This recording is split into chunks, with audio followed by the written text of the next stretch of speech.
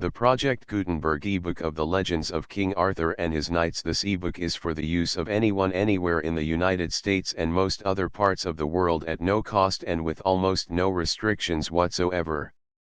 You may copy it, give it away or reuse it under the terms of the Project Gutenberg license included with this ebook or online at www.gutenberg.org.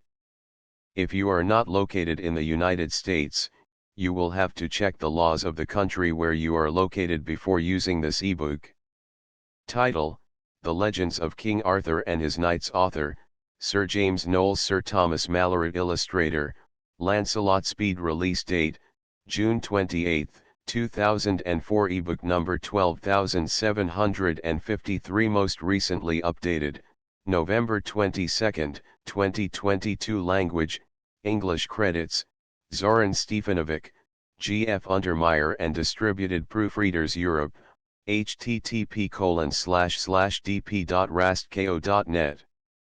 Start of the Project Gutenberg ebook. The Legends of King Arthur and His Knights. The Legends of King Arthur and His Knights. Sir James Knowles. Illustrated by Lancelot. Speed to Alfred Tennyson, DCL Poet Laureate. This attempt at a popular version of the Arthur Legends is by his permission dedicated as a tribute of the sincerest and warmest respect. 1862. The Marriage of King Arthur. Preface to the 8th edition. He publishers have asked me to authorize a new edition, in my own name, of this little book now long out of print, which was written by me 35 years ago under the initials JTK.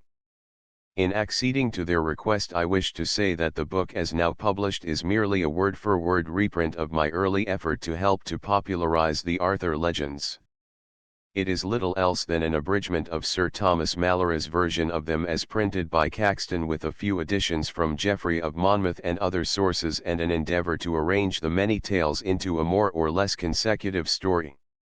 The chief pleasure which came to me from it was, and is, that it began for me a long and intimate acquaintance with Lord Tennyson, to whom, by his permission, I dedicated it before I was personally known to him.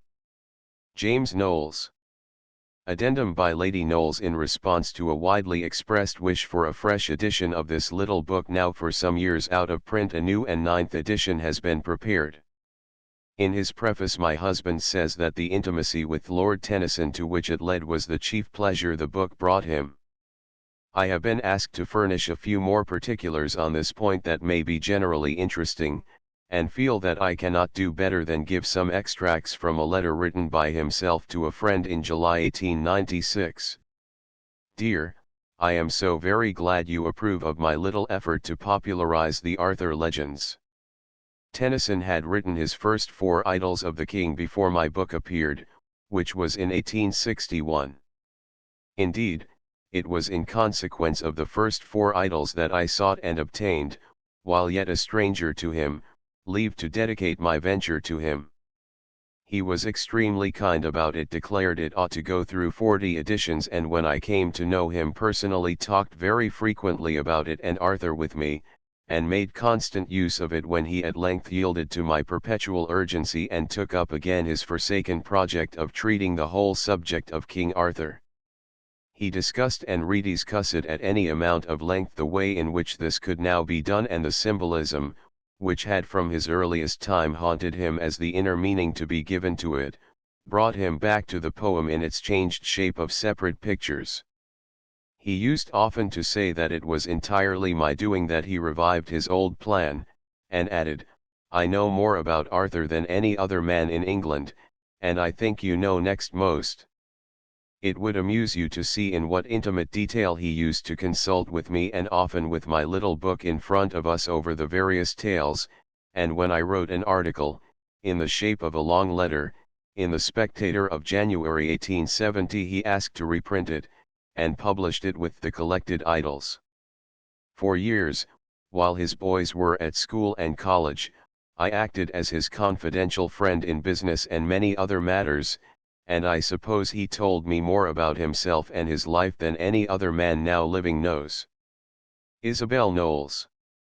Contents Chapter I The Finding of Merlin, the Fight of the Dragons, the Giants' Dance, the Prophecies of Merlin and the Birth of Arthur. Uther attacks the Saxons, the Death of Uther. Chapter 2 Merlin's Advice to the Archbishop, the Miracle of the Sword and Stone, the Coronation of King Arthur, the Opposition of the Six Kings, the Sword Excalibur, the Defeat of the Six Kings, the War with the 11 Kings. Chapter 3 The Adventure of the Questing Beast, the Siege of York, the Battles of Celadon Forest and Badon Hill. King Arthur drives the Saxons from the realm, the embassy from Rome, the king rescues Merlin, the Knight of the Fountain. Chapter 4 King Arthur conquers Ireland and Norway, slays the giant of St. Michael's Mount and conquers Gaul. King Rience's insolent message, the damsel and the sword, the Lady of the Lake, the adventures of Sir Balin. Chapter V Sir Balin kills Sir Lancear, the sullen knight, the knight invisible is killed. Sir Balin smites the Dolorous stroke, and fights with his brother Sir Balin. Chapter 6 The marriage of King Arthur and Guinevere, the coronation of the Queen, the founding of the Round Table, the quest of the White Hart, the adventures of Sir Gawain, the quest of the White Hound, Sir Tor kills Abel Leus, the adventures of Sir Pellinore, the death of Sir Hanslake, Merlin saves King Arthur. Chapter 7 King Arthur and Sir Accolon of Gaul are entrapped by Sir Damas, they fight each other through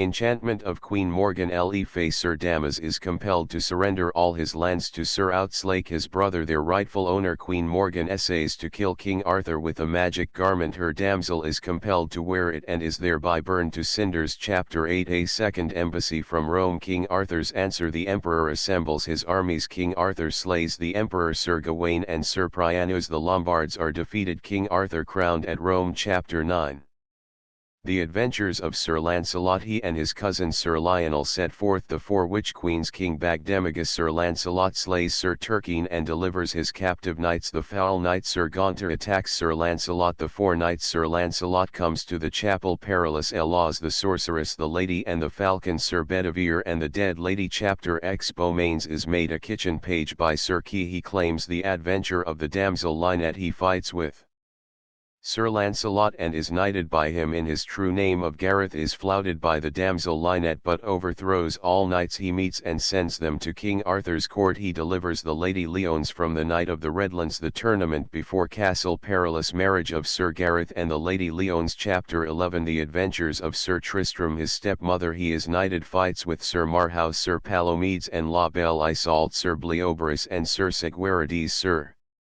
Tristram's quest, his return, the castle Pluere. Sir Bronor is slain. Sir Kay Hedius, La Belle Isoult's hound. Sir Dindan refuses to fight. Sir Pellinore follows Sir Tristram. Sir Breuse without pity, the tournament at the Maiden's Castle. Sir Palomides and Sir Tristram. Chapter 12 Merlin is bewitched by a damsel of the Lady of the Lake. Galahad knighted by Sir Lancelot. The perilous seat, the marvellous sword. Sir Galahad in the perilous seat. The Sangreal, the knights vow themselves to its quest. The shield of the White Knight, the fiend of the tomb. Sir Galahad at the Maiden's Castle. The sick knight and the Sangreal. Sir Lancelot declared unworthy to find the holy vessel. Sir Percival seeks Sir Galahad the black steed. Sir Bors and the hermit. Sir Perdon le Noir. Sir Lionel's anger, he meets Sir Percival the shipfaith. Sir Galahad and Earl Hernox the leprous lady. Sir Galahad discloses himself to Sir Lancelot, they part. The blind king Evelake. Sir Galahad finds the Sangreal, his death. Chapter 13 The Queen quarrels with Sir Lancelot. She is accused of murder. Her champion proves her innocence. The tourney at Camelot. Sir Lancelot in the tourney. Sir Baldwin the knight hermit. Elaine,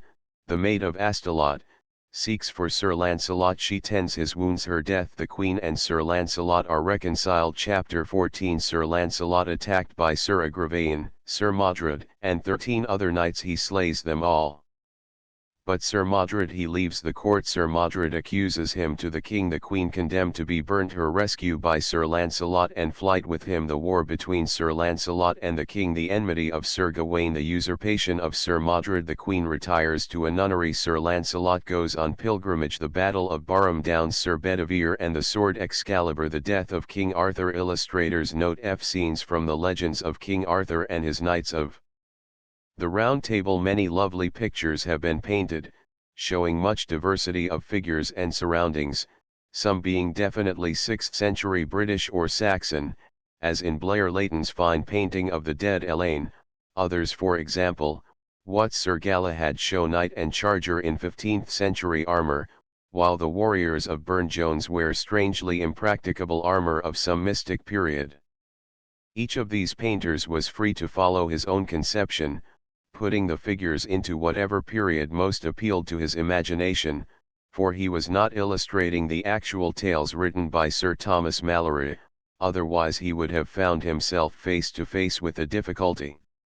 King Arthur and his knights fought, endured, and toiled in the 6th century, when the Saxons were overrunning Britain, but their achievements were not chronicled by Sir Thomas Malory until late in the 15th century. Sir Thomas, as Froissart has done before him, described the habits of life, the dresses, weapons, and armor that his own eyes looked upon in the everyday scenes about him, regardless of the fact that almost every detail mentioned was something like 1,000 years too late.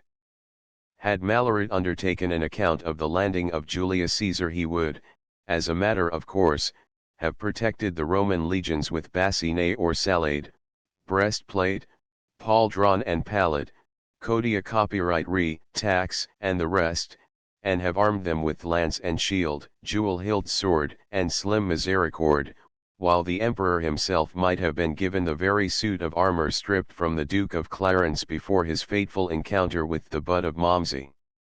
Did not even Shakespeare calmly give cannon to the Romans and suppose every continental city to lie majestically beside the sea? By the old writers, accuracy in these matters was disregarded, and anachronisms were not so much tolerated as unperceived. In illustrating this edition of the legends of King Arthur and his knights, it has seemed best, and indeed unavoidable if the text and the pictures are to tally, to draw what Malory describes, to place the fashion of the costumes and armor somewhere about AD 1460, and to arm the knights in accordance with the tabard period. Lancelot Speed. List of illustrations. The marriage of King Arthur. Then fell Sir Ector down upon his knees upon the ground before young Arthur, and Sir Kay also with him. The Lady of the Lake. The giant sat at supper, gnawing on a limb of a man, and baking his huge frame by the fire. The castle rocked and roved throughout, and all the walls fell crashed, and breaking to the earth came forth 12 fair damsels, and saluted King Arthur by his name. Priamus was christened, and made a Duke and Knight of the Round Table. Sir Lancelot smote down with one spear 5 knights, and brake the backs of 4, and cast down the King of Northgales beyond the chapel. He met a fair damsel, who said, Sir Lancelot, leave that sword behind thee, or thou deest lady.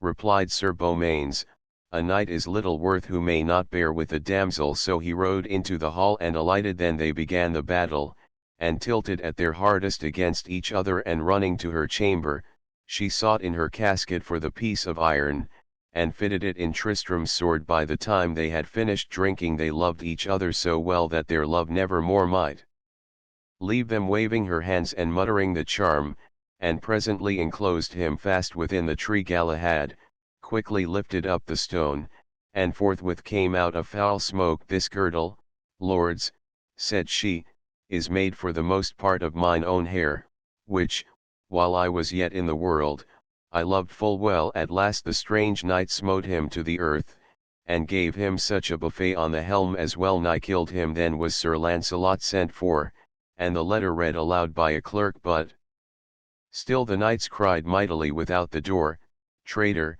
come forth. The Legends of King Arthur. Chapter I. The prophecies of Merlin, and the birth of Arthur. Vortigern the usurper sat upon his throne in London, when, suddenly, upon a certain day, ran in a breathless messenger, and cried aloud, Arise, Lord King, for the enemy is come, even Ambrosius and Uther, upon whose throne thou sittest, and full 20,000 with them, and they have sworn by a great oath, Lord, to slay thee, ere this year be done, and even now they march towards thee as the north wind of winter for bitterness and haste. At those words Vortigern's face grew white as ashes, and, rising in confusion and disorder, he sent for all the best artificers and craftsmen and mechanics, and commanded them vehemently to go and build him straightway in the furthest west of his lands a great and strong castle, where he might fly for refuge and escape the vengeance of his master's sons. And, moreover, cried he, let the work be done within 100 days from now, or I will surely spare no life amongst you all. Then all the host of craftsmen, fearing for their lives, found out a proper site whereon to build the tower, and eagerly began to lay in the foundations. But no sooner were the walls raised up above the ground than all their work was overwhelmed and broken down by night invisibly, no man perceiving how, or by whom, or what. And the same thing happening again, and yet again, all the workmen, full of terror, sought out the king, and threw themselves upon their faces before him, beseeching him to interfere and help them or to deliver them from their dreadful work. Filled with mixed rage and fear, the king called for the astrologers and wizards, and took counsel with them what these things might be, and how to overcome them. The wizards worked their spells and incantations, and in the end declared that nothing but the blood of a youth born without mortal father, smeared on the foundations of the castle, could avail to make it stand. Messengers were therefore sent forthwith through all the land to find, if it were possible, such a child. And, as some of them went down a certain village street, they saw a band of lads fighting and quarreling, and heard them shout at one, "Avaunt, thou imp, avaunt! Son of no mortal man! Go, find thy father, and leave us in peace." At that the messengers looked steadfastly on the lad, and asked who he was. One said his name was Merlin, another, that his birth and parentage were known by no man, a third, that the foul fiend alone was his father. Hearing the things, the officers seized Merlin, and carried him before the king by force. But no sooner was he brought to him than he asked in a loud voice, for what cause he was thus dragged there. "My magicians," answered Vortigern, "told me to seek out a man that had no human father, and to sprinkle my castle with his blood, that it may stand." "Order those magicians," said Merlin, "to come before me, and I will convict them of a lie." The king was astonished at his words, but commanded the magicians to come and sit down before Merlin, who cried to them, "Because ye know not what it is that hinders the foundation of the castle, ye have advised my blood for a cement to it, as if that would avail. But tell me now rather what there is below that ground, for something there is surely underneath that will not suffer the tower to stand." The wizards at these words began to fear, and made no answer. Then said Merlin to the king, "I pray, Lord, that workmen may be ordered to dig deep down into the ground till they shall come to a great pool of water." This then was done, and the pool discovered far beneath the surface of the ground. Then, turning again to the magicians, Merlin said, "Tell me now, false sycophants, what there is underneath that pool." But they were silent. Then said he to the king, "Command this pool to be drained, and at the bottom shall be found 2 dragons, great and huge, which now are sleeping, but which at night awake and fight and tear each other. At their great struggle all the ground shakes and trembles, and so casts down thy towers, which, therefore, never yet could find secure foundations." The king was amazed at these words, but commanded the pool to be forthwith drained, and surely at the bottom of it did they presently discover the 2 dragons, fast asleep, as Merlin had declared. But Vortigern sat upon the brink of the pool till night to see what else would happen. Then those 2 dragons, one of which was white, the other red, rose up and came near one another, and began a sore fight, and cast forth fire with their breath.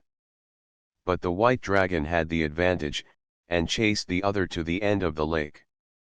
And he, for grief at his flight, turned back upon his foe, and renewed the combat, and forced him to retire in turn. But in the end the red dragon was worst, and the white dragon disappeared no man knew where. When their battle was done, the king desired Merlin to tell him what it meant. Whereat he, bursting into tears, cried out this prophecy, which first foretold the coming of King Arthur. "Woe to the red dragon, which figureth the British nation, for his banishment cometh quickly, his lurking holes shall be seized by the white dragon the Saxon whom thou, O king, hast called to the land. The mountains shall be levelled as the valleys, and the rivers of the valleys shall run blood, cities shall be burned, and churches laid in ruins, till at length the oppressed shall turn for a season and prevail against the strangers. For a boar of Cornwall shall arise and rend them, and trample their necks beneath his feet. The island shall be subject to his power, and he shall take the forests of Gaul. The house of Romulus shall dread him, all the world shall fear him, and his end shall no man know. He shall be immortal in the mouths of the people, and his works shall be food to those that tell them. But as for thee, O Vortigern, flee thou the sons of Constantine, for they shall burn thee in thy tower. For thine own ruin wast thou traitor to their father, and didst bring the Saxon heathens to the land. Aurelius and Uther are even now upon thee to revenge their father's murder, and the brood of the white dragon shall waste thy country, and shall lick thy blood. Find out some refuge, if thou wilt. But who may escape the doom of God? The king heard all this, trembling greatly, and, convicted of his sins, said nothing in reply. Only he hasted the builders of his tower by day and night, and rested not till he had fled thereto. In the meantime, Aurelius, the rightful king, was hailed with joy by the Britons, who flocked to his standard, and prayed to be led against the Saxons. But he, till he had first killed Vortigern, would begin no other war. He marched therefore to Cambria, and came before the tower which the usurper had built. Then, crying out to all his knights, "Avenge ye on him who hath ruined Britain and slain my father and your king," he rushed with many thousands at the castle walls. But, being driven back again and yet again, at length he thought of fire, and ordered blazing brands to be cast into the building from all sides.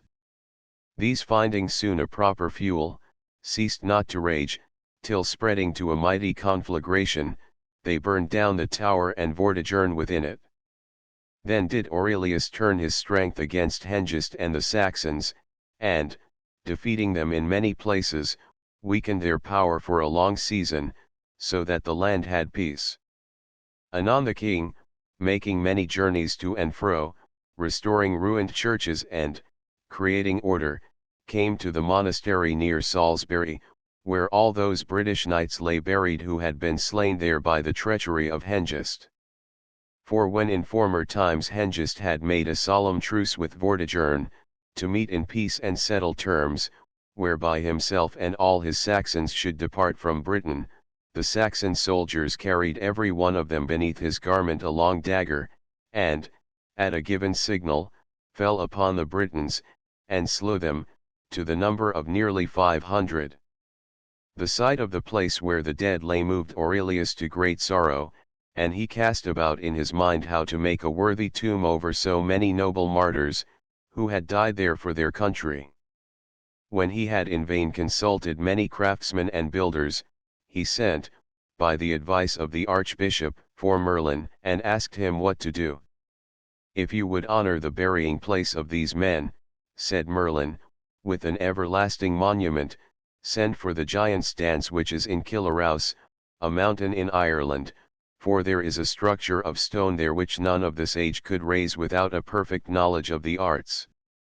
They are stones of a vast size and wondrous nature, and if they can be placed here as they are there, round this spot of ground, they will stand forever." At these words of Merlin, Aurelius burst into laughter, and said, "How is it possible to remove such vast stones from so great a distance, as if Britain, also, had no stones fit for the work?" "I pray the king," said Merlin, "to forbear vain laughter. What I have said is true, for those stones are mystical and have healing virtues. The giants of old brought them from the furthest coast of Africa, and placed them in Ireland while they lived in that country, and their design was to make baths in them, for use in time of grievous illness. For if they washed the stones and put the sick into the water, it certainly healed them, as also it did them that were wounded in battle, and there is no stone among them but hath the same virtue still. When the Britons heard this, they resolved to send for the stones, and to make war upon the people of Ireland if they offered to withhold them. So, when they had chosen Uther the king's brother for their chief, they set sail, to the number of 15,000 men, and came to Ireland. There Gilomanius, the king, withstood them fiercely, and not till after a great battle could they approach the giant's dance, the sight of which filled them with joy and admiration. But when they sought to move the stones, the strength of all the army was in vain, until Merlin, laughing at their failures, contrived machines of wondrous cunning, which took them down with ease, and placed them in the ships. When they had brought the whole to Salisbury, Aurelius, with the crown upon his head, kept for 4 days the feast of Pentecost with royal pomp, and in the midst of all the clergy and the people, Merlin raised up the stones, and set them round the sepulchre of the knights and barons, as they stood in the mountains of Ireland. Then was the monument called Stonehenge, which stands, as all men know, upon the plain of Salisbury to this very day. Soon thereafter it befell that Aurelius was slain by poison at Winchester, and was himself buried within the giant's dance.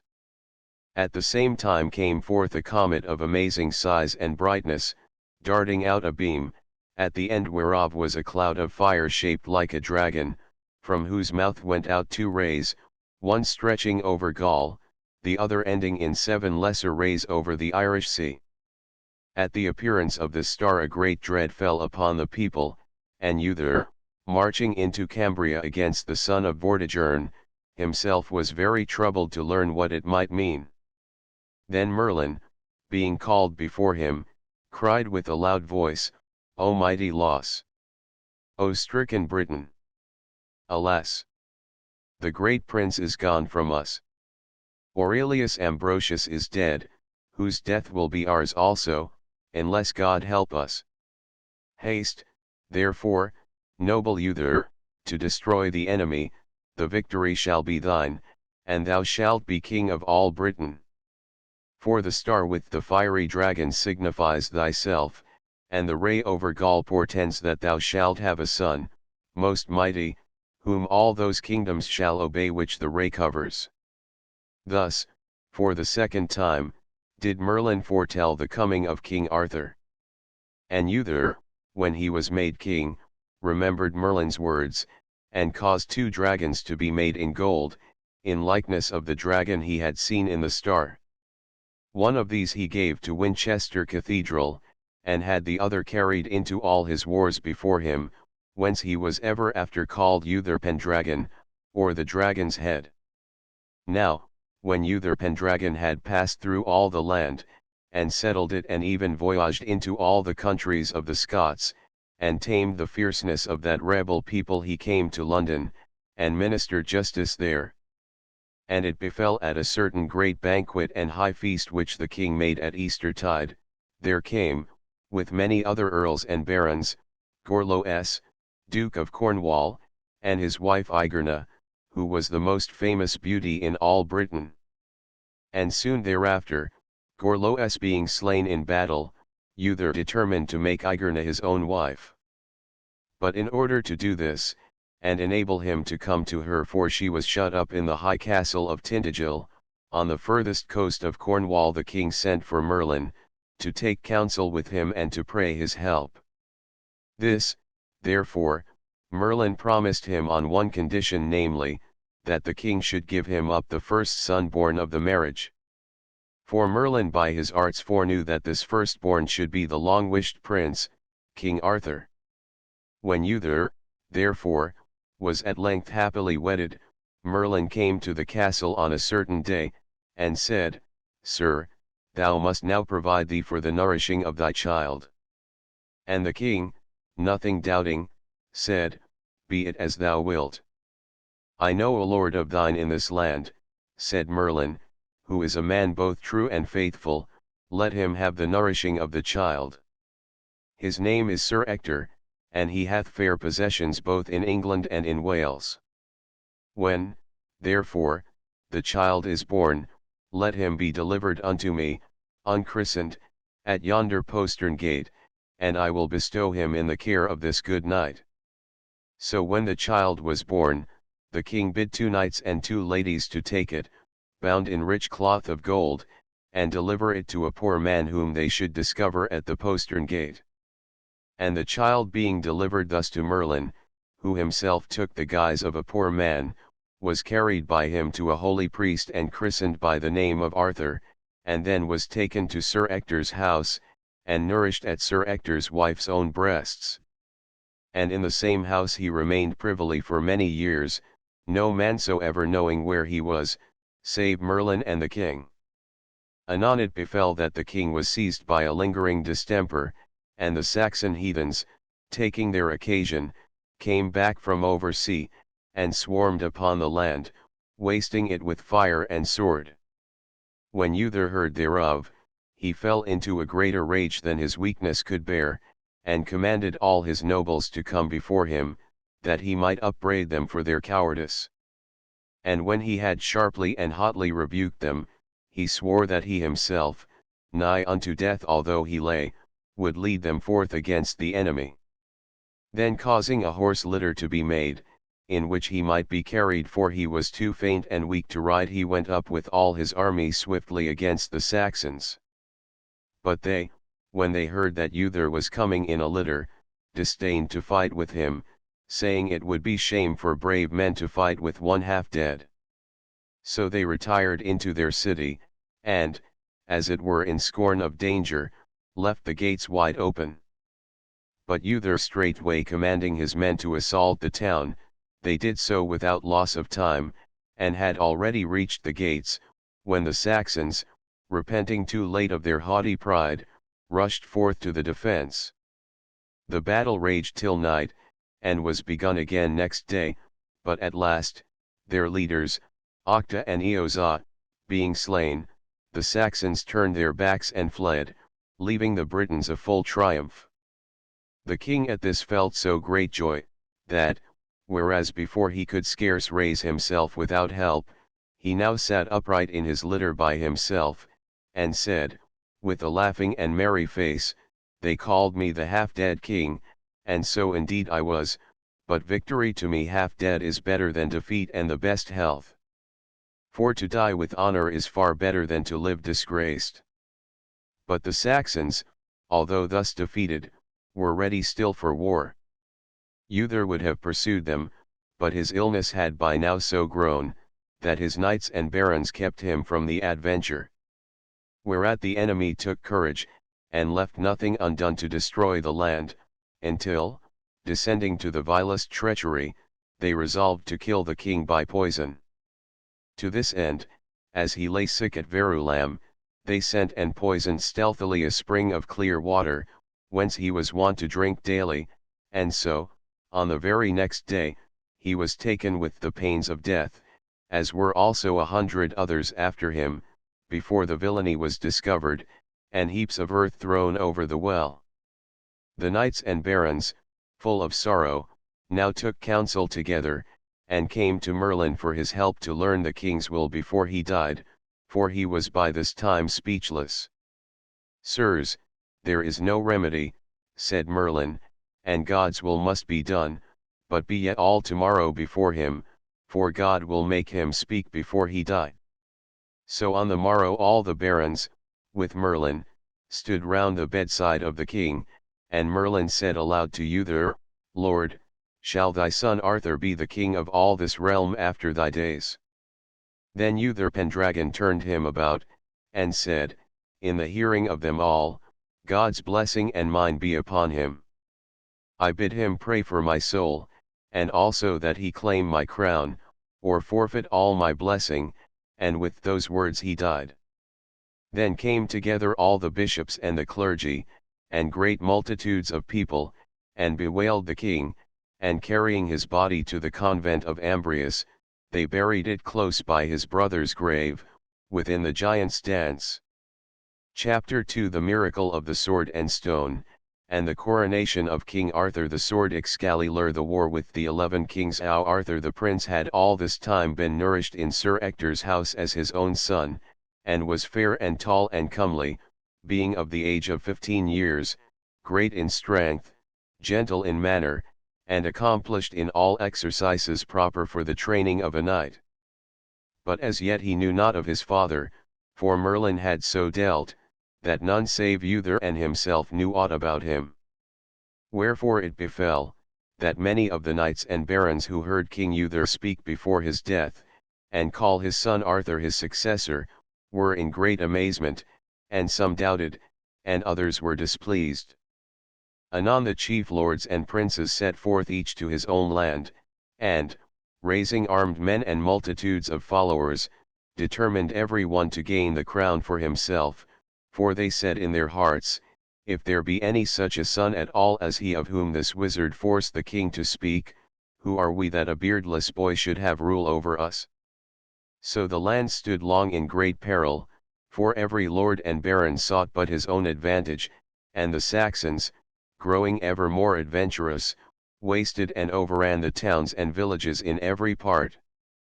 Then Merlin went to Bryce, the Archbishop of Canterbury, and advised him to require all the earls and barons of the realm and all knights and gentlemen at arms to come to him at London, before Christmas, under pain of cursing, that they might learn the will of heaven who should be king.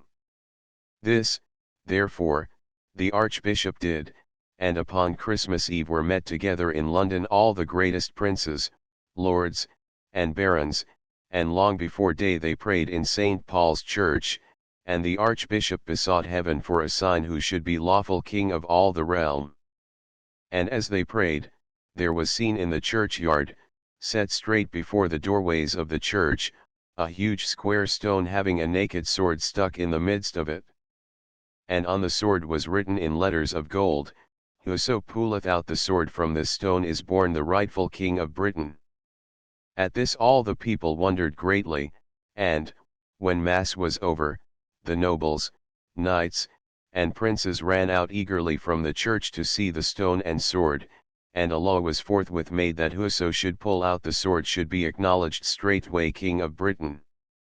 Then many knights and barons pulled at the sword with all their might, and some of them tried many times, but none could stir or move it. When all had tried in vain, the Archbishop declared the man whom heaven had chosen was not yet there. But God, said he, will doubtless make him known ere many days. So 10 knights were chosen, being men of high renown, to watch and keep the sword, and there was proclamation made through all the land that whosoever would, had leave and liberty to try and pull it from the stone. But though great multitudes of people came, both gentle and simple, for many days, no man could ever move the sword a hair's breadth from its place. Now, at the New Year's Eve a great tournament was to be held in London, which the Archbishop had devised to keep together lords and commons, lest they should grow estranged in the true blues and unsettled times. To the which tournament there came, with many other knights, Sir Ector, Arthur's foster father, who had great possessions near to London, and with him came his son, Sir Kay, but recently made knight, to take his part in the justing, and young Arthur also to witness all the sports and fighting. But as they rode towards the justs, Sir Kay found suddenly he had no sword, for he had left it at his father's house, and turning to young Arthur, he prayed him to ride back and fetch it for him. I will with a good will, said Arthur, and rode fast back after the sword. But when he came to the house he found it locked and empty, for all were gone forth to see the tournament. Whereat, being angry and impatient, he said within himself, I will ride to the churchyard and take with me the sword that sticketh in the stone, for my brother shall not go without a sword this day. So he rode and came to the churchyard, and alighting from his horse he tied him to the gate, and went to the pavilion, which was pitched near the stone, wherein abode the 10 knights who watched and kept it, but he found no knights there, for all were gone to see the justing. Then he took the sword by its handle, and lightly and fiercely he pulled it out of the stone, and took his horse and rode until he came to Sir Kay and delivered him the sword. But as soon as Sir Kay saw it he knew well it was the sword of the stone, and, riding swiftly to his father, he cried out, Lo, here, sir, is the sword of the stone, wherefore it is I who must be king of all this land. When Sir Ector saw the sword, he turned back straight with Arthur and Sir Kay and came to the churchyard, and there alighting, they went all three into the church, and Sir Kay was sworn to tell truly how he came by the sword. Then he confessed it was his brother Arthur who had brought it to him. Whereat Sir Ector, turning to young Arthur, asked him, How gottest thou the sword? Sir, said he, I will tell you. When I went home to fetch my brother's sword, I found nobody to deliver it to me, for all were abroad to the justs. Yet was I loath to leave my brother swordless, and, bethinking me of this one, I came hither eagerly to fetch it for him, and pulled it out of the stone without any pain. Then said Sir Ector, much amazed and looking steadfastly on Arthur, If this indeed be thus, 'tis thou who shalt be king of all this land, and God will have it so, for none but he who should be rightful lord of Britain might ever draw this sword forth from that stone. But let me now with mine own eyes see thee put back the sword into its place and draw it forth again. That is no mystery, said Arthur, and straightway set it in the stone. And then Sir Ector pulled at it himself, and after him Sir Kay, with all his might, but both of them in vain. Then Arthur, reaching forth his hand and grasping at the pommel, pulled it out easily, and at once. Then fell Sir Ector down upon his knees upon the ground before young Arthur, and Sir Kay also with him, and straightway did him homage as their sovereign lord. But Arthur cried aloud, Alas, mine own dear father and my brother, why kneel ye thus to me? Nay, my lord Arthur, answered then Sir Ector, we are of no blood kinship with thee, and little though I thought how high thy kin might be, yet wast thou never more than foster child of mine. And then he told him all he knew about his infancy, and how a stranger had delivered him, with a great sum of gold, into his hands to be brought up and nourished as his own born child, and then had disappeared. But when young Arthur heard of it, he fell upon Sir Ector's neck, and wept, and made great lamentation, for now, said he, I have in one day lost my father and my mother and my brother. Sir, said Sir Ector presently, when thou shalt be made king, be good and gracious unto me and mine. If not, said Arthur, I were no true man's son at all, for thou art he in all the world to whom I owe the most, and my good lady and mother, thy wife, hath ever kept and fostered me as though I were her own. So if it be God's will that I be king hereafter as thou sayest, desire of me whatever thing thou wilt and I will do it, and God forbid that I should fail thee in it. I will but pray, replied Sir Ector, that thou wilt make my son Sir Kay, thy foster brother, seneschal of all the lands. That shall he be, said Arthur, and never shall another hold that office, save thy son, while he and I do live. Anon, they left the church and went to the archbishop to tell him that the sword had been achieved. And when he saw the sword in Arthur's hand, he set a day and summoned all the princes, knights, and barons to meet again at St. Paul's Church and see the will of heaven signified. So when they came together, the sword was put back in the stone, and all tried, from the greatest to the least, to move it, but there before them all not one could take it out save Arthur only.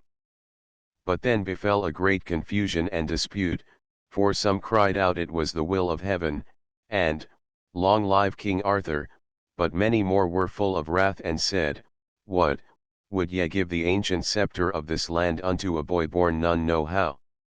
And the contention growing greatly, till nothing could be done to pacify their rage, the meeting was at length broken up by the archbishop and adjourned till Candlemas, when all should meet again. But when Candlemas was come, Arthur alone again pulled forth the sword, though more than ever came to win it, and the barons, sorely vexed and angry, put it in delay till Easter. But as he had sped before, so he did at Easter, and the barons yet once more contrived delays till Pentecost. But now the archbishop, fully seeing God's will, called together, by Merlin's counsel, a band of knights and gentlemen at arms, and set them about Arthur to keep him safely till the feast of Pentecost. And when at the feast Arthur still again alone prevailed to move the sword, the people all with one accord cried out, "Long live King Arthur, we will have no more delay, nor any other king, for so it is God's will, and we will slay whoso resisteth him and Arthur," and wherewithal they kneeled down all at once, and cried for Arthur's grace and pardon that they had so long delayed him from his crown. Then he full sweetly and majestically pardoned them, and taking in his hand the sword, he offered it upon the high altar of the church.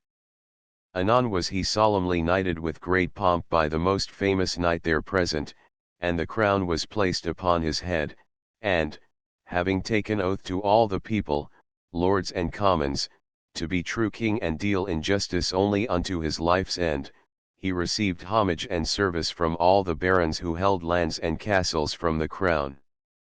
Then he made Sir Key, High Steward of England, and Sir Badwain of Britain, Constable, and Sir Ulfius, Chamberlain, and after this, with all his court and a great retinue of knights and armed men, he journeyed into Wales, and was crowned again in the old city of Caerleon upon Usk. Meanwhile those knights and barons who had so long delayed him from the crown, met together and went up to the coronation feast at Caerleon, as if to do him homage, and there they ate and drank such things as were set before them at the royal banquet, sitting with the others in the great hall. But when after the banquet Arthur began, according to the ancient royal custom, to bestow great boons and fiefs on whom he would, they all with one accord rose up, and scornfully refused his gifts, crying that they would take nothing from a beardless boy come of low or unknown birth, but would instead give him good gifts of hard sword strokes between neck and shoulders. Whereat arose a deadly tumult in the hall, and every man there made him ready to fight. But Arthur leaped up as a flame of fire against them, and all his knights and barons drawing their swords, rushed after him upon them and began a full sore battle, and presently the king's party prevailed, and drave the rebels from the hall and from the city, closing the gates behind them, and King Arthur brake his sword upon them in his eagerness and rage. But amongst them were 6 kings of great renown and might, who more than all raged against Arthur and determined to destroy him, namely, King Lot, King Nanters, King Urien, King Carados, King Idar, and King Anguisant. These 6, therefore, joining their armies together, laid close siege to the city of Caerleon, wherefrom King Arthur had so shamefully driven them. And after 15 days Merlin came suddenly into their camp and asked them what this treason meant. Then he declared to them that Arthur was no base adventurer, but King Uther's son, whom they were bound to serve and honor even though heaven had not vouchsafed the wondrous miracle of the sword. Some of the kings, when they heard Merlin speak thus, marvelled and believed him, but others, as King Lot, laughed him and his words to scorn, and mocked him for a conjurer and wizard. But it was agreed with Merlin that Arthur should come forth and speak with the kings. So he went forth to them to the city gate, and with him the archbishop and Merlin, and Sir Key, Sir Brastias, and a great company of others. And he spared them not in his speech, but spoke to them as king and chieftain, telling them plainly he would make them all bow to him if he lived, unless they choose to do him homage there and then, and so they parted in great wrath, and each side armed in haste. What will ye do? Said Merlin to the kings, ye had best hold your hands, for were ye 10 times as many ye should not prevail. Shall we be afraid of a dream reader? Quoth King Lot in scorn. With that Merlin vanished away and came to King Arthur. Then Arthur said to Merlin, I have need now of a sword that shall chastise these rebels terribly. Come then with me, said Merlin, for hard by there is a sword that I can gain for thee. So they rode out that night till they came to a fair and broad lake, and in the midst of it King Arthur saw an arm thrust up, clothed in white samite, and holding a great sword in the hand. Lo, yonder is the sword I spoke of, said Merlin. Then saw they a damsel floating on the lake in the moonlight. What damsel is that? Said the king. The lady of the lake, said Merlin, for upon this lake there is a rock, and on the rock a noble palace, where she abideth, and she will come towards thee presently, thou shalt ask her courteously for the sword. Therewith the damsel came to King Arthur, and saluted him, and he saluted her, and said, Lady, what sword is that the arm holdeth above the water? I would that it were mine, for I have no sword. Sir King, said the lady of the lake, that sword is mine, and if thou wilt give me in return a gift whenever I shall ask it of thee, thou shalt have it.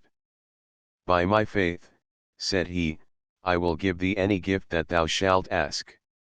Well, said the damsel, go into yonder barge, and row thyself unto the sword, and take it and the scabbard with thee, and I will ask my gift of thee when I see my time. So King Arthur and Merlin alighted, and tied their horses to 2 trees, and went into the barge, and when they came to the sword that the hand held, King Arthur took it by the handle and bore it with him, and the arm and hand went down under the water, and so they came back to land, and rode again to Caerleon. On the morrow Merlin bade King Arthur to set fiercely on the enemy, and in the meanwhile 300 good knights went over to King Arthur from the rebels' side. Then at the spring of day, when they had scarce left their tents, he fell on them with might and main, and Sir Baudwain, Sir Kay, and Sir Bros-Tia slew on the right hand and on the left marvellously, and ever in the thickest of the fight King Arthur raged like a young lion, and laid on with his sword, and did wondrous deeds of arms, to the joy and admiration of the knights and barons who beheld him. Then King Lot, King Carados, and the king of the 100 knights who also rode with them going round to the rear, set on King Arthur fiercely from behind, but Arthur, turning to his knights, fought ever in the foremost press until his horse was slain beneath him. At that, King Lot rode furiously at him, and smote him down, but rising straightway, and being set again on horseback, he drew his sword Excalibur that he had gained by Merlin from the Lady of the Lake, which, shining brightly as the light of 30 torches, dazzled the eyes of his enemies. And therewith falling on them afresh with all his knights, he drove them back and slew them in great numbers, and Merlin by his arts scattered among them fire and pitchy smoke, so that they broke and fled. Then all the common people of Caerleon, seeing them give way, rose up with one accord, and rushed at them with clubs and staves, and chased them far and wide, and slew many great knights and lords, and the remainder of them fled and were seen no more. Thus won King Arthur his first battle and put his enemies to shame. But the 6 kings, though sorely routed, prepared for a new war, and joining to themselves 5 others swore together that, whether for weal or woe, they would keep steadfast alliance till they had destroyed King Arthur. Then, with a host of 50,000 men at arms on horseback, and 10,000 foot, they were soon ready, and sent forth their 4 riders, and drew from the northern country towards King Arthur, to the castle of Bedgraine. But he by Merlin's counsel had sent oversea to King Ban of Benwick and King Bors of Gaul, praying them to come and help him in his wars, and promising to help in return against King Claudas, their foe. To which those kings made answer that they would joyfully fulfill his wish, and shortly after came to London with 300 knights, well arrayed for both peace and war, leaving behind them a great army on the other side of the sea till they had consulted with King Arthur and his ministers how they might best dispose of it.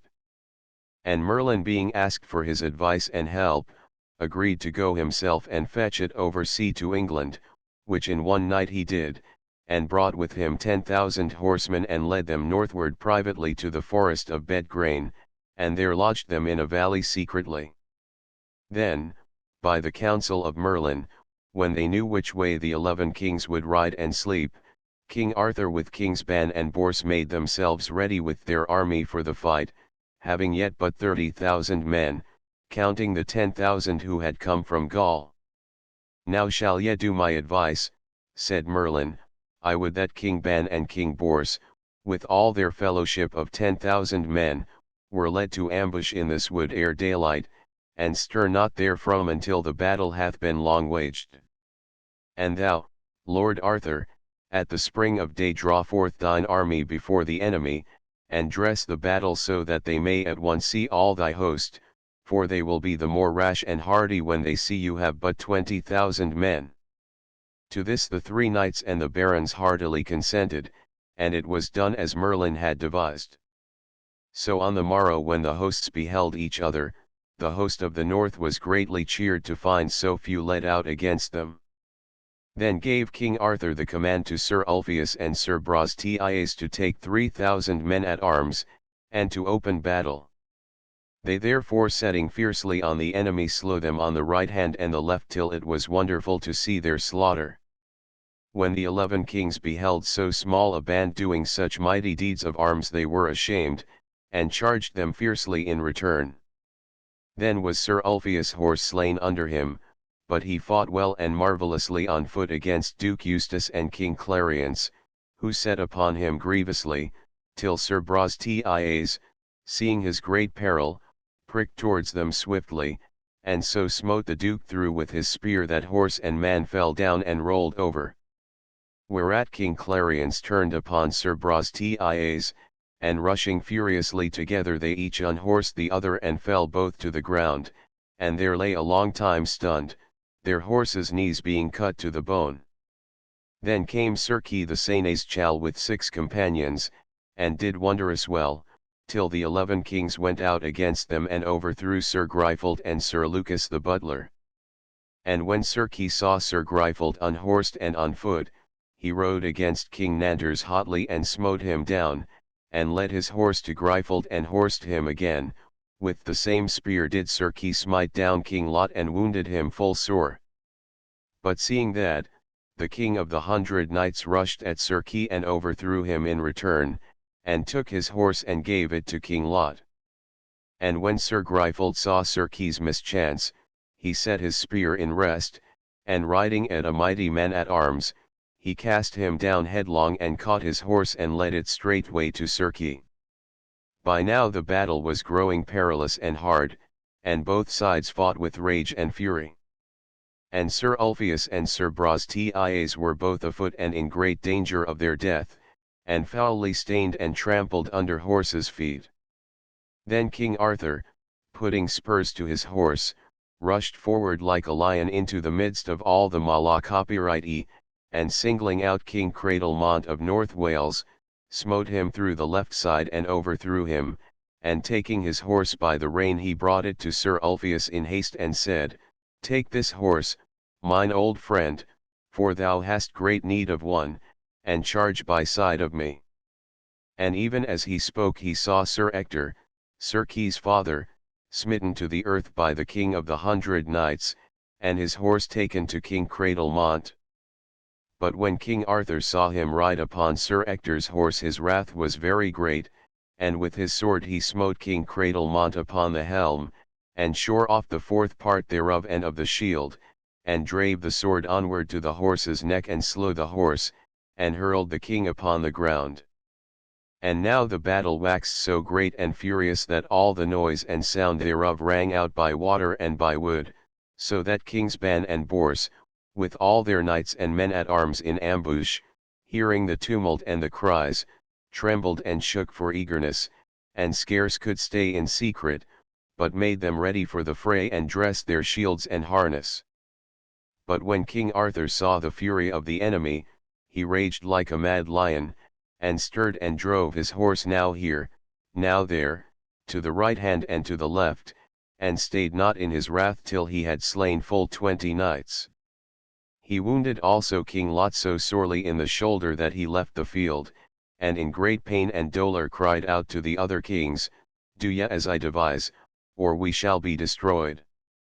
I, with the king of the 100 knights, King Anguisant, King Itter, and the Duke of Cambinet, will take 15,000 men and make a circuit, meanwhile that ye do hold the battle with 12,000.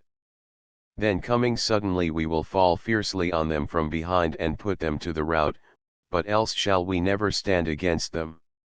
So Lot and 4 kings departed with their party to one side, and the 6 other kings dressed their ranks against King Arthur and fought long and stoutly. But now Kings Ban and Bors, with all their army fresh and eager, broke from their ambush and met face to face the 5 kings and their host as they came round behind, and then began a frantic struggle with breaking of spears and clashing of swords and slaying of men and horses. Anon King Lot, espying in the midst King Bors, cried out in great dismay, Our Lady now defend us from our death and fearful wounds, our peril groweth great, for yonder cometh one of the worshipfullest kings and best knights in all the world. Who is he? Said the king of the 100 knights. It is King Bors of Gaul, replied King Lot, and much I marvel how he may have come with all his host into this land without our knowledge. Aha, cried King Carados, I will encounter with this king if ye will rescue me when there is need. Ride on, said they. So King Carados and all his host rode softly till they came within a bowshot of King Bors, and then both hosts, spurring their horses to their greatest swiftness, rushed at each other. And King Bors encountered in the onset with a knight, and struck him through with a spear, so that he fell dead upon the earth, then drawing his sword, he did such mighty feats of arms that all who saw him gazed with wonder. Anon King Ban came also forth upon the field with all his knights, and added yet more fury, sound, and slaughter, till at length both hosts of the 11 kings began to quake, and drawing all together into one body, they prepared to meet the worst, while a great multitude already fled. Then said King Lot, Lords, we must take yet other means, or worse loss still awaits us. See ye not what people we have lost in waiting on the footmen, and that it costs 10 horsemen to save one of them? Therefore it is my counsel to put away our footmen from us, for it is almost night, and King Arthur will not stay to slaughter them. So they can save their lives in this great wood hard by. Then let us gather into one band all the horsemen that remain, and whoso breaketh rank or leaveth us, let him be straightway slain by him that seeth him, for it is better that we slay a coward than through a coward be all slain. How say ye? Said King Lot, answer me, all ye kings. It is well said, replied they all. And swearing they would never fail each other, they mended and set right their armor and their shields, and took new spears and set them steadfastly against their thighs, waiting, and so stood still as a clump of trees stands on the plain, and no assaults could shake them, they held so hard together, which when King Arthur saw he marvelled greatly, and was very wroth. Yet, cried he, I may not blame them, by my faith, for they do as brave men ought to do, and are the best fighting men and knights of most prowess that I ever saw or heard tell of. And so said also Kings Ban and Bors, and praised them greatly for their noble chivalry. But now came 40 noble knights out of King Arthur's host, and prayed that he would suffer them to break the enemy. And when they were allowed, they rode forth with their spears upon their thighs, and spurred their horses to their hottest. Then the 11 kings, with a party of their knights, rushed with set spears as fast and mightily to meet them, and when they were encountered, all the crash and splinter of their spears and armor rang with a mighty din, and so fierce and bloody was their onset that in all that day there had been no such cruel press, and rage, and smiting. At that same moment rode fiercely into the thickest of the struggle King Arthur and Kings Ban and Bors, and slew downright on both hands right and left, until their horses went in blood up to the fetlocks. And while the slaughter and the noise and shouting were at their greatest, suddenly there came down through the battle Merlin the wizard, upon a great black horse, and riding to King Arthur, he cried out, Alas, my lord, will ye have never done? Of 60,000 have ye left but 15,000 men alive. Is it not time to stay this slaying? For God is ill pleased with ye that ye have never ended, and yonder kings shall not be altogether overthrown this time. But if ye fall upon them any more, the fortune of this day will turn, and go to them. Withdraw, Lord, therefore, to thy lodging, and there now take thy rest, for today thou hast won a great victory, and overcome the noblest chivalry of all the world. And now for many years those kings shall not disturb thee. Therefore, I tell thee, fear them no more, for now they are sore beaten, and have nothing left them but their honor, and why shouldest thou slay them to take that? Then said King Arthur, Thou sayest well, and I will take thy counsel. With that he cried out, Ho, for the battle to cease, and sent forth heralds through the field to stay more fighting. And gathering all the spoil, he gave it not amongst his own host, but to Kings Ban and Bors and all their knights and men at arms, that he might treat them with the greater courtesy as strangers. Then Merlin took his leave of Arthur and the two other kings, and went to see his master, Blaise, a holy hermit, dwelling in Northumberland, who had nourished him through all his youth.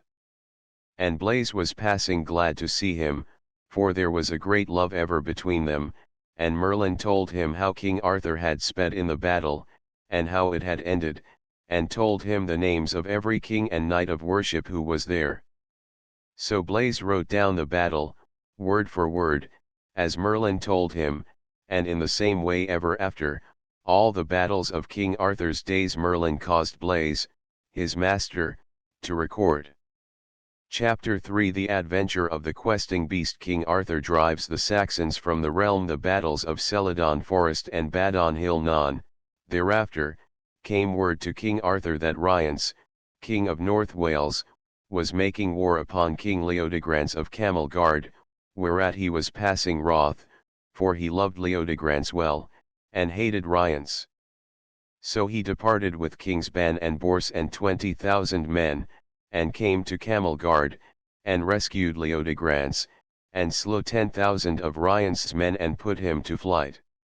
Then Leodegrance made a great festival to the three kings, and treated them with every manner of mirth and pleasure which could be devised. And there had King Arthur the first sight of Guinevere, daughter of Leodegrance, whom in the end he married, as shall be told hereafter. Then did Kings Ban and Bors take leave, and went to their own country, where King Claudas worked great mischief. And King Arthur would have gone with them, but they refused him, saying, Nay, ye shall not at this time, for ye have yet much to do in these lands of your own, and we with the riches we have won here by your gifts shall hire many good knights, and, by the grace of God, withstand the malice of King Claudas, and if we have need we will send to ye for succour, and likewise ye, if ye have need, send for us, and we will not tarry, by the faith of our bodies.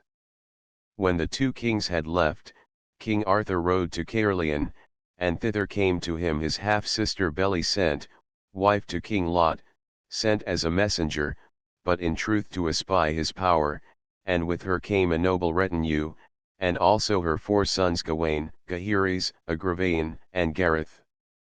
But when she saw King Arthur and his nobleness, and all the splendour of his knights and service, she forbore to spy upon him as a foe, and told him of her husband's plots against him and his throne.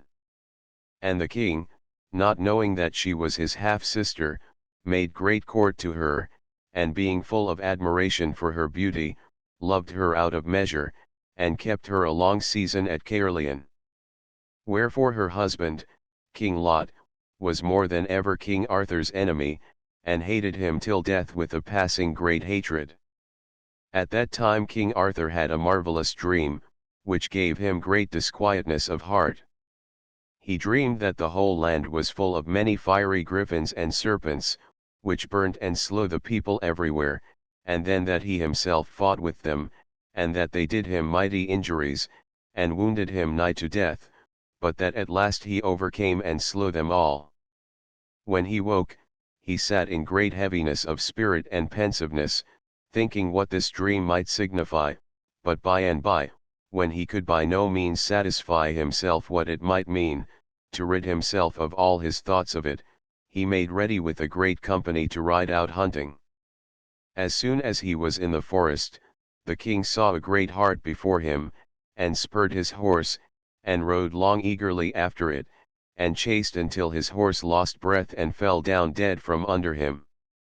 Then, seeing the hart escaped and his horse dead, he sat down by a fountain, and fell into deep thought again.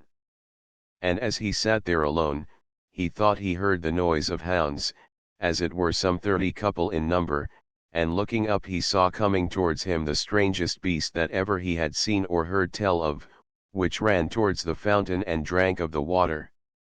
Its head was like a serpent's, with a leopard's body and a lion's tail, and it was footed like a stag, and the noise was in its belly, as it were the baying or questing of 30 couple of hounds.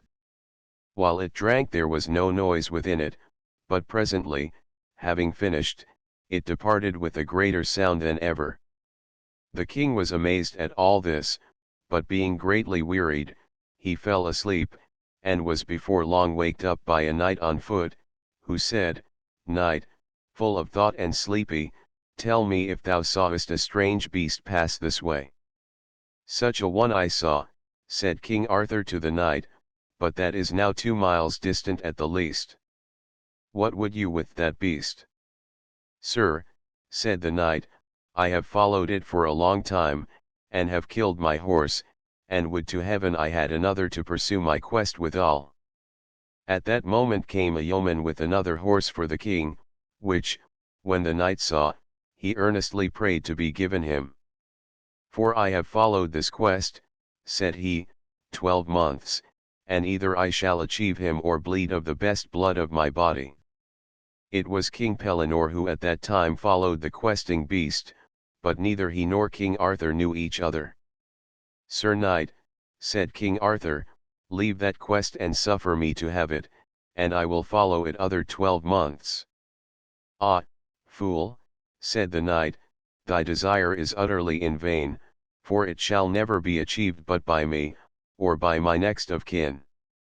Therewith he started to the king's horse, and mounted to the saddle, crying out, "Gramercy, this horse is mine."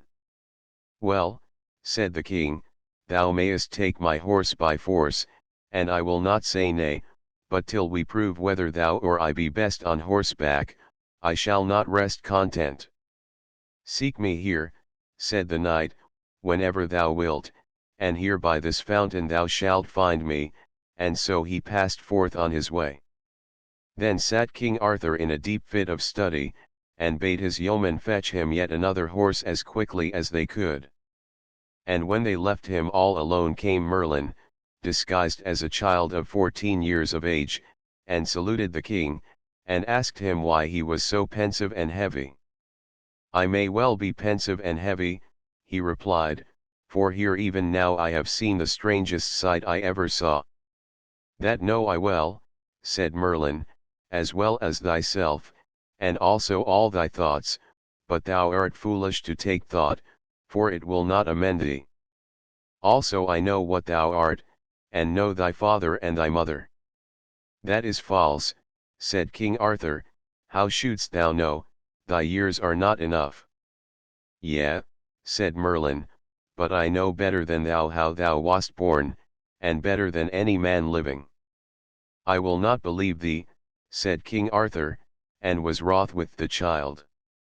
So Merlin departed, and came again in the likeness of an old man of 80 years of age, and the king was glad at his coming, for he seemed wise and venerable. Then said the old man, "Why art thou so sad?"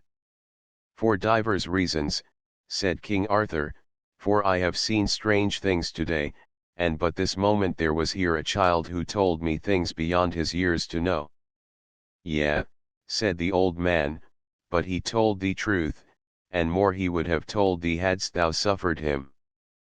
But I will tell thee wherefore thou art sad, for thou hast done a thing of late for which God is displeased with thee, and what it is thou knowest in thy heart, though no man else may know.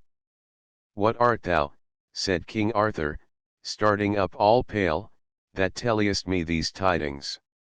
I am Merlin, said he, and I was he in the child's likeness, also. Ah, said King Arthur, thou art a marvellous and right fearful man, and I would ask and tell thee many things this day. As they talked came one with the king's horses, and so, King Arthur mounting one, and Merlin another, they rode together to Caerleon, and Merlin prophesied to Arthur of his death, and also foretold his own end. And now King Arthur, having utterly dispersed and overwhelmed those kings who had so long delayed his coronation, turned all his mind to overthrow the Saxon heathens who yet in many places spoiled the land. Calling together, therefore, his knights and men at arms, he rode with all his hosts to York, where Calgrin, the Saxon, lay with a great army, and there he fought a mighty battle, long and bloody, and drove him into the city, and besieged him. Then Baldulf, Calgrin's brother, came secretly with 6,000 men to assail King Arthur and to raise the siege. But King Arthur was aware of him, and sent 600 horsemen and 3,000 foot to meet and fall on him instead. This therefore they did, encountering them at midnight, and utterly defeated them, till they fled away for life. But Baldulf, full of grief, resolved to share his brother's peril, wherefore he shaved his head and beard, and disguised himself as a jester, and so passed through King Arthur's camp, singing and playing on a harp, till by degrees he drew near to the city walls, where presently he made himself known, and was drawn up by ropes into the town. Anon, while Arthur closely watched the city, came news that full 600 ships had landed countless swarms of Saxons, under Cheldric, on the eastern coast. At that he raised the siege, and marched straight to London, and there increased his army, and took counsel with his barons how to drive the Saxons from the land for evermore.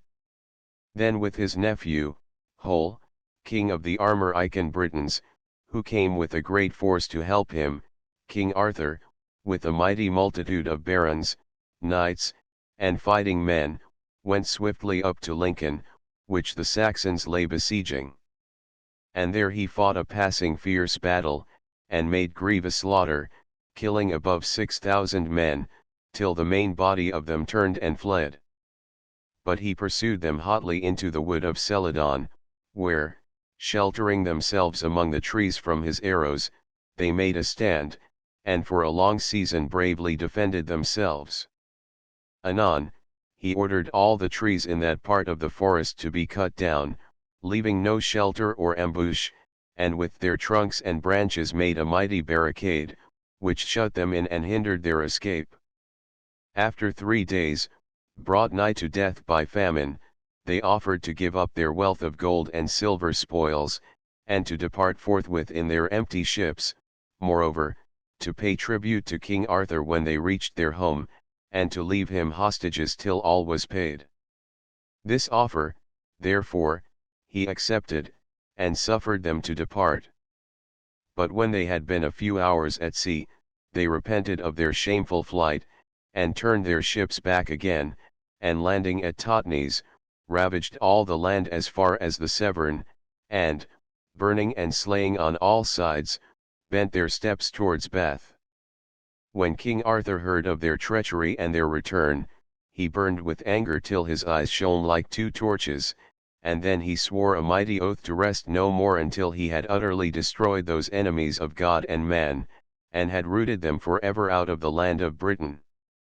Then marching hotly with his armies on to Bath, he cried aloud to them, "Since these detestable impious heathens disdain to keep their faith with me, to keep faith with God, to whom I swear to cherish and defend this realm, will now this day avenge on them the blood of all that they have slain in Britain.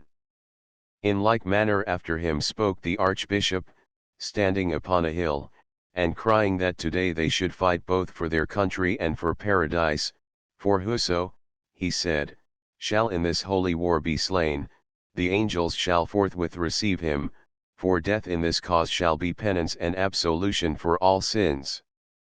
At these words every man in the whole army raged with hatred, and pressed eagerly to rush upon those savages.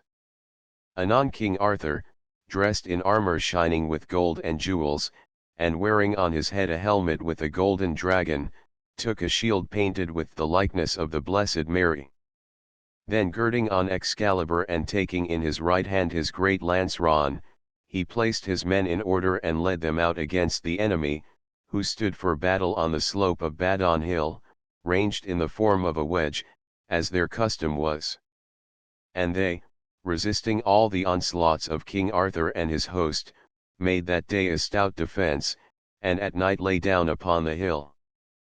But on the next day Arthur led his army once again to the attack, and with wounds and slaughter such as no man had ever seen before, he drove the heathen step by step before him, backwards and upwards, till he stood with all his noblest knights upon the summit of the hill. And then men saw him, red as the rising sun from spur to plume, lift up his sword, and, kneeling, kiss the cross of it, and after, rising to his feet, set might and main with all his fellowship upon the foe, till, as a troop of lions roaring for their prey, they drove them like a scattered herd along the plains, and cut them down till they could cut no more for weariness. That day King Arthur by himself alone slew with his word Excalibur 470 heathens. Colgrin also, and his brother Baldulf, were slain.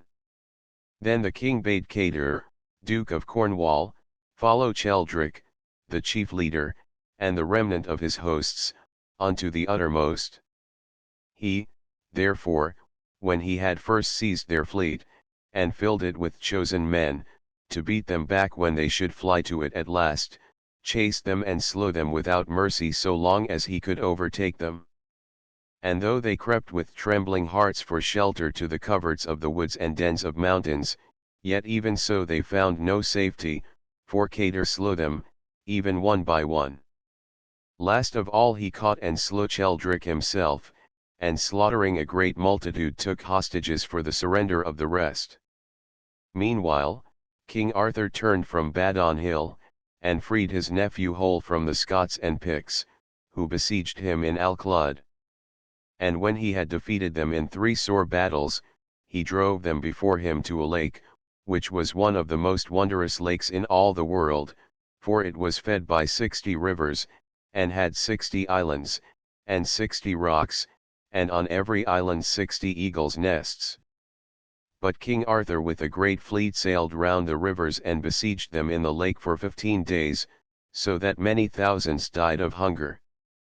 Anon the King of Ireland came with an army to relieve them, but Arthur, turning on him fiercely, routed him, and compelled him to retreat in terror to his land. Then he pursued his purpose, which was no less to destroy the race of Picts and Scots, who, beyond memory, had been a ceaseless torment to the Britons by their barbarous malice. So bitterly, therefore, did he treat them, giving quarter to none, that at length the bishops of that miserable country with the clergy met together, and, bearing all the holy relics, came barefooted to the king to pray his mercy for their people. As soon as they were led before him they fell down upon their knees, and piteously besought him to spare the few survivors of their countrymen, and grant them any corner of the land where they might live in peace. When he thus heard them, and knew that he had now fully punished them, he consented to their prayer, and withdrew his hosts from any further slaughter. Then turned he back to his own realm, and came to York for Christmas, and there with high solemnity observed that holy tide, and being passing grieved to see the ruin of the churches and houses, which the rage or the pagans had destroyed, he rebuilt them, and restored the city to its ancient happy state. And on a certain day, as the king sat with his barons, there came into the court a squire on horseback, carrying a knight before him wounded to the death, and told the king that hard by in the forest was a knight who had reared up a pavilion by the fountain, and hath slain my master, a valiant knight, whose name was Knowles, wherefore I beseech thee, Lord, my master may be buried, and that some good knight may avenge his death. At that stepped forth a squire named Gryfelt, who was very young, being of the same age with King Arthur, and besought the king, for all the service he had done, to give him knighthood. Thou art full young and tender of age, said King Arthur, to take so high an order upon thee. Sir, said Gryfelt, I beseech thee make me a knight, and Merlin also advising the king to grant his request, well, said Arthur, be it then so, and knighted him forthwith. Then said he to him, since I have granted thee this favour, thou must in turn grant me a gift. Whatsoever thou wilt, my lord, replied Sir Gryfelt. Promise me, said King Arthur, by the faith of thy body, that when thou hast jousted with this knight at the fountain, thou wilt return to me straightway, unless he slay thee. I promise, said Sir Gryfelt, and taking his horse in haste, he dressed his shield, and took a spear in his hand and rode full gallop till he came to the fountain, by the side of which he saw a rich pavilion, and a great horse standing well saddled and bridled, and on a tree close by there hung a shield of many colours and a long lance. Then Sir Gryfelt smote upon the shield with the butt of his spear until he cast it to the ground. At that a knight came out of the pavilion and said, Fair knight, why smote ye down my shield? Because, said Gryfelt, I would joust with thee. It were better not, replied the knight, for thou art young and but lately made a knight, and thy strength is small compared to mine. For all that, said Sir Gryfelt, I will joust with ye. I am full loath, replied the knight, but if I must I must. Then did they wheel their horses far apart, and running them together, the strange knight shivered Sir Gryfelt's spear to fragments, and smote him through the shield and the left side, and broke his own spear into Sir Gryfelt's body, so that the truncheon stuck there, and Sir Gryfelt and his horse fell down. But when the strange knight saw him overthrown, he was sore grieved, and hastily alighted, for he thought that he had slain him. Then he unlaced his helm and gave him air, and tended him carefully till he came out of his swoon, and leaving the truncheon of his spear in his body, he set him upon horse, and commended him to God, and said he had a mighty heart, and if he lived would prove a passing good knight. And so Sir Gryfelt rode to the court, where, by aid of good physicians, he was healed in time and his life saved. At that same time there came before the king 12 old men, ambassadors from Lucius Tiberius, emperor of Rome, and demanded of Arthur tribute unto Caesar for his realm, or else, said they, the emperor would destroy both him and his land. To whom King Arthur answered that he owed the emperor no tribute, nor would send him any, but said he, on a fair field I will pay him his proper tribute with a sharp spear and sword, and by my father's soul that tribute shall he take from me, whether he will or not. So the ambassadors departed passing wroth, and King Arthur was as wroth as they. But on the morrow of Sir Gryfelt's hurt, the king commanded to take his horse and armour secretly outside the city walls before sunrise of the next morning, and, rising a long while before dawn, he mounted up and took his shield and spear, and bade his chamberlain tarry till he came again, but he forbore to take Excalibur, for he had given it for safety into charge of his sister, Queen Morgan le Fay. And as the king rode at a soft pace he saw suddenly 3 villains chasing Merlin and making to attack and slay him. Clapping spurs to his horse, he rushed towards them, and cried out in a terrible voice, Flee, churls, or take your deaths, but they, as soon as they perceived a knight, fled away with the haste of hares. O Merlin, said the king, here hadst thou been killed, despite thy many crafts, had I not chanced to pass. Not so, said Merlin, for when I would, I could have saved myself, but thou art nearer to thy death than I, for without special help from heaven thou ridest now towards thy grave. And as they were thus talking, they came to the fountain and the rich pavilion pitched beside it, and saw a knight sitting all armed on a chair in the opening of the tent.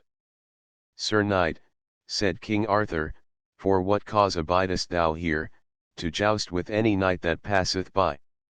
If so, I caution thee to quit that custom. That custom, said the knight, have I followed and will follow, let whosoever will say nay, and if any is aggrieved at it, let him who will amend it. I will amend it, said King Arthur. And I will defend it, answered the knight. Then the knight mounted his horse and made himself ready, and charging at each other they met so hard that both their lances splintered into pieces. Then King Arthur drew his sword, but the knight cried out, Not so, but let us run another tilt together with sharp spears. I would with a good will, said King Arthur, but I have no more spears. I have enough of spears, replied the knight, and called a squire, who brought 2 good new lances. Then spurring their horses, they rushed together with all their might, and broke each one his own spear short off in his hand. Then the king again put his hand to his sword, but the knight once more cried out, Nay, yet abide a while, ye are the best jouster that I ever met with, for the love of knighthood, let us joust yet once again. So once again they tilted with their fullest force, and this time King Arthur's spear was shivered, but the knights held whole, and drove so furiously against the king that both his horse and he were hurled to the ground. At that, King Arthur was enraged and drew his sword and said, I will attack thee now, Sir Knight, on foot, for on horseback I have lost the honor. I will be on horseback, said the knight. But when he saw him come on foot, he lighted from his horse, thinking it shame to have so great advantage. And then began they a strong battle, with many great strokes and grievous blows, and so hewed with their swords that the fragments of their armor flew about the fields, and both so bled that all the ground around was like a marsh of blood. Thus they fought long and mightily, and anon, after brief rest fell to again, and so hurtled together like 2 wild boars that they both rolled to the ground. At last their swords clashed furiously together, and the knight's sword shivered the king's in 2. Then said the knight, Now art thou in my power, to save thee or to slay. Yield therefore as defeated, and a recreant knight, or thou shalt surely die. As for death, replied King Arthur, welcome be it when it cometh, but as for yielding me to thee as a recreant because of this poor accident upon my sword, I had far liefer die than be so shamed. So saying, he sprang on the knight, and took him by the middle and threw him down, and tore off his helm. But the knight, being a huge man, wrestled and struggled in a frenzy with the king until he brought him under, and tore off his helm in turn, and would have smitten off his head. At that came Merlin and said, Knight, hold thy hand, for if thou slayest yonder knight, thou puttest all this realm to greater loss and damage than ever realm was in, for he is a man of greater worship than thou dreamest of. Who then is he? Cried the knight. Arthur Pendragon, answered Merlin. Then would he have slain him for dread of his wrath, but Merlin cast a spell upon the knight, so that he fell suddenly to the earth in a deep sleep. Then raising up the king, he took the knight's horse for himself and rode away. Alas, said King Arthur, what hast thou done, Merlin? Hast thou slain this good knight by thy crafts? There never lived a better knight, I had rather lose my kingdom for a year than have him dead. Be not afraid, said Merlin, he is more whole and sound than thou art, and is but in a sleep, wherefrom in 3 hours' time he will awake. I told thee what a knight he was, and how near thou wast to death. There liveth not a better knight than he in all the world, and hereafter he shall do thee good service. His name is King Pellinore, and he shall have 2 sons, who shall be passing valiant men, and, save one another, shall have no equal in prowess and in purity of life. The one shall be named Percival, and the other Lamoracca of Wales. So they rode on to Caerleon, and all the knights grieved greatly when they heard of this adventure, that the king would jeopardize his person thus alone. Yet could they not hide their joy at serving under such a noble chief, who adventured his own life as much as did the poorest knight among them all. Chapter 4 King Arthur conquers Ireland and Norway, slays the giant of St. Michael's Mount, and conquers Gaul. The adventures of Sir Balin. He land of Britain being now in peace, and many great and valiant knights therein ready to take part in whatsoever battles or adventures might arise, King Arthur resolved to follow all his enemies to their own coasts. Anon he fitted out a great fleet, and sailing first to Ireland, in one battle he miserably routed the people of the country. The King of Ireland also he took prisoner, and forced all earls and barons to pay him homage. Having conquered Ireland, he went next to Iceland and subdued it also, and the winter being then arrived, returned to Britain.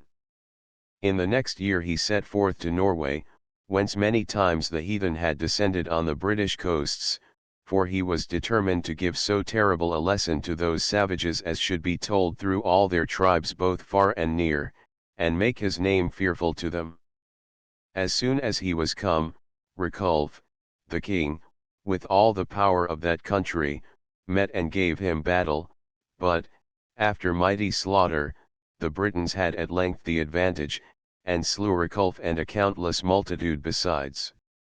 Having thus defeated them, they set the cities on fire, dispersed the country people, and pursued the victory till they had reduced all Norway, as also Dacia, under the dominion of King Arthur. Now, therefore, having thus chastised those pagans who so long had harassed Britain, and put his yoke upon them, he voyaged on to Gaul, being steadfastly set upon defeating the Roman governor of that province, and so beginning to make good the threats which he had sent the emperor by his ambassadors. So soon as he was landed on the shores of Gaul, there came to him a countryman who told him of a fearful giant in the land of Brittany, who had slain, murdered, and devoured many people, and had lived for 7 years upon young children only, insomuch, said the man, that all the children of the country are destroyed, and but the other day he seized upon our Duchess, as she rode out with her men, and took her away to his lodging in a cave of a mountain, and though 500 people followed her, yet could they give her no help or rescue, but left her shrieking and crying lamentably in the giant's hands, and, Lord, she is thy cousin Hol's wife, who is of thy near kindred, wherefore, as thou art a rightful king, have pity on this lady, and as thou art a valiant conqueror, avenge us and deliver us. Alas, said King Arthur, this is a great mischief that ye tell of. I had rather than the best realm I have, that I had rescued that lady ere the giant laid his hand on her, but tell me now, good fellow, canst thou bring me where this giant haunteth? Yea, Lord, replied the man, lo, yonder, where thou seest 2 great fires, there shalt thou find him, and more treasure also than is in all Gaul besides. Then the king returned to his tent, and, calling Sir Kay and Sir Bedwin, desired them to get horses ready for himself and them, for that after evensong he would ride a pilgrimage with them alone to St. Michael's Mount. So in the evening they departed, and rode as fast as they could till they came near the mount, and there alighted, and the king commanded the 2 knights to await him at the hill foot, while he went up alone. Then he ascended the mountain till he came to a great fire. And there he found a sorrowful widow wringing her hands and weeping miserably, sitting by a new-made grave. And saluting her, King Arthur prayed her wherefore she made such heavy lamentations. Sir Knight, she said, speak softly, for yonder is a devil, who, if he hear thy voice, will come and straightway slay thee. Alas! What dost thou here? 50 such men as thou were powerless to resist him. Here lieth dead my lady, Duchess of Brittany, wife to Sir Hole, who was the fairest lady in the world, foully and shamefully slaughtered by that fiend. Beware that thou go not too nigh, for he hath overcome and vanquished 15 kings, and hath made himself a coat of precious stones, embroidered with their beards. But if thou art hardy, and wilt speak with him, at yonder great fire he is at supper. Well, said King Arthur, I will accomplish mine errand, for all thy fearful words, and so went forth to the crest of the hill, and saw where the giant sat at supper, gnawing on a limb of a man, and baking his huge frame by the fire, while 3 damsels turned 3 spits whereon were spitted, like larks, 12 young children lately born. When King Arthur saw all that, his heart bled for sorrow, and he trembled for rage and indignation. Then lifting up his voice he cried aloud, God, that wieldeth all the world, give thee short life and shameful death, and may the devil have thy soul. Why hast thou slain those children and that fair lady? Wherefore arise, and prepare thee to perish, thou glutton and fiend, for this day thou shalt die by my hands. Then the giant, mad with fury at these words, started up, and seizing a great club, smote the king, and struck his crown from off his head. But King Arthur smote him with his sword so mightily in return, that all his blood gushed forth in streams. At that the giant, howling in great anguish, threw away his club of iron, and caught the king in both his arms and strove to crush his ribs together. But King Arthur struggled and writhed, and twisted him about, so that the giant could not hold him tightly, and as they fiercely wrestled, they both fell, and rolling over one another, tumbled wrestling and struggling and fighting frantically from rock to rock, till they came to the sea. And as they tore and strove and tumbled, the king ever and anon smote at the giant with his dagger, till his arms stiffened in death around King Arthur's body, and groaning horribly, he died. So presently the 2 knights came and found the king locked fast in the giant's arms, and very faint and weary, and loosed him from their hold. Then the king bade Sir Kay to smite off the giant's head and set it on the truncheon of a spear, and bear it to Sir Hole, and tell him that his enemy is slain, and afterwards let it be fastened to the castle gate, that all the people may behold it. And go ye 2 up on the mountain and fetch me my shield and sword, and also the great club of iron ye will see there, and as for the treasure, ye shall find there wealth beyond counting, but take as much as ye will, for if I have his kirtle and the club, I desire no more.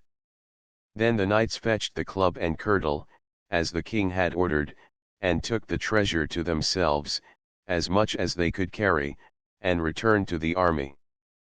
But when this deed was noised abroad, all the people came in multitudes to thank the king, who told them to give thanks to God, and to divide the giant's spoils amongst them equally. And King Arthur desired Sir Hole to build a church upon the mount, and dedicate it to the Archangel Michael. On the morrow, all the host moved onwards into the country of Champagne, and Flalo, the Roman tribune, retired before them into Paris. But while he was preparing to collect more forces from the neighboring countries, King Arthur came upon him unawares, and besieged him in the town. And when a month had passed, Flalo, full of grief at the starvation of his people, who died in hundreds day by day, sent to King Arthur, and desired that they 2 might fight together, for he was a man of mighty stature and courage, and thought himself sure of the victory. This challenge, King Arthur, full weary the siege, accepted with great joy, and sent back word to Flalo that he would meet him whensoever he appointed. And a truce being made on both sides, they met together the next day on the island without the city, where all the people also were gathered to see the issue.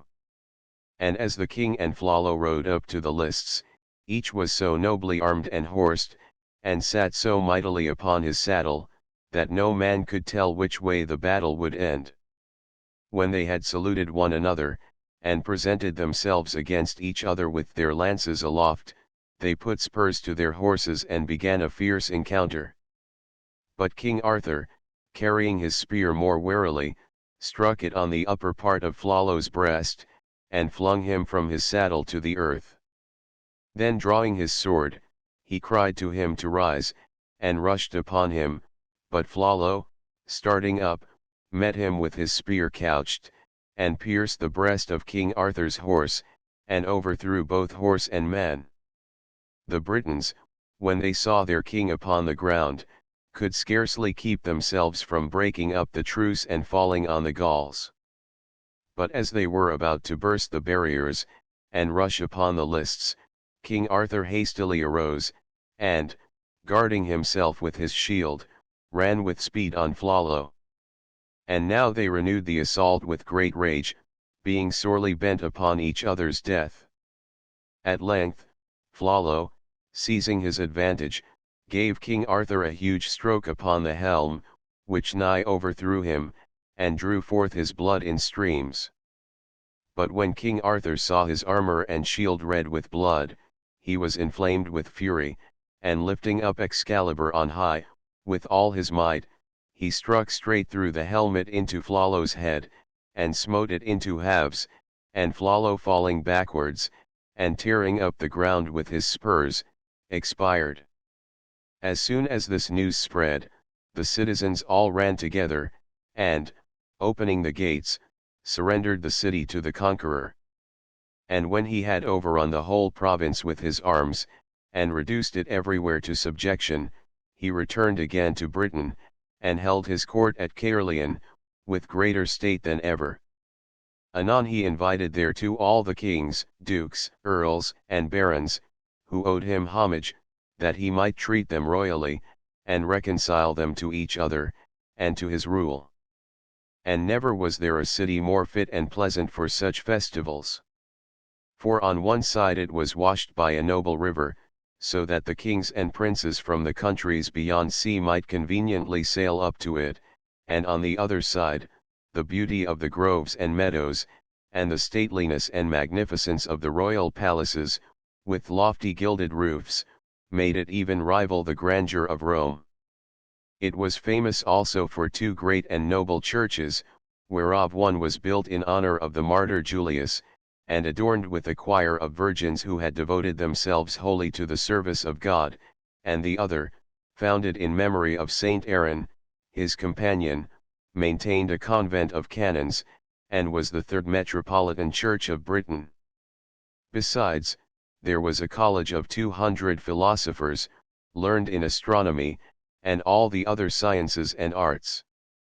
In this place, therefore, full of such delights, King Arthur held his court, with many justs and tournaments, and royal huntings, and rested for a season after all his wars. And on a certain day there came into the court a messenger from Rience, King of North Wales, bearing this message from his master, that King Rience had discomfited 11 kings, and had compelled each one of them to cut off his beard, that he had trimmed a mantle with these beards, and lacked but one more beard to finish it, and that he therefore now sent for King Arthur's beard, which he required of him forthwith, or else he would enter his lands and burn and slay, and never leave them till he had taken by force not his beard only, but his head also. When King Arthur heard these words he flushed all scarlet, and rising in great anger said, "Well is it for thee that thou speakest another man's words with thy lips, and not thine own. Thou hast said thy message, which is the most insolent and villainous that ever man heard sent to any king. Now hear my reply. My beard is yet too young to trim that mantle of thy master's with, yet, young although I be, I owe no homage either to him or any man nor will ever owe. But, young although I be, I will have thy master's homage upon both his knees before this year be past, or else he shall lose his head, by the faith of my body, for this message is the shamefullest I ever heard speak of. I see well thy king hath never yet met with a worshipful man, but tell that King Arthur will have his head or his worship right soon. Then the messenger departed, and Arthur, looking round upon his knights, demanded of them if any there knew this King Rience. Yea, answered Sir Noran, I know him well, and there be few better or stronger knights upon a field than he, and he is passing proud and haughty in his heart, wherefore I doubt not, Lord, he will make war on thee with mighty power. Well, said King Arthur, I shall be ready for him, and that shall he find. While the king thus spoke, there came into the hall a damsel having on a mantle richly furred, which she let fall and showed herself to be girded with a noble sword. The king being surprised at this, said, Damsel, wherefore art thou girt with that sword, for it beseemeth thee not. Sir, said she, I will tell thee. This sword wherewith I am thus girt gives me great sorrow and encumbrance, for I may not be delivered from it till I find a knight faithful and pure and true, strong of body and of valiant deeds, without guile or treachery, who shall be able to draw it from its scabbard, which no man else can do. And I have but just now come from the court of King Rience, for there they told me many great and good knights were to be ever found, but he and all his knights have tried to draw it forth in vain, for none of them can move it. This is a great marvel, said King Arthur, I will myself try to draw forth this sword, not thinking in my heart that I am the best knight, but rather to begin and give example that all may try after me. Saying this, he took the sword and pulled at it with all his might, but could not shake or move it. Thou needest not strive so hard, Lord, said the damsel, for whoever may be able to pull it forth shall do so very easily. Thou sayest well, replied the king, remembering how he had himself drawn forth the sword from the stone before St. Paul's. Now try ye, all my barons, but beware ye be not stained with shame, or any treachery, or guile. And turning away his face from them, King Arthur mused full heavily of sins within his breast he knew of, and which his failure brought to mind right sadly. Then all the barons present tried each after other, but could none of them succeed, whereat the damsel greatly wept, and said, Alas, alas! I thought in this court to have found the best knight, without shame, or treachery or treason. Now by chance there was at that time a poor knight with King Arthur, who had been prisoner at his court for half a year and more, charged with slaying unawares a knight who was a cousin of the king's. He was named Balin le Savage, and had been by the good offices of the barons delivered from prison, for he was of good and valiant address and gentle blood.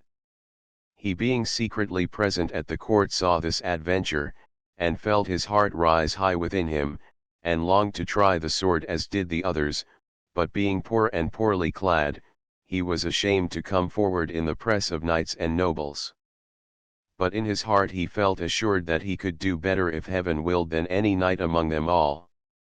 So as the damsel left the king, he called to her and said, Damsel, I pray thee of thy courtesy, suffer me to try the sword as well as all these lords, for though I be but poorly clad, I feel assurance in my heart. The damsel looking at him, saw in him a likely and honest man, but because of his poor garments could not think him to be any knight of worship, and said, Sir, there is no need to put me to any more pain or labor, why shouldst thou succeed where so many worthy ones have failed? Ah, fair lady, answered Balin, worthiness and brave deeds are not shown by fair raiment, but manhood and truth lie hid within the heart. There be many worshipful knights unknown to all the people. By my faith, thou sayest truth, replied the damsel, try therefore, if thou wilt, what thou canst do. So Balin took the sword by the girdle and hilt, and drew it lightly out, and looking on its workmanship and brightness, it pleased him greatly. But the king and all the barons marvelled at Sir Balin's fortune, and many knights were envious of him, for, truly, said the damsel, this is a passing good knight, and the best man I have ever found, and the most worshipfully free from treason, treachery, or villainy, and many wonders shall he achieve. Now, gentle and courteous knight, continued she, turning to Balin, give me the sword again. Nay, said Sir Balin, save it be taken from me by force, I shall preserve this sword for evermore. Thou art not wise, replied the damsel, to keep it from me, for if thou wilt do so, thou shalt slay with it the best friend thou hast, and the sword shall be thine destruction also. I will take whatever adventure God may send, said Balin, but the sword will I keep, by the faith of my body. Thou will repent it shortly, said the damsel, I would take the sword for thy sake rather than for mine, for I am passing grieved and heavy for thy sake, who wilt not believe the peril I foretell thee. With that she departed, making great lamentation. Then Balin sent for his horse and armor, and took his leave of King Arthur, who urged him to stay at his court. For, said he, I believe that thou art displeased that I showed thee unkindness, blame me not overmuch, for I was misinformed against thee, and knew not truly what a knight of worship thou art. Abide in this court with my good knights, and I will so advance thee that thou shalt be well pleased. God thank thee, Lord, said Balin, for no man can reward thy bounty and thy nobleness, but at this time I must needs depart, praying thee ever to hold me in thy favour. Truly, said King Arthur, I am grieved for thy departure, but tarry not long, and thou shalt be right welcome to me and all my knights when thou returnest, and I will repair my neglect and all that I have done amiss against thee. God thank thee, Lord, again said Balin, and made ready to depart. But meanwhile came into the court a lady upon horseback, full richly dressed, and saluted King Arthur, and asked him for the gift that he had promised her when she gave him his sword Excalibur, for, said she, I am the Lady of the Lake. Ask what thou wilt, said the king, and thou shalt have it, if I have power to give. I ask, said she, the head of that knight who hath just achieved the sword, or else the damsel's head who brought it, or else both, for the knight slew my brother, and the lady caused my father's death. Truly, said King Arthur, I cannot grant thee this desire, it were against my nature and against my name, but ask whatever else thou wilt, and I will do it. I will demand no other thing, said she. And as she spake came Balin, on his way to leave the court, and saw her where she stood, and knew her straightway for his mother's murderess, whom he had sought in vain 3 years. And when they told him that she had asked King Arthur for his head, he went up straight to her and said, May evil have thee.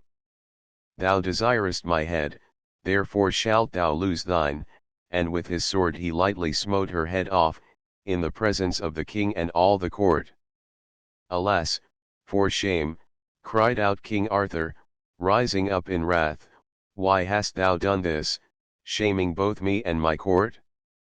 I am beholden greatly to this lady, and under my safe conduct came she here, thy deed is passing shameful, never shall I forgive thy villainy.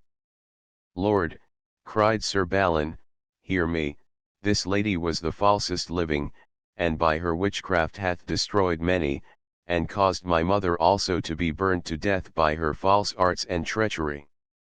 What cause soever thou mightest have had, said the king, thou shouldst have forborne her in my presence. Deceive not thyself, thou shalt repent this sin, for such a shame was never brought upon my court, depart now from my face with all the haste thou mayest. Then Balin took up the head of the lady and carried it to his lodgings, and rode forth with his squire from out the town. Then said he, Now must we part, take ye this head and bear it to my friends in Northumberland, and tell them how I speed, and that our worst foe is dead, also tell them that I am free from prison, and of the adventure of my sword. Alas, said the squire, ye are greatly to blame to have so displeased King Arthur. As for that, said Sir Balin, I go now to find King Rience, and destroy him or lose my life, for should I take him prisoner, and lead him to the court, perchance King Arthur would forgive me, and become my good and gracious lord. Where shall I meet thee again? Said the squire. In King Arthur's court, said Balin. Chapter V. Sir Balin smites the Dolorous stroke, and fights with his brother, Sir Balin. Now there was a knight at the court more envious than the others of Sir Balin, for he counted himself one of the best knights in Britain. His name was Landseer, and going to the king, he begged leave to follow after Sir Balin and avenge the insult he had put upon the court. Do thy best, replied the king, for I am passing wroth with Balin. In the meantime came Merlin, and was told of this adventure of the sword and Lady of the Lake. Now hear me, said he, when I tell ye that this lady who hath brought the sword is the falsest damsel living. Say not so, they answered, for she hath a brother a good knight, who slew another knight this damsel loved, so she, to be revenged upon her brother, went to the Lady Lile of Avilion and besought her help. Then Lady Lile gave her the sword, and told her that no man should draw it forth but one, a valiant knight and strong, who should avenge her on her brother. This, therefore, was the reason why the damsel came here. I know it all as well as ye do, answered Merlin, and would to God she had never come hither, for never came she into any company but to do harm, and that good knight who hath achieved the sword shall be himself slain by it, which shall be great harm and loss, for a better knight there liveth not, and he shall do unto my lord the king great honour and service. Then Sir Landseer, having armed himself at all points, mounted, and rode after Sir Balin, as fast as he could go, and overtaking him, he cried aloud, Abide, Sir Knight, wait yet a while, or I shall make thee do so. Hearing him cry, Sir Balin fiercely turned his horse, and said, Fair knight, what wilt thou with me, wilt thou joust? Yea, said Sir Landseer, it is for that I have pursued thee.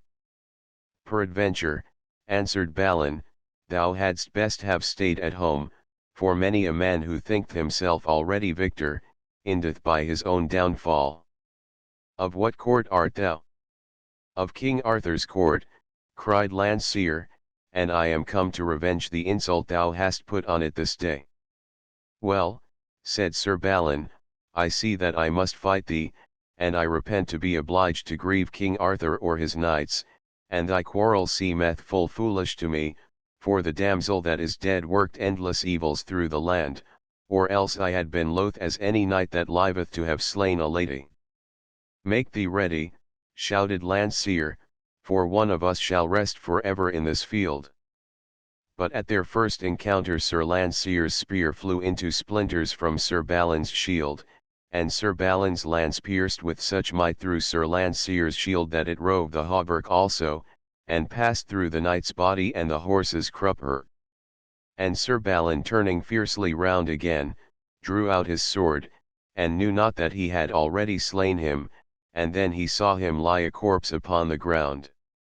At that same moment came a damsel riding towards him as fast as her horse could gallop, who, when she saw Sir Landseer dead, wept and sorrowed out of measure, crying, O, Sir Balin, 2 bodies hast thou slain, and 1 heart, and 2 hearts in 1 body, and 2 souls also hast thou lost.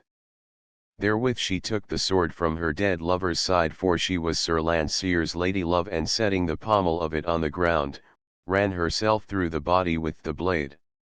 When Sir Balin saw her dead he was sorely hurt and grieved in spirit, and repented the death of Landseer, which had also caused so fair a lady's death. And being unable to look on their bodies for sorrow, he turned aside into a forest, where presently as he rode, he saw the arms of his brother, Sir Balin. And when they were met they put off their helms, and embraced each other, kissing, and weeping for joy and pity. Then Sir Balin told Sir Balin all his late adventures, and that he was on his way to King Rience, who at that time was besieging Castle Terrabil. I will be with thee, answered Sir Balin, and we will help each other, as brethren ought to do. Anon by chance, as they were talking, came King Mark, of Cornwall, by that way, and when he saw the two dead bodies of Sir Lancear and his lady lying there, and heard the story of their death, he vowed to build a tomb to them before he left that place. So pitching his pavilion there, he sought through all the country round to find a monument, and found at last a rich and fair one in a church, which he took and raised above the dead knight and his damsel, writing on it Here lieth Lancear, son of the King of Ireland, who, at his own request, was slain by Balin, and here beside him also lieth his lady Colombe, who slew herself with her lover's sword for grief and sorrow.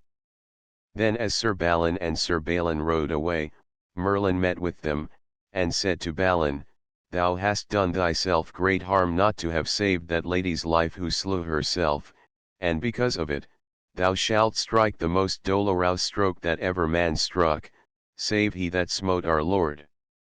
For thou shalt smite the truest and most worshipful of living knights, who shall not be recovered from his wounds for many years, and through that stroke 3 kingdoms shall be overwhelmed in poverty and misery. If I believed, said Balin, what thou sayest, I would slay myself to make thee a liar. At that Merlin vanished suddenly away, but afterwards he met them in disguise towards night, and told them he could lead them to King Rience, whom they sought. For this night he is to ride with 60 lances only through a wood hard by. So Sir Balin and Sir Balin hid themselves within the wood, and at midnight came out from their ambush among the leaves by the highway, and waited for the king, whom presently they heard approaching with his company. Then did they suddenly leap forth and smote at him and overthrew him and laid him on the ground, and turning on his company wounded and slew 40 of them, and put the rest to flight. And returning to King Rience they would have slain him there, but he craved mercy, and yielded to their grace, crying, Knights full of prowess, slay me not, for by my life ye may win something but my death can avail ye not. Ye say truth, said the 2 knights, and put him in a horse litter, and went swiftly through all the night, till at cock-crow they came to King Arthur's palace. There they delivered him to the warders and porters, to be brought before the king, with this message that he was sent to King Arthur by the Knight of the 2 Swords, for so was Balin known by name, since his adventure with the damsel, and by his brother. And so they rode away again ere sunrise. Within a month or 2 thereafter, King Arthur being somewhat sick, went forth outside the town, and had his pavilion pitched in a meadow, and there abode, and laid him down on a pallet to sleep, but could get no rest. And as he lay he heard the sound of a great horse, and looking out of the tent door, saw a knight ride by, making great lamentation. Abide, fair sir, said King Arthur, and tell me wherefore thou makest this sorrow. Ye may little amend it, said the knight, and so passed on. Presently after Sir Balin rode, by chance, past that meadow, and when he saw the king he alighted and came to him on foot, and kneeled and saluted him. By my head, said King Arthur, ye be welcome, Sir Balin, and then he thanked him heartily for revenging him upon King Rience, and for sending him so speedily a prisoner to his castle, and told him how King Nero, Rience's brother, had attacked him afterwards to deliver Rience from prison, and how he had defeated him and slain him, and also King Lot, of Orkney who was joined with Nero, and whom King Pellinore had killed in the battle. Then when they had thus talked, King Arthur told Sir Balin of the sullen knight that had just passed his tent, and desired him to pursue him and to bring him back. So Sir Balin rode and overtook the knight in a forest with a damsel, and said, Sir knight, thou must come back with me unto my lord, King Arthur, to tell him the cause of thy sorrow, which thou hast refused even now to do. That will I not, replied the knight, for it would harm me much, and do him no advantage. Sir, said Sir Balin, I pray thee make ready, for thou must needs go with me, or else I must fight with thee and take thee by force. Wilt thou be warrant for safe conduct, if I go with thee? Inquired the knight. Yea, surely, answered Balin, I will die else. So the knight made ready to go with Sir Balin, and left the damsel in the wood. But as they went, there came one invisible, and smote the knight through the body with a spear. Alas, cried Sir Hurleus, for so was he named, I am slain under thy guard and conduct, by that traitor knight called Garlon, who through magic and witchcraft rideth invisibly. Take, therefore, my horse, which is better than thine, and ride to the damsel whom we left, and the quest I had in hand, as she will lead thee and revenge my death when thou best mayest. That will I do, said Sir Balin, by my knighthood, and so I swear to thee. Then went Sir Balin to the damsel, and rode forth with her, she carrying ever with her the truncheon of the spear wherewith Sir Hurleus had been slain. And as they went, a good knight, Perin de Mount Belgard, joined their company, and vowed to take adventure with them wheresoever they might go. But presently as they passed a hermitage fast by a churchyard, came the knight Garlon, again invisible, and smote Sir Perin through the body with a spear, and slew him as he had slain Sir Hurleus. Whereat, Sir Balin greatly raged, and swore to have Sir Garlon's life, whenever next he might encounter and behold him in his bodily shape. Anon, he and the hermit buried the good knight Sir Perin, and rode on with the damsel till they came to a great castle, whereinto they were about to enter. But when Sir Balin had passed through the gateway, the portcullis fell behind him suddenly, leaving the damsel on the outer side, with men around her, drawing their swords as if to slay her. When he saw that, Sir Balin climbed with eager haste by wall and tower, and leaped into the castle moat, and rushed towards the damsel and her enemies, with his sword drawn, to fight and slay them. But they cried out, Put up thy sword, Sir Knight, we will not fight thee in this quarrel, for we do nothing but an ancient custom of this castle. Then they told him that the lady of the castle was sick, and had lain ill for many years, and might never more be cured, unless she had a silver dish full of the blood of a pure maid and a king's daughter. Wherefore the custom of the castle was, that never should a damsel pass that way but she must give a dish full of her blood. Then Sir Balin suffered them to bleed the damsel with her own consent, but her blood helped not the lady of the castle. So on the morrow they departed, after right good cheer and rest. Then they rode 3 or 4 days without adventure and came at last to the abode of a rich man, who sumptuously lodged and fed them. And while they sat at supper Sir Balin heard a voice of some one groaning grievously. What noise is this? Said he. Forsooth, said the host, I will tell you. I was lately at a tournament, and there I fought a knight who is brother to King Pelles, and overthrew him twice, for which he swore to be revenged on me through my best friend, and so he wounded my son, who cannot be recovered till I have that knight's blood, but he rideth through witchcraft always invisibly, and I know not his name.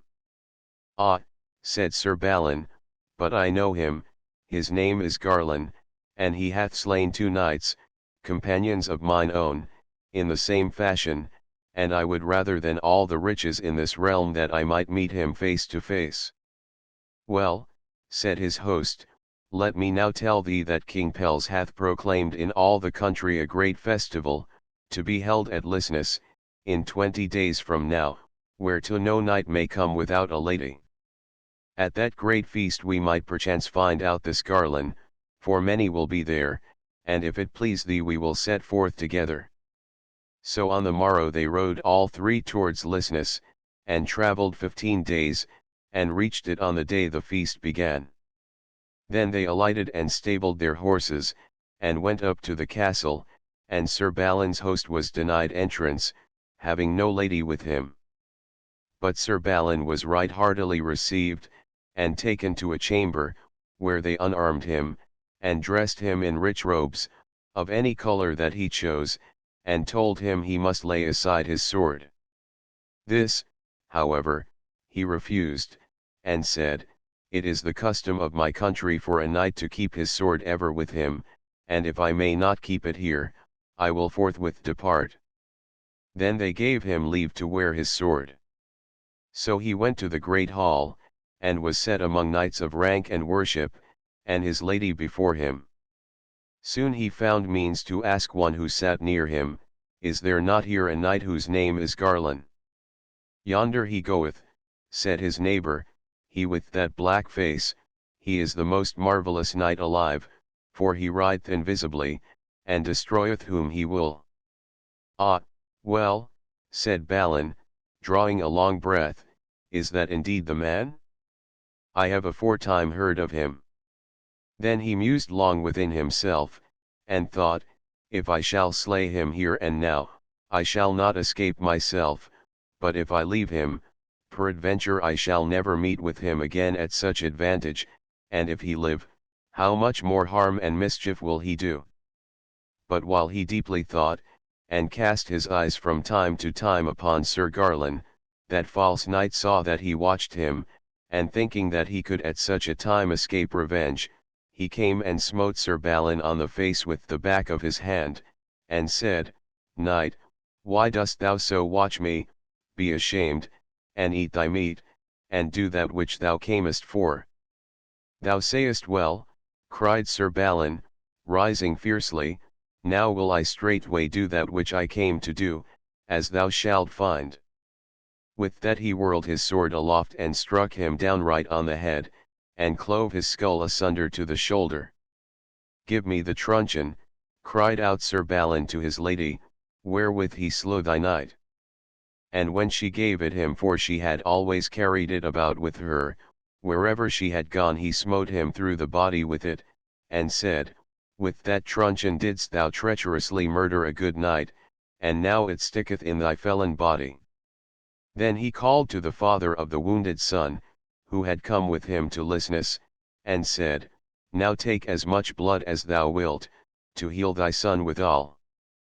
But now arose a terrible confusion, and all the knights leaped from the table to slay Balin, King Pelles himself the foremost, who cried out, "Knight, thou hast slain my brother at my board, die, therefore, die, for thou shalt never leave this castle."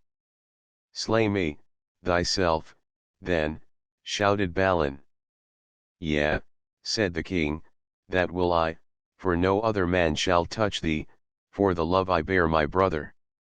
Then King Pelles caught in his hand a grim weapon and smote eagerly at Balin, but Balin put his sword between his head and the king's stroke, and saved himself but lost his sword, which fell down smashed and shivered into pieces by the blow.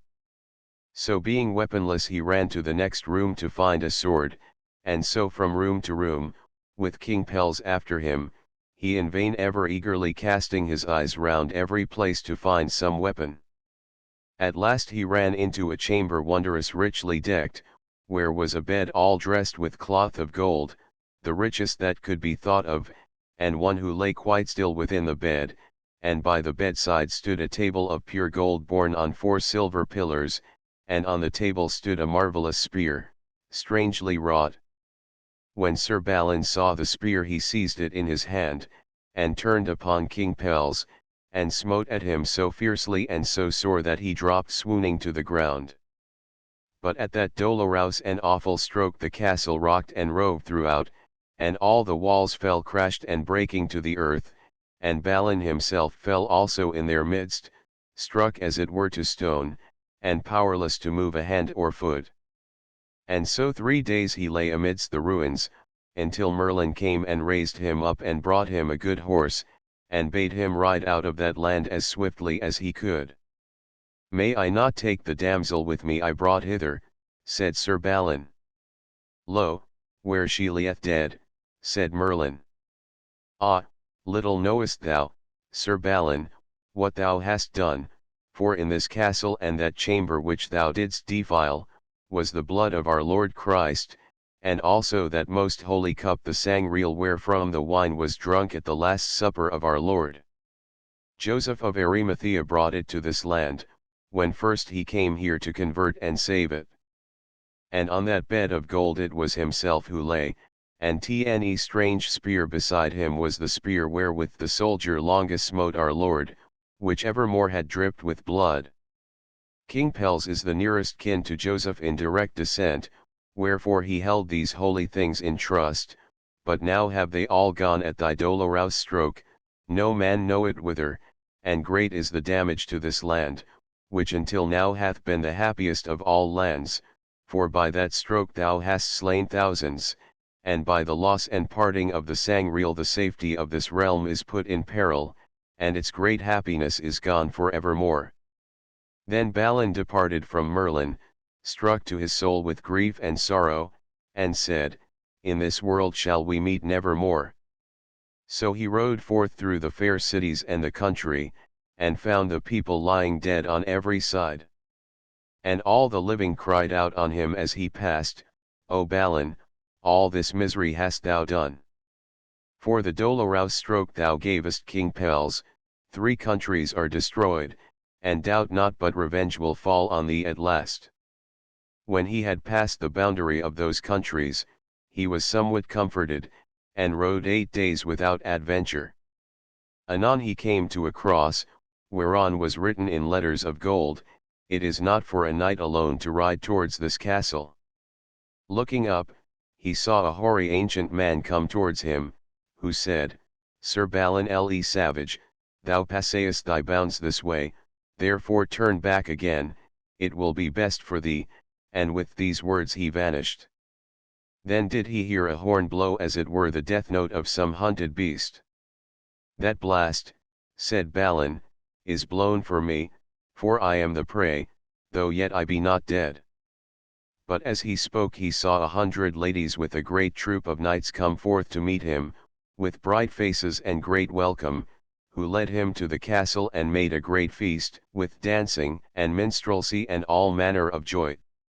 Then the chief lady of the castle said, Knight with the 2 swords, thou must encounter and fight with a knight hard by, who dwelleth on an island, for no man may pass this way without encountering him.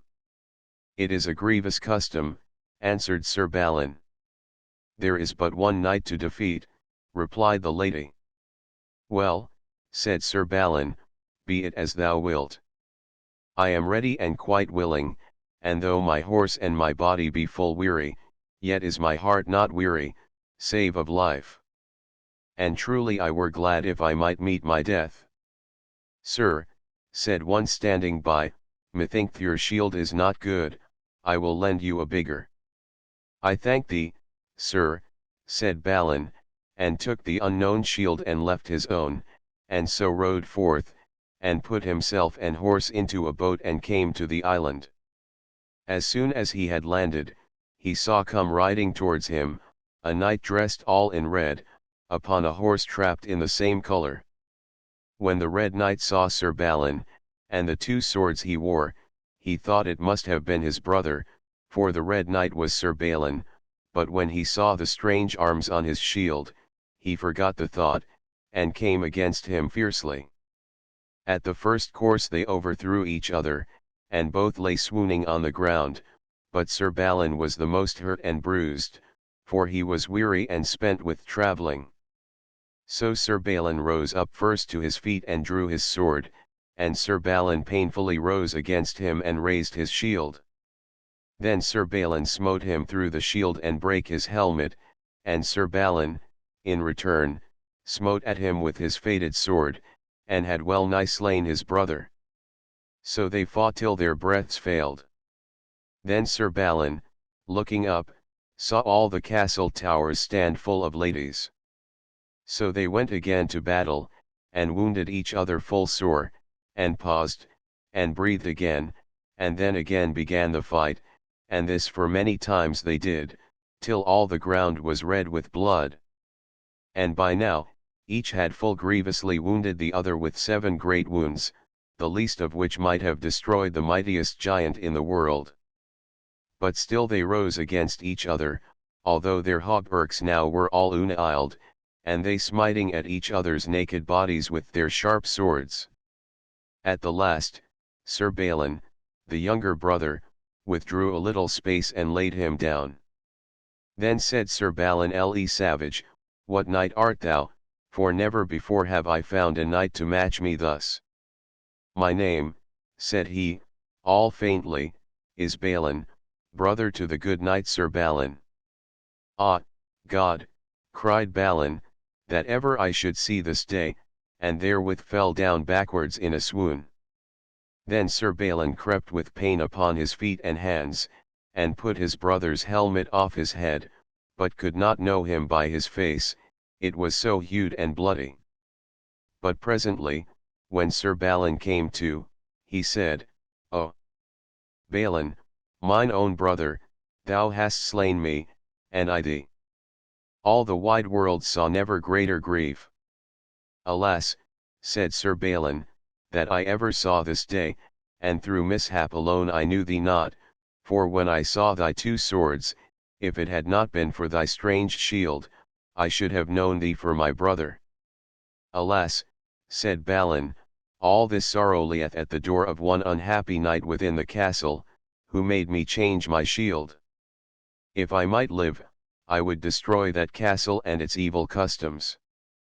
It were well done, said Balin, for since I first came hither I have never been able to depart, for here they made me fight with one who kept this island, whom I slew, and by enchantment I might never quit it more, nor couldst thou, brother, hadst thou slain me, and escaped with thine own life.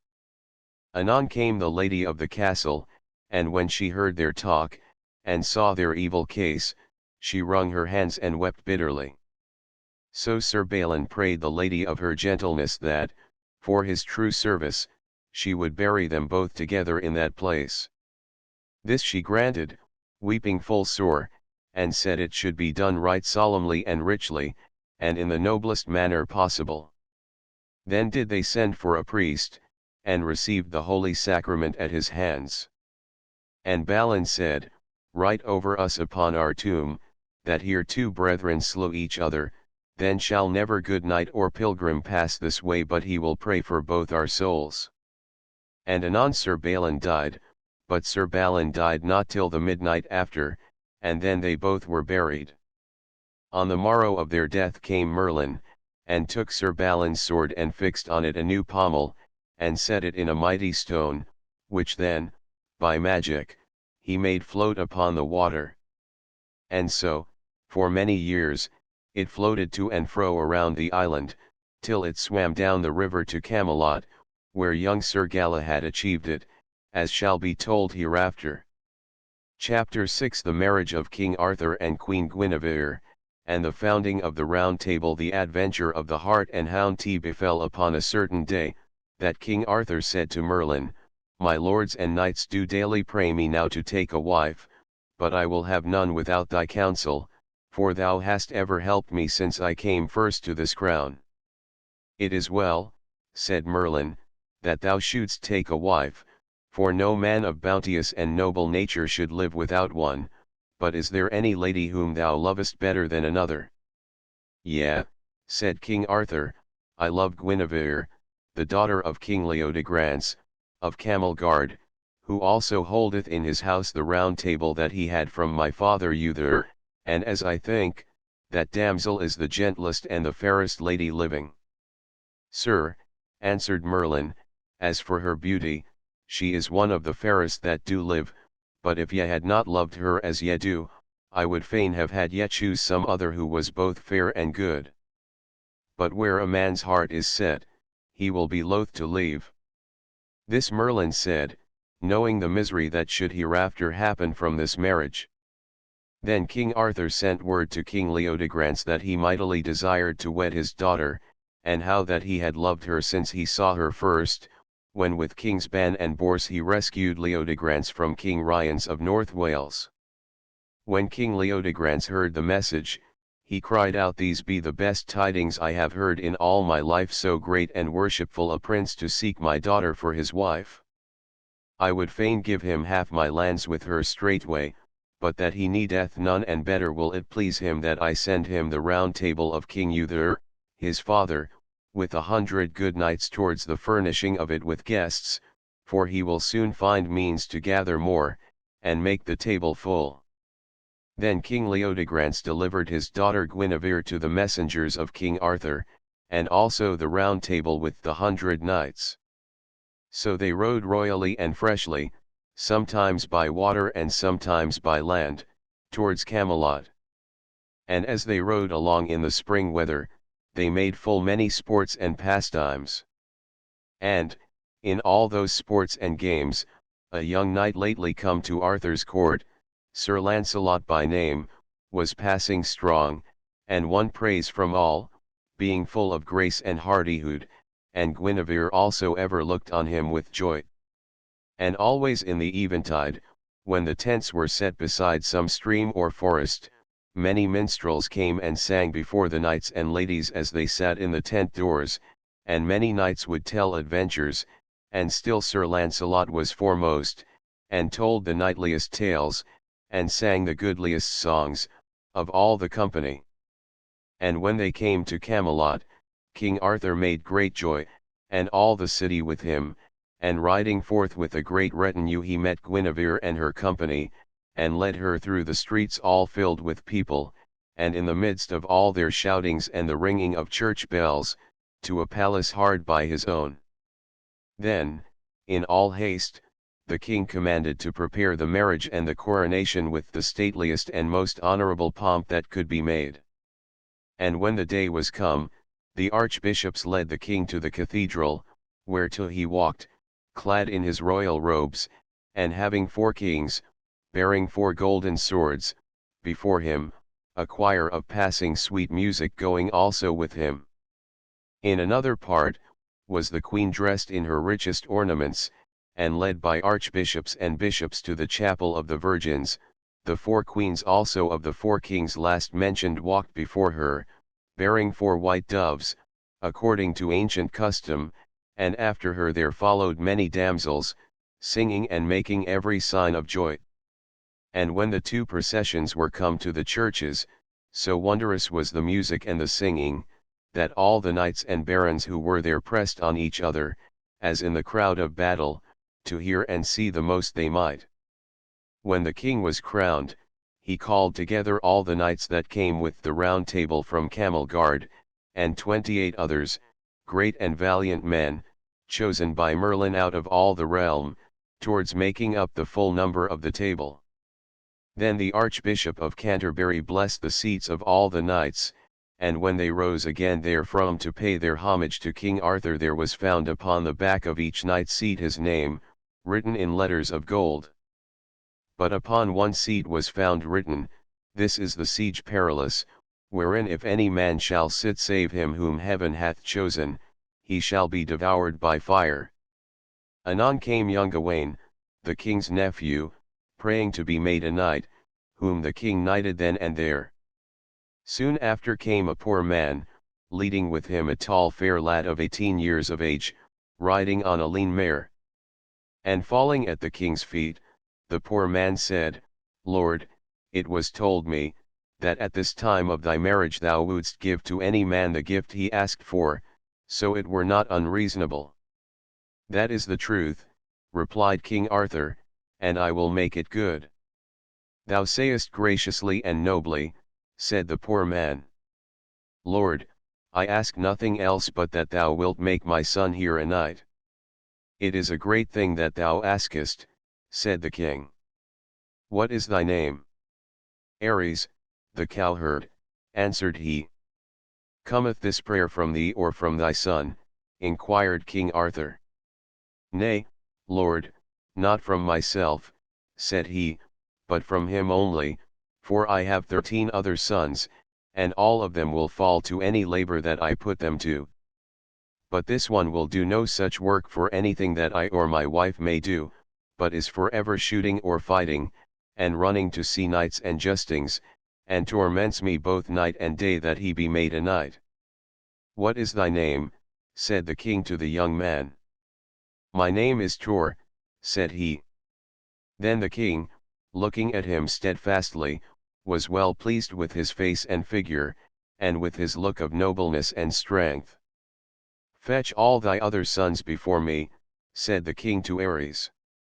But when he brought them, none of them resembled Tor in size or shape or feature. Then the king knighted Tor, saying, "Be thou to thy life's end a good knight and a true, as I pray God thou mayest be, and if thou provest worthy, and of prowess, one day thou shalt be counted in the Round Table." Then turning to Merlin, Arthur said, "Prophesy now, O Merlin, shall Sir Tor become a worthy knight, or not?" "Yea, Lord," said Merlin, "so he ought to be, for he is the son of that King Pellinore whom thou hast met, and proved to be one of the best knights living. He is no cowherd's son." Presently after came in King Pellinore, and when he saw Sir Tor he knew him for his son, and was more pleased than words can tell to find him knighted by the king. And Pellinore did homage to King Arthur, and was gladly and graciously accepted of the king, and then was led by Merlin to a high seat at the Table Round, near to the Perilous Seat. But Sir Gawain was full of anger at the honour done King Pellinore, and said to his brother Gaheris, "He slew our father, King Lot, therefore will I slay him." "Do it not yet," said he, "wait till I also be a knight, then will I help ye in it. It is best ye suffer him to go at this time, and not trouble this high feast with bloodshed." "As ye will, be it," said Sir Gawain. Then rose the king and spake to all the Table Round, and charged them to be ever true and noble knights, to do neither outrage nor murder, nor any unjust violence, and always to flee treason, also by no means ever to be cruel, but give mercy unto him that asked for mercy, upon pain of forfeiting the liberty of his court for evermore. Moreover, at all times, on pain of death, to give all succour unto ladies and young damsels, and lastly, never to take part in any wrongful quarrel for reward or payment. And to all this he swore them night by night. Then he ordained that, every year at Pentecost, they should all come before him, wheresoever he might appoint a place, and give account of all their doings and adventures of the past 12 months. And so, with prayer and blessing, and high words of cheer, he instituted the most noble order of the Round Table, whereto the best and bravest knights in all the world sought afterwards to find admission. Then was the high feast made ready, and the king and queen sat side by side, before the whole assembly, and great and royal was the banquet and the pomp. And as they sat, each man in his place, Merlin went round and said, "Sit still a while, for ye shall see a strange and marvellous adventure." So as they sat, there suddenly came running through the hall, a white hart, with a white hound next after him, and 30 couple of black running hounds, making full cry, and the hart made circuit of the Table Round, and passed the other tables, and suddenly the white hound flew upon him and bit him fiercely, and tore out a piece from his haunch. Whereat the hart sprang suddenly with a great leap, and overthrew a knight sitting at the table, who rose forthwith, and, taking up the hound, mounted, and rode fast away. But no sooner had he left, than there came in a lady, mounted on a white palfrey, who cried out to the king, "Lord, suffer me not to have this injury, the hound is mine which that knight taketh." And as she spake, a knight rode in all armed, on a great horse, and suddenly took up the lady and rode away with her by force, although she greatly cried and moaned. Then the king desired Sir Gawain, Sir Tor, and King Pellinore to mount and follow this adventure to the uttermost, and told Sir Gawain to bring back the hart, Sir Tor the hound and knight, and King Pellinore the knight and the lady. So Sir Gawain rode forth at a swift pace, and with him Gaheris, his brother, for a squire. And as they went, they saw 2 knights fighting on horseback, and when they reached them they divided them and asked the reason of their quarrel. "We fight for a foolish matter," One replied, For we be brethren, but there came by a white hart this way, chased by many hounds, and thinking it was an adventure for the high feast of King Arthur, I would have followed it to have gained worship, whereat my younger brother here declared he was the better knight and would go after it instead, and so we fight to prove which of us be the better knight. This is a foolish thing, said Sir Gawain. Fight with all strangers, if ye will, but not brother with brother. Take my advice, set on against me, and if ye yield to me, as I shall do my best to make ye shall go to King Arthur and yield ye to his grace. Sir Knight, replied the brothers, we are weary, and will do thy wish without encountering thee, but by whom shall we tell the king that we were sent? By the knight that followeth the quest of the white hart, said Sir Gawain. And now tell me your names, and let us part. Sorless and Brian of the Forest, they replied, and so they went their way to the king's court. Then Sir Gawain, still following his quest by the distant baying of the hounds, came to a great river, and saw the hart swimming over and near to the further bank. And as he was about to plunge in and swim after, he saw a knight upon the other side, who cried, Come not over here, Sir Knight, after that hart, save thou wilt joust with me. I will not fail for that, said Sir Gawain, and swam his horse across the stream. Anon they got their spears, and ran against each other fiercely, and Sir Gawain smote the stranger off his horse, and turning, bade him yield. Nay, replied he, not so, for though ye have the better of me on horseback, I pray thee, valiant knight, alight, and let us match together with our swords on foot. What is thy name? Quoth Gawain. Allardin of the Isles, replied the stranger. Then they fell on each other, but soon Sir Gawain struck him through the helm, so deeply and so hard, that all his brains were scattered, and Sir Allardin fell dead. Ah, said Gaheris, that was a mighty stroke for a young knight. Then did they turn again to follow the white hart, and let slip 3 couple of greyhounds after him, and at the last they chased him to a castle, and there they overtook and slew him, in the chief courtyard.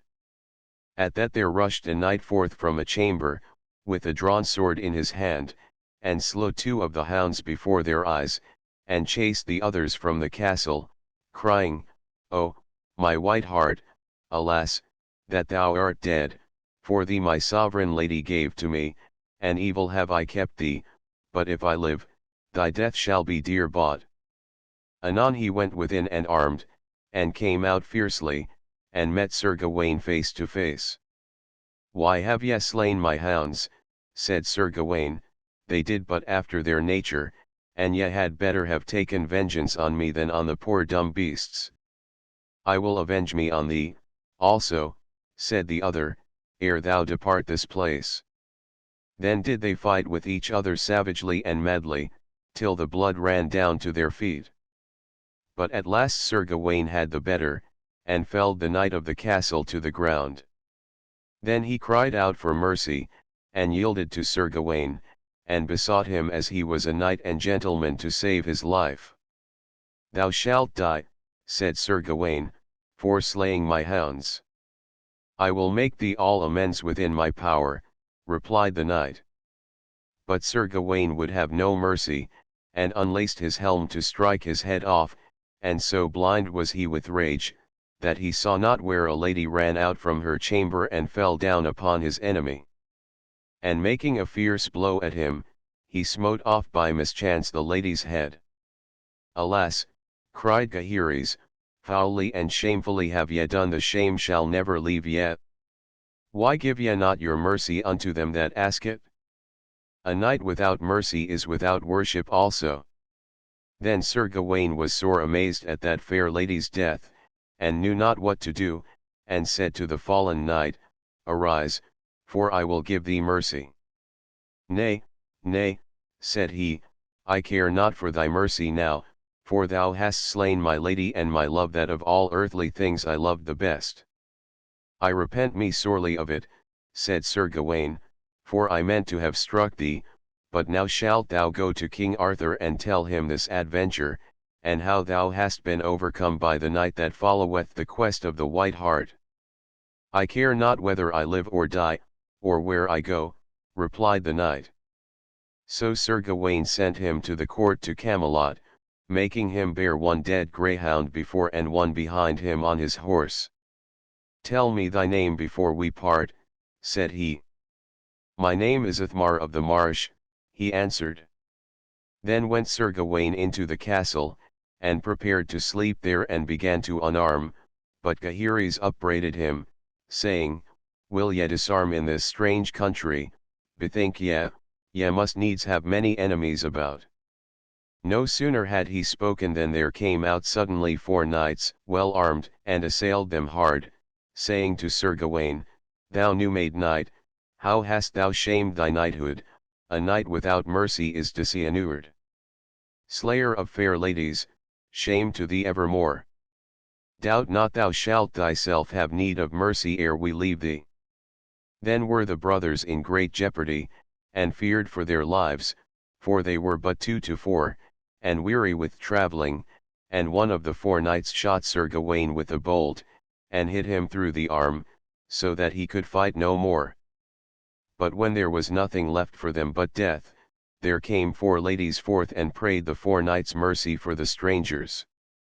So they gave Sir Gawain and Gaheris their lives, and made them yield themselves prisoners. On the morrow, came one of the ladies to Sir Gawain, and talked with him, saying, Sir Knight, what cheer? Not good, said he.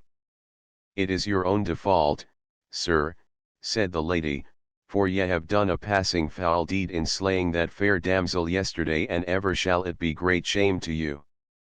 But ye be not of King Arthur's kin. Yea, truly am I, said he, my name is Gawain, son of King Lot of Orkney, whom King Pellinore slew, and my mother, Belisent, is half-sister to the king. When the lady heard that, she went and presently got leave for him to quit the castle, and they gave him the head of the White Hart to take with him, because it was in his quest, but made him also carry the dead lady with him. Her head hung round his neck, and her body lay before him on his horse's neck. So in that fashion he rode back to Camelot, and when the king and queen saw him, and heard tell of his adventures, they were heavily displeased, and, by the order of the queen, he was put upon his trial before a court of ladies, who judged him to be evermore, for all his life, the knight of ladies' quarrels, and to fight always on their side, and never against any, except he fought for one lady and his adversary for another. Also they charged him never to refuse mercy to him that asked it, and swore him to it on the Holy Gospels. Thus ended the adventure of the White Hart. Meanwhile, Sir Tor had made him ready, and followed the knight who rode away with the hound. And as he went, there suddenly met him in the road a dwarf, who struck his horse so viciously upon the head with a great staff, that he leaped backwards a spear's length. Wherefore so smitest thou my horse, foul dwarf? Shouted Sir Tor. Because thou shalt not pass this way, replied the dwarf, unless thou fight for it with yonder knights in those pavilions, pointing to 2 tents, where 2 great spears stood out, and 2 shields hung upon 2 trees hard by. I may not tarry, for I am on a quest I needs must follow, said Sir Tor. Thou shalt not pass, replied the dwarf, and therewith blew his horn. Then rode out quickly at Sir Tor one armed on horseback, but Sir Tor was quick as he, and riding at him bore him from his horse, and made him yield. Directly after came another still more fiercely, but with a few great strokes and buffets Sir Tor unhorsed him also, and sent them both to Camelot to King Arthur. Then came the dwarf and begged Sir Tor to take him in his service, for, said he, I will serve no more recreant knights. Take then a horse, and come with me, said Tor. Ride ye after the knight with the white hound, said the dwarf, I can soon bring ye where he is. So they rode through the forest till they came to two more tents. And Sir Tor alighting, went into the first, and saw three damsels lie there, sleeping. Then went he to the other, and found another lady also sleeping, and at her feet the white hound he sought for, which instantly began to bay and bark so loudly, that the lady woke. But Sir Tor had seized the hound and given it to the dwarf's charge. "What will ye do, Sir Knight?" cried out the lady, "will ye take away my hound from me by force?" "Yea, lady," said Sir Tor, "for so I must, having the king's command, and I have followed it from King Arthur's court, at Camelot, to this place." "Well," said the lady, "ye will not go far before ye be ill-handled, and will repent ye of the quest." "I shall cheerfully abide whatsoever adventure cometh, by the grace of God," said Sir Tor, and so mounted his horse and began to ride back on his way. But night coming on, he turned aside to a hermitage that was in the forest, and there abode till the next day, making but sorrowful cheer of such poor food as the hermit had to give him, and hearing a mass devoutly before he left on the morrow. And in the early morning, as he rode forth with the dwarf towards Camelot, he heard a knight call loudly after him, "Turn, turn! Abide, Sir Knight, and yield me up the hound thou tookest from my lady." At which he turned, and saw a great and strong knight, armed full splendidly, riding down upon him fiercely through a glade of the forest. Now Sir Tor was very ill provided, for he had but an old courser, which was as weak as himself, because of the hermit's scanty fare. He waited, nevertheless, for the strange knight to come, and at the first onset with their spears, each unhorsed the other, and then fell to with their swords like two mad lions. Then did they smite through one another's shields and helmets till the fragments flew on all sides, and their blood ran out in streams, but yet they carved and rove through the thick armor of the hauberks, and gave each other great and ghastly wounds. But in the end, Sir Tor, finding the strange knight faint, doubled his strokes until he beat him to the earth. Then did he bid him yield to his mercy. "That will I not," replied Abelleus, "while my life lasteth and my soul is in my body, unless thou give me first the hound." "I cannot," said Sir Tor, "and will not, for it was my quest to bring again that hound and thee unto King Arthur, or otherwise to slay thee." With that there came a damsel riding on a palfrey, as fast as she could drive, and cried out to Sir Tor with a loud voice, "I pray thee, for King Arthur's love, give me a gift." "Ask," said Sir Tor, "and I will give thee." "Gramercy," said the lady, "I ask the head of this false knight Abelleus, the most outrageous murderer that liveth." "I repent me of the gift I promised," said Sir Tor. "Let him make thee amends for all his trespasses against thee." "He cannot make amends," replied the damsel, "for he hath slain my brother, a far better knight than he, and scorned to give him mercy, though I kneeled for half an hour before him in the mire, to beg it, and though it was but by a chance they fought, and for no former injury or quarrel. I require my gift of thee as a true knight, or else will I shame thee in King Arthur's court, for this Abelleus is the falsest knight alive, and a murderer of many." When Abelleus heard this, he trembled greatly, and was sore afraid, and yielded to Sir Tor, and prayed his mercy. "I cannot now, Sir Knight," said he, "lest I be false to my promise. Ye would not take my mercy when I offered it, and now it is too late." Therewith he unlaced his helmet, and took it off, but Abelleus, in dismal fear, struggled to his feet, and fled, until Sir Tor overtook him, and smote off his head entirely with one blow. "Now, sir," said the damsel, "it is near night, I pray ye come and lodge at my castle hard by." "I will, with a good will," said he, for both his horse and he had fared but poorly since they left Camelot. So he went to the lady's castle and fared sumptuously, and saw her husband, an old knight, who greatly thanked him for his service, and urged him oftentimes to come again. On the morrow he departed, and reached Camelot by noon, where the king and queen rejoiced to see him, and the king made him earl, and Merlin prophesied that these adventures were but little to the things he should achieve hereafter. Now while Sir Gawain and Sir Tor had fulfilled their quests, King Pellinore pursued the lady whom the knight had seized away from the wedding feast. And as he rode through the woods, he saw in a valley a fair young damsel sitting by a well side, and a wounded knight lying in her arms, and King Pellinore saluted her as he passed by.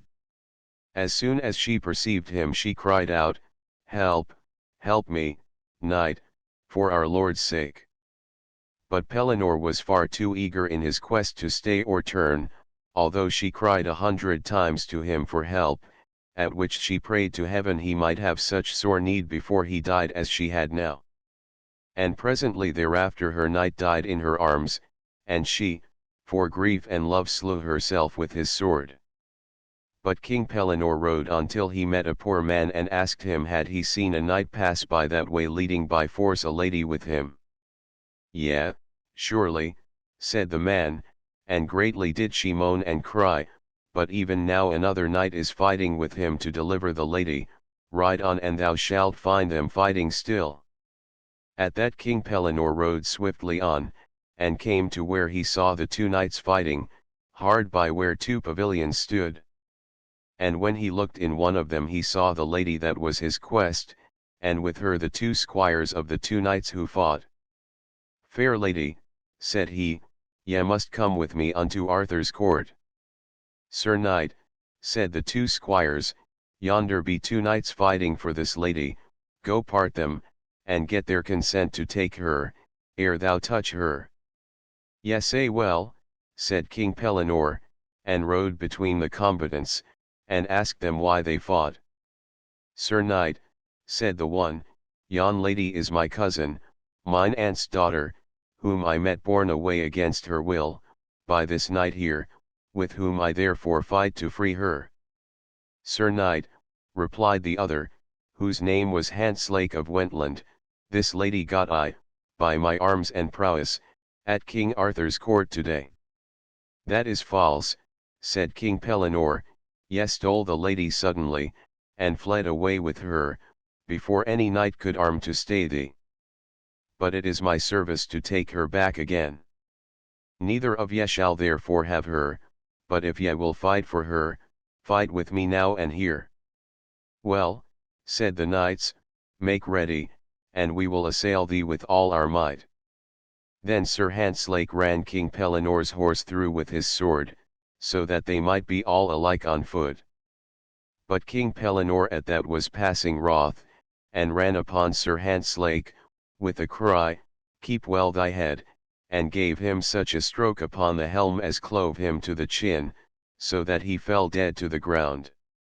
When he saw that, the other knight refused to fight, and kneeling down said, "Take my cousin the lady with thee, as thy quest is, but as thou art a true knight, suffer her to come to neither shame nor harm."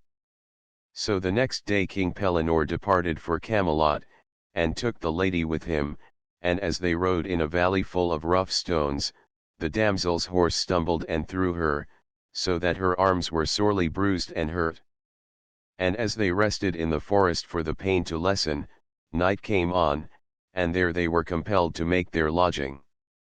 A little before midnight they heard the trotting of a horse. "Be ye still," said King Pellinore, "for now we may hear of some adventure," and therewith he armed him. Then he heard two knights meet and salute each other, in the dark, one riding from Camelot, the other from the north. "What tidings at Camelot?" said one. "By my head," said the other, "I have but just left there, and have espied King Arthur's court, and such a fellowship is there as never may be broke or overcome, for well nigh all the chivalry of the world is there, and all full loyal to the king, and now I ride back homewards to the north to tell our chiefs, that they waste not their strength in wars against him." "As for all that," replied the other knight, "I am but now from the north, and bear with me a remedy, the deadliest poison that ever was heard tell of, and to Camelot will I with it, for there we have a friend close to the king, and greatly cherished of him, who hath received gifts from us to poison him, as he hath promised soon to do." "Beware," said the first knight, "of Merlin, for he knoweth all things, by the devil's craft." "I will not fear for that," replied the other, and so rode on his way.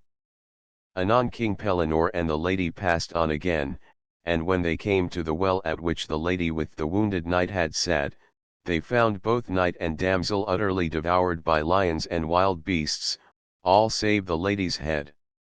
When King Pellinore saw that, he wept bitterly, saying, "Alas!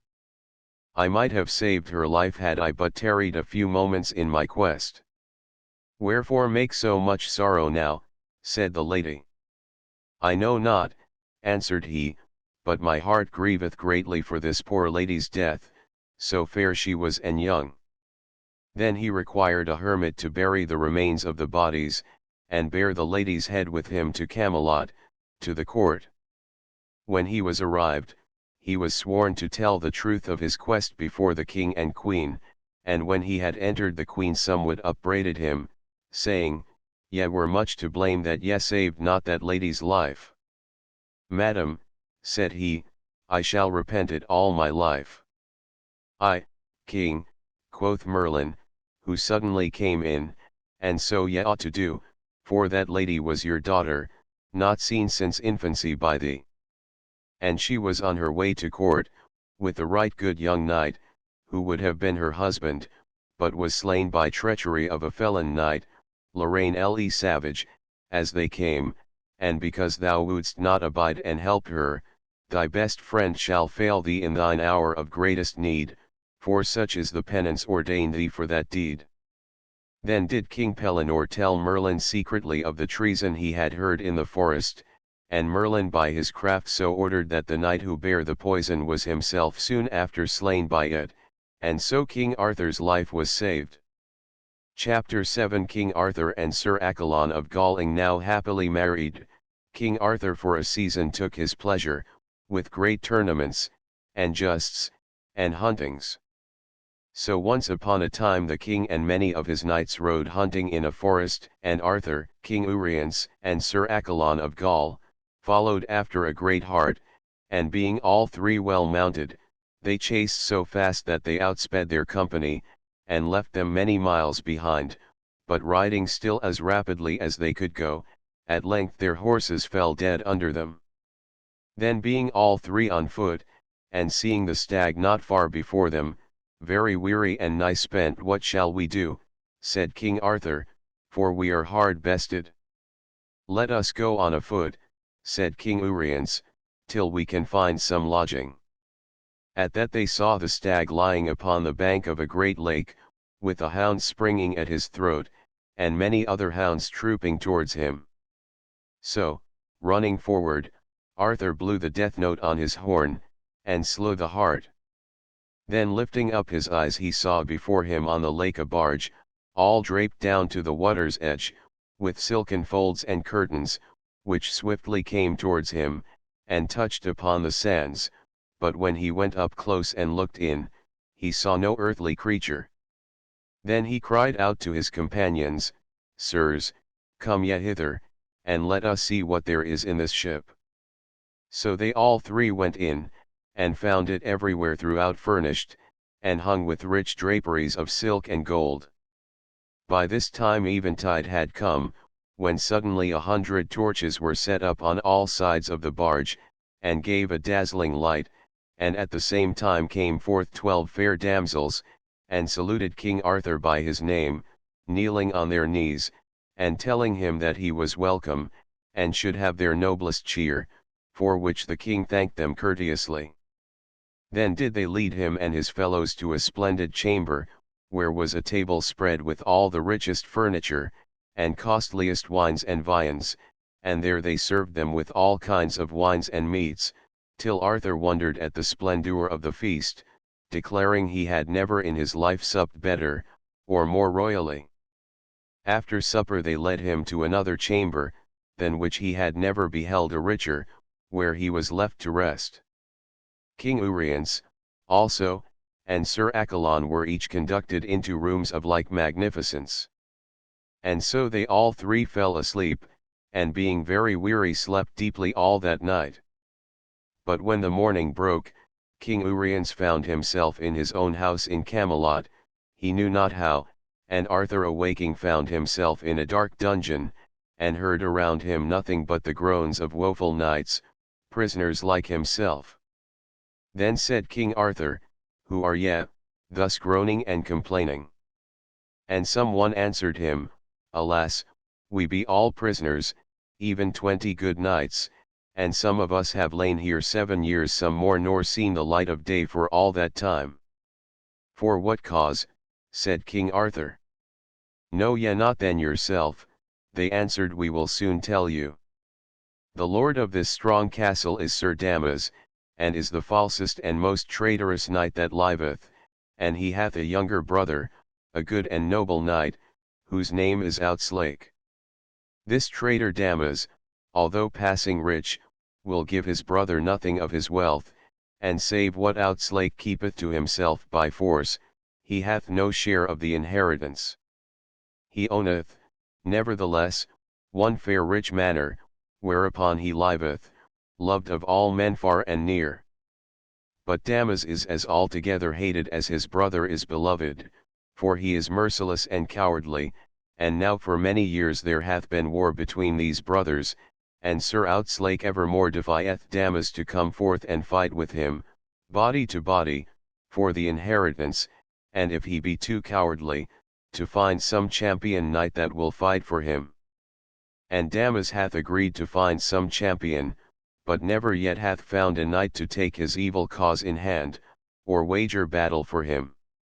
So with a strong band of men at arms he lieth ever in ambush, and taketh captive every passing knight who may unwarily go near, and bringeth him into this castle, and desireth him either to fight Sir Outslake, or to lie for evermore in durance. And thus hath he dealt with all of us, for we all scorned to take up such a cause for such a false foul knight, but rather one by one came here, where many a good knight hath died of hunger and disease. But if one of us would fight, Sir Damas would deliver all the rest. God of his mercy send you deliverance, said King Arthur, and sat turning in his mind how all these things should end, and how he might himself gain freedom for so many noble hearts. Anon there came a damsel to the king, saying, Sir, if thou wilt fight for my lord thou shalt be delivered out of prison, but else never more shalt thou escape with thy life. Nay, said King Arthur, that is but a hard choice, yet had I rather fight than die in prison, and if I may deliver not myself alone, but all these others, I will do the battle. Yea, said the damsel, it shall be even so. Then, said King Arthur, I am ready now, if but I had a horse and armor. Fear not, said she, that shalt thou have presently, and shalt lack nothing proper for the fight. Have I not seen thee, said the king, at King Arthur's court, for it seemeth that thy face is known to me. Nay, said the damsel, I was never there, I am Sir Damas' daughter, and have never been but a day's journey from this castle. But she spoke falsely, for she was one of the damsels of Morgan le Fay, the great enchantress, who was King Arthur's half-sister. When Sir Damas knew that there had been at length a knight found who would fight for him, he sent for Arthur, and finding him a man so tall and strong, and straight of limb, he was passingly well pleased, and made a covenant with him, that he should fight unto the uttermost for his cause, and that all the other knights should be delivered. And when they were sworn to each other on the holy Gospels, all those imprisoned knights were straightway led forth and delivered, but abode there one and all to see the battle. In the meanwhile there had happened to Sir Accolon of Gaul a strange adventure, for when he awoke from his deep sleep upon the silken barge, he found himself upon the edge of a deep well, and in instant peril of falling thereinto.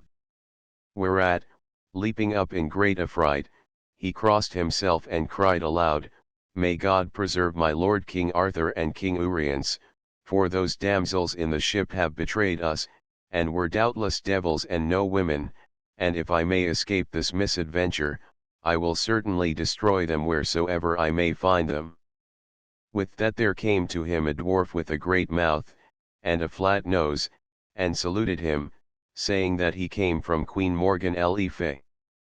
And she greeteth you well, said he, and biddeth you be strong of heart, for tomorrow you shall do battle with a strange knight, and therefore she hath sent you here Excalibur, King Arthur's sword, and the scabbard likewise. And she desireth you as you do love her to fight this battle to the uttermost, and without any mercy, as you have promised her you would fight when she should require it of you, and she will make a rich queen for ever of any damsel that shall bring her that knight's head with whom you are to fight. Well, said Sir Accolon, tell you my lady Queen Morgan, that I shall hold to that I promised her, now that I have this sword and, said he, I suppose it was to bring about this battle that she made all these enchantments by her craft. You have guessed rightly, said the dwarf, and therewithal he left him.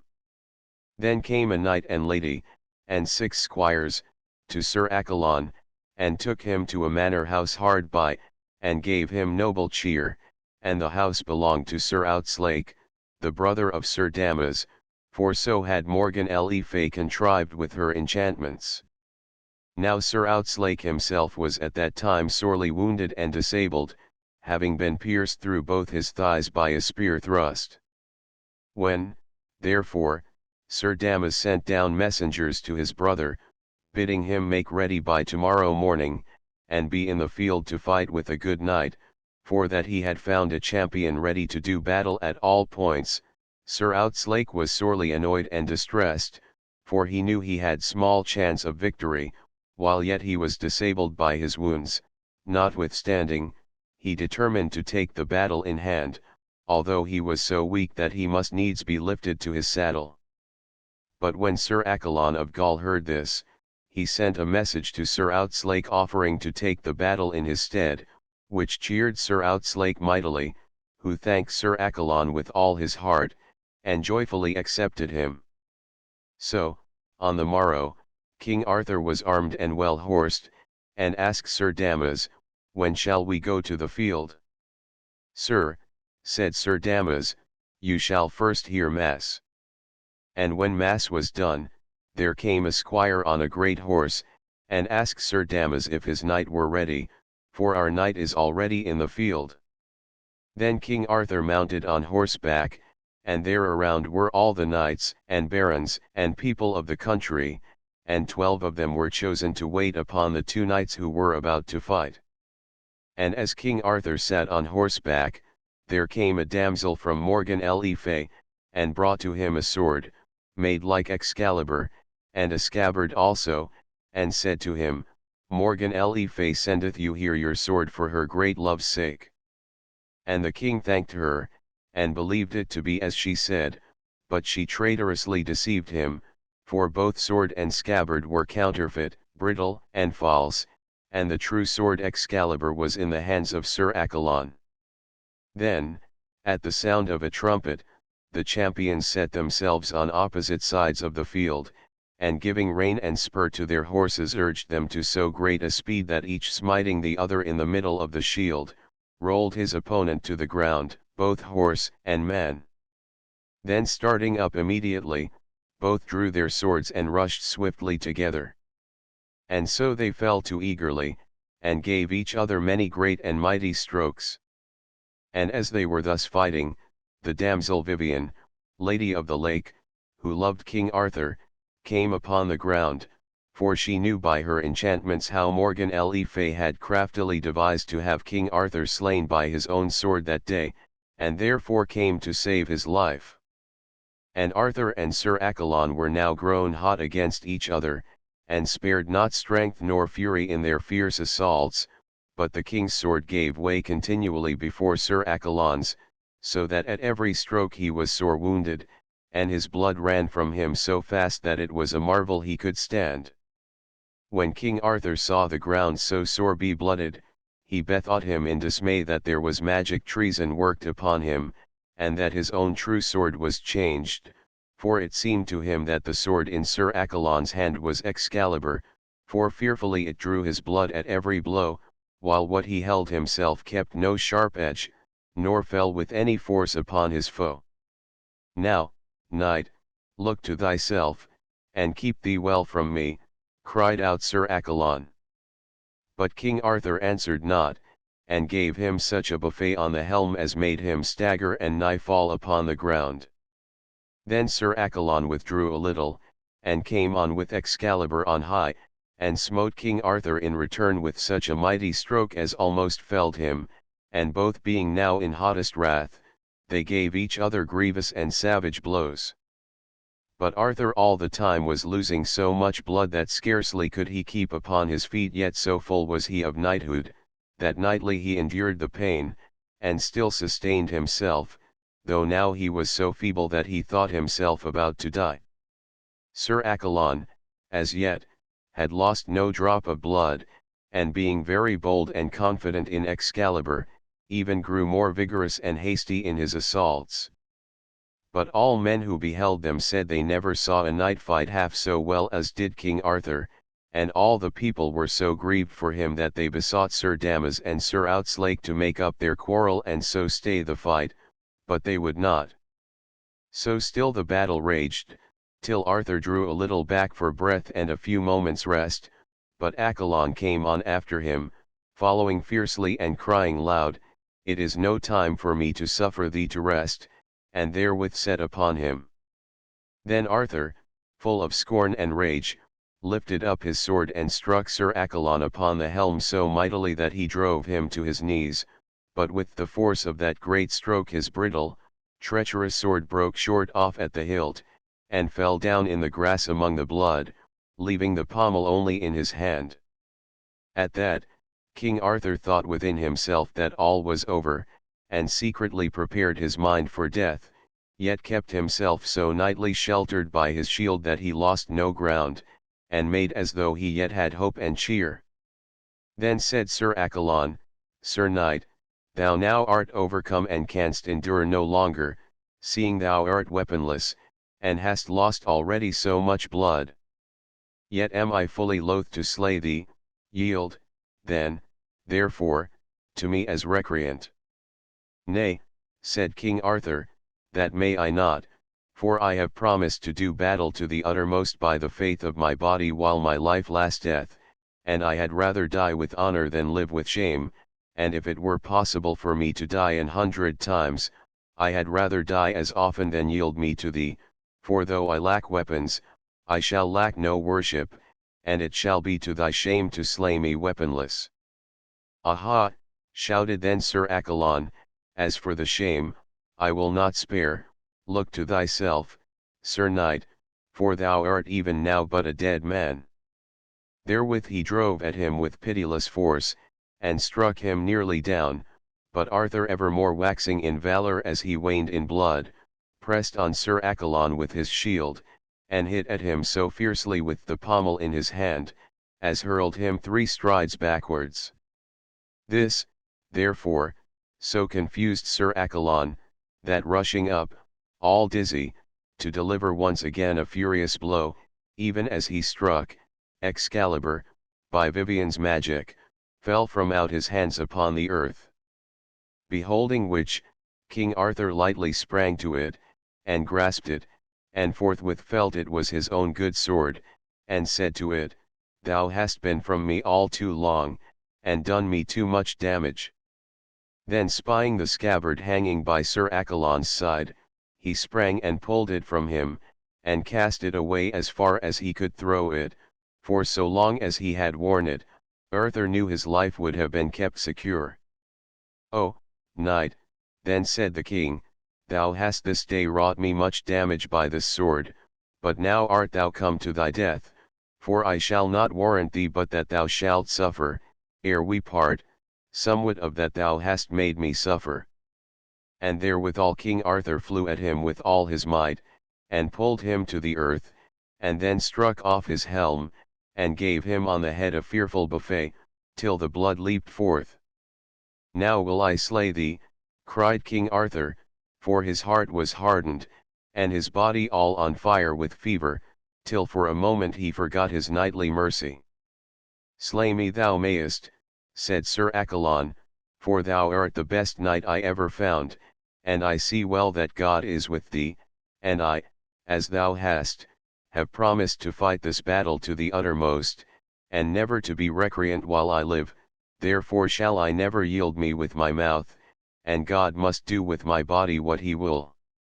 And as Sir Accolon spoke, King Arthur thought he knew his voice, and parting all his blood-stained hair from out his eyes, and leaning down towards him, saw, indeed, it was his friend and own true knight.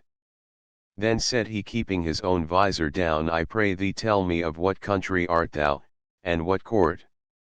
Sir Knight, he answered, I am of King Arthur's court, and my name is Sir Accolon of Gaul. Then said the king, O, Sir Knight, I pray thee tell me who gave thee this sword? And from whom thou hadst it? Then said Sir Accolon, Woe worth this sword, for by it I have gotten my death. This sword hath been in my keeping now for almost 12 months, and yesterday Queen Morgan le Fay, wife of King Uriens, sent it to me by a dwarf, that therewith I might in some way slay her brother, King Arthur, for thou must understand that King Arthur is the man she hateth most in all the world, being full of envy and jealousy because he is of greater worship and renown than any other of her blood. She loveth me also as much as she doth hate him, and if she might contrive to slay King Arthur by her craft and magic, then would she straightway kill her husband also, and make me the king of all this land, and herself my queen, to reign with me. But now, said he, all that is over, for this day I am come to my death.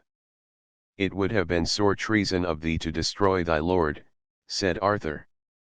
Thou sayest truly, answered he, but now that I have told thee, and openly confessed to thee all that foul treason whereof I now do bitterly repent, tell me, I pray thee, whence art thou, and of what court? Oh, Sir Accolon, said King Arthur, learn that I am myself King Arthur. When Sir Accolon heard this he cried aloud, Alas, my gracious lord, have mercy on me, for I knew thee not.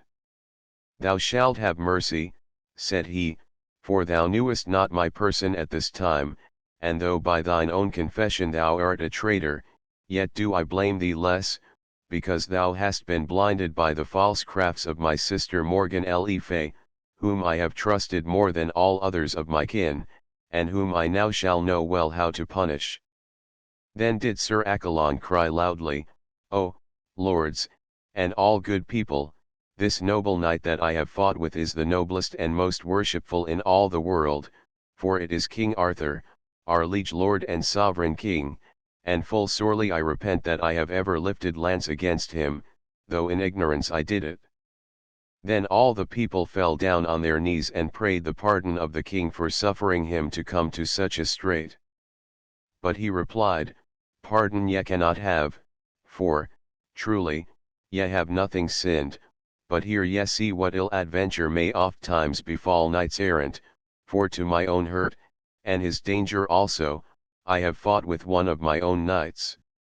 Then the king commanded Sir Damas to surrender to his brother the whole manor, Sir Outzlake only yielding him a palfrey every year, for, said he scornfully, it would become thee better to ride on than a courser, and ordered Damas, upon pain of death, never again to touch or to distress knights errant riding on their adventures, and also to make full compensation and satisfaction to the 20 knights whom he had held in prison.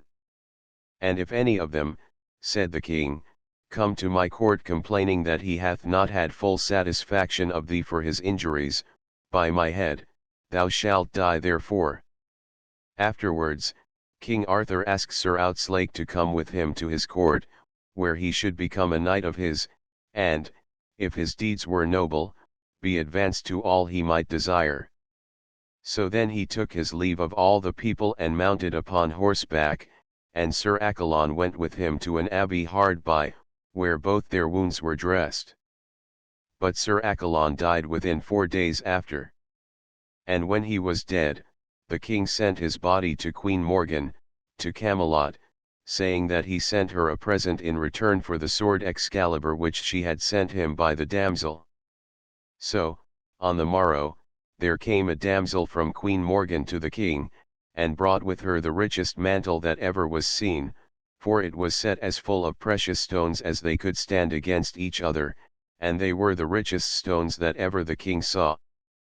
And the damsel said, Your sister sendeth you this mantle, and prith you to take her gift, and in whatsoever thing she hath offended you, she will amend it at your pleasure. To this the king replied not, although the mantle pleased him much.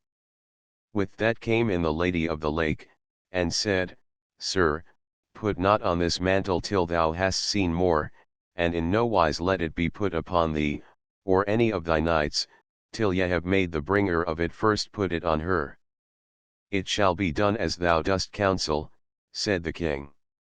Then said he to the damsel that came from his sister, Damsel, I would see this mantle ye have brought me upon yourself. Sir, said she, it will not beseem me to wear a knight's garment. By my head, said King Arthur, thou shalt wear it ere it go on any other person's back.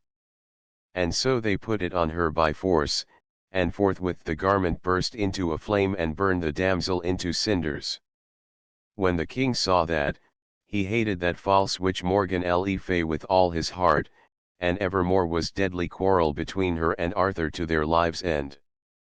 Chapter 8 King Arthur conquers Rome, and is crowned emperor. And now again the second time there came ambassadors from Lucius Tiberius, emperor of Rome, demanding, under pain of war, tribute and homage from King Arthur, and the restoration of all Gaul, which he had conquered from the tribune Flollo.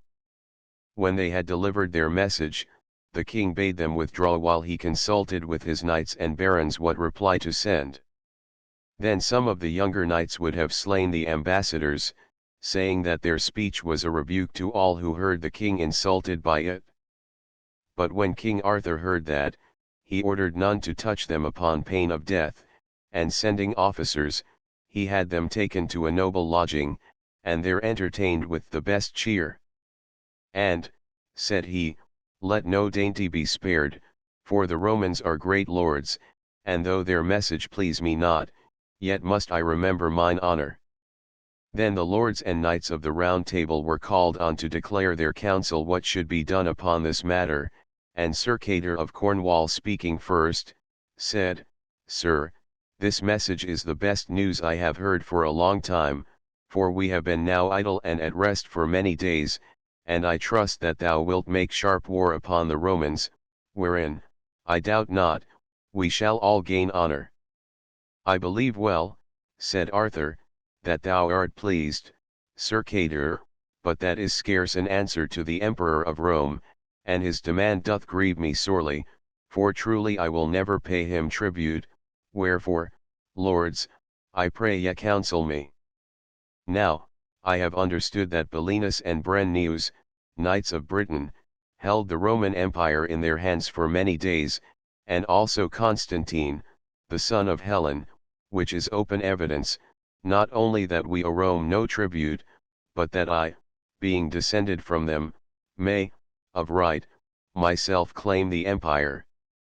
Then said King Anguish of Scotland, Sir, thou oughtest of right to be above all other kings, for in all Christendom is there not thine equal, and I counsel thee never to obey the Romans. For when they reigned here they grievously distressed us, and put the land to great and heavy burdens, and here, for my part, I swear to avenge me on them when I may, and will furnish thee with 20,000 men at arms, whom I will pay and keep, and who shall wait on thee with me, when it shall please thee. Then the king of Little Britain rose and promised King Arthur 30,000 men, and likewise many other kings and dukes and barons, promised aid as the Lord of West Wales 30,000 men, Sir Wayne and his cousin 30,000 men, and so forth, Sir Lancelot also, and every other knight of the Round Table, promised each man a great host. So the king, passing joyful at their courage and good will, thanked them all heartily, and sent for the ambassadors again, to hear his answer. I will, said he, that ye now go back straightway unto the emperor your master and tell him that I give no heed to his words, for I have conquered all my kingdoms by the will of God and by my own right arm, and I am strong enough to keep them, without paying tribute to any earthly creature. But, on the other hand, I claim both tribute and submission from himself, and also claim the sovereignty of all his empire, whereto I am entitled by the right of my own ancestors sometime kings of this land. And say to him that I will shortly come to Rome, and by God's grace will take possession of my empire and subdue all rebels. Wherefore, lastly, I command him and all the lords of Rome that they forthwith pay me their homage, under pain of my chastisement and wrath. Then he commanded his treasurers to give the ambassadors great gifts, and defray all their charges, and appointed Sir Cator to convey them worshipfully out of the land. So when they returned to Rome and came before Lucius, he was sore angry at their words, and said, I thought this Arthur would have instantly obeyed my orders and have served me as humbly as any other king, but because of his fortune in Gaul, he hath grown insolent.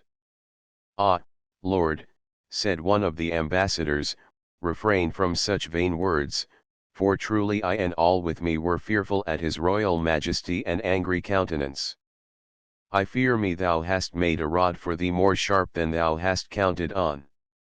He meaneth to be master of this empire, and is another kind of man than thou supposest, and holdeth the most noble court of all the world. We saw him on the New Year's Day, served at his table by 9 kings, and the noblest company of other princes, lords, and knights that ever was in all the world, and in his person he is the most manly seeming man that liveth, and looked like to conquer all the earth. Then Lucius sent messengers to all the subject countries of Rome, and brought together a mighty army, and assembled 16 kings, and many dukes, princes, lords, and admirals, and a wondrous great multitude of people. 50 giants also, born of fiends, were set around him for a bodyguard.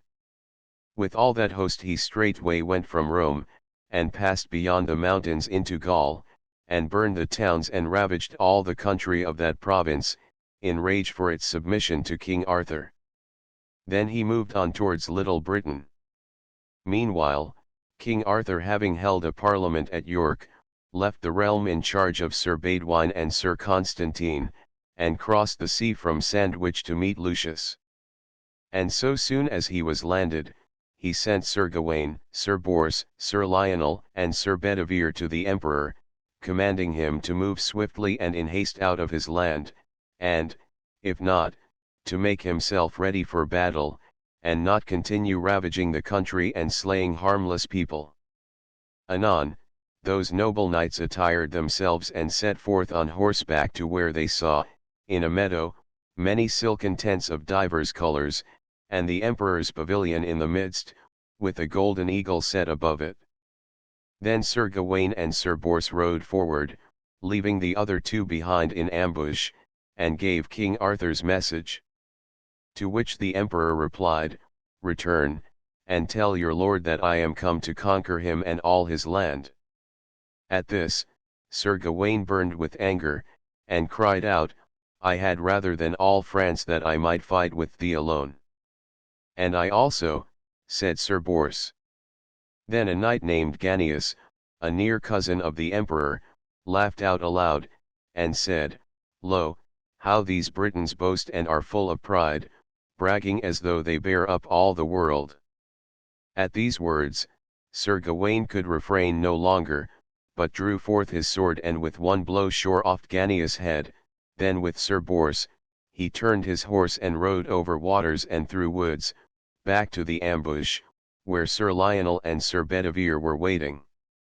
The Romans followed fast behind them till the knights turned and stood, and then Sir Bors smote the foremost of them through the body with a spear, and slew him on the spot. Then came on Caliber, a huge Pavian, but Sir Bors overthrew him also.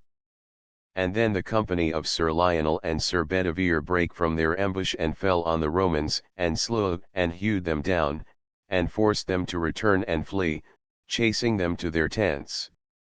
But as they neared the camp, a great host more rushed forth, and turned the battle backwards, and in the turmoil Sir Bors and Sir Beryl fell into the Romans' hands. When Sir Gawain saw that, he drew his good sword Galotine, and swore to see King Arthur's face no more if those two knights were not delivered, and then, with good Sir Idrus, made so sore an onslaught that the Romans fled and left Sir Bors and Sir Beryl to their friends.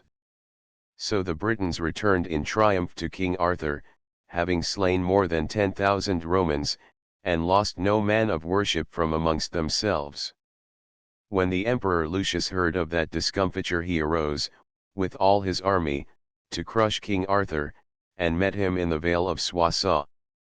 Then speaking to all his host, he said, Sirs, I admonish you that this day ye fight and acquit yourselves as men, and remembering how Rome is chief of all the earth, and mistress of the universal world, suffer not these barbarous and savage Britons to abide our onset. At that, the trumpets blew so loud, that the ground trembled and shook. Then did the rival hosts draw near each other with great shoutings, and when they closed, no tongue can tell the fury of their smiting, and the sore struggling, wounds, and slaughter. Then King Arthur, with his mightiest knights, rode down into the thickest of the fight, and drew Excalibur, and slew as lightning slays for swiftness and for force. And in the midmost crowd he met a giant, Gallopus by name, and struck off both his legs at the knee joints, then saying, Now art thou a better size to deal with, smote his head off at a second blow, and the body killed 6 men in falling down. Anon, King Arthur spied where Lucius fought and worked great deeds of prowess with his own hands. Forthwith he rode at him, and each attacked the other passing fiercely, till at the last, Lucius struck King Arthur with a fearful wound across the face, and Arthur, in return, lifting up Excalibur on high, drove it with all his force upon the emperor's head, shivering his helmet, crashing his head in halves, and splitting his body to the breast. And when the Romans saw their emperor dead, they fled in hosts of thousands, and King Arthur and his knights, and all his army followed them, and slew 100,000 men. Then returning to the field, King Arthur rode to the place where Lucius lay dead, and round him the kings of Egypt and Ethiopia, and 17 other kings, with 60 Roman senators, all noble men. All these he ordered to be carefully embalmed with aromatic gums, and laid in leaden coffins, covered with their shields and arms and banners. Then calling for 3 senators who were taken prisoners, he said to them, As the ransom of your lives, I will that ye take these dead bodies and carry them to Rome, and there present them for me, with these letters saying I will myself be shortly there. And I suppose the Romans will beware how they again ask tribute of me, for tell them, these dead bodies that I send them are for the tribute they have dared to ask of me, and if they wish for more, when I come I will pay them the rest. So, with that charge, the 3 senators departed with the dead bodies, and went to Rome, the body of the emperor being carried in a chariot blazoned with the arms of the empire, all alone, and the bodies of the kings 2 and 2 in chariots following. After the battle, King Arthur entered Lorraine, Brabant, and Flanders, and thence, subduing all the countries as he went, passed into Germany, and so beyond the mountains into Lombardy and Tuscany. At length he came before a city which refused to obey him, wherefore he sat down before it to besiege it. And after a long time thus spent, King Arthur called Sir Florence, and told him they began to lack food for his hosts, and not far from hence, said he, are great forests full of cattle belonging to my enemies. Go then, and bring by force all that thou canst find, and take with thee Sir Gawain, my nephew, and Sir Clegus, Sir Claremont the captain of Cardiff, and a strong band. Anon, those knights made ready, and rode over holts and hills, and through forests and woods, till they came to a great meadow full of fair flowers and grass, and there they rested themselves and their horses that night. And at the dawn of the next day, Sir Gawaine took his horse and rode away from his fellows to seek some adventure. Soon he saw an armed knight walking his horse by a wood's side, with his shield laced to his shoulder, and no attendant with him save a page, bearing a mighty spear, and on his shield were blazoned 3 gold griffins. When Sir Gawaine spied him, he put his spear in rest, and riding straight to him, asked who he was. "A Tuscan," said he, "and thou mayest prove me when thou wilt, for thou shalt be my prisoner ere we part." Then said Sir Gawaine, "Thou vauntest thee greatly, and speakest proud words, yet I counsel thee, for all thy boastings, look to thyself the best thou canst." At that they took their spears and ran at each other with all the might they had, and smote each other through their shields into their shoulders, and then drawing swords smote with great strokes, till the fire sprang out of their helms. Then was Sir Gawaine enraged, and with his good sword Galotine struck his enemy through shield and hauberk, and splintered into pieces all the precious stones of it, and made so huge a wound that men might see both lungs and liver. At that the Tuscan, groaning loudly, rushed on to Sir Gawaine, and gave him a deep slanting stroke, and made a mighty wound and cut a great vein asunder, so that he bled fast. Then he cried out, "Bind thy wound quickly up, Sir Knight, for thou bloodest all thy horse and thy fair armour, and all the surgeons of the world shall never staunch thy blood, for so shall it be to whomsoever is hurt with this good sword." Then answered Sir Gawaine, "It grieveth me but little, and thy boastful words give me no fear, for thou shalt suffer greater grief and sorrow ere we part, but tell me quickly who can staunch this blood." "That can I do," said the strange knight, "and will, if thou wilt aid and succour me to become christened, and to believe on God, which now I do require of thee upon thy manhood." "I am content," said Sir Gawaine, "and may God help me to grant all thy wishes. But tell me first, what soughtest thou thus here alone, and of what land art thou?" "Sir," said the knight, "my name is Prianos, and my father is a great prince, who hath rebelled against Rome. He is descended from Alexander and Hector, and of our lineage also were Joshua and Maccabeus. I am of right the king of Alexandria and Africa and all the outer isles, yet I would believe in the Lord thou worshippest, and for thy labor I will give thee treasure enough. I was so proud in heart that I thought none my equal, but now have I encountered with thee, who hast given me my fill of fighting, wherefore, I pray thee, Sir Knight, tell me of thyself." "I am no knight," said Sir Gawaine, "I have been brought up many years in the wardrobe of the noble Prince King Arthur, to mind his armour and array." "Ah," said Prianos, "if his varlets be so keen and fierce, his knights must be passing good. Now, for the love of heaven, whether thou be knight or knave, tell me thy name." "By heaven," said Gawaine, "now will I tell thee the truth. My name is Sir Gawaine, and I am a knight of the Round Table." "Now am I better pleased," said Prianos, "than if thou hadst given me all the province of Paris the rich. I had rather have been torn by wild horses than that any varlet should have won such victory over me as thou hast done. But now, Sir Knight, I warn thee that close by is the Duke of Lorraine, with 60,000 good men of war, and we had both best flee at once, for he will find us else, and we be sorely wounded and never likely to recover. And let my page be careful that he blow no horn, for hard by are 100 knights, my servants, and if they seize thee, no ransom of gold or silver would acquit thee." Then Sir Gawaine rode over a river to save himself, and Sir Prianos after him, and so they both fled till they came to his companions who were in the meadow, where they spent the night. When Sir Wishart saw Sir Gawain so hurt, he ran to him weeping, and asked him who it was had wounded him, and Sir Gawain told him how he had fought with that man, pointing to Priamus, who had salves to heal them both. But I can tell ye other tidings, said he, that soon we must encounter many enemies, for a great army is close to us in our front. Then Priamus and Sir Gawain alighted and let their horses graze while they unarmed, and when they took their armour and their clothing off, the hot blood ran down freshly from their wounds till it was piteous to see.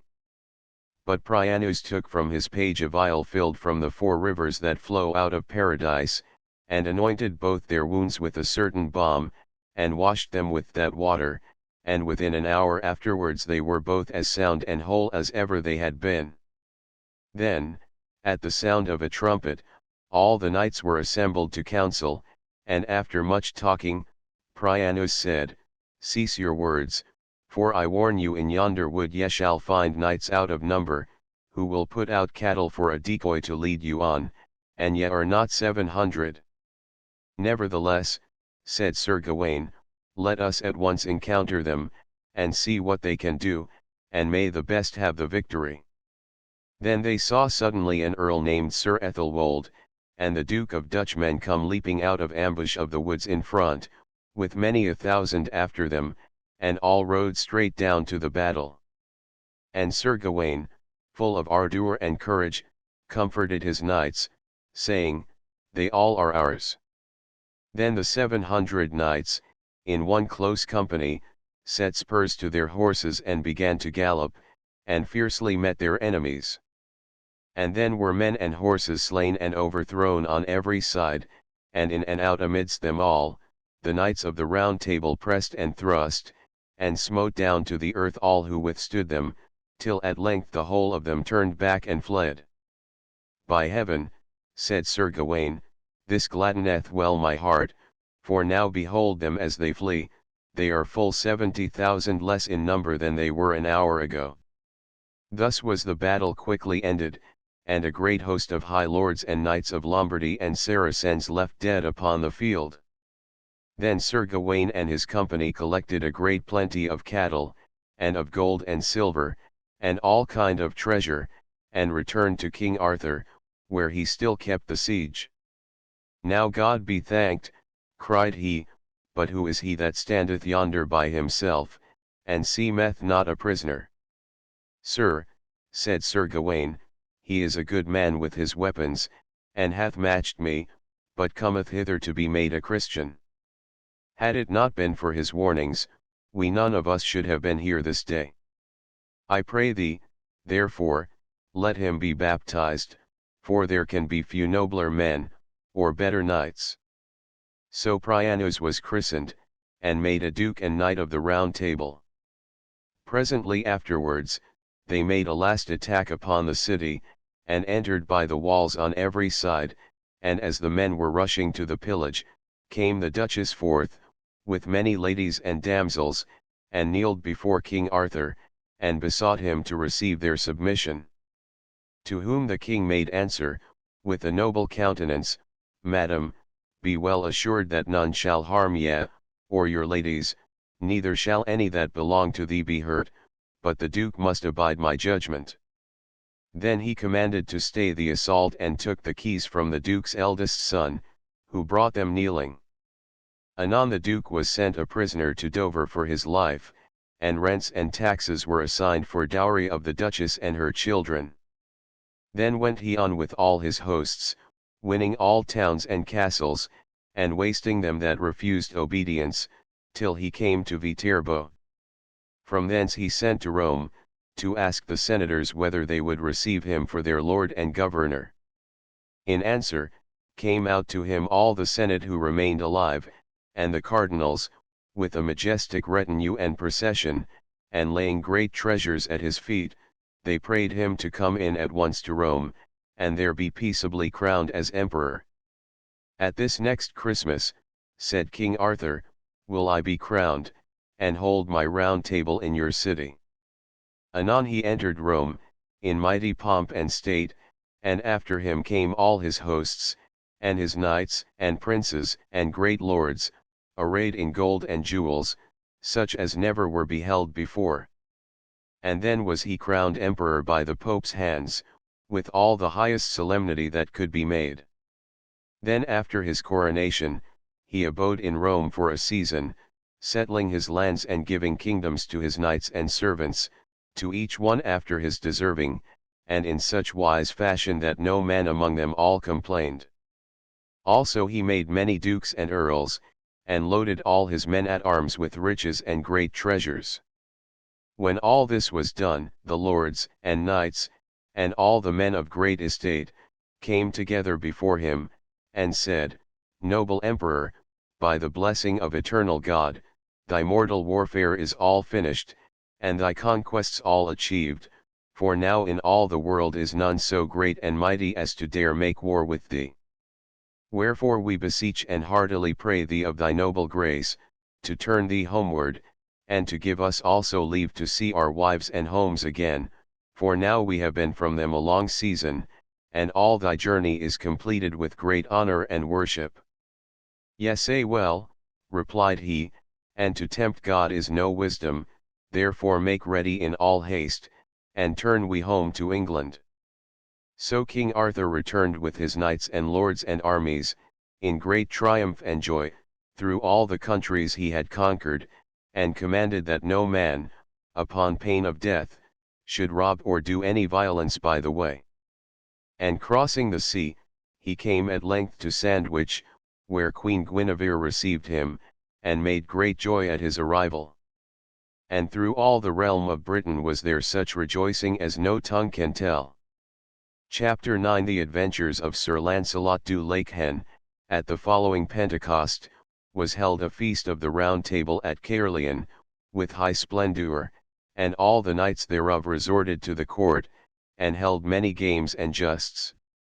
And therein Sir Lancelot increased in fame and worship above all men, for he overthrew all comers, and never was unhorsed or worsted, save by treason and enchantment. When Queen Guinevere had seen his wondrous feats, she held him in great favour, and smiled more on him than on any other knight. And ever since he first had gone to bring her to King Arthur, had Lancelot thought on her as fairest of all ladies, and done his best to win her grace. So the queen often sent for him, and bade him tell of his birth and strange adventures, how he was only son of great King Ban of Brittany, and how, one night, his father, with his mother Helen and himself, fled from his burning castle, how his father, groaning deeply, fell to the ground and died of grief and wounds, and how his mother, running to her husband, left himself alone, how, as he thus lay wailing, came the Lady of the Lake, and took him in her arms and went with him into the midst of the waters, where, with his cousins Lionel and Bors he had been cherished all his childhood until he came to King Arthur's court, and how this was the reason why men called him Lancelot du Lake. Anon it was ordained by King Arthur, that in every year at Pentecost there should be held a festival of all the knights of the Round Table at Caerleon, or such other place as he should choose. And at those festivals should be told publicly the most famous adventures of any knight during the past year. So, when Sir Lancelot saw Queen Guinevere rejoice to hear his wanderings and adventures, he resolved to set forth yet again, and win more worship still, that he might more increase her favour. Then he bade his cousin Sir Lionel make ready, for, said he, we too will seek adventure. So they mounted their horses armed at all points and rode into a vast forest, and when they had passed through it, they came to a great plain, and the weather being very hot about noontide, Sir Lancelot greatly longed to sleep. Then Sir Lionel espied a great apple tree standing by a hedge, and said, Brother, yonder is a fair shadow where we may rest ourselves and horses. I am full glad of it, said Sir Lancelot, for all these 7 years I have not been so sleepy. So they alighted there, and tied their horses up to sundry trees, and Sir Lionel waked and watched while Sir Lancelot fell asleep, and slept passing fast. In the meanwhile came 3 knights, riding as fast flying as ever they could ride, and after them followed a single knight, but when Sir Lionel looked at him, he thought he had never seen so great and strong a man, or so well furnished and apparelled. Anon he saw him overtake the last of those who fled, and smite him to the ground, then came he to the second, and smote him such a stroke that horse and man went to the earth, then rode he to the third, likewise, and struck him off his horse more than a spear's length. With that he lighted from his horse, and bound all three knights fast with the reins of their own bridles. When Sir Lionel saw this he thought the time was come to prove himself against him, so quietly and cautiously, lest he should wake Sir Lancelot, he took his horse and mounted and rode after him. Presently overtaking him, he cried aloud to him to turn, which instantly he did, and smote Sir Lionel so hard that horse and man went down forthwith. Then took he up Sir Lionel, and threw him bound over his own horse's back, and so he served the three other knights, and rode them away to his own castle. There they were disarmed, stripped naked, and beaten with thorns, and afterwards thrust into a deep prison, where many more knights, also, made great moans and lamentations, saying, Alas, alas, there is no man can help us but Sir Lancelot, for no other knight can match this tyrant Turquine, our conqueror. But all this while, Sir Lancelot lay sleeping soundly under the apple tree. And, as it chanced, there passed that way 4 queens, of high estate, riding upon 4 white mules, under 4 canopies of green silk borne on spears, to keep them from the sun. As they rode thus, they heard a great horse grimly neigh, and, turning them about, soon saw a sleeping knight that lay all armed under an apple tree, and when they saw his face, they knew it was Lancelot of the Lake. Then they began to strive which of them should have the care of him. But Queen Morgan le Fay, King Arthur's half-sister, the great sorceress, was one of them, and said we need not strive for him, I have enchanted him, so that for 6 hours more he shall not wake. Let us take him to my castle, and, when he wakes, himself shall choose which one of us he would rather serve. So Sir Lancelot was laid upon his shield and borne on horseback between 2 knights, to the castle, and there laid in a cold chamber, till the spell should pass. Anon, they sent him a fair damsel, bearing his supper, who asked him, What cheer? I cannot tell, fair damsel, said he, for I know not how I came into this castle, if it were not by enchantment. Sir, said she, be of good heart, and tomorrow at the dawn of day, ye shall know more. And so she left him alone, and there he lay all night. In the morning early came the 4 queens to him, passing richly dressed, and said, Sir Knight, thou must understand that thou art our prisoner, and that we know thee well for King Ban's son, Sir Lancelot du Lake. And though we know full well there is one lady only in this world may have thy love, and she Queen Guinevere King Arthur's wife, yet now are we resolved to have thee to serve one of us, choose, therefore, of us 4 which thou wilt serve. I am Queen Morgan le Fay, Queen of the land of Gore, and here also is the Queen of North Gales, and the Queen of Eastland, and the Queen of the Out Isles. Choose, then, at once, for else shall thou abide here, in this prison, till thy death. It is a hard case, said Sir Lancelot, that either I must die, or choose one of you for my mistress. Yet had I rather die in this prison than serve any living creature against my will. So take this for my answer. I will serve none of ye, for ye be false enchantresses. And as for my lady, Queen Guinevere, whom lightly ye have spoken of, were I at liberty I would prove it upon you or upon yours she is the truest lady living to her lord the king. Well, said the queen, is this your answer, that ye refuse us all? Yea, on my life, said Lancelot, refused ye be of me. So they departed from him in great wrath, and left him sorrowfully grieving in his dungeon. At noon the damsel came to him and brought his dinner, and asked him as before, "What cheer?" "Truly, fair damsel," said Sir Launcelot, "in all my life never so ill." "Sir," replied she, "I grieve to see ye so, but if ye do as I advise, I can help ye out of this distress, and will do so if you promise me a boon." "Fair damsel," said Sir Launcelot, "right willingly will I grant it thee, for sorely do I dread these four witch queens, who have destroyed and slain many a good knight with their enchantments." Then said the damsel, "Sir, wilt thou promise me to help my father on next Tuesday, for he hath a tournament with the King of North Gales, and last Tuesday lost the field through 3 knights of King Arthur's court, who came against him.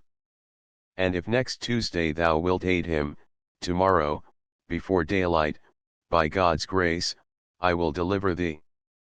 "Fair maiden," said Sir Launcelot, "tell me thy father's name and I will answer thee." "My father is King Bagdemagus," said she. "I know him well," replied Sir Launcelot, "for a noble king and a good knight, and by the faith of my body I will do him all the service I am able on that day." "Gramercy to thee, Sir Knight," said the damsel. "Tomorrow, when thou art delivered from this place, ride 10 miles hence unto an abbey of white monks, and there abide until I bring my father to thee." "So be it," said Sir Launcelot, "as I am a true knight." So she departed, and on the morrow, early, came again, and let him out of 12 gates, differently locked, and brought him to his armor, and when he was all armed, she brought him his horse also, and lightly he saddled him, and took a great spear in his hand, and mounted and rode forth, saying, as he went, "Fair damsel, I shall not fail thee, by the grace of God." And all that day he rode in a great forest, and could find no highway, and spent the night in the wood, but the next morning found his road, and came to the abbey of white monks. And there he saw King Bagdemagus and his daughter waiting for him. So when they were together in a chamber, Sir Launcelot told the king how he had been betrayed by an enchantment, and how his brother Lionel was gone he knew not where, and how the damsel had delivered him from the castle of Queen Morgan le Fay. "Wherefore while I live," said he, "I shall do service to herself and all her kindred." "Then am I sure of thy aid," said the king, "on Tuesday now next coming."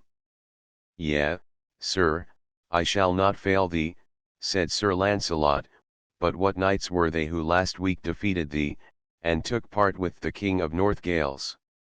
"Sir Mador de la Porte, Sir Modred, and Sir Gahalatine," replied the king. "Sir," said Sir Launcelot, "as I understand, the tournament shall take place but 3 miles from this abbey. Send then to me here 3 knights of thine, the best thou hast, and let them all have plain white shields, such as I also will. Then will we 4 come suddenly into the midst between both parties, and fall upon thy enemies, and grieve them all we can, and none will know us who we are." So, on the Tuesday, Sir Launcelot and the 3 knights lodged themselves in a small grove hard by the lists. Then came into the field the King of North Gales, with 160 helms, and the 3 knights of King Arthur's court, who stood apart by themselves. And when King Bagdemagus had arrived, with 80 helms, both companies set all their spears in rest and came together with a mighty clash, wherein were slain 12 knights of King Bagdemagus, and 6 of the King of North Gales, and the party of King Bagdemagus was driven back. With that, came Sir Launcelot, and thrust into the thickest of the press, and smote down with one spear 5 knights, and brake the backs of 4, and cast down the King of North Gales, and brake his thigh by the fall. When the 3 knights of Arthur's court saw this, they rode at Sir Launcelot, and each after other attacked him, but he overthrew them all, and smote them nigh to death. Then taking a new spear, he bore down to the ground 16 more knights, and hurt them all so sorely, that they could carry arms no more that day. And when his spear at length was broken, he took yet another, and smote down 12 knights more, the most of whom he wounded mortally, till in the end the party of the King of Northgales would joust no more, and the victory was cried to King Bagdemagus. Then Sir Launcelot rode forth with King Bagdemagus to his castle, and there he feasted with great cheer and welcome, and received many royal gifts. And on the morrow he took leave and went to find his brother Lionel. Anon, by chance, he came to the same forest where the four queens had found him sleeping, and there he met a damsel riding on a white palfrey. When they had saluted each other, Sir Launcelot said, "Fair damsel, knowest thou where any adventures may be had in this country?" "Sir Knight," said she, "there are adventures great enough close by if thou darest prove them." "Why should I not?" said he, "since for that cause I came here." "Sir," said the damsel, "hard by this place there dwelleth a knight that cannot be defeated by any man, so great and perilously strong he is. His name is Sir Turquine, and in the prisons of his castle lie 80 knights and 4, mostly from King Arthur's court, whom he hath taken with his own hands. But promise me, ere thou undertakest their deliverance, to go and help me afterwards, and free me and many other ladies that are distressed by a false knight." "Bring me but to this felon Turquine," quoth Sir Launcelot, "and I will afterwards fulfill all your wishes." So the damsel went before, and brought him to a ford, and a tree whereon a great brass basin hung, and Sir Launcelot beat with his spear end upon the basin, long and hard, until he beat the bottom of it out, but he saw nothing. Then he rode to and fro before the castle gates for well nigh half an hour, and anon saw a great knight riding from the distance, driving a horse before him, across which hung an armed man bound. And when they came near, Sir Launcelot knew the prisoner for a knight of the Round Table. By that time, the great knight who drove the prisoner saw Sir Launcelot, and each of them began to settle his spear, and to make ready. "Fair sir," then said Sir Launcelot, "put off that wounded knight, I pray thee, from his horse, and let him rest while thou and I shall prove our strength upon each other, for, as I am told, thou doest, and hast done, great shame and injury to knights of the Round Table. Wherefore, I warn thee now, defend thyself." "If thou mayest be of the Round Table," answered Turquine, "I defy thee, and all thy fellows." "That is saying overmuch," said Sir Launcelot. Then, setting their lances in rest, they spurred their horses towards each other, as fast as they could go, and smote so fearfully upon each other's shields, that both their horses' backs brake under them. As soon as they could clear their saddles, they took their shields before them, and drew their swords, and came together eagerly, and fought with great and grievous strokes, and soon they both had many grim and fearful wounds, and bled in streams. Thus they fought 2 hours and more, thrusting and smiting at each other, wherever they could hit. Anon, they both were breathless, and stood leaning on their swords. "Now, comrade," said Sir Turquine, "let us wait a while, and answer me what I shall ask thee." "Say on," said Launcelot. "Thou art," said Turquine, "the best man I ever met, and seemest like one that I hate above all other knights that live, but if thou be not he, I will make peace with thee, and for sake of thy great valor, will deliver all the 80 prisoners and 4 who lie within my dungeons, and thou and I will be companions evermore. Tell me, then, thy name."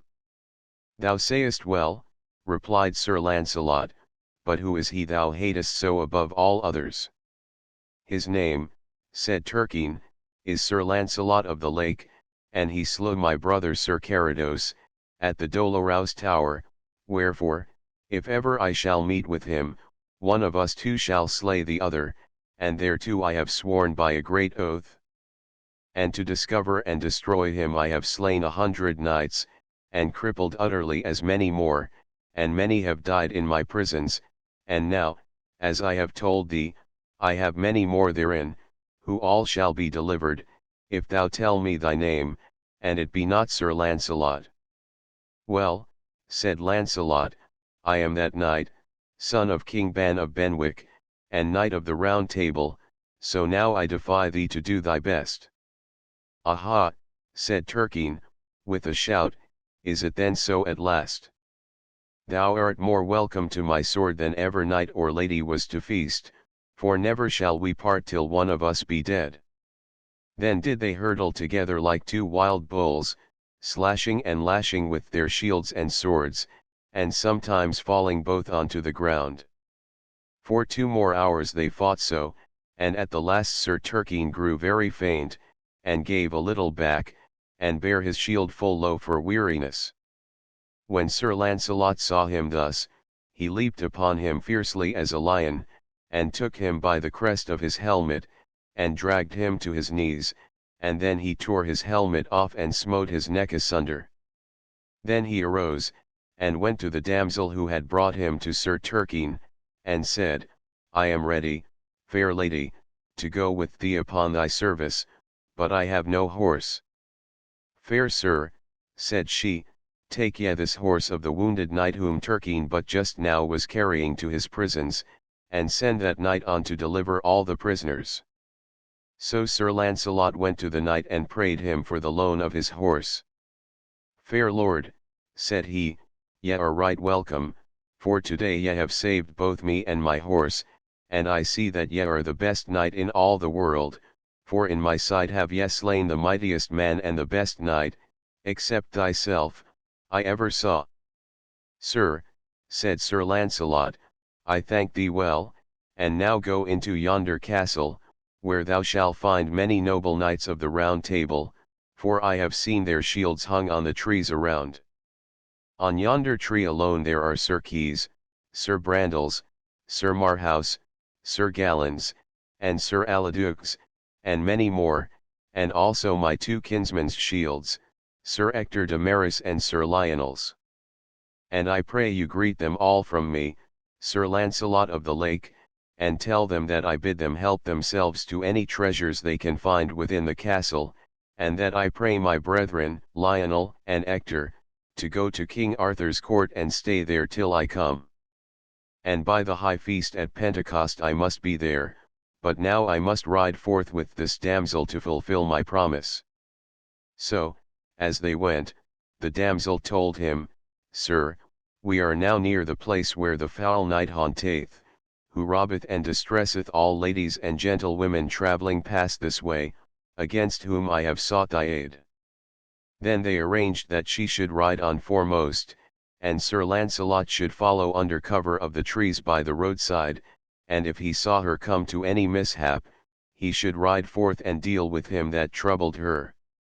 And as the damsel rode on at a soft ambling pace, a knight and page burst forth from the roadside and forced the damsel from her horse, till she cried out for help.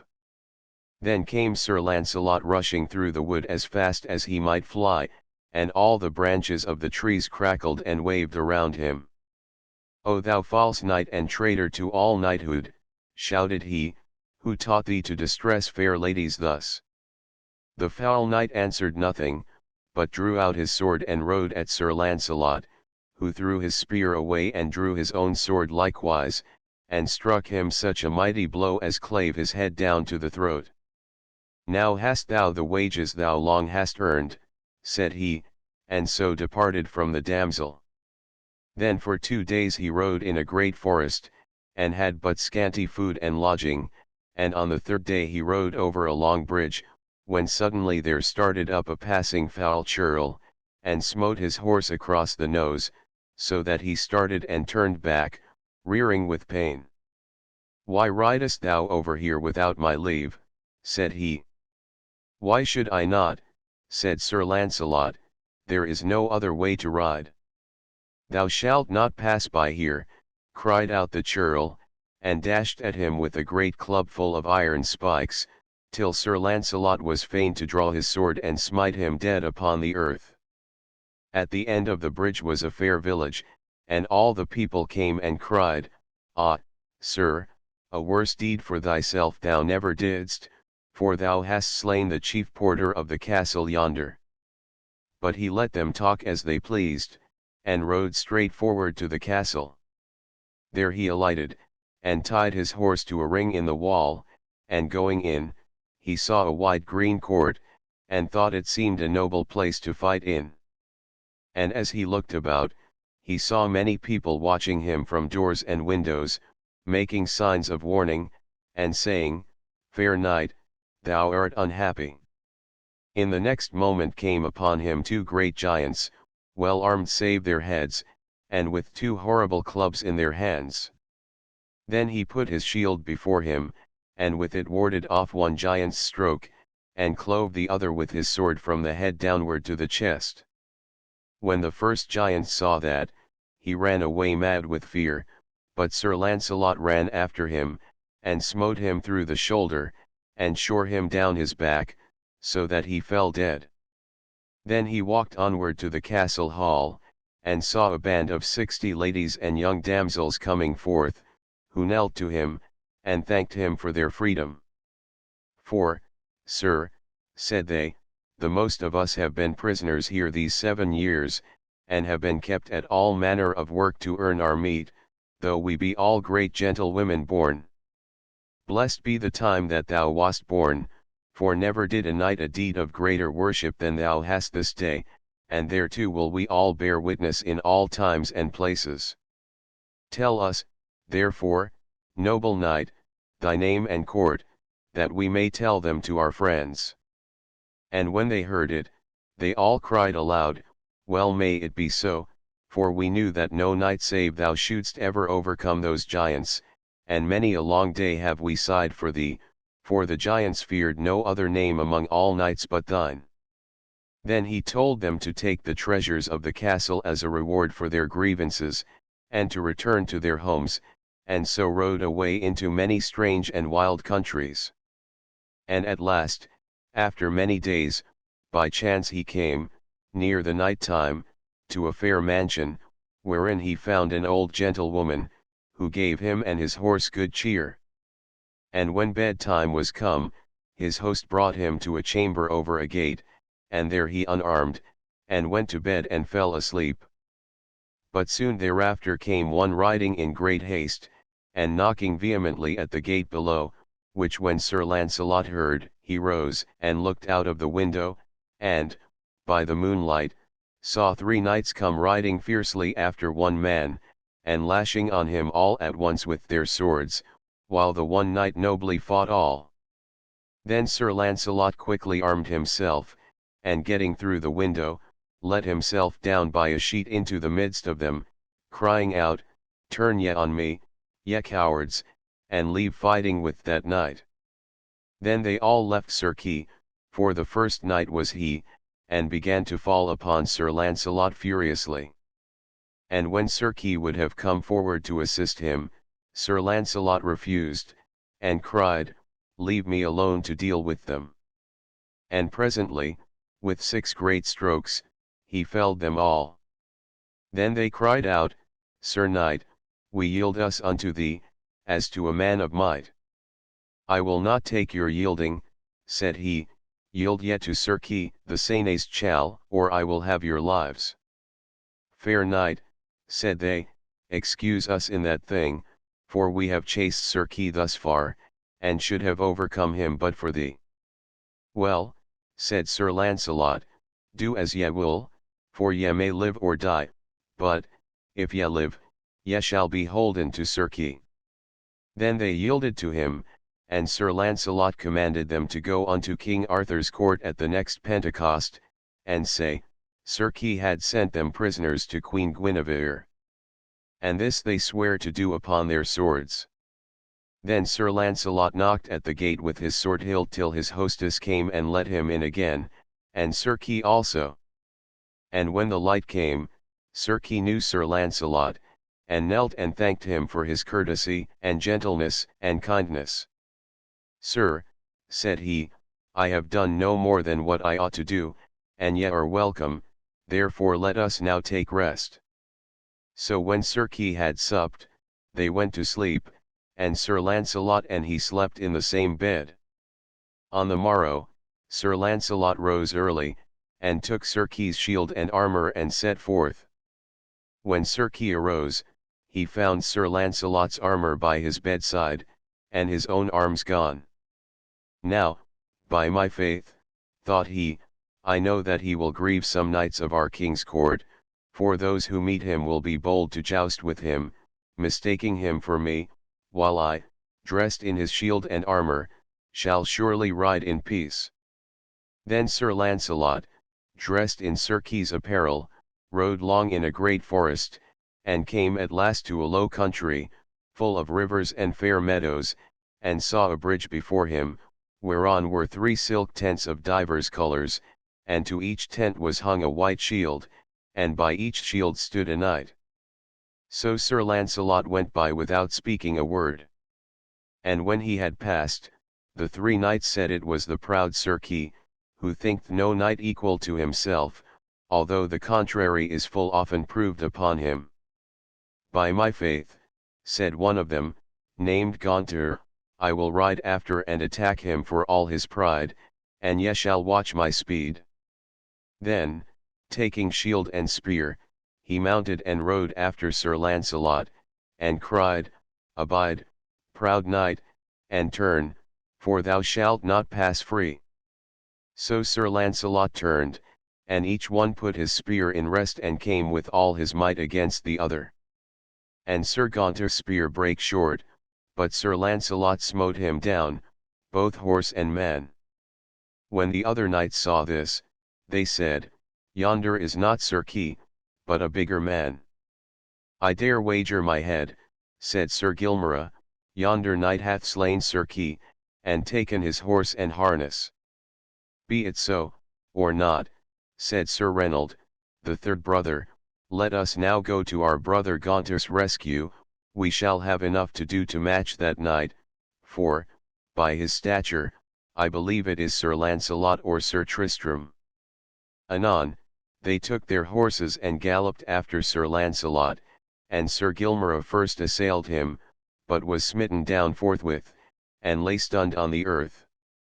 Then said Sir Reynold, Sir Knight, thou art a strong man, and, I believe, hast slain my 2 brothers, wherefore my heart is sore against thee, yet, if I might with honour, I would avoid thee.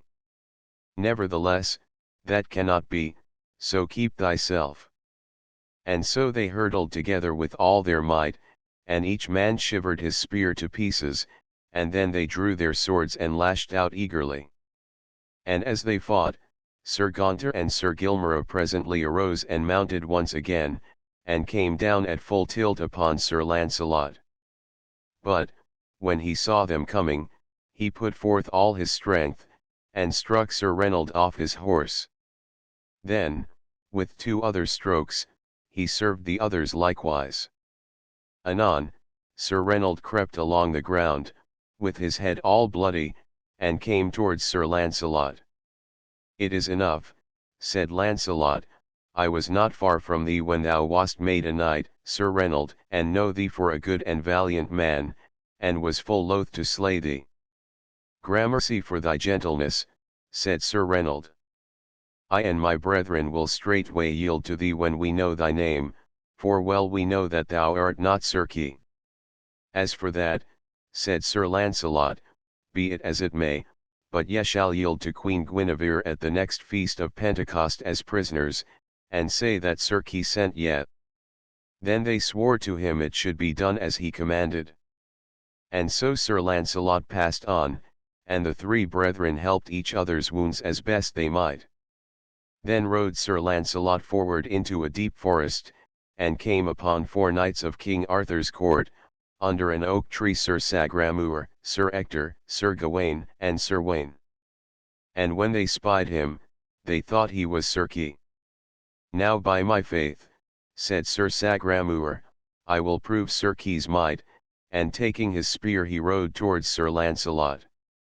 But Sir Lancelot was aware of him, and, setting his spear in rest, smote him so sorely, that horse and man fell to the earth. Lo, cried Sir Ector, I see by the buffet that knight hath given our fellow he is stronger than Sir Kay. Now will I try what I can do against him. So Sir Ector took his spear, and galloped at Sir Lancelot, and Sir Lancelot met him as he came, and smote him through shield and shoulder, so that he fell, but his own spear was not broken. By my faith, cried Sir Gawain, yonder is a strong knight, and must have slain Sir Kay, and taken his armor. By his strength, I see it will be hard to match him. So saying he rode towards Sir Lancelot, who met him halfway and struck him so fiercely, that at one blow he overthrew him also. Now, said Sir Gawain, will I encounter him.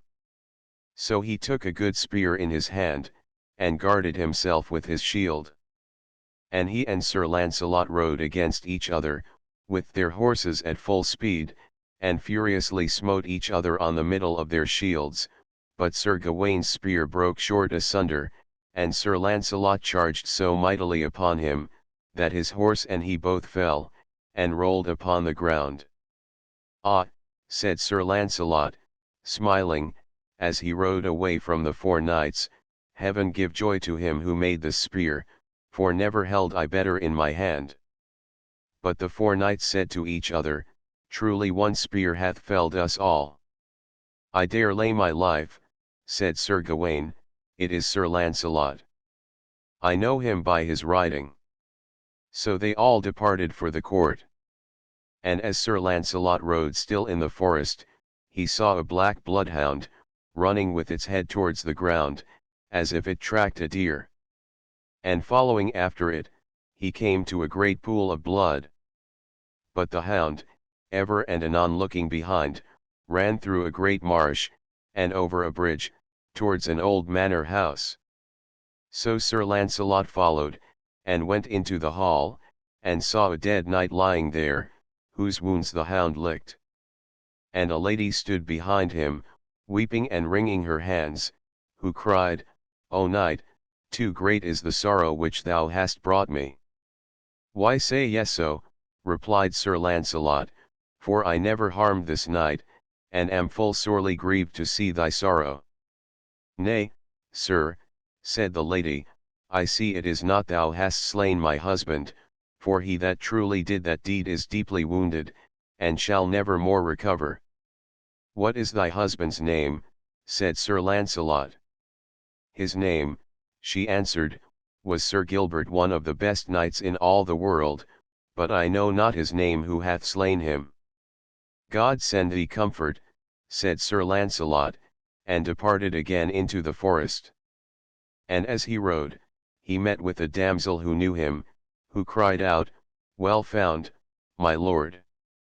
I pray ye of your knighthood help my brother, who is sore wounded and ceases not to bleed, for he fought this day with Sir Gilbert, and slew him, but was himself well nigh slain.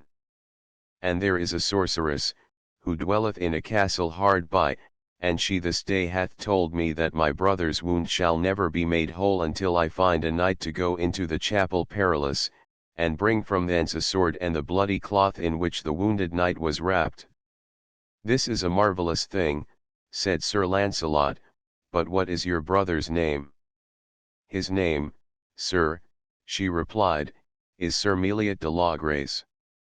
He is a fellow of the Round Table, said Sir Lancelot, and truly will I do my best to help him. Then, sir, said she, follow this way, and it will bring ye to the chapel perilous. I will abide here till God send ye hither again, for if ye speed not, there is no living knight who may achieve that adventure. So Sir Lancelot departed, and when he came to the chapel perilous he alighted, and tied his horse to the gate. And as soon as he was within the churchyard, he saw on the front of the chapel many shields of knights whom he had known, turned upside down. Then saw he in the pathway 30 mighty knights, taller than any men whom he had ever seen, all armed in black armor, with their swords drawn, and they gnashed their teeth upon him as he came. but he put his shield before him, and took his sword in hand, ready to do battle with them. And when he would have cut his way through them, they scattered on every side and let him pass. Then he went into the chapel, and saw therein no light but of a dim lamp burning. Then he was aware of a corpse in the midst of the chapel, covered with a silken cloth, and so stooped down and cut off a piece of the cloth, whereat the earth beneath him trembled. Then saw he a sword lying by the dead knight, and taking it in his hand, he hied him from the chapel. As soon as he was in the churchyard again, all the 30 knights cried out to him with fierce voices, Sir Launcelot, lay that sword from thee, or thou deest. Whether I live or die, said he, ye shall fight for it ere ye take it from me. With that they let him pass. And further on, beyond the chapel, he met a fair damsel, who said, Sir Launcelot, leave that sword behind thee, or thou deest. I will not leave it, said Sir Launcelot, for any asking. Then, gentle knight, said the damsel, I pray thee kiss me once. Nay, said Sir Launcelot, that God forbid. Alas, cried she, I have lost all my labour, but hadst thou kissed me, thy life's days had been all done. Heaven save me from thy subtle crafts, said Sir Launcelot, and therewith took his horse and galloped forth. And when he was departed, the damsel sorrowed greatly, and died in 15 days. Her name was Elause, the sorceress.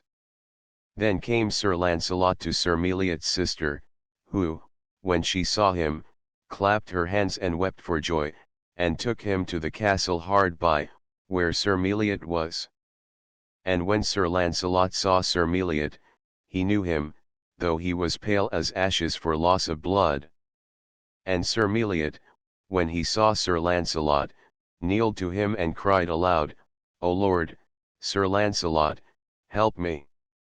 And thereupon, Sir Launcelot went to him and touched his wounds with the sword, and wiped them with the piece of bloody cloth. And immediately he was as whole as though he had been never wounded. Then was there great joy between him and Sir Meliot, and his sister made Sir Launcelot good cheer. So on the morrow, he took his leave, that he might go to King Arthur's court, for, said he, it draweth nigh the feast of Pentecost, and there, by God's grace, shall ye then find me. And riding through many strange countries, over marshes and valleys, he came at length before a castle. As he passed by he heard 2 little bells ringing, and looking up, he saw a falcon flying overhead, with bells tied to her feet, and long strings dangling from them. And as the falcon flew past an elm tree, the strings caught in the boughs, so that she could fly no further. In the meanwhile, came a lady from the castle and cried, O, Sir Launcelot, as thou art the flower of all knights in the world, help me to get my hawk, for she hath slipped away from me, and if she be lost, my lord my husband is so hasty, he will surely slay me. What is thy lord's name? Said Sir Launcelot. His name, said she, is Sir Phelot, a knight of the King of Northgales. Fair lady, said Sir Launcelot, since you know my name, and require me, on my knighthood, to help you, I will do what I can to get your hawk. And thereupon alighting, he tied his horse to the same tree, and prayed the lady to unarm him. So when he was unarmed, he climbed up and reached the falcon, and threw it to the lady. Then suddenly came down, out of the wood, her husband, Sir Phelot, all armed, with a drawn sword in his hand, and said, O, Sir Launcelot, now have I found thee as I would have thee, and stood at the trunk of the tree to slay him. Ah, lady, cried Sir Launcelot, why have ye betrayed me? She hath done as I commanded her, said Sir Phelot, and thine hour is come that thou must die. It were shame, said Launcelot, for an armed to slay an unarmed man. Thou hast no other favour from me, said Sir Phelot. Alas, cried Sir Lancelot, that ever any knight should die weaponless. And looking overhead, he saw a great bough without leaves, and wrenched it off the tree, and suddenly leaped down. Then Sir Phelot struck at him eagerly, thinking to have slain him, but Sir Lancelot put aside the stroke with the bough, and therewith smote him on the side of the head, till he fell swooning to the ground. And tearing his sword from out his hands, he shore his neck through from the body. Then did the lady shriek dismally, and swooned as though she would die. But Sir Lancelot put on his armour, and with haste took his horse and departed thence, thanking God he had escaped that peril. And as he rode through a valley, among many wild ways, he saw a knight, with a drawn sword, chasing a lady to slay her. And seeing Sir Lancelot, she cried and prayed to him to come and rescue her. At that he went up, saying, Fie on thee, knight, why wilt thou slay this lady? Thou doest shame to thyself and all knights. What hast thou to do between me and my wife? Replied the knight. I will slay her in spite of thee. Thou shalt not harm her, said Sir Lancelot, till we have first fought together. Sir, answered the knight, thou doest ill, for this lady hath betrayed me. He speaketh falsely, said the lady, for he is jealous of me without cause, as I shall answer before heaven, but as thou art named the most worshipful knight in the world, I pray thee of thy true knighthood to save me, for he is without mercy. Be of good cheer, said Sir Lancelot, it shall not lie within his power to harm thee. Sir, said the knight, I will be ruled as ye will have me. So Sir Lancelot rode between the knight and the lady. And when they had ridden a while, the knight cried out suddenly to Sir Lancelot to turn and see what men they were who came riding after them, and while Sir Lancelot, thinking not of treason, turned to look, the knight, with one great stroke, smote off the lady's head. Then was Sir Lancelot passing wroth, and cried, Thou traitor! Thou hast shamed me for ever, and, alighting from his horse, he drew his sword to have slain him instantly, but the knight fell on the ground and clasped Sir Lancelot's knees, and cried out for mercy. Thou shameful knight, answered Lancelot, thou mayest have no mercy, for thou showedst none, therefore arise and fight with me. Nay, said the knight, I will not rise till thou dost grant me mercy.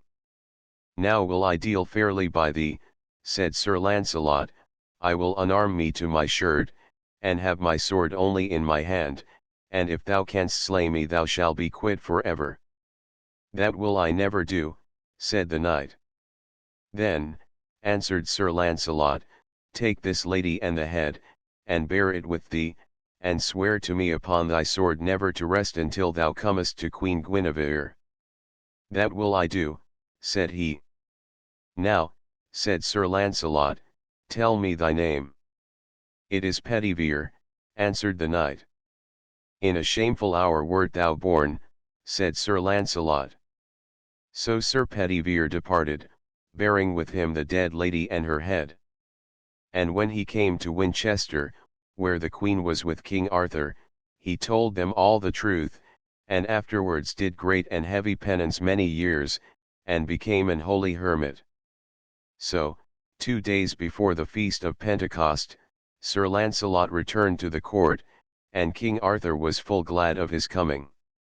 And when Sir Gawain, Sir Wayne, Sir Sagramor, and Sir Ector, saw him in Sir Kay's armour, they knew well it was he who had smitten them all down with one spear. Anon, came all the knights Sir Turquine had taken prisoners, and gave worship and honour to Sir Lancelot. Then Sir Kay told the king how Sir Lancelot had rescued him when he was in near danger of his death, and, said Sir Kay, he made the knights yield, not to himself, but me. And by heaven, because Sir Lancelot took my armour and left me his, I rode in peace, and no man would have aught to do with me. Then came the knights who fought with Sir Lancelot at the Long Bridge and yielded themselves also to Sir Kay, but he said nay, he had not fought with them. It is Sir Lancelot, said he, that overcame yet. Next came Sir Meliot de Logres, and told King Arthur how Sir Lancelot had saved him from death. And so all Sir Lancelot's deeds and great adventures were made known, how the four sorceress queens had him in prison, how he was delivered by the daughter of King Bagdemagus, and what deeds of arms he did at the tournament between the King of North Wales and King Bagdemagus. And so, at that festival, Sir Lancelot had the greatest name of any knight in all the world, and by high and low was he the most honoured of all men. Chapter X Adventures of Sir Beaumains or Sir Gareth Gain. King Arthur held the feast of Pentecost, with all the table round, and after his custom sat in the banquet hall, before beginning meat, waiting for some adventure. Then came there to the king a squire and said, Lord, now may ye go to meat, for here a damsel cometh with some strange adventure. So the king was glad, and sat down to meat. Anon the damsel came in and saluted him, praying him for succour. What wilt thou? Said the king. Lord, answered she, my mistress is a lady of great renown, but is at this time besieged by a tyrant, who will not suffer her to go out of her castle, and because here in thy court the knights are called the noblest in the world, I come to pray thee for thy succour. Where dwelleth your lady? Answered the king. What is her name, and who is he that hath besieged her? For her name, replied the damsel, as yet I may not tell it, but she is a lady of worship and great lands.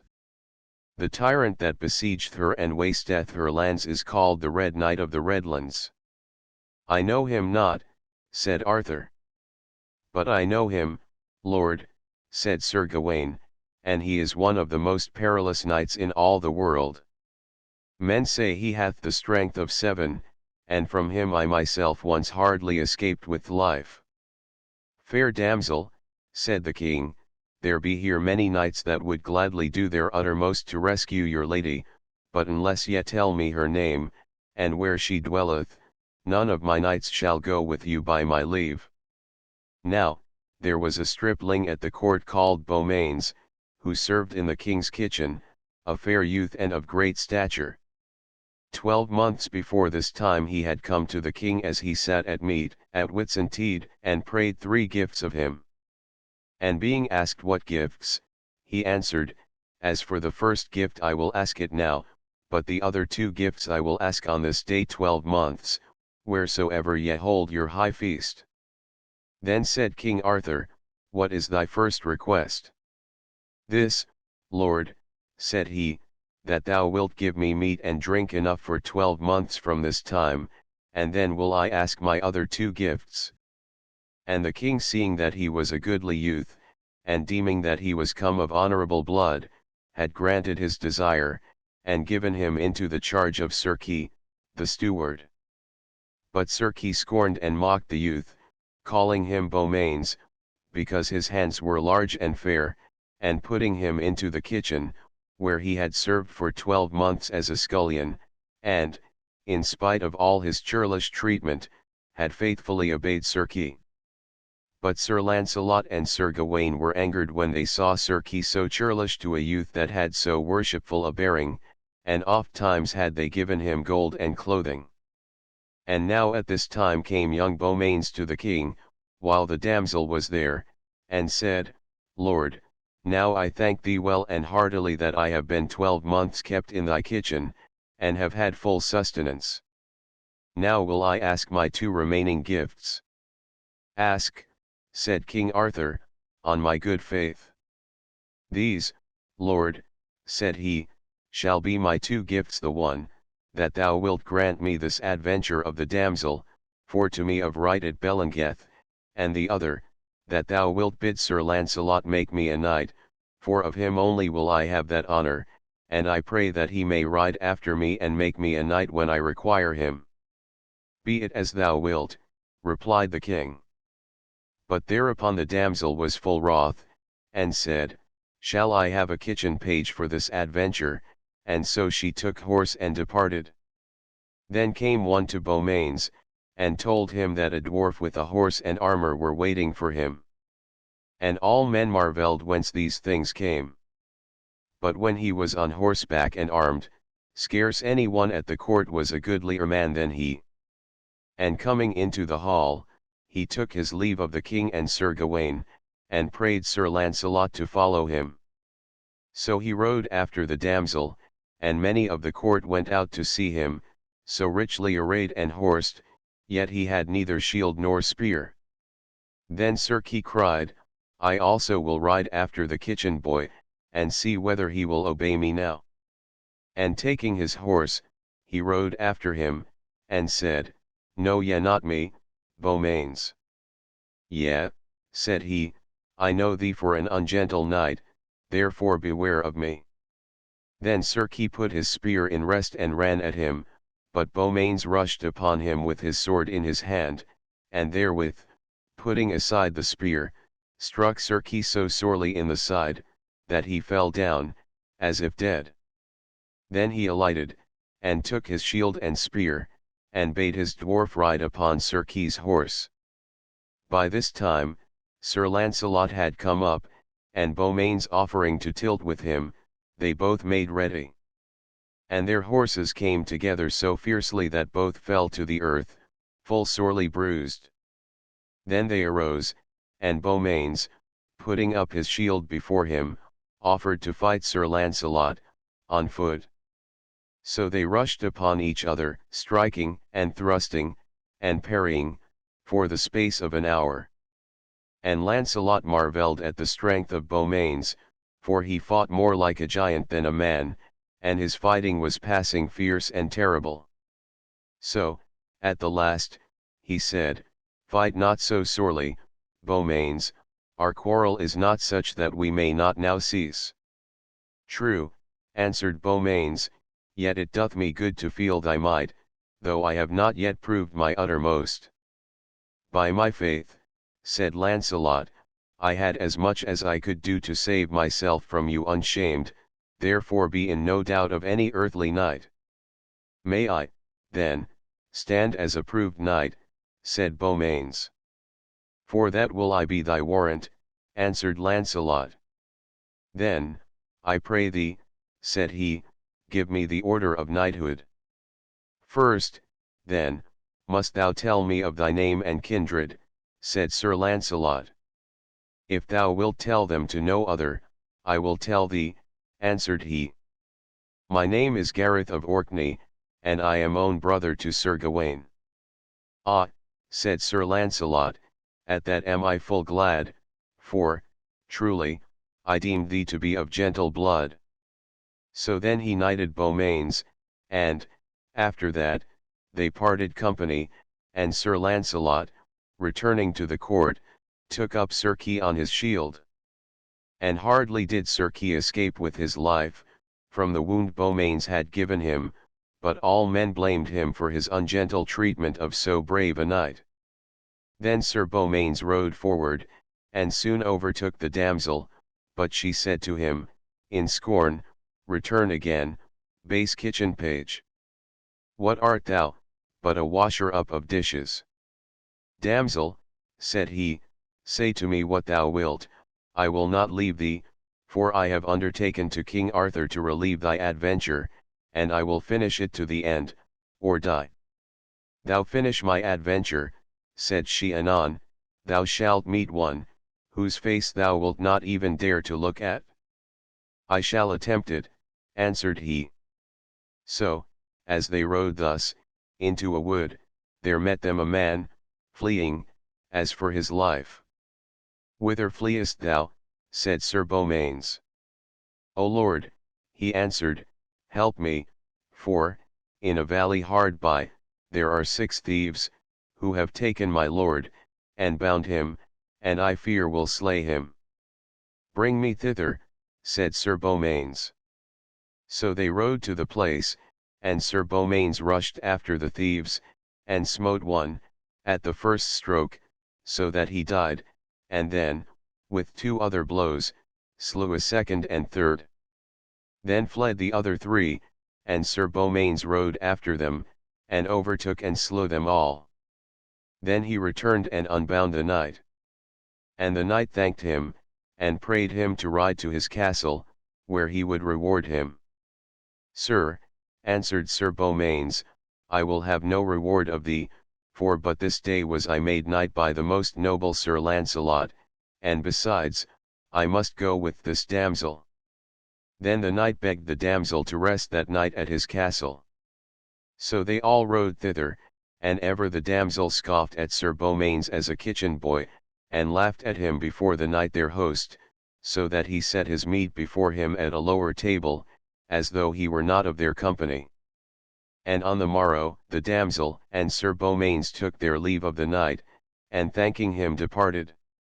Then they rode on their way till they came to a great forest, through which flowed a river, and there was but one passage over it, whereat stood two knights armed to hinder the way. Wilt thou match those two knights, said the damsel to Sir Beaumains, or return again? I would not return, said he, though they were 6.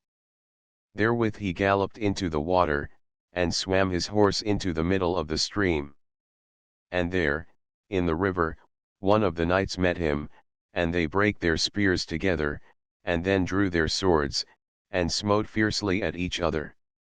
And at the last, Sir Beaumains struck the other mightily upon the helm, so that he fell down stunned into the water, and was drowned.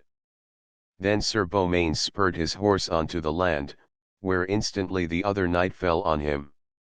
And they also brake their spears upon each other, and then drew their swords, and fought savagely and long together. And after many blows, Sir Beaumains clove through the knight's skull down to the shoulders.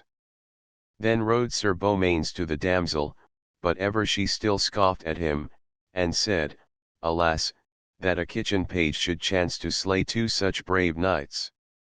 Thou deemest now that thou hast done a mighty deed, but it is not so, for the first knight's horse stumbled, and thus was he drowned not by thy strength, and as for the second knight, thou wentest by chance behind him, and didst kill him shamefully.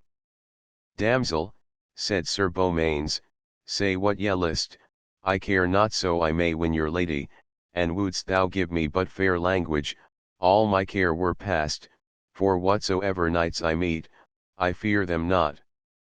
Thou shalt see knights that shall abate thy boast, base kitchen knave, replied she, yet say I this for thine advantage, for if thou followest me thou wilt be surely slain, since I see all thou doest is but by chance, and not by thy own prowess. Well damsel, said he, say what ye will, wherever ye go I will follow. So they rode on until the eventide, and still the damsel evermore kept chiding Sir Beaumains. Then came they to a black space of land, whereon was a black hawthorn tree, and on the tree there hung a black banner, and on the other side was a black shield and spear, and by them a great black horse, covered with silk, and hard by sat a knight armed in black armor, whose name was the Knight of the Black Lands. When the damsel saw him, she cried out to Beaumains, Flee down the valley, for thy horse is not saddled. Wilt thou forever deem me coward? Answered he. With that came the Black Knight to the damsel, and said, Fair damsel, hast thou brought this knight from Arthur's court to be thy champion? Not so, fair knight, said she, he is but a kitchen knave. Then wherefore cometh he in such array, said he, it is a shame that he should bear thee company. I cannot be delivered from him, answered she, for in spite of me he rideth with me, and would to heaven you would put him from me, or now slay him, for he hath slain 2 knights at the river passage yonder, and done many marvellous deeds through pure mischance. I marvel, said the Black Knight, that any man of worship will fight with him. They know him not, said the damsel, and think, because he rideth with me, that he is well born. Truly, he hath a goodly person, and is likely to be a strong man, replied the knight, but since he is no man of worship, he shall leave his horse and armor with me, for it were a shame for me to do him more harm. When Sir Beaumains heard him speak thus, he said, Horse or armor gettest thou none of me, Sir Knight, save thou winnest them with thy hands, therefore defend thyself, and let me see what thou canst do. How sayest thou? Answered the Black Knight. Now quit this lady also, for it beseemeth not a kitchen knave like thee to ride with such a lady. I am of higher lineage than thou, said Sir Beaumains, and will straightway prove it on thy body. Then furiously they drove their horses at each other, and came together as it had been thunder. But the Black Knight's spear brake short, and Sir Beaumains thrust him through the side, and his spear breaking at the head, left its point sticking fast in the Black Knight's body. Yet did the Black Knight draw his sword, and smite at Sir Beaumains with many fierce and bitter blows, but after they had fought an hour and more, he fell down from his horse in a swoon, and forthwith died. Then Sir Beaumains lighted down and armed himself in the Black Knight's armor, and rode on after the damsel. But notwithstanding all his valor, still she scoffed at him, and said, Away, for thou savourest ever of the kitchen. Alas! That such a knave should by mishap destroy so good a knight, yet once again I counsel thee to flee, for hard by is a knight who shall repay thee. It may chance that I am beaten or slain, answered Sir Beaumains, but I warn thee, fair damsel, that I will not flee away, nor leave thy company or my quest, for all that ye can say. Anon, as they rode, they saw a knight come swiftly towards them, dressed all in green, who, calling to the damsel said, Is that my brother, the Black Knight, that ye have brought with you? Nay, and alas, said she, this kitchen knave hath slain thy brother through mischance. Alas, said the Green Knight, that such a noble knight as he was should be slain by a knave's hand. Traitor, cried he to Sir Beaumains, thou shalt die for this. Sir Perard was my brother, and a full noble knight. I defy thee, said Sir Beaumains, for I slew him knightly and not shamefully. Then the Green Knight rode to a thorn whereon hung a green horn, and, when he blew 3 notes, there came 3 damsels forth, who quickly armed him, and brought him a great horse and a green shield and spear. Then did they run at one another with their fullest might, and brake their spears asunder, and, drawing their swords, they closed in fight, and sorely smote and wounded each other with many grievous blows. At last, Sir Beaumains' horse jostled against the Green Knight's horse, and overthrew him. Then both alighted, and, hurtling together like mad lions, fought a great while on foot. But the damsel cheered the Green Knight, and said, My lord, why wilt thou let a kitchen knave so long stand up against thee? Hearing these words, he was ashamed, and gave Sir Beaumains such a mighty stroke as clave his shield asunder. When Sir Beaumains heard the damsel's words, and felt that blow, he waxed passing wroth, and gave the Green Knight such a buffet on the helm that he fell on his knees, and with another blow Sir Beaumains threw him on the ground. Then the Green Knight yielded, and prayed him to spare his life. All thy prayers are vain, said he, unless this damsel who came with me pray for thee. That will I never do, base kitchen knave, said she. Then shall he die, said Beaumains. Alas, fair lady, said the Green Knight, suffer me not to die for a word. Oh, Sir Knight, cried he to Beaumains, give me my life, and I will ever do thee homage, and 30 knights, who owe me service, shall give allegiance to thee. All availeth not, answered Sir Beaumains, unless the damsel ask me for thy life, and thereupon he made as though he would have slain him. Then cried the damsel, Slay him not, for if thou do thou shalt repent it. Damsel, said Sir Beaumains, at thy command, he shall obtain his life. Arise, Sir Knight of the green armour, I release thee. Then the Green Knight knelt at his feet, and did him homage with his words. "Lodge with me this night," said he, "and tomorrow will I guide ye through the forest." So, taking their horses, they rode to his castle, which was hard by. Yet still did the damsel rebuke and scoff at Sir Beaumains, and would not suffer him to sit at her table. "I marvel," said the Green Knight to her, "that ye thus chide so noble a knight, for truly I know none to match him, and be sure, that whatsoever he appeareth now, he will prove, at the end, of noble blood and royal lineage." But of all this would the damsel take no heed, and ceased not to mock at Sir Beaumains. On the morrow, they arose and heard mass, and when they had broken their fast, took their horses and rode on their way, the Green Knight conveying them through the forest. Then, when he had led them for a while, he said to Sir Beaumains, "My lord, my 30 knights and I shall always be at thy command whensoever thou shalt send for us." "It is well said," replied he, "and when I call upon you, you shall yield yourself and all your knights unto King Arthur." "That will we gladly do," said the Green Knight, and so departed. And the damsel rode on before Sir Beaumains, and said to him, "Why dost thou follow me, thou kitchen boy? I counsel thee to throw aside thy spear and shield, and flee betimes, for wert thou as mighty as Sir Lancelot or Sir Tristram, thou shouldest not pass a valley near this place, called the Pass Perilous." "Damsel," answered he, "let him that feareth flee, as for me, it were indeed a shameful thing to turn after so long a journey." As he spake, they came upon a tower as white as snow, with mighty battlements, and double moats round it, and over the tower gate hung 50 shields of divers colours. Before the tower walls, they saw a fair meadow, wherein were many knights and squires in pavilions, for on the morrow there was a tournament at that castle. Then the lord of the castle, seeing a knight armed at all points, with a damsel and a page, riding towards the tower, came forth to meet them, and his horse and harness, with his shield and spear, were all of a red colour.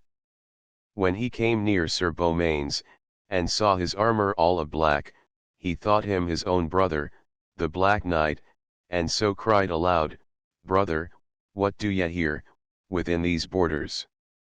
"Nay," said the damsel, "it is not thy brother, but a kitchen knave of Arthur's court, who hath slain thy brother, and overcome thy other brother also, the Green Knight." "Now do I defy thee," cried the Red Knight to Sir Beaumains, and put his spear in rest and spurred his horse. Then both knights turned back a little space, and ran together with all their might, till their horses fell to the earth. Then, with their swords, they fought fiercely for the space of 3 hours. And at last, Sir Beaumains overcame his foe, and smote him to the ground. Then the Red Knight prayed his mercy, and said, "Slay me not, noble knight, and I will yield to thee with 60 knights that do my bidding." "All avails not," answered Sir Beaumains, "save this damsel pray me to release thee." Then did he lift his sword to slay him, but the damsel cried aloud, "Slay him not, Beaumains, for he is a noble knight." Then Sir Beaumains bade him rise up and thank the damsel, which straightway he did, and afterwards invited them to his castle, and made them goodly cheer. But notwithstanding all Sir Beaumains' mighty deeds, the damsel ceased not to revile and chide him, at which the Red Knight marvelled much, and caused his 60 knights to watch Sir Beaumains, that no villainy might happen to him. And on the morrow, they heard mass and broke their fast, and the Red Knight came before Sir Beaumains, with his 60 knights, and proffered him homage and fealty. "I thank thee," answered he, "and when I call upon thee thou shalt come before my lord King Arthur at his court, and yield yourselves to him." "That will we surely do," said the Red Knight. So Sir Beaumains and the damsel departed. And as she constantly reviled him and tormented him, he said to her, "Damsel, ye are discourteous thus always to rebuke me, for I have done you service, and for all your threats of knights that shall destroy me, all they who come lie in the dust before me. Now, therefore, I pray you rebuke me no more till you see me beaten or a recreant, and then bid me go from you. There shall soon meet thee a knight who shall repay thee all thy deeds, thou boaster, answered she, for, save King Arthur, he is the man of most worship in the world. It will be the greater honor to encounter him, said Sir Beaumains. Soon after, they saw before them a city passing fair, and between them and the city was a meadow newly mown, wherein were many goodly tents. Seest thou yonder blue pavilion, said the damsel to Sir Beaumains, it is Sir Perseant's, the lord of that great city, whose custom is, in all fair weather, to lie in this meadow, and joust with his knights. And as she spake, Sir Perseant, who had espied them coming, sent a messenger to meet Sir Beaumains, and to ask him if he came in war or peace. Say to thy lord, he answered, that I care not whether of the twain it be. So when the messenger gave this reply, Sir Perseant came out to fight with Sir Beaumains. And making ready, they rode their steeds against each other, and when their spears were shivered asunder, they fought with their swords. And for more than 2 hours did they hack and hew at each other, till their shields and hauberks were all dinted with many blows, and they themselves were sorely wounded. And at the last, Sir Beaumains smote Sir Perseant on the helm, so that he fell grovelling on the earth. And when he unlaced his helm to slay him, the damsel prayed for his life. That will I grant gladly, answered Sir Beaumains, for it were pity such a noble knight should die. Gramercy, said Sir Perseant, for now I certainly know that it was thou who slewest my brother, the Black Knight, Sir Perard, and overcame my brothers, the Green Knight, Sir Pertolope, and the Red Knight, Sir Perimones, and since thou hast overcome me also, I will do thee homage and fealty, and place at thy command 100 knights to do thy bidding. But when the damsel saw Sir Perseant overthrown, she marvelled greatly at the might of Sir Beaumains, and said, What manner of man may ye be, for now am I sure that ye be come of noble blood? And truly, never did woman revile knight as I have done thee, and yet ye have ever courteously borne with me, which surely never had been were ye not of gentle blood and lineage. Lady, replied Sir Beaumains, a knight is little worth who may not bear with a damsel, and so whatsoever ye said to me I took no heed, save only that at times when your scorn angered me, it made me all the stronger against those with whom I fought, and thus have ye furthered me in my battles. But whether I be born of gentle blood or no, I have done you gentle service, and peradventure will do better still, ere I depart from you. Alas, said she, weeping at his courtesy, forgive me, fair Sir Beaumains, all that I have missaid and misdone against you. With all my heart, said he, and since you now speak fairly to me, I am passing glad of heart, and methinks I have the strength to overcome whatever knights I shall henceforth encounter. Then Sir Perseant prayed them to come to his pavilion, and set before them wines and spices, and made them great cheer. So they rested that night, and on the morrow the damsel and Sir Beaumains rose, and heard mass. And when they had broken their fast, they took their leave of Sir Perseant. Fair damsel, said he, whither led ye this night? Sir, answered she, to the castle Dangerous, where my sister is besieged by the Knight of the Redlands. I know him well, said Sir Perseant, for the most perilous knight alive, a man without mercy, and with the strength of 7 men. God save thee, Sir Beaumains, from him. And enable thee to overcome him, for the Lady Leonce, whom he besieged, is as fair a lady as there liveth in this world. Thou sayest truth, sir, said the damsel, for I am her sister, and men call me Lynette, or the Wild Maiden.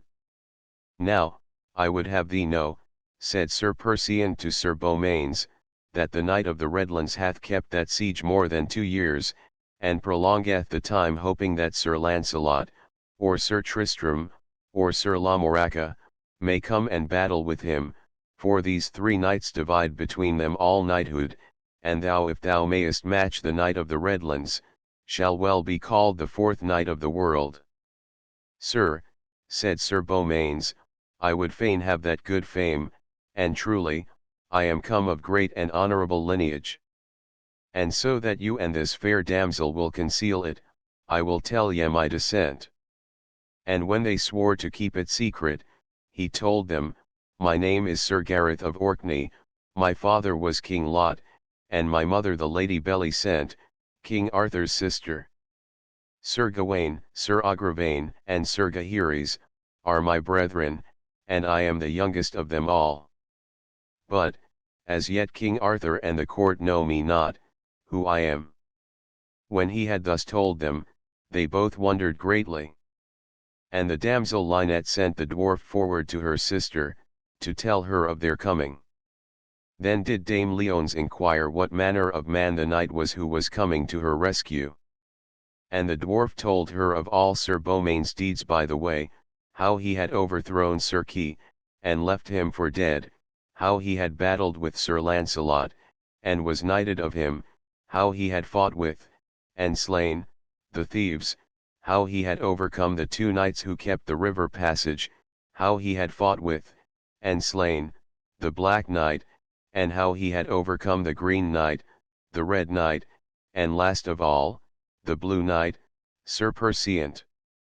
Then was Dame Leones passing glad, and sent the dwarf back to Sir Beaumains with great gifts, thanking him for his courtesy, in taking such a labour on him for her sake, and praying him to be of good heart and courage. And as the dwarf returned, he met the Knight of the Redlands, who asked him whence he came.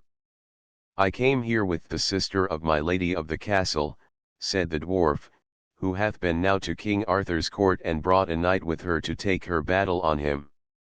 Then is her travail lost, replied the knight, for, though she had brought Sir Lancelot, Sir Tristram, Sir Lamoraca, or Sir Gawain, I count myself their equal, and who besides shall be so called. Then the dwarf told the knight what deeds Sir Beaumains had done, but he answered, I care not for him, whosoever he be, for I shall shortly overcome him, and give him shameful death, as to so many others I have done. Then the damsel Lynette and Sir Beaumains left Sir Perciant, and rode on through a forest to a large plain, where they saw many pavilions, and hard by, a castle passing fair. But as they came near, Sir Beaumains saw upon the branches of some trees which grew there, the dead bodies of 40 knights hanging, with rich armour on them, their shields and swords about their necks, and golden spurs upon their heels. What meaneth this? Said he, amazed.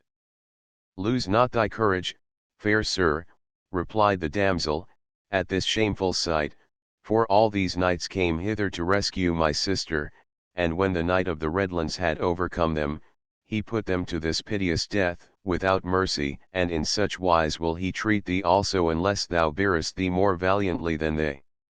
Truly he useth shameful customs, said Sir Beaumains, and it is a marvel that he hath endured so long. So they rode onward to the castle walls, and found them double moat, and heard the sea waves dashing on one side the walls. Then said the damsel, See you that ivory horn hanging upon the sycamore tree? The Knight of the Redlands hath hung it there, that any knight may blow thereon, and then will he himself come out and fight with him. But I pray thee sound it not till high noontide, for now it is but daybreak, and till noon his strength increases to the might of 7 men.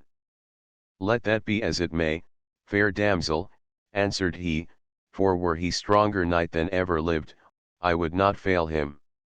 Either will I defeat him at his mightiest, or die knightly in the field. With that he spurred his horse unto the sycamore, and blew the ivory horn so eagerly, that all the castle rang its echoes. Instantly, all the knights who were in the pavilions ran forth, and those within the castle looked out from the windows, or above the walls. And the knight of the Redlands, arming himself quickly in blood-red armor, with spear, and shield, and horse's trappings of like color, rode forth into a little valley by the castle walls, so that all in the castle, and at the siege, might see the battle. "Be of good cheer," said the damsel Lynette to Sir Beaumains, "for thy deadly enemy now cometh, and at yonder window is my lady and sister, Dame Leonce." "In good sooth," said Sir Beaumains, "she is the fairest lady I have ever seen, and I would wish no better quarrel than to fight for her." With that, he looked up to the window, and saw the Lady Leonce, who waved her handkerchief to her sister and to him to cheer them. Then called the Knight of the Redlands to Sir Beaumains, "Leave now thy gazing, Sir Knight, and turn to me, for I warn thee that lady is mine." "She loveth none of thy fellowship," he answered, "but know this, that I love her, and will rescue her from thee, or die." "Say ye so," said the Red Knight. "Take ye no warning from those knights that hang on yonder trees?" "For shame that thou so boastest," said Sir Beaumains. "Be sure that sight hath raised a hatred for thee that will not lightly be put out, and given me not fear, but rage." "Sir Knight, defend thyself," said the Knight of the Redlands, "for we will talk no longer." Then did they put their spears in rest, and came together at the fullest speed of their horses, and smote each other in the midst of their shields, so that their horses' harness sundered by the shock, and they fell to the ground. And both lay there so long time, stunned, that many deemed their necks were broken. And all men said the strange knight was a strong man, and a noble juster, for none had ever yet so matched the Knight of the Redlands. Then, in a while, they rose, and putting up their shields before them, drew their swords, and fought with fury, running at each other like wild beasts, now striking such buffets that both reeled backwards, now hewing at each other till they shore the harness off in pieces, and left their bodies naked and unarmed. And thus they fought till noon was past, when, for a time they rested to get breath, so sorely staggering and bleeding, that many who beheld them wept for pity. Then they renewed the battle, sometimes rushing so furiously together, that both fell to the ground, and anon changing swords in their confusion. Thus they endured, and lashed, and struggled, until eventide, and none who saw knew which was the likeliest to win, for though the Knight of the Redlands was a wily and subtle warrior, his subtlety made Sir Beaumains wilier and wiser too. So once again they rested for a little space, and took their helms off to find breath. But when Sir Beaumains' helm was off, he looked up to Dame Leonce, where she leaned, gazing, and weeping, from her window. And when he saw the sweetness of her smiling, all his heart was light and joyful, and starting up, he bade the Knight of the Redlands make ready. Then did they lace their helms and fight together yet afresh, as though they had never fought before. And at the last, the Knight of the Redlands with a sudden stroke smote Sir Beaumains on the hand, so that his sword fell from it, and with a second stroke upon the helm he drove him to the earth. Then cried aloud the damsel Lynette, "Alas! Sir Beaumains, see how my sister weepeth to behold thee fallen." And when Sir Beaumains heard her words, he sprang upon his feet with strength, and leaping to his sword, he caught it, and with many heavy blows pressed so sorely on the Knight of the Redlands, that in the end he smote his sword from out his hand, and, with a mighty blow upon the head, hurled him upon the ground.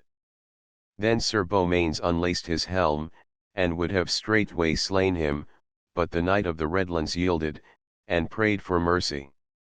"I may not spare thee," answered he, "because of the shameful death which thou hast given to so many noble knights. Yet hold thy hand, Sir Knight," said he, "and hear the cause.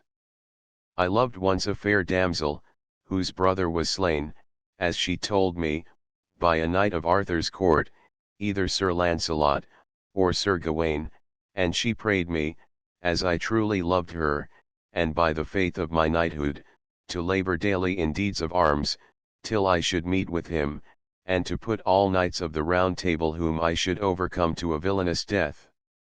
And this I swore to her. Then prayed the earls, and knights, and barons, who stood round Sir Beaumains, to spare the Red Knight's life. Truly, replied he, I am loath to slay him, notwithstanding he hath done such shameful deeds.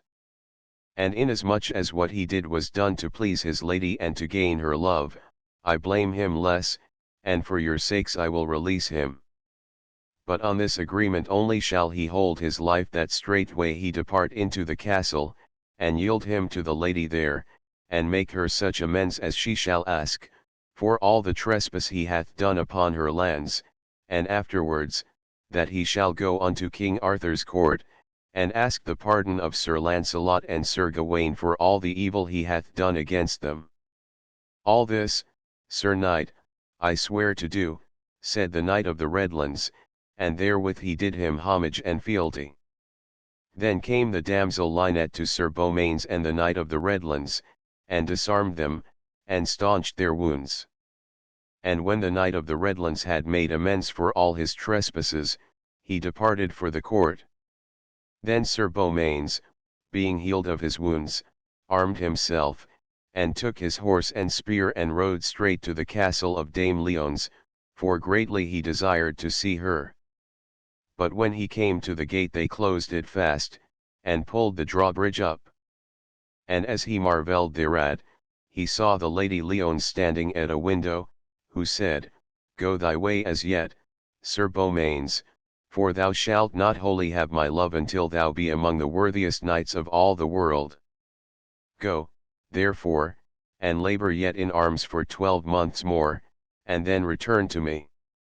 Alas, fair lady, said Sir Beaumains, I have scarce deserved this of thee, for sure I am that I have bought thy love with all the best blood in my body. Be not aggrieved, fair knight, said she, for none of thy service is forgot or lost. 12 months will soon be passed in noble deeds, and trust that to my death I shall love thee and not another. With that she turned and left the window. So Sir Beaumains rode away from the castle very sorrowful at heart, and rode he knew not whither, and lay that night in a poor man's cottage. On the morrow he went forward, and came at noon to a broad lake, and thereby he alighted, being very sad and weary, and rested his head upon his shield, and told his dwarf to keep watch while he slept. Now, as soon as he had departed, the Lady Leonce repented, and greatly longed to see him back, and asked her sister many times of what lineage he was, but the damsel would not tell her, being bound by her oath to Sir Beaumains, and said his dwarf best knew, so she called Sir Gringamers, her brother, who dwelt with her, and prayed him to ride after Sir Beaumains till he found him sleeping, and then to take his dwarf away and bring him back to her. Anon Sir Gringamers departed, and rode till he came to Sir Beaumains, and found him as he lay sleeping by the waterside. Then stepping stealthily behind the dwarf he caught him in his arms and rode off in haste. And though the dwarf cried loudly to his lord for help, and woke Sir Beaumains, yet, though he rode full quickly after him, he could not overtake Sir Gringamers.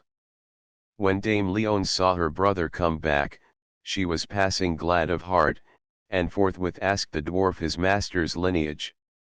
He is a king's son, said the dwarf, and his mother is King Arthur's sister. His name is Sir Gareth of Orkney, and he is brother to the good knight, Sir Gawain. But I pray you suffer me to go back to my lord, for truly he will never leave this country till he have me again. But when the Lady Leonce knew her deliverer was come of such a kingly stock, she longed more than ever to see him again.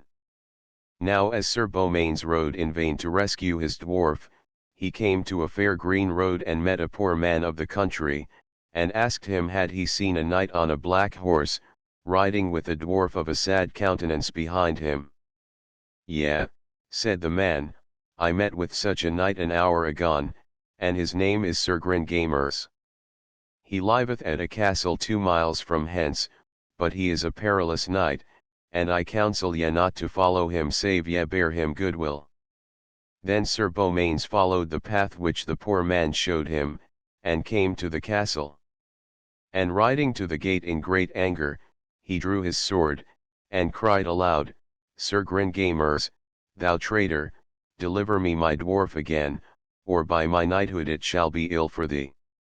Then Sir Gringamers looked out of a window and said, Sir Gareth of Orkney, leave thy boasting words, for thou wilt not get thy dwarf again. But the Lady Leone said to her brother, Nay brother, but I will that he have his dwarf, for he hath done much for me, and delivered me from the Knight of the Redlands, and well do I love him above all other knights. So Sir Gringamers went down to Sir Gareth and cried him mercy, and prayed him to alight and take good cheer. Then he alighted, and his dwarf ran to him. And when he was in the hall came the Lady Leones dressed royally like a princess. And Sir Gareth was right glad of heart when he saw her.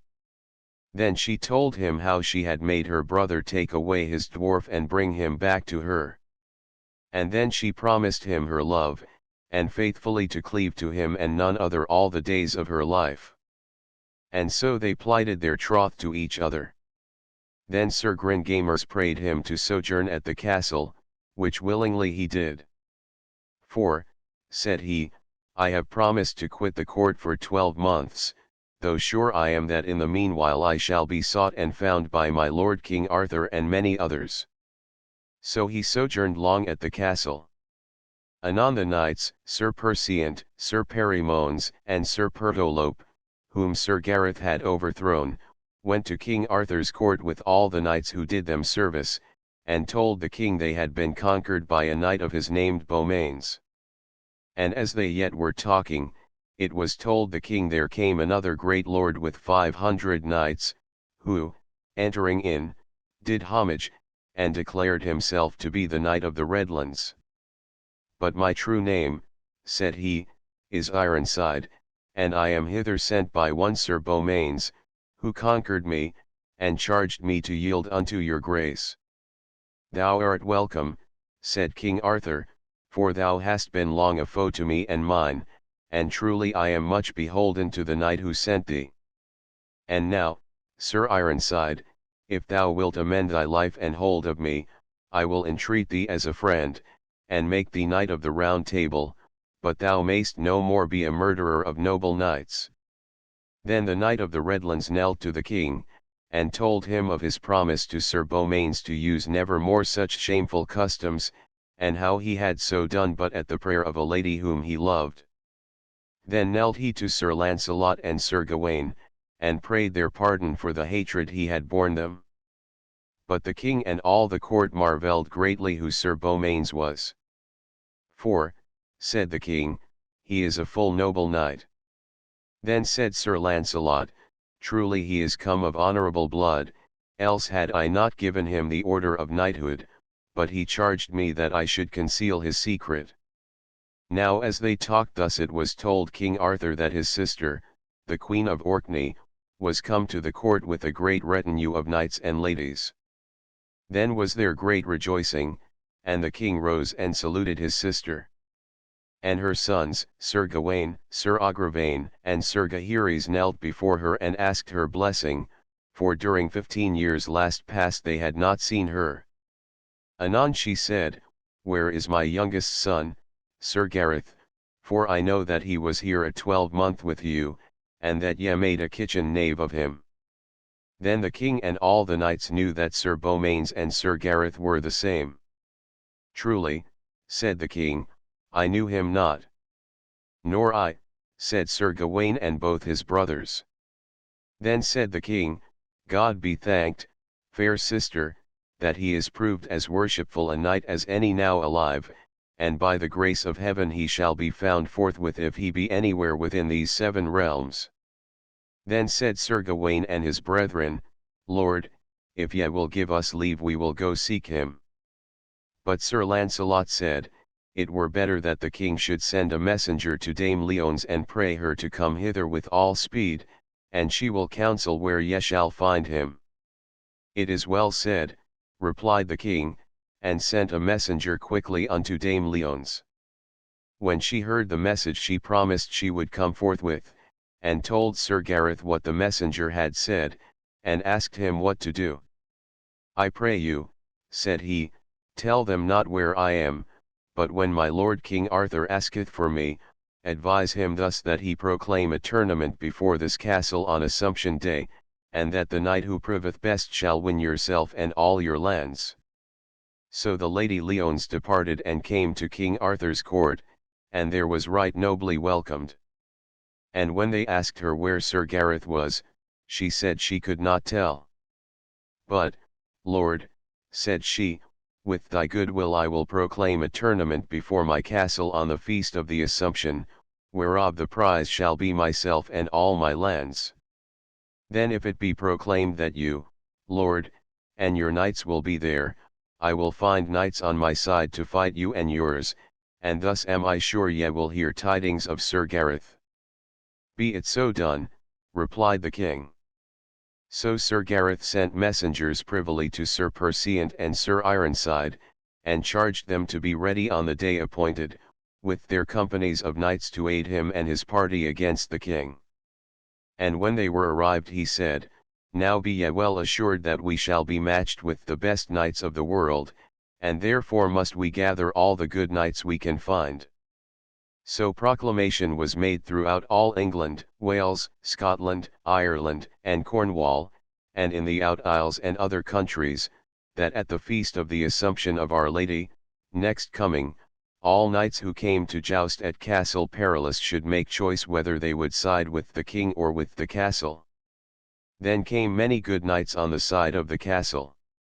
Sir Epaminondas, the son of the king of Northumberland, and Sir Palomides the Saracen, and Sir Grummore Grummersome, a good knight of Scotland, and Sir Brian de Isles, a noble knight, and Sir Carados of the Tower Dolorous, and Sir Tristram, who as yet was not a knight of the Round Table, and many others. But none among them knew Sir Gareth, for he took no more upon him than any mean person. And on King Arthur's side there came the King of Ireland and the King of Scotland, the noble Prince Sir Galaod, Sir Gawain, and his brothers Sir Agravain and Sir Gaheris, Sir Wain, Sir Tor, Sir Perceval, and Sir Lamoraca, Sir Lancelot also and his kindred, Sir Lionel, Sir Ector, Sir Bors and Sir Bedivere, likewise Sir Key and the most part of the Table Round. The two queens also, Queen Guinevere and the Queen of Orkney, Sir Gareth's mother, came with the king. So there was a great array both within and without the castle, with all manner of feasting and minstrelsy. Now before the tournament began, Sir Gareth privily prayed Dame Leonce, Sir Gringamers, Sir Ironside, and Sir Perseant, that they would in no wise disclose his name, nor make more of him than of any common knight. Then said Dame Leonce, Dear Lord, I pray thee take this ring, which hath the power to change the wearer's clothing into any colour he may will, and guardeth him from any loss of blood. But give it me again, I pray thee, when the tournament is done, for it greatly increaseth my beauty whensoever I wear it. Gramercy, mine own lady, said Sir Gareth, I wished for nothing better, for now I may be certainly disguised as long as I will. Then Sir Gringamers gave Sir Gareth a bay courser that was a passing good horse, with sure armour, and a noble sword, won by his father from a heathen tyrant. And then every knight made him ready for the tournament. So on the day of the Assumption, when Mass and Matins were said, the heralds blew their trumpets and sounded for the tourney. Anon came out the knights of the castle and the knights of King Arthur, and matched themselves together.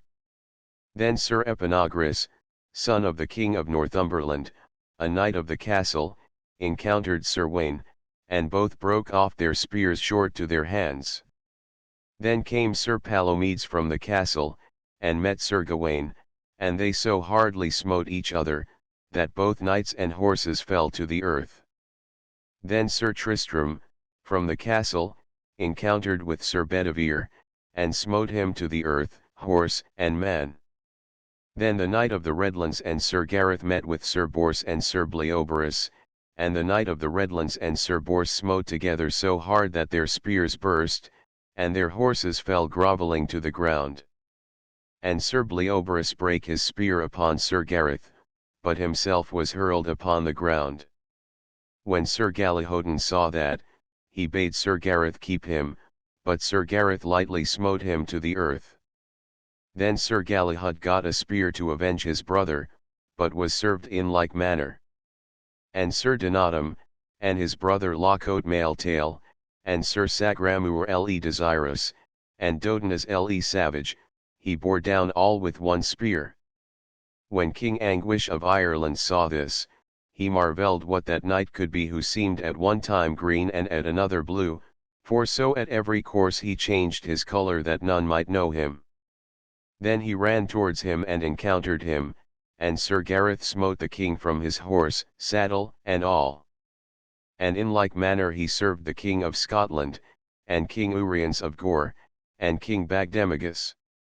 Then Sir Galaod, the noble prince, cried out, Knight of the many colours, thou hast jousted well, now make thee ready to joust with me. When Sir Gareth heard him, he took a great spear and met him swiftly. And the prince's spear broke off, but Sir Gareth smote him on the left side of the helm, so that he reeled here and there, and had fallen down had not his men recovered him. By my faith, said King Arthur, that knight of the many colours is a good knight. I pray thee, Sir Launcelot du Lake, encounter with him. Lord, said Sir Launcelot, by thy leave I will forbear. I find it in my heart to spare him at this time, for he hath done enough work for one day, and when a good knight doth so well it is no knightly part to hinder him from this honour. And peradventure his quarrel is here today, and he may be the best beloved of the Lady Leones of all that be here, for I see well he paineth and forceth himself to do great deeds. Therefore, as for me, this day he shall have the honour, for though I were able to put him from it, I would not. You speak well and truly, said the king. Then after the tilting, they drew swords, and there began a great tournament, and there Sir Launcelot did marvellous deeds of arms, for first he fought with both Sir Tristram and Sir Carados, albeit they were the most perilous in all the world. Then came Sir Gareth and put them asunder, but would not smite a stroke against Sir Launcelot, for by him he had been knighted. Anon Sir Gareth's helm had need of mending, and he rode aside to see to it and to drink water, for he was sore athirst with all his mighty feats of strength. And while he drank, his dwarf said to him, Give me your ring, lest ye lose it while ye drink. So Sir Gareth took it off. And when he had finished drinking, he rode back eagerly to the field, and in his haste forgot to take the ring again. Then all the people saw that he wore yellow armour.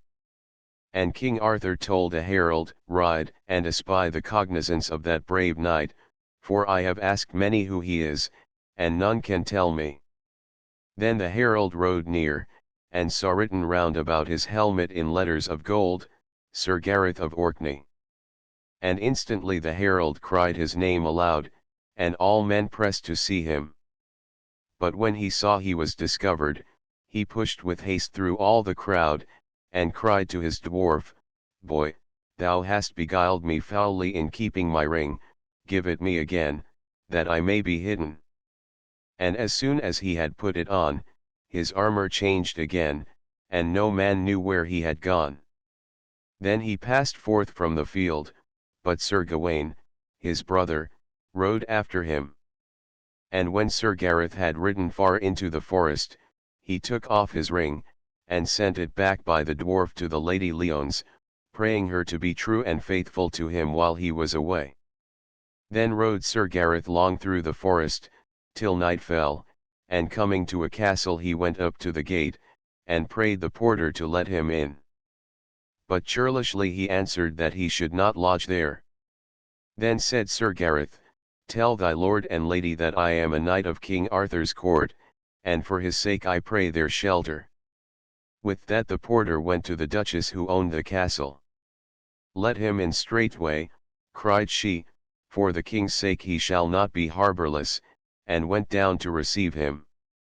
When Sir Gareth saw her coming, he saluted her, and said, Fair lady, I pray you give me shelter for this night, and if there be here any champion or giant with whom I must needs fight, spare me till tomorrow, when I and my horse shall have rested, for we are full weary. Sir Knight, she said, thou speakest boldly, for the lord of this castle is a foe to King Arthur and his court, and if thou wilt rest here tonight thou must agree, that wheresoever thou mayest meet my lord, thou must yield to him as a prisoner. What is thy lord's name, lady? Said Sir Gareth. The Duke de la Rowse, said she. I will promise thee, said he, to yield to him, if he promise to do me no harm, but if he refuse, I will release myself with my sword and spear. It is well, said the Duchess, and commanded the drawbridge to be let down. So he rode into the hall and alighted. And when he had taken off his armour, the Duchess and her ladies made him passing good cheer. And after supper his bed was made in the hall, and there he rested that night. On the morrow he rose and heard mass, and having broken his fast, took his leave and departed. And as he rode past a certain mountain there met him a knight named Sir Bendelaine, and cried unto him, Thou shalt not pass unless thou joust with me or be my prisoner. Then will we joust, replied Sir Gareth.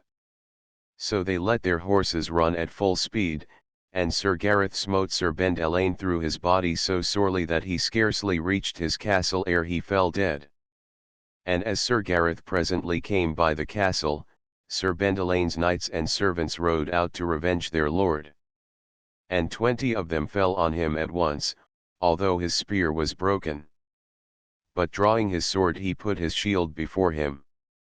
And though they brake their spears upon him, one and all, and sorely pressed on him, yet ever he defended himself like a noble knight.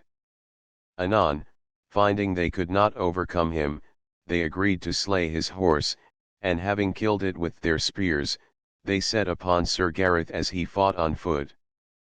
But every one he struck he slew, and drave at them with fearful blows, till he had slain them all but 4, who fled.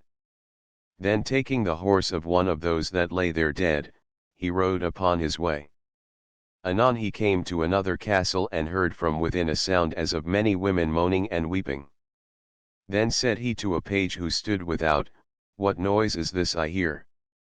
Sir Knight, said he, there be within 30 ladies, the widows of 30 knights who have been slain by the lord of this castle. He is called the Brown Knight without pity, and is the most perilous knight living, wherefore I warn thee to flee. That will I never do, said Sir Gareth, for I fear him not. Then the page saw the Brown Knight coming and said to Gareth, Lo, my lord is near.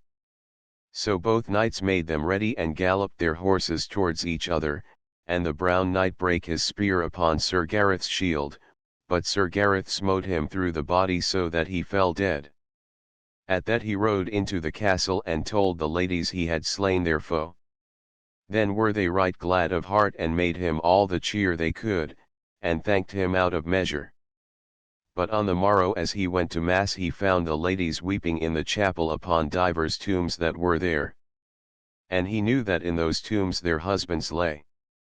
Then he bade them be comforted, and with noble and high words he desired and prayed them all to be at Arthur's court on the next feast of Pentecost. So he departed and rode past a mountain where was a goodly knight waiting, who said to him, Abide, Sir Knight, and joust with me. How are ye named? Said Sir Gareth. I am the Duke de la Rowse, answered he. In good sooth, then said Sir Gareth, not long ago I lodged within your castle, and there promised I would yield to you whenever we might meet. Art thou that proud knight? Said the Duke, who was ready to fight with me? Guard thyself therefore and make ready. So they ran together, and Sir Gareth smote the Duke from his horse. Then they alighted and drew their swords, and fought full sorely for the space of an hour, and at the last Sir Gareth smote the Duke to the earth and would have slain him, but he yielded. Then must ye go, said Sir Gareth, to my lord King Arthur at the next feast of Pentecost and say that I, Sir Gareth, sent ye. As ye will be it, said the Duke, and gave him up his shield for pledge. And as Sir Gareth rode alone he saw an armed knight coming towards him. And putting the Duke's shield before him he rode fast to tilt with him, and so they ran together as it had been thunder, and brake their spears upon each other. Then fought they fiercely with their swords and lashed together with such mighty strokes that blood ran to the ground on every side.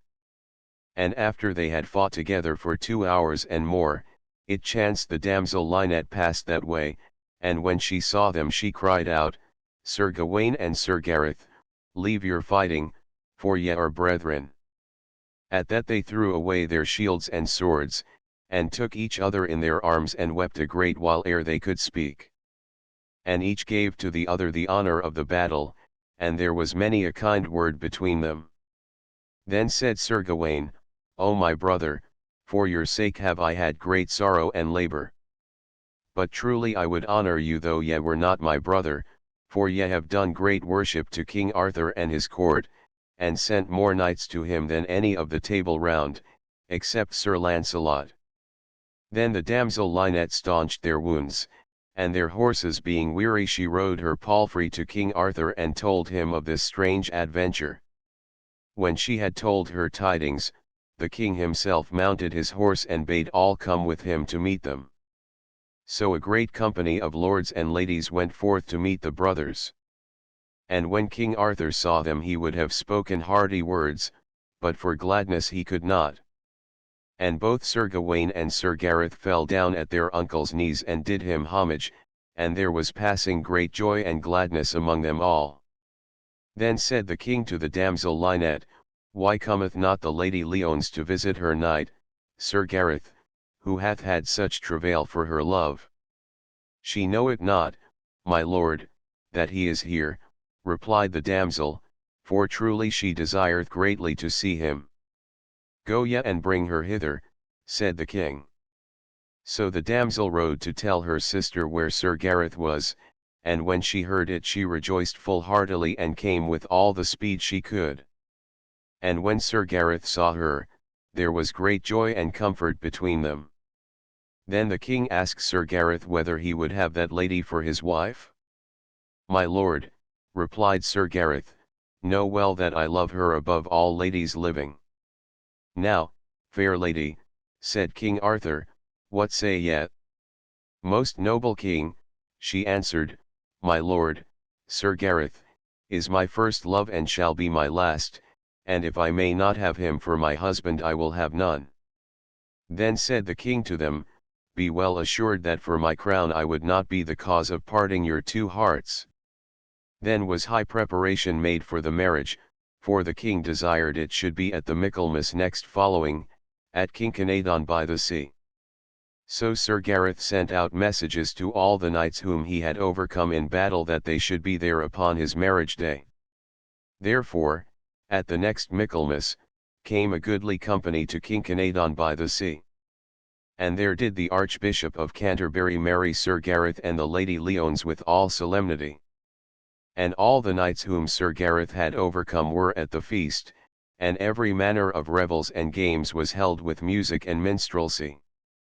And there was a great justing for 3 days. But because of his bride the king would not suffer Sir Gareth to joust. Then did King Arthur give great lands and fair, with store of gold, to Sir Gareth and his wife, that so they might live royally together to their lives' end. Chapter 11 The Adventures of Sir Tristram of Lyonesse. King Arthur held high festival at Caerleon, at Pentecost, and gathered round him all the fellowship of the Round Table, and so, according to his custom, sat and waited till some adventure should arise, or some knight returned to court whose deeds and perils might be told. Anon he saw Sir Lancelot and a crowd of knights coming through the doors and leading in their midst the mighty knight, Sir Tristram. As soon as King Arthur saw him, he rose up and went through half the hall, and held out both his hands and cried, "Right welcome to thee, good Sir Tristram, as welcome art thou as any knight that ever came before into this court. A long time have I wished for thee amongst my fellowship." Then all the knights and barons rose up with one accord and came around, and cried out, "Welcome." Queen Guinevere came also, and many ladies with her, and all with one voice said the same. Then the king took Sir Tristram by the hand and led him to the round table and said, "Welcome again for one of the best and gentlest knights in all the world, a chief in war, a chief in peace, a chief in field and forest, a chief in the ladies' chamber. Right heartily welcome to this court, and mayest thou long abide in it." When he had so said he looked at every empty seat until he came to what had been Sir Marhaus, and there he found written in gold letters, "This is the seat of the noble knight, Sir Tristram." Whereat they made him, with great cheer and gladness, a fellow of the round table. Now the story of Sir Tristram was as follows. There was a king of Lyonesse, named Meliodas, married to the sister of King Mark of Cornwall, a right fair lady and a good. And so it happened that King Meliodas hunting in the woods was taken by enchantment and made prisoner in a castle. When his wife Elizabeth heard it, she was nigh mad with grief, and ran into the forest to seek out her lord. But after many days of wandering and sorrow she found no trace of him, and laid her down in a deep valley and prayed to meet her death. And so indeed she did, but ere she died she gave birth in the midst of all her sorrow to a child, a boy, and called him with her latest breath Tristram, for she said, "His name shall show how sadly he hath come into this world." Therewith she gave up her ghost, and the gentlewoman who was with her took the child and wrapped it from the cold as well as she was able, and lay down with it in her arms beneath the shadow of a tree hard by, expecting death to come to her in turn. But shortly after came a company of lords and barons seeking for the queen, and found the lady and the child and took them home. And on the next day came King Meliodas, whom Merlin had delivered, and when he heard of the queen's death his sorrow was greater than tongue can tell. And anon he buried her solemnly and nobly, and called the child Tristram as she had desired. Then for 7 years King Meliodas mourned and took no comfort, and all that time young Tristram was well nourished, but in a while he wedded with the daughter of Howell, king of Brittany, who, that her own children might enjoy the kingdom, cast about in her mind how she might destroy Tristram. So on a certain day she put poison in a silver cup, where Tristram and her children were together playing, that when he was athirst he might drink of it and die. But so it happened that her own son saw the cup, and, thinking it must hold good drink, he climbed and took it, and drank deeply of it, and suddenly thereafter burst and fell down dead. When the queen heard that, her grief was very great, but her anger and envy were fiercer than before, and soon again she put more poison in the cup. And by chance one day her husband finding it when thirsty, took it up and was about to drink therefrom, when, seeing him, she sprang up with a mighty cry and dashed it from his hands. At that King Meliodas, wondering greatly, called to mind the sudden death of his young child, and taking her fiercely by the hand he cried, "Traitress, tell me what drink is in this cup or I will slay thee in a moment," and therewith pulling out his sword he swore by a great oath to slay her if she straightway told him not the truth. "Ah, mercy, Lord," said she, and fell down at his feet, "mercy, and I will tell thee all." And then she told him of her plot to murder Tristram, that her own sons might enjoy the kingdom. "The law shall judge thee," said the king. And so anon she was tried before the barons, and condemned to be burnt to death. But when the fire was made, and she brought out, came Tristram kneeling at his father's feet and besought of him a favour. "Whatsoever thou desirest I will give thee," said the king. "Give me the life, then, of the queen, my stepmother," said he. "Thou doest wrong to ask it," said Meliodas, "for she would have slain thee with her poisons if she could, and chiefly for thy sake she ought to die." "Sir," said he, "as for that, I beseech thee of thy mercy to forgive it her, and for my part may God pardon her as I do, and so I pray thee grant me my boon, and for God's sake hold thee to thy promise." "If it must be so," said the king, "take thou her life, for to thee I give it, and go and do with her as thou wilt." Then went young Tristram to the fire and loosed the queen from all her bonds and delivered her from death. And after a great while by his good means the king again forgave and lived in peace with her, though never more in the same lodgings. Anon was Tristram sent abroad to France in care of one named Gouvernail. And there for 7 years he learned the language of the land, and all knightly exercises and gentle crafts, and especially was he foremost in music and in hunting, and was a harper beyond all others. And when at 19 years of age he came back to his father, he was as lusty and strong of body and as noble of heart as ever man was seen. Now shortly after his return it befell that King Anguish of Ireland sent to King Mark of Cornwall for the tribute due to Ireland, but which was now 7 years behindhand. To whom King Mark sent answer, if he would have it he must send and fight for it, and they would find a champion to fight against it. So King Anguish called for Sir Marhaus, his wife's brother, a good knight of the Round Table, who lived then at his court, and sent him with a knightly retinue in 6 great ships to Cornwall. And, casting anchor by the castle of Tintagel, he sent up daily to King Mark for the tribute or the champion. But no knight there would venture to assail him, for his fame was very high in all the realm for strength and hardihood.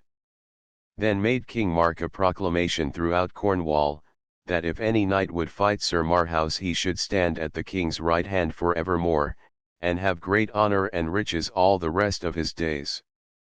Anon this news came to the land of Lyonesse, and when young Tristram heard it he was angry and ashamed to think no knight of Cornwall durst assail the Irish champion. "Alas," said he, "that I am not a knight, that I might match this Marhaus. I pray you give me leave, sir, to depart to King Mark's court and beg of his grace to make me knight." "Be ruled by thy own courage," said his father. So Tristram rode away forthwith to Tintagel to King Mark, and went up boldly to him and said, "Sir, give me the order of knighthood and I will fight to the uttermost with Sir Marhaus of Ireland." "What are ye, and whence come ye?" said the king, seeing he was but a young man, though strong and well made both in body and limb. "My name is Tristram," said he, "and I was born in the country of Lyonesse." "But know ye," said the king, "this Irish knight will fight with none who be not come of royal blood and near of kin to kings or queens, as he himself is, for his sister is the Queen of Ireland." Then said Tristram, "Let him know that I am come both on my father's and my mother's side of blood as good as his, for my father is King Meliodas and my mother was that Queen Elizabeth, thy sister, who died in the forest at my birth." When King Mark heard that he welcomed him with all his heart, and knighted him forthwith, and made him ready to go forth as soon as he would choose, and armed him royally in armour covered with gold and silver. Then he sent Sir Marhaus word, that a better man than he should fight with him, Sir Tristram of Lyonesse, son of King Meliodas and of King Mark's own sister. So the battle was ordained to be fought in an island near Sir Marhaus' ships, and there Sir Tristram landed on the morrow, with Gouvernail alone attending him for squire, and him he sent back to the land when he had made himself ready. When Sir Marhaus and Sir Tristram were thus left alone, Sir Marhaus said, "Young knight Sir Tristram, what doest thou here? I am full sorry for thy rashness, for oft times have I been assailed in vain, and by the best knights of the world. Be warned in time, return to them that sent thee. Fair knight, "And well-proved knight," replied Sir Tristram, "be sure that I shall never quit this quarrel till one of us be overcome. For this cause have I been made knight, and thou shalt know before we part that though as yet unproved, I am a king's son and firstborn of a queen.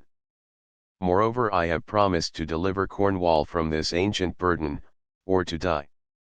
Also, thou shouldst have known, Sir Marhaus, that thy valour and thy might are but the better reasons why I should assail thee, for whether I win or lose I shall gain honour to have met so great a knight as thou art."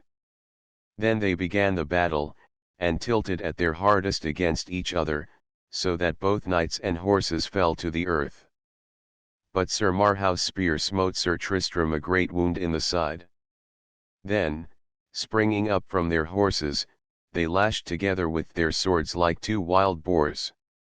And when they had stricken together a great while they left off strokes and lunged at one another's breasts and visors, but seeing this availed not they hurtled together again to bear each other down. Thus fought they more than half the day, till both were sorely spent and blood ran from them to the ground on every side. But by this time Sir Tristram remained fresher than Sir Marhaus and better winded, and with a mighty stroke he smote him such a buffet as cut through his helm into his brain pan, and there his sword stuck in so fast that thrice Sir Tristram pulled ere he could get it from his head. Then fell Sir Marhaus down upon his knees, and the edge of Sir Tristram's sword broke off into his brain pan. And suddenly when he seemed dead, Sir Marhaus rose and threw his sword and shield away from him and ran and fled into his ship. And Tristram cried out after him, "Aha! Sir Knight of the Round Table, dost thou withdraw thee from so young a knight? It is a shame to thee and all thy kin. I would rather have been hewn into 100 pieces than have fled from thee." But Sir Marhaus answered nothing, and sorely groaning fled away. "Farewell, Sir Knight, farewell," laughed Tristram, whose own voice now was hoarse and faint with loss of blood. "I have thy sword and shield in my safe keeping, and will wear them in all places where I ride on my adventures, and before King Arthur and the Table Round." Then was Sir Marhaus taken back to Ireland by his company, and as soon as he arrived his wounds were searched, and when they searched his head they found therein a piece of Tristram's sword, but all the skill of surgeons was in vain to move it out. So anon Sir Marhaus died. But the queen, his sister, took the piece of sword blade and put it safely by, for she thought that some day it might help her to revenge her brother's death. Meanwhile, Sir Tristram, being sorely wounded, sat down softly on a little mound and bled passing fast, and in that evil case was found anon by Gouvernail and King Mark's knights. Then they gently took him up and brought him in a barge back to the land, and lifted him into a bed within the castle, and had his wounds dressed carefully. But for a great while he lay sorely sick, and was likely to have died of the first stroke Sir Marhaus had given him with the spear, for the point of it was poisoned. And, though the wisest surgeons and leeches both men and women came from every part, yet could he be by no means cured. At last came a wise lady, and said plainly that Sir Tristram never should be healed, until he went and stayed in that same country whence the poison came. When this was understood, the king sent Sir Tristram in a fair and goodly ship to Ireland, and by fortune he arrived fast by a castle where the king and queen were. And as the ship was being anchored, he sat upon his bed and harped a merry lay, and made so sweet a music as was never equalled. When the king heard that the sweet harper was a wounded knight, he sent for him, and asked his name. "I am of the country of Lyonesse," he answered, "and my name is Tramtrist," for he dared not tell his true name lest the vengeance of the queen should fall upon him for her brother's death. "Well," said King Anguish, "thou art right welcome here, and shalt have all the help this land can give thee, but be not anxious if I am at times cast down and sad, for but lately in Cornwall the best knight in the world, fighting for my cause, was slain. His name was Sir Marhaus, a knight of King Arthur's Round Table.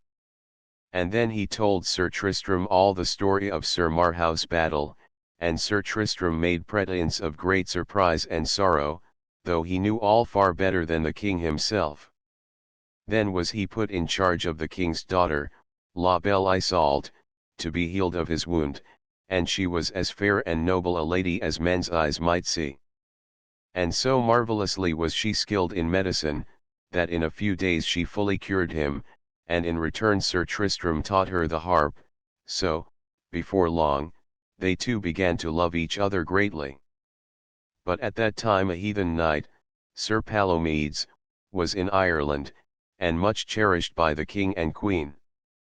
He also loved mightily La Belle Isault, and never wearied of making her great gifts, and seeking for her favour, and was ready even to be christened for her sake. Sir Tristram therefore hated him out of measure, and Sir Palomides was full of rage and envy against Tristram. And so it befell that King Anguish proclaimed a great tournament to be held, the prize whereof should be a lady called the Lady of the Lawns, of near kindred to the king, and her the winner of the tournament should wed in 3 days afterwards, and possess all her lands. When La Belle Isault told Sir Tristram of this tournament, he said, "Fair lady, I am yet a feeble knight, and but for thee had been a dead man now, what wouldest thou I should do? Thou knowest well I may not joust." "Ah, Tristram," said she, "why wilt thou not fight in this tournament? Sir Palomides will be there, and will do his mightiest, and therefore be thou there, I pray thee, or else he will be winner of the prize." "Madam," said Tristram, "I will go, and for thy sake will do my best, but let me go unknown to all men, and do thou, I pray thee, keep my counsel, and help me to a disguise." So on the day of justing came Sir Palomides, with a black shield, and overthrew many knights. And all the people wondered at his prowess, for on the first day he put to the worse Sir Gawain, Sir Gaheris, Sir Agravain, Sir Kay, and many more from far and near. And on the morrow he was conqueror again, and overthrew the king with 100 knights and the king of Scotland. But presently Sir Tristram rode up to the lists, having been let out at a privy postern of the castle, where none could see. La Belle Isault had dressed him in white armour and given him a white horse and shield, and so he came suddenly into the field as it had been a bright angel. As soon as Sir Palomides saw him he ran at him with a great spear in rest, but Sir Tristram was ready, and at the first encounter hurled him to the ground. Then there arose a great cry that the knight with the black shield was overthrown. And Palomides, sorely hurt and shamed, sought out a secret way and would have left the field, but Tristram watched him, and rode after him, and bade him stay, for he had not yet done with him. Then did Sir Palomides turn with fury, and lash at Sir Tristram with his sword, but at the first stroke Sir Tristram smote him to the earth, and cried, "Do now all my commands, or take thy death."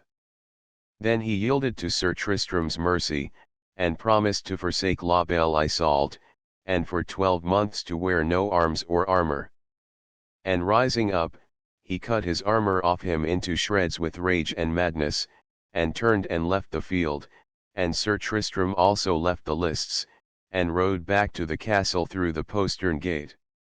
Then was Sir Tristram long cherished by the King and Queen of Ireland, and ever with La Belle Isault. But on a certain day, while he was bathing, came the Queen with La Belle Isault by chance into his chamber, and saw his sword lie naked on the bed. Anon she drew it from the scabbard and looked at it a long while, and both thought it a passing fair sword, but within 1.5 feet of the end there was a great piece broken out, and while the Queen was looking at the gap, she suddenly remembered the piece of sword blade that was found in the brainpan of her brother Sir Marhaus. Therewith she turned and cried, "By my faith, this is the felon knight who slew thy uncle." And running to her chamber she sought in her casket for the piece of iron from Sir Marhaus' head and brought it back, and fitted it in Tristram's sword, and surely did it fit therein as closely as it had been but yesterday broke out. Then the queen caught the sword up fiercely in her hand, and ran into the room where Sir Tristram was yet in his bath, and making straight for him, had run him through the body, had not his squire, Sir Hebes, got her in his arms, and pulled the sword away from her. Then ran she to the king, and fell upon her knees before him, saying, Lord and husband, thou hast here in thy house that felon knight who slew my brother Marhaus. Who is it? Said the king. It is Sir Tristram, said she, whom Isolde hath healed. Alas, replied the king, I am full grieved thereat, for he is a good knight as ever I have seen in any field, but I charge thee leave thou him, and let me deal with him. Then the king went to Sir Tristram's chamber and found him all armed and ready to mount his horse, and said to him, Sir Tristram, it is not to prove me against thee I come, for it were shameful of thy host to seek thy life. Depart in peace, but tell me first thy name, and whether thou slewest my brother, Sir Marhaus. Then Sir Tristram told him all the truth, and how he had hid his name, to be unknown in Ireland, and when he had ended, the king declared he held him in no blame. Howbeit, I cannot for mine honour's sake retain thee at this court, for so I should displease my barons, and my wife, and all her kin. Sir, said Sir Tristram, I thank thee for the goodness thou hast shown me here, and for the great goodness my lady, thy daughter, hath shown me, and it may chance to be more for thy advantage if I live than if I die, for wheresoever I may be, I shall ever seek thy service, and shall be my lady thy daughter's servant in all places, and her knight in right and wrong, and shall never fail to do for her as much as knight can do. Then Sir Tristram went to La Belle Isolde, and took his leave of her. O gentle knight, said she, full of grief am I at your departing, for never yet I saw a man to love so well. Madam, said he, I promise faithfully that all my life I shall be your knight. Then Sir Tristram gave her a ring, and she gave him another, and after that he left her, weeping and lamenting, and went among the barons, and openly took his leave of them all, saying, Fair lords, it so befalleth that I now must depart hence, therefore, if there be any here whom I have offended or who is grieved with me, let him now say it, and before I go I will amend it to the utmost of my power. And if there be but one who would speak shame of me behind my back, let him say it now or never, and here is my body to prove it on body against body. And all stood still and said no word, though some there were of the queen's kindred who would have assailed him had they dared. So Sir Tristram departed from Ireland and took the sea and came with a fair wind to Tintagel. And when the news came to King Mark that Sir Tristram was returned, healed of his wound, he was passing glad, and so were all his barons.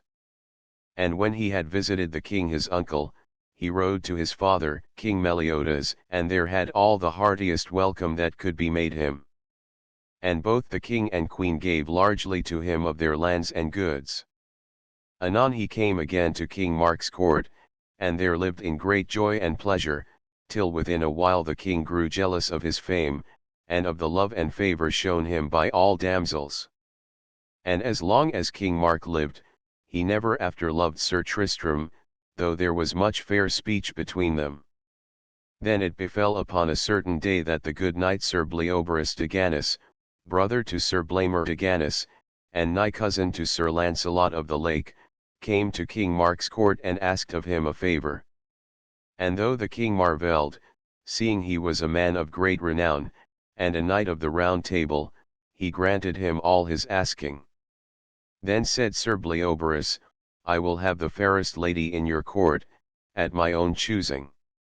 I may not say thee nay, replied the king, choose therefore, but take all the issues of thy choice.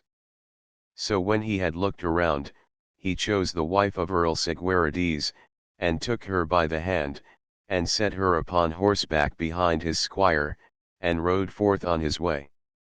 Presently thereafter came in the earl, and rode out straightway after him in rage. But all the ladies cried out shame upon Sir Tristram that he had not gone, and one rebuked him foully and called him coward knight, that he would stand and see a lady forced away from his uncle's court. But Sir Tristram answered her, Fair lady, it is not my place to take part in this quarrel while her lord and husband is here to do it. Had he not been at this court, peradventure I had been her champion. And if it so befall that he speed ill, then may it happen that I speak with that foul knight before he pass out of this realm. Anon ran in one of Sir Segwarides' squires, and told that his master was sore wounded, and at the point of death. When Sir Tristram heard that, he was soon armed and on his horse, and Gouvernail, his servant, followed him with shield and spear. And as he rode, he met his cousin Sir Andret, who had been commanded by King Mark to bring home to him 2 knights of King Arthur's court who roamed the country thereabout seeking adventures. What tidings, said Sir Tristram. God help me, never worse, replied his cousin, for those I went to bring have beaten and defeated me, and set my message at naught. Fair cousin, said Sir Tristram, ride ye on your way, perchance if I should meet them ye may be revenged.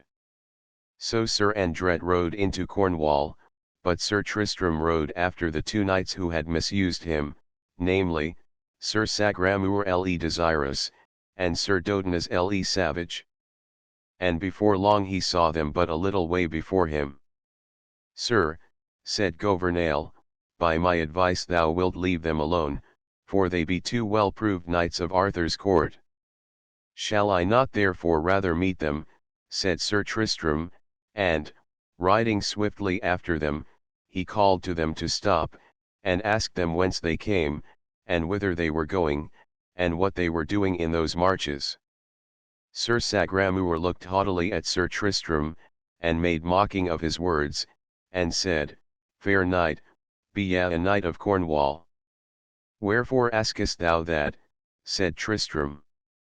Truly, because it is full seldom seen, replied Sir Sagramor, that Cornish knights are valiant with their arms as with their tongues.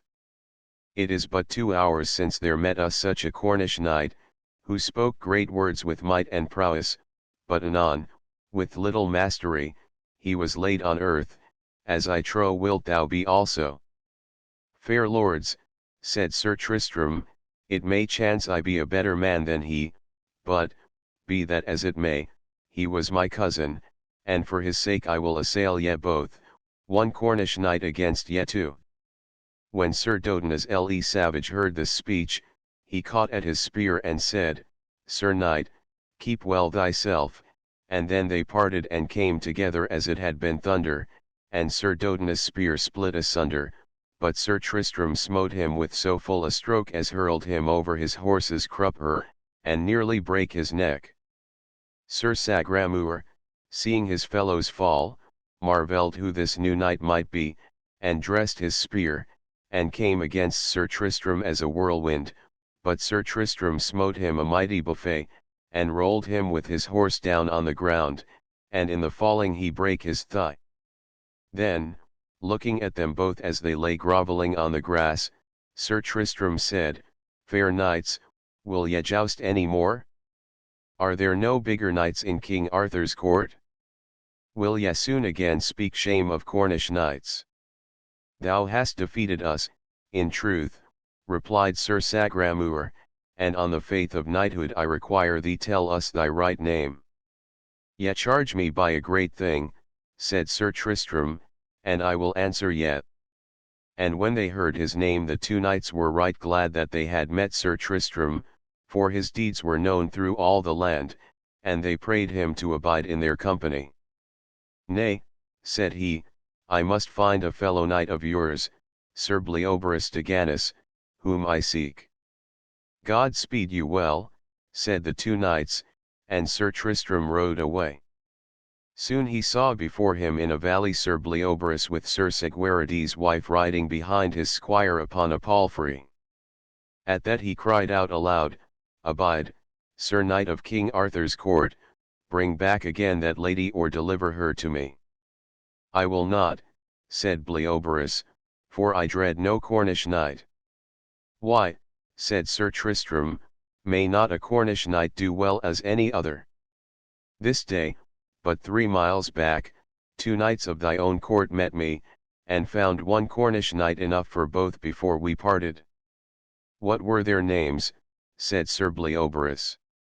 Sir Sagramor le Desirous and Sir Dodinas le Savage, said Sir Tristram. Ah, said Sir Bleoberis, amazed, hast thou then met with them? By my faith, they were 2 good knights and men of worship, and if thou hast beat both thou must needs be a good knight, but for all that thou shalt beat me also ere thou hast this lady. Defend thee, then, cried out Sir Tristram, and came upon him swiftly with his spear in rest.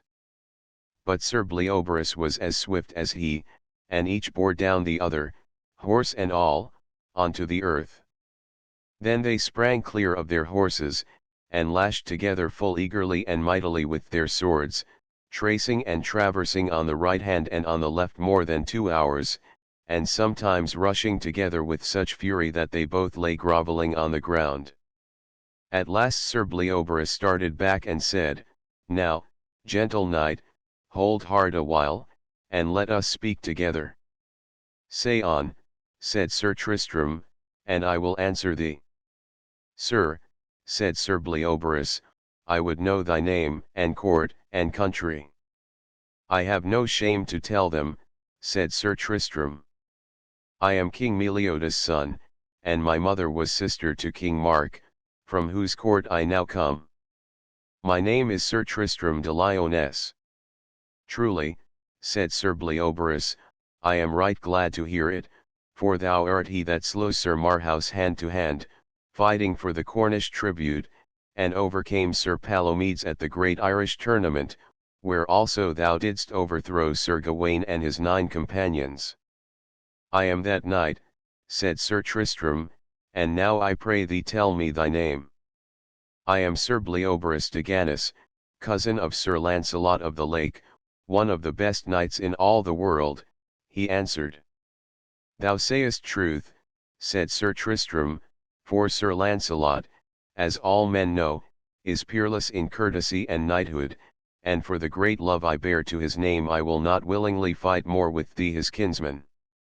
In good faith, sir, said Sir Bleoberis, I am as loath to fight thee more, but since thou hast followed me to win this lady, I proffer thee kindness, courtesy, and gentleness, this lady shall be free to go with which of us she pleaseth best. I am content, said Sir Tristram, for I doubt not she will come to me. That shalt thou shortly prove, said he, and called his squire, and set the lady in the midst between them, who forthwith walked to Sir Bleoberis and elected to abide with him. Which, when Sir Tristram saw, he was in wondrous anger with her, and felt that he could scarce for shame return to King Mark's court. But Sir Bleoberis said, Hearken to me, good knight, Sir Tristram, because King Mark gave me free choice of any gift, and because this lady chose to go with me, I took her, but now I have fulfilled my quest and my adventure, and for thy sake she shall be sent back to her husband at the abbey where he lieth. So Sir Tristram rode back to Tintagel, and Sir Bleoberis to the abbey where Sir Segwarides lay wounded, and there delivered up his lady, and departed as a noble knight. After this adventure Sir Tristram abode still at his uncle's court, till in the envy of his heart King Mark devised a plan to be rid of him. So on a certain day he desired him to depart again for Ireland, and there demand La Belle Isoult on his behalf, to be his queen. For ever had Sir Tristram praised her beauty and her goodness, till King Mark desired to wed her for himself. Moreover, he believed his nephew surely would be slain by the queen's kindred if he once were found again in Ireland. But Sir Tristram, scorning fear, made ready to depart, and took with him the noblest knights that could be found, arrayed in the richest fashion. And when they were come to Ireland, upon a certain day Sir Tristram gave his uncle's message, and King Anguish consented thereto. But when La Belle Isault was told the tidings, she was very sorrowful and loth, yet made she ready to set forth with Sir Tristram, and took with her Dame Bragwaine, her chief gentlewoman. Then the queen gave Dame Bragwaine, and Gouvernail, Sir Tristram's servant, a little flask, and charged them that La Belle Isault and King Mark should both drink of it on their marriage day, and then should they surely love each other all their lives. Anon, Sir Tristram and Isault, with a great company, took the sea and departed. And so it chanced that one day sitting in their cabin they were athirst, and saw a little flask of gold which seemed to hold good wine. So Sir Tristram took it up, and said, Fair lady, this looketh to be the best of wines, and your maid, Dame Bragwaine, and my servant, Gouvernail, have kept it for themselves. Thereat they both laughed merrily, and drank each after other from the flask, and never before had they tasted any wine which seemed so good and sweet. But by the time they had finished drinking they loved each other so well that their love never more might leave them for weal or woe. And thus it came to pass that though Sir Tristram might never wed La Belle Isault, he did the mightiest deeds of arms for her sake only all his life. Then they sailed onwards till they came to a castle called Blue Air, where they would have rested. But anon there ran forth a great company and took them prisoners. And when they were in prison, Sir Tristram asked a knight and lady whom they found therein wherefore they were so shamefully dealt with, for, said he, it was never the custom of any place of honor that I ever came unto to seize a knight and lady asking shelter and thrust them into prison, and a full evil and discourteous custom is it. Sir, said the knight, know ye not that this is called the Castle Blue Air, or the Weeping Castle, and that it is an ancient custom here that whatsoever knight abideth in it must needs fight the lord of it, Sir Bronor, and he that is the weakest shall lose his head. And if the lady he hath with him be less fair than the lord's wife, she shall lose her head, but if she be fairer, then must the lady of the castle lose her head. Now heaven help me, said Sir Tristram, but this is a foul and shameful custom. Yet have I one advantage, for my lady is the fairest that doth live in all the world, so that I nothing fear for her, and as for me, I will full gladly fight for my own head in a fair field. Then said the knight, Look ye be up betimes tomorrow, and make you ready and your lady. And on the morrow came Sir Bronor to Sir Tristram, and put him and Isault forth out of prison, and brought him a horse and armour, and bade him make ready, for all the commons and estates of that lordship waited in the field to see and judge the battle. Then Sir Bronor, holding his lady by the hand, all muffled, came forth, and Sir Tristram went to meet him with La Belle Isault beside him, muffled also.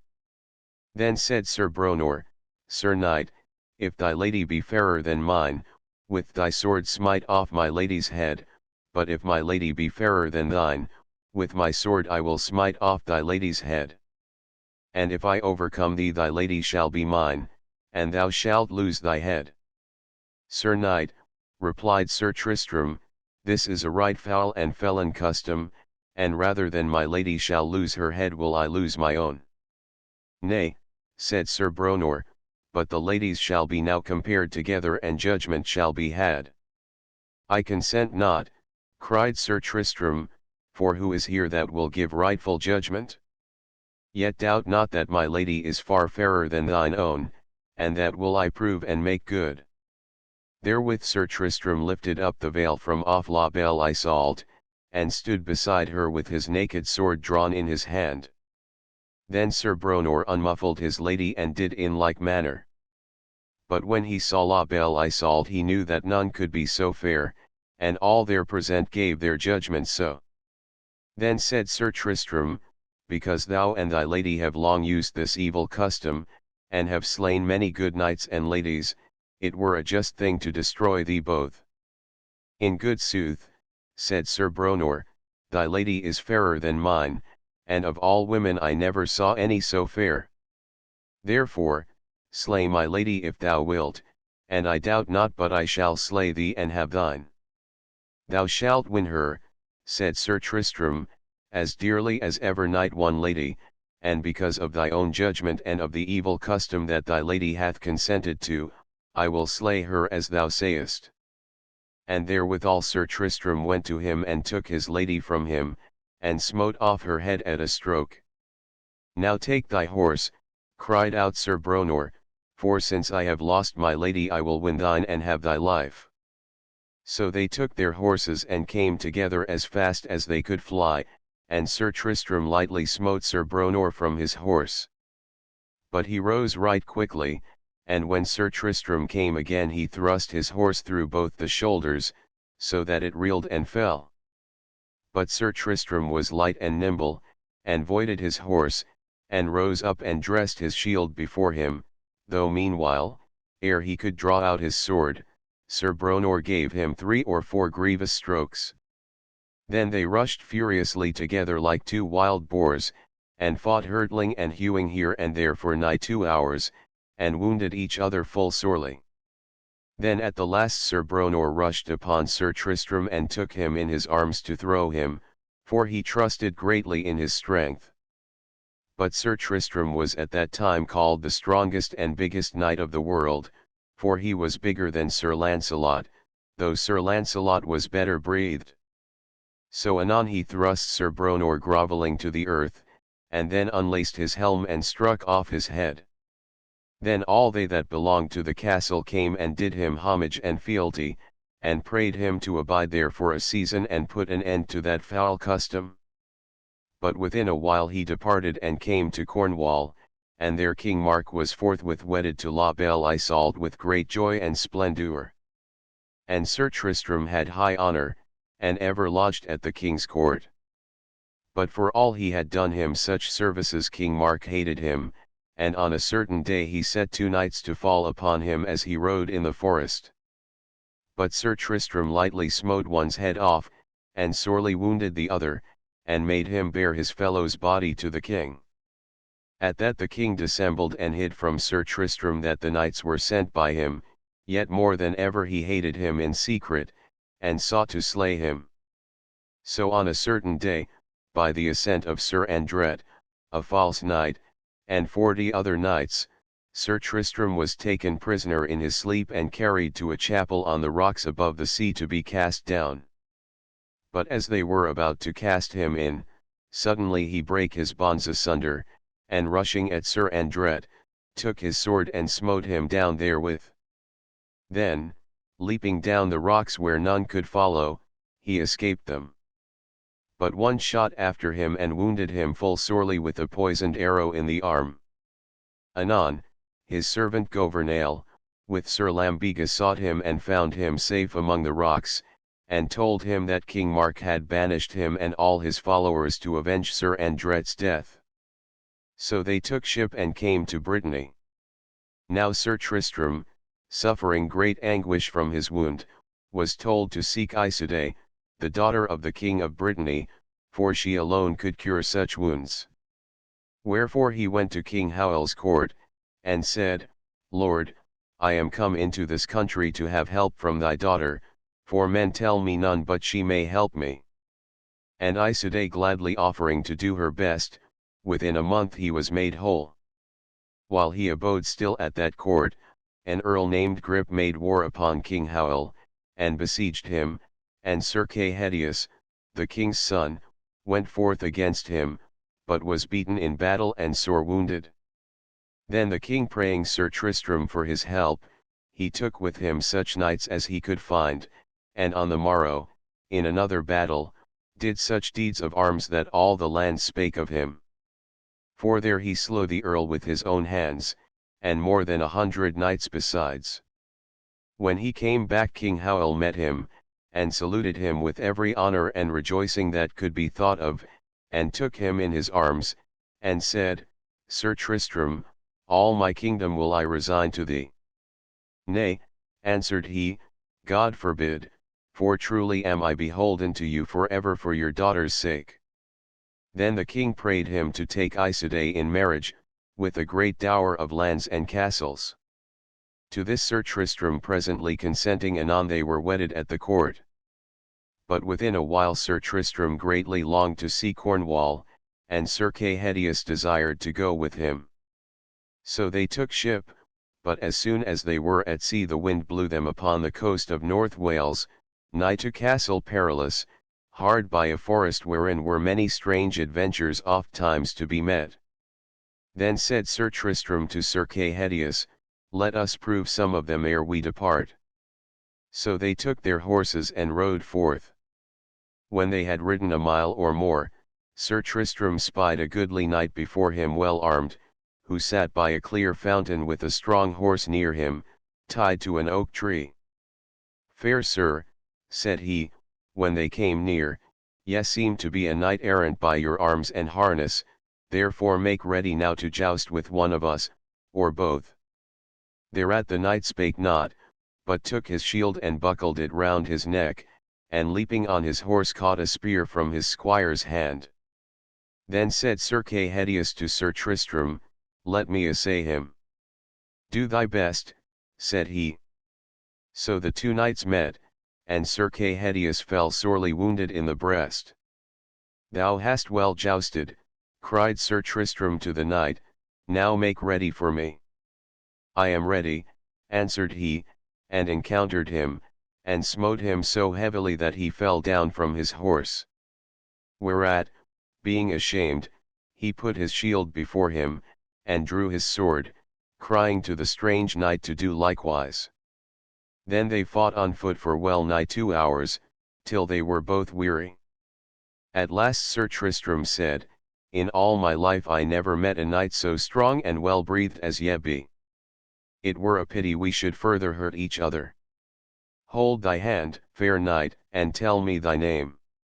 That will I, answered he, if thou wilt tell me thine. My name, said he, is Sir Tristram of Lyonesse. And mine, Sir Lamoracca of Gaul.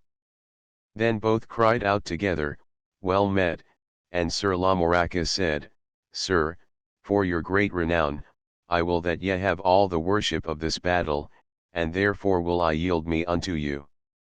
And therewith he took his sword by the point to yield him.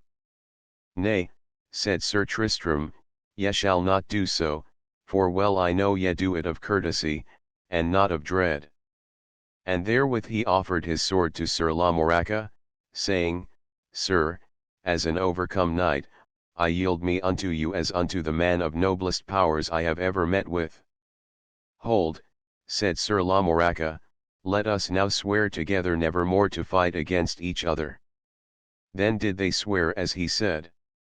Then Sir Tristram returned to Sir Kay Hedius, and when he was whole of his wounds, they departed together in a ship, and landed on the coast of Cornwall. And when they came ashore, Sir Tristram eagerly sought news of La Belle Isoult. And one told him in mistake that she was dead. Whereat, for sore and grievous sorrow, he fell down in a swoon, and so lay for 3 days and nights. When he awoke therefrom he was crazed, and ran into the forest and abode there like a wild man many days, whereby he waxed lean and weak of body, and would have died, but that a hermit laid some meat beside him as he slept. Now in that forest was a giant named Tauleas, who, for fear of Tristram, had hid himself within a castle, but when they told him he was mad, came forth and went at large again. And on a certain day he saw a knight of Cornwall, named Sir Dinant, pass by with a lady, and when he had alighted by a well to rest, the giant leaped out from his ambush, and took him by the throat to slay him. But Sir Tristram, as he wandered through the forest, came upon them as they struggled, and when the knight cried out for help, he rushed upon the giant, and taking up Sir Dinant's sword, struck off therewith the giant's head, and straightway disappeared among the trees. Anon, Sir Dinant took the head of Tauleas, and bare it with him to the court of King Mark, whither he was bound, and told of his adventures. Where had ye this adventure? Said King Mark. At a fair fountain in thy forest, answered he. I would fain see that wild man, said the king. So within a day or two he commanded his knights to a great hunting in the forest. And when the king came to the well, he saw a wild man lying there asleep, having a sword beside him, but he knew not that it was Sir Tristram. Then he blew his horn, and summoned all his knights to take him gently up and bear him to the court. And when they came thereto they bathed and washed him, and brought him somewhat to his right mind. Now La Belle Isoult knew not that Sir Tristram was in Cornwall, but when she heard that a wild man had been found in the forest, she came to see him.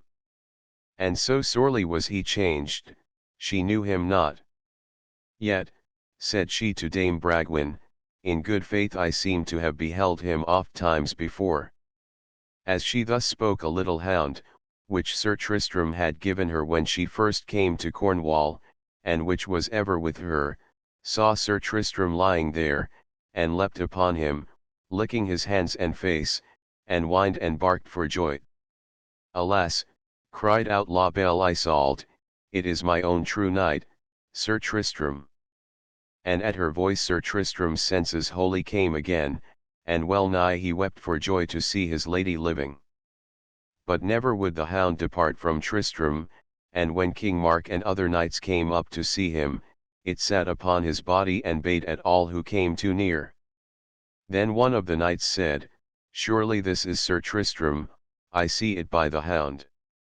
Nay, said the king, it cannot be, and asked Sir Tristram on his faith who he was. My name, said he, is Sir Tristram of Lyonesse, and now ye may do what ye list with me. Then the king said, It repents me that ye are recovered, and sought to make his barons slay him. But most of them would not assent thereto, and counselled him instead to banish Tristram for 10 years again from Cornwall, for returning without orders from the king. So he was sworn to depart forthwith. And as he went towards the ship a knight of King Arthur, named Sir Dinadan, who sought him, came and said, Fair knight, ere that you pass out of this country, I pray you joust with me. With a good will, said he. Then they ran together, and Sir Tristram lightly smote him from his horse. Anon he prayed Sir Tristram's leave to bear him company, and when he had consented they rode together to the ship. Then was Sir Tristram full of bitterness of heart, and said to all the knights who took him to the shore, Greet well King Mark and all mine enemies from me, and tell them I will come again when I may. Well am I now rewarded for slaying Sir Marhaus, and delivering this kingdom from its bondage, and for the perils wherewithal I brought La Belle Isoult from Ireland to the king, and rescued her at the castle Blue Air, and for the slaying of the giant Tauleas, and all the other deeds that I have done for Cornwall and King Mark. Thus angrily and passing bitterly he spake, and went his way. And after sailing a while the ship stayed at a landing place upon the coast of Wales, and there Sir Tristram and Sir Dinadan alighted, and on the shore they met 2 knights, Sir Ector and Sir Bors. And Sir Ector encountered with Sir Dinadan and smote him to the ground, but Sir Bors would not encounter with Sir Tristram, for, said he, no Cornish knights are men of worship. Thereat Sir Tristram was full wroth, but presently there met them 2 more knights, Sir Bleoberis and Sir Driant, and Sir Bleoberis proffered to joust with Sir Tristram, who shortly smote him down. I had not thought, cried out Sir Bors, that any Cornish knight could do so valiantly. Then Sir Tristram and Sir Dinadan departed, and rode into a forest, and as they rode a damsel met them, who for Sir Launcelot's sake was seeking any noble knights to rescue him. For Queen Morgan le Fay, who hated him, had ordered 30 men at arms to lie in ambush for him as he passed, with the intent to kill him. So the damsel prayed them to rescue him. Then said Sir Tristram, Bring me to that place, fair damsel. But Sir Dinadan cried out, It is not possible for us to meet with 30 knights. I will take no part in such a hardihood, for to match 1 or 2 or 3 knights is enough, but to match 15 I will never essay. For shame, replied Sir Tristram, do but your part. That will I not, said he, wherefore, I pray ye, lend me your shield, for it is of Cornwall, and because men of that country are deemed cowards, ye are but little troubled as ye ride with knights to joust with. Nay, said Sir Tristram, I will never give my shield up for her sake who gave it me, but if thou wilt not stand by me today I will surely slay thee, for I ask no more of thee than to fight one night, and if thy heart will not serve thee that much, thou shalt stand by and look on me and them. Would God that I had never met with ye, cried Sir Dinadan, but I promise to look on and do all that I may to save myself. Anon they came to where the 30 knights lay waiting, and Sir Tristram rushed upon them, saying, Here is one who fights for love of Lancelot. Then slew he 2 of them at the first onset with his spear, and 10 more swiftly after with his sword. At that Sir Dinadan took courage, and assailed the others with him, till they turned and fled. But Sir Tristram and Sir Dinadan rode on till nightfall, and meeting with a shepherd, asked him if he knew of any lodging thereabouts. Truly, fair lords, said he, there is good lodging in a castle hard by, but it is a custom there that none shall lodge therein save ye first joust with 2 knights, and as soon as ye be within, ye shall find your match. That is an evil lodging, said Sir Dinadan, lodge where ye will, I will not lodge there. Shame on thee, said Sir Tristram, art thou a knight at all? Then he required him on his knighthood to go with him, and they rode together to the castle. As soon as they were near, 2 knights came out and ran full speed against them, but both of them they overthrew, and went within the castle, and had noble cheer. Now, when they were unarmed and ready to take rest, there came to the castle gate 2 knights, Sir Palomides and Sir Gaheris, and desired the custom of the castle. I would far rather rest than fight, said Sir Dinadan. That may not be, replied Sir Tristram, for we must needs defend the custom of the castle, seeing we have overcome its lords, therefore, make ready. Alas that I ever came into your company, said Sir Dinadan. So they made ready, and Sir Gaheris encountered Sir Tristram and fell before him, but Sir Palomides overthrew Sir Dinadan. Then would all fight on foot save Sir Dinadan, for he was sorely bruised and frighted by his fall. And when Sir Tristram prayed him to fight, I will not, answered he, for I was wounded by those 30 knights with whom we fought this morning, and as to you, ye are in truth like one gone mad, and who would cast himself away. There be but 2 knights in the world so mad, and the other is Sir Lancelot, with whom I once rode forth, who kept me evermore at battling so that for a quarter of a year thereafter I lay in my bed. Heaven defend me again from either of your fellowships. Well, said Sir Tristram, if it must be, I will fight them both. Therewith he drew his sword and assailed Sir Palomides and Sir Gaheris together, but Sir Palomides said, Nay, but it is a shame for 2 to fight with 1. So he bade Sir Gaheris stand by, and he and Sir Tristram fought long together, but in the end Sir Tristram drave him backward, whereat Sir Gaheris and Sir Dinadan with one accord sundered them.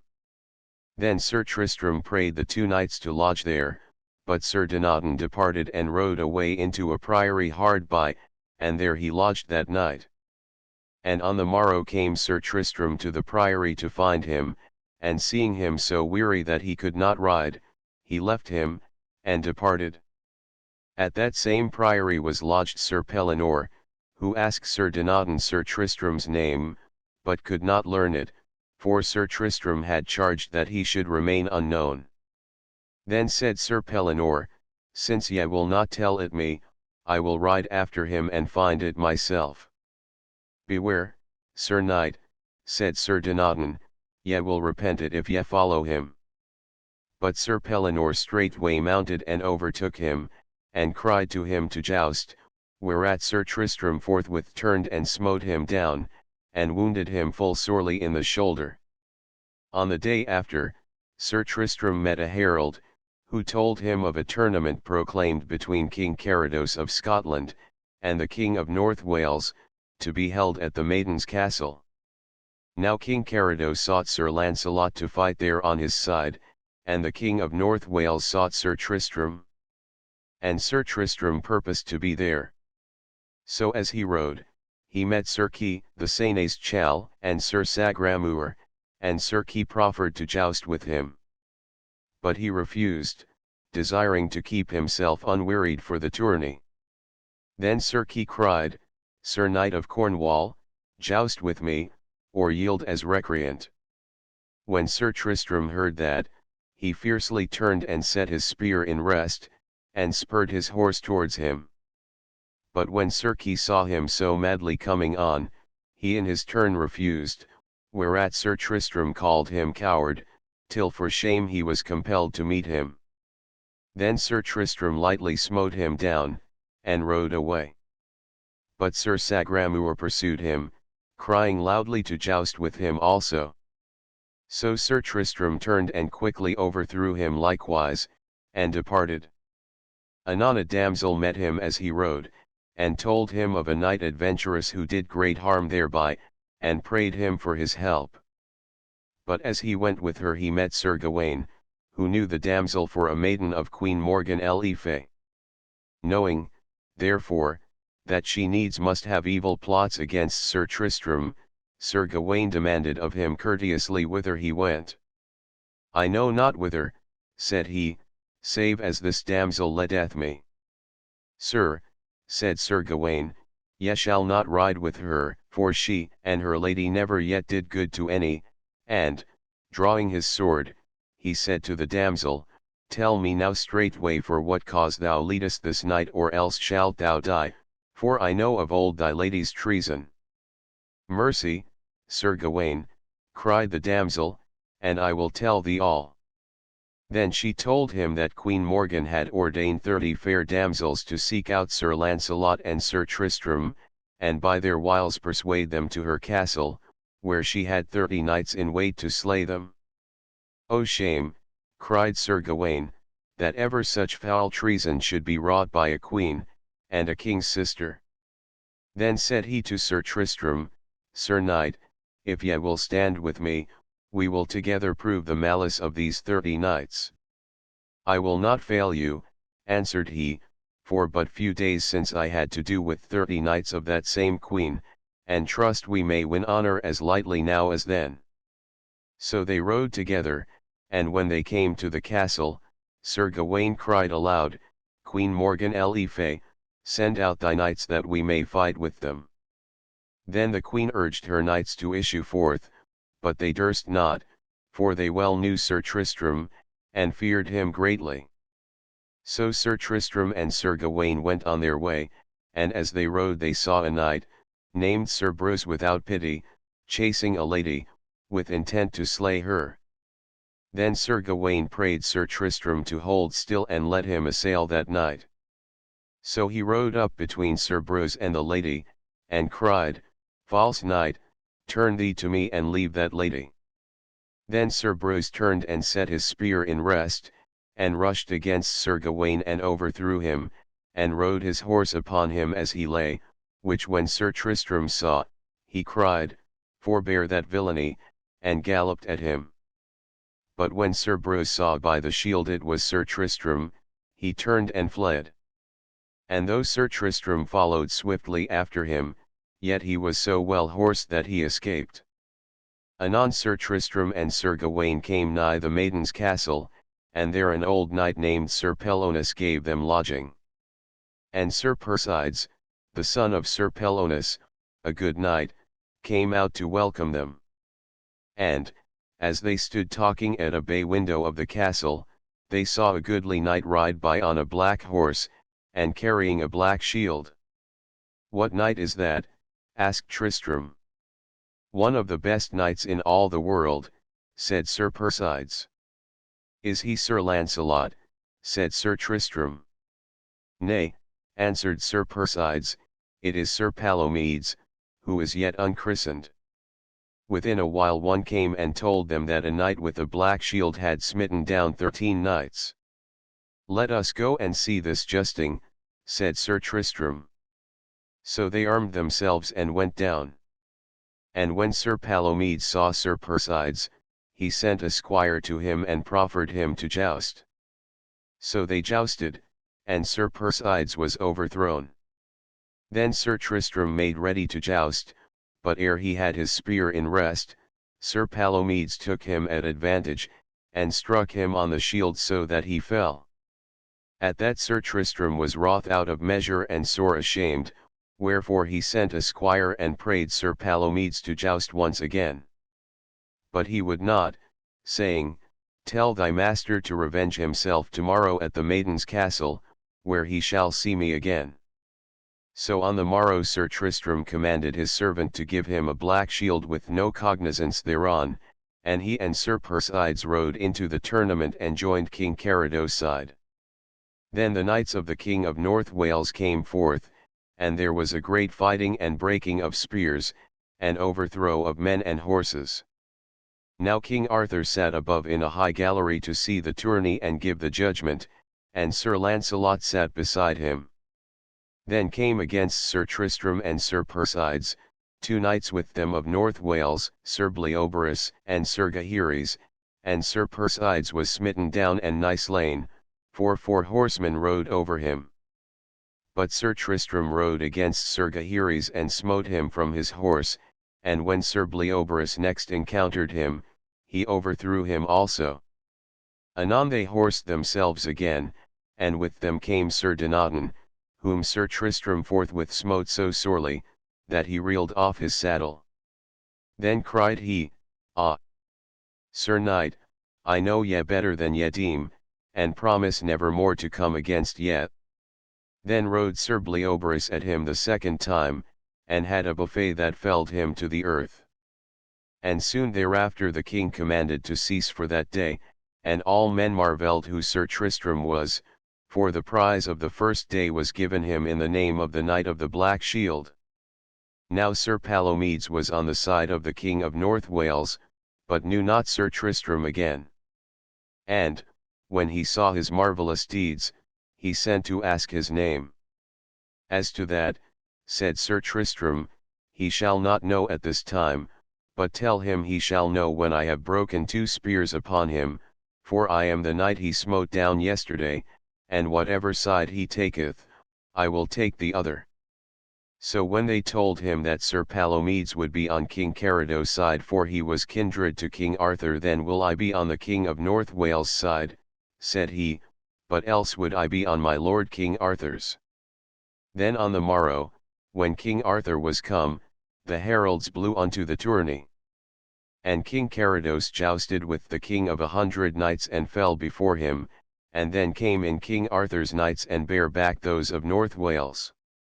But anon Sir Tristram came to aid them and bare back the battle, and fought so mightily that none could stand against him, for he smote down on the right and on the left, so that all the knights and common people shouted his praise. "Since I bear arms," said King Arthur, "never saw I a knight do more marvellous deeds."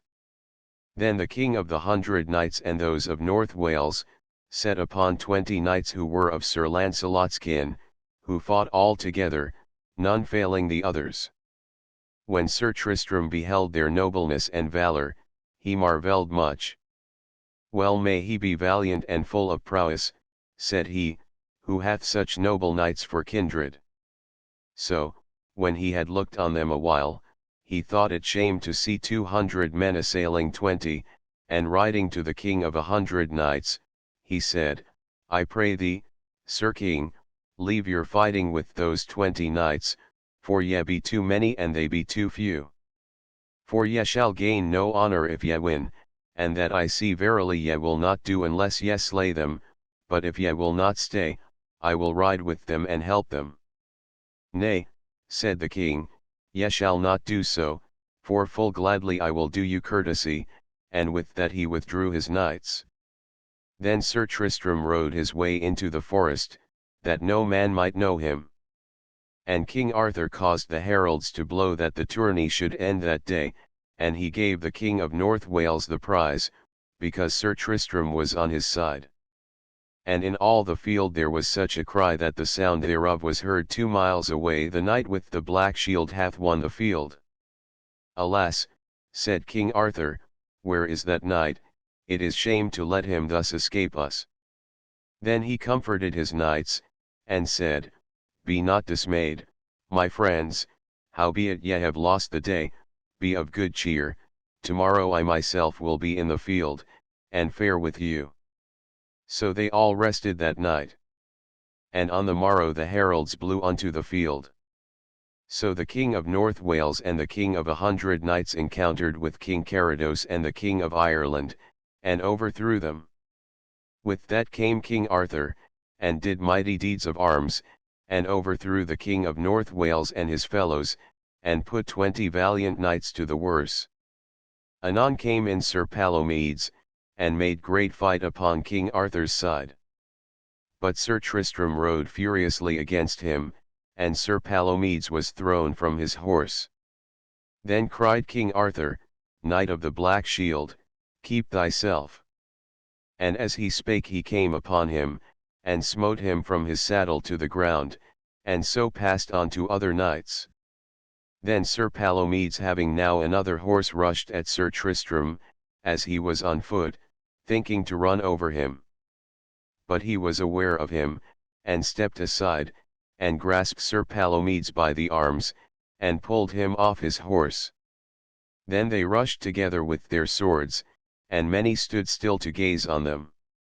And Sir Tristram smote Sir Palomides with 3 mighty strokes upon the helm, crying at each stroke, Take this for Sir Tristram's sake, and with that Sir Palomides fell to the earth. Anon the King of North Wales brought Sir Tristram another horse, and Sir Palomides found one also. Then did they joust again with passing rage, for both by now were like mad lions. But Sir Tristram avoided his spear, and seized Sir Palomides by the neck, and pulled him from his saddle, and bore him onward 10 spears' length, and so let him fall. Then King Arthur drew forth his sword and smote the spear asunder, and gave Sir Tristram 2 or 3 sore strokes ere he could get at his own sword. But when he had it in his hand he mightily assailed the king. With that 11 knights of Launcelot's kin went forth against him, but he smote them all down to the earth, so that men marvelled at his deeds. And the cry was now so great that Sir Launcelot got a spear in his hand, and came down to assay Sir Tristram, saying, Knight with the black shield, make ready. When Sir Tristram heard him he levelled his spear, and both stooping their heads, they ran together mightily, as it had been thunder. And Sir Tristram's spear brake short, but Sir Launcelot struck him with a deep wound in the side and broke his spear, yet overthrew him not. Therewith Sir Tristram, smarting at his wound, drew forth his sword, and rushing at Sir Launcelot, gave him mighty strokes upon the helm, so that the sparks flew from it, and Sir Launcelot stooped his head down to the saddle bow. But then Sir Tristram turned and left the field, for he felt his wound so grievous that he deemed he should soon die. Then did Sir Launcelot hold the field against all comers, and put the King of North Wales and his party to the worse. And because he was the last knight in the field the prize was given him.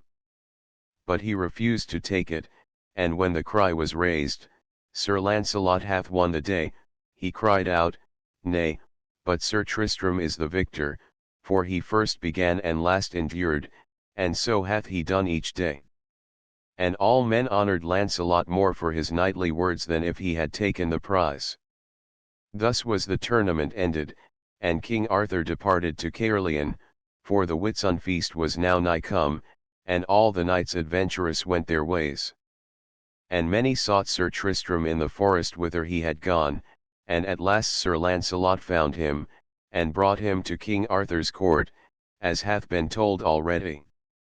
Chapter 12 The Quest of the Sangreal, and the Adventures of Sir Percival, Sir Bors, and Sir Galahad. After these things, Merlin fell into a dotage of love for a damsel of the Lady of the Lake, and would let her have no rest, but followed her in every place. And ever she encouraged him, and made him welcome till she had learned all his crafts that she desired to know. Then upon a time she went with him beyond the sea to the land of Binnock, and as they went he showed her many wonders, till at length she was afraid, and would fain have been delivered from him. And as they were in the forest of Brocelianda, they sat together under an oak tree, and the damsel prayed to see all that charm whereby men might be shut up yet alive in rocks or trees. But he refused her a long time, fearing to let her know, yet in the end, her prayers and kisses overcame him, and he told her all.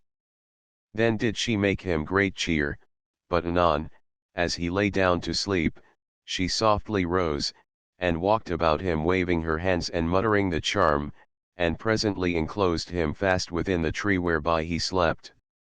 And therefrom never more he could by any means come out for all the crafts that he could do. And so she departed and left Merlin. At the vigil of the next feast of Pentecost, when all the knights of the Round Table were met together at Camelot, and had heard mass, and were about to sit down to meat, there rode into the hall a fair lady on horseback, who went straight up to King Arthur where he sat upon his throne, and reverently saluted him. God be with thee, fair damsel, quoth the king, what desirest thou of me? I pray thee tell me, Lord, she answered, where Sir Lancelot is. Yonder may ye see him, said King Arthur. Then went she to Sir Lancelot and said, Sir, I salute thee in King Pel's name, and require thee to come with me into the forest hereby. Then asked he her with whom she dwelt, and what she wished of him. I dwell with King Pels, said she, whom Balin erst so sorely wounded when he smote the dolorous stroke.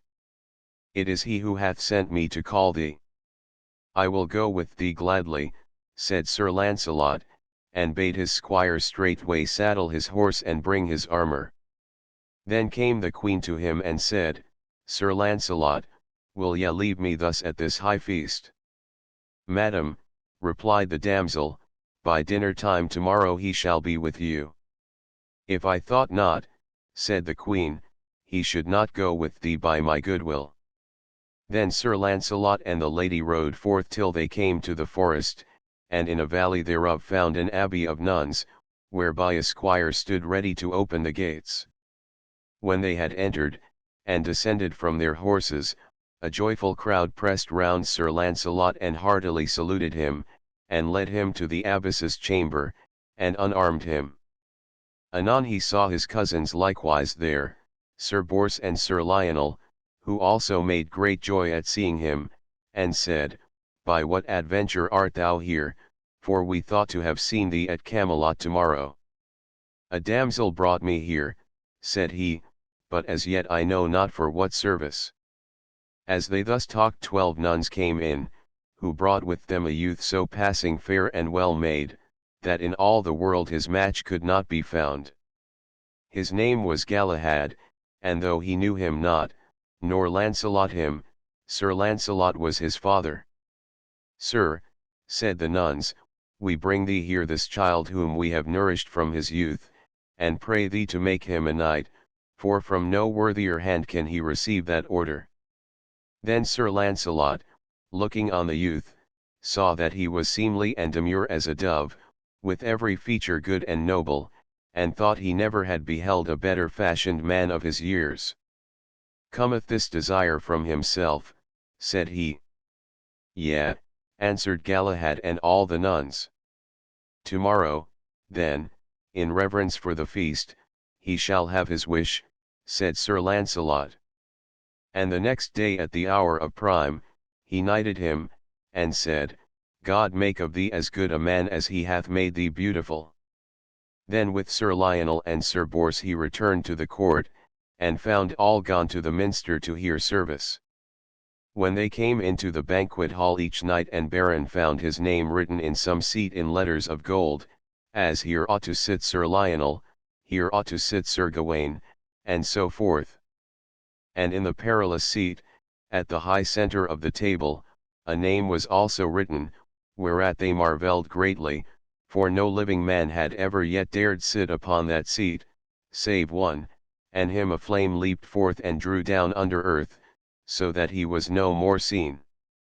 Then came Sir Launcelot and read the letters in that seat, and said, My counsel is that this inscription be now covered up until the night be come who shall achieve this great adventure. So they made a veil of silk and put it over the letters. In the meanwhile came Sir Gawain to the court and told the king he had a message to him from beyond the sea, from Merlin. For, said he, as I rode through the forest of Brocelianda but 5 days since, I heard the voice of Merlin speaking to me from the midst of an oak tree, whereat, in great amazement, I besought him to come forth. But he, with many groans, replied he never more might do so, for that none could free him, save the damsel of the lake, who had enclosed him there by his own spells which he had taught her. But go, said he, to King Arthur, and tell him, that he now prepare his knights and all his table round to seek the Sangreal, for the time is come when it shall be achieved. When Sir Gawain had spoken thus, King Arthur sat pensive in spirit, and mused deeply of the Holy Grail and what saintly knight should come who might achieve it. Anon he bade them hasten to set on the banquet. Sir, said Sir Kay, the Saints shall, if ye go now to meat ye will break the ancient custom of your court, for never have ye dined at this high feast till ye have seen some strange adventure.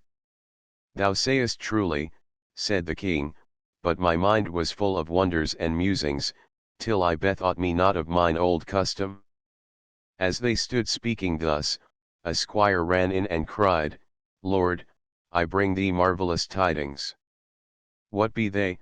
Said King Arthur.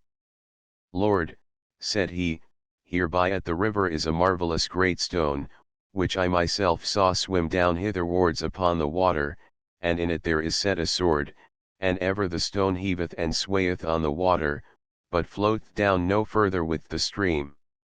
I will go and see it, said the king. So all the knights went with him, and when they came to the river, there surely found they a mighty stone of red marble floating on the water, as the squire had said, and therein stuck a fair and rich sword, on the pommel whereof were precious stones wrought skilfully with gold into these words, No man shall take me hence but he by whose side I should hang, and he shall be the best knight in the world. When the king read this, he turned round to Sir Launcelot, and said, Fair sir, this sword ought surely to be thine, for thou art the best knight in all the world. But Launcelot answered soberly, Certainly, sir, it is not for me, nor will I have the hardihood to set my hand upon it. For he that toucheth it and faileth to achieve it shall one day be wounded by it mortally. But I doubt not, Lord, this day will show the greatest marvels that we yet have seen, for now the time is fully come, as Merlin hath forewarned us, when all the prophecies about the Sangreal shall be fulfilled. Then stepped Sir Gawain forward and pulled at the sword, but could not move it, and after him Sir Percival, to keep him fellowship in any peril he might suffer. But no other knight durst be so hardy as to try. Now may ye go to your dinner, said Sir Kay, for a marvellous adventure ye have had. So all returned from the river, and every knight sat down in his own place, and the high feast and banquet then was sumptuously begun, and all the hall was full of laughter and loud talk and jests, and running to and fro of squires who served their knights, and noise of jollity and mirth. Then suddenly befell a wondrous thing, for all the doors and windows of the hall shut violently of themselves, and made thick darkness, and presently there came a fair and gentle light from out the perilous seat, and filled the palace with its beams. Then a dead silence fell on all the knights, and each man anxiously beheld his neighbor.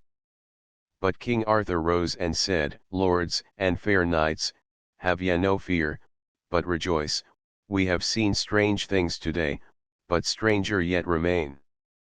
For now I know we shall today see him who may sit in the Siege Perilous, and shall achieve the Sangreal. For as ye all well know, that holy vessel, wherefrom at the supper of our Lord before his death he drank the wine with his disciples, hath been held ever since the holiest treasure of the world, and wheresoever it hath rested peace and prosperity have rested with it on the land. But since the dolorous stroke which Balin gave King Pelles none have seen it, for heaven, wroth with that presumptuous blow, hath hid it none know where. Yet somewhere in the world it still may be, and maybe it is left to us, and to this noble order of the Table Round, to find and bring it home, and make of this our realm the happiest in the earth. Many great quests and perilous adventures have yet all taken and achieved, but this high quest he only shall attain who hath clean hands and a pure heart, and valor and hardihood beyond all other men. While the king spoke there came in softly an old man robed all in white, leading with him a young knight clad in red from top to toe, but without armor or shield, and having by his side an empty scabbard.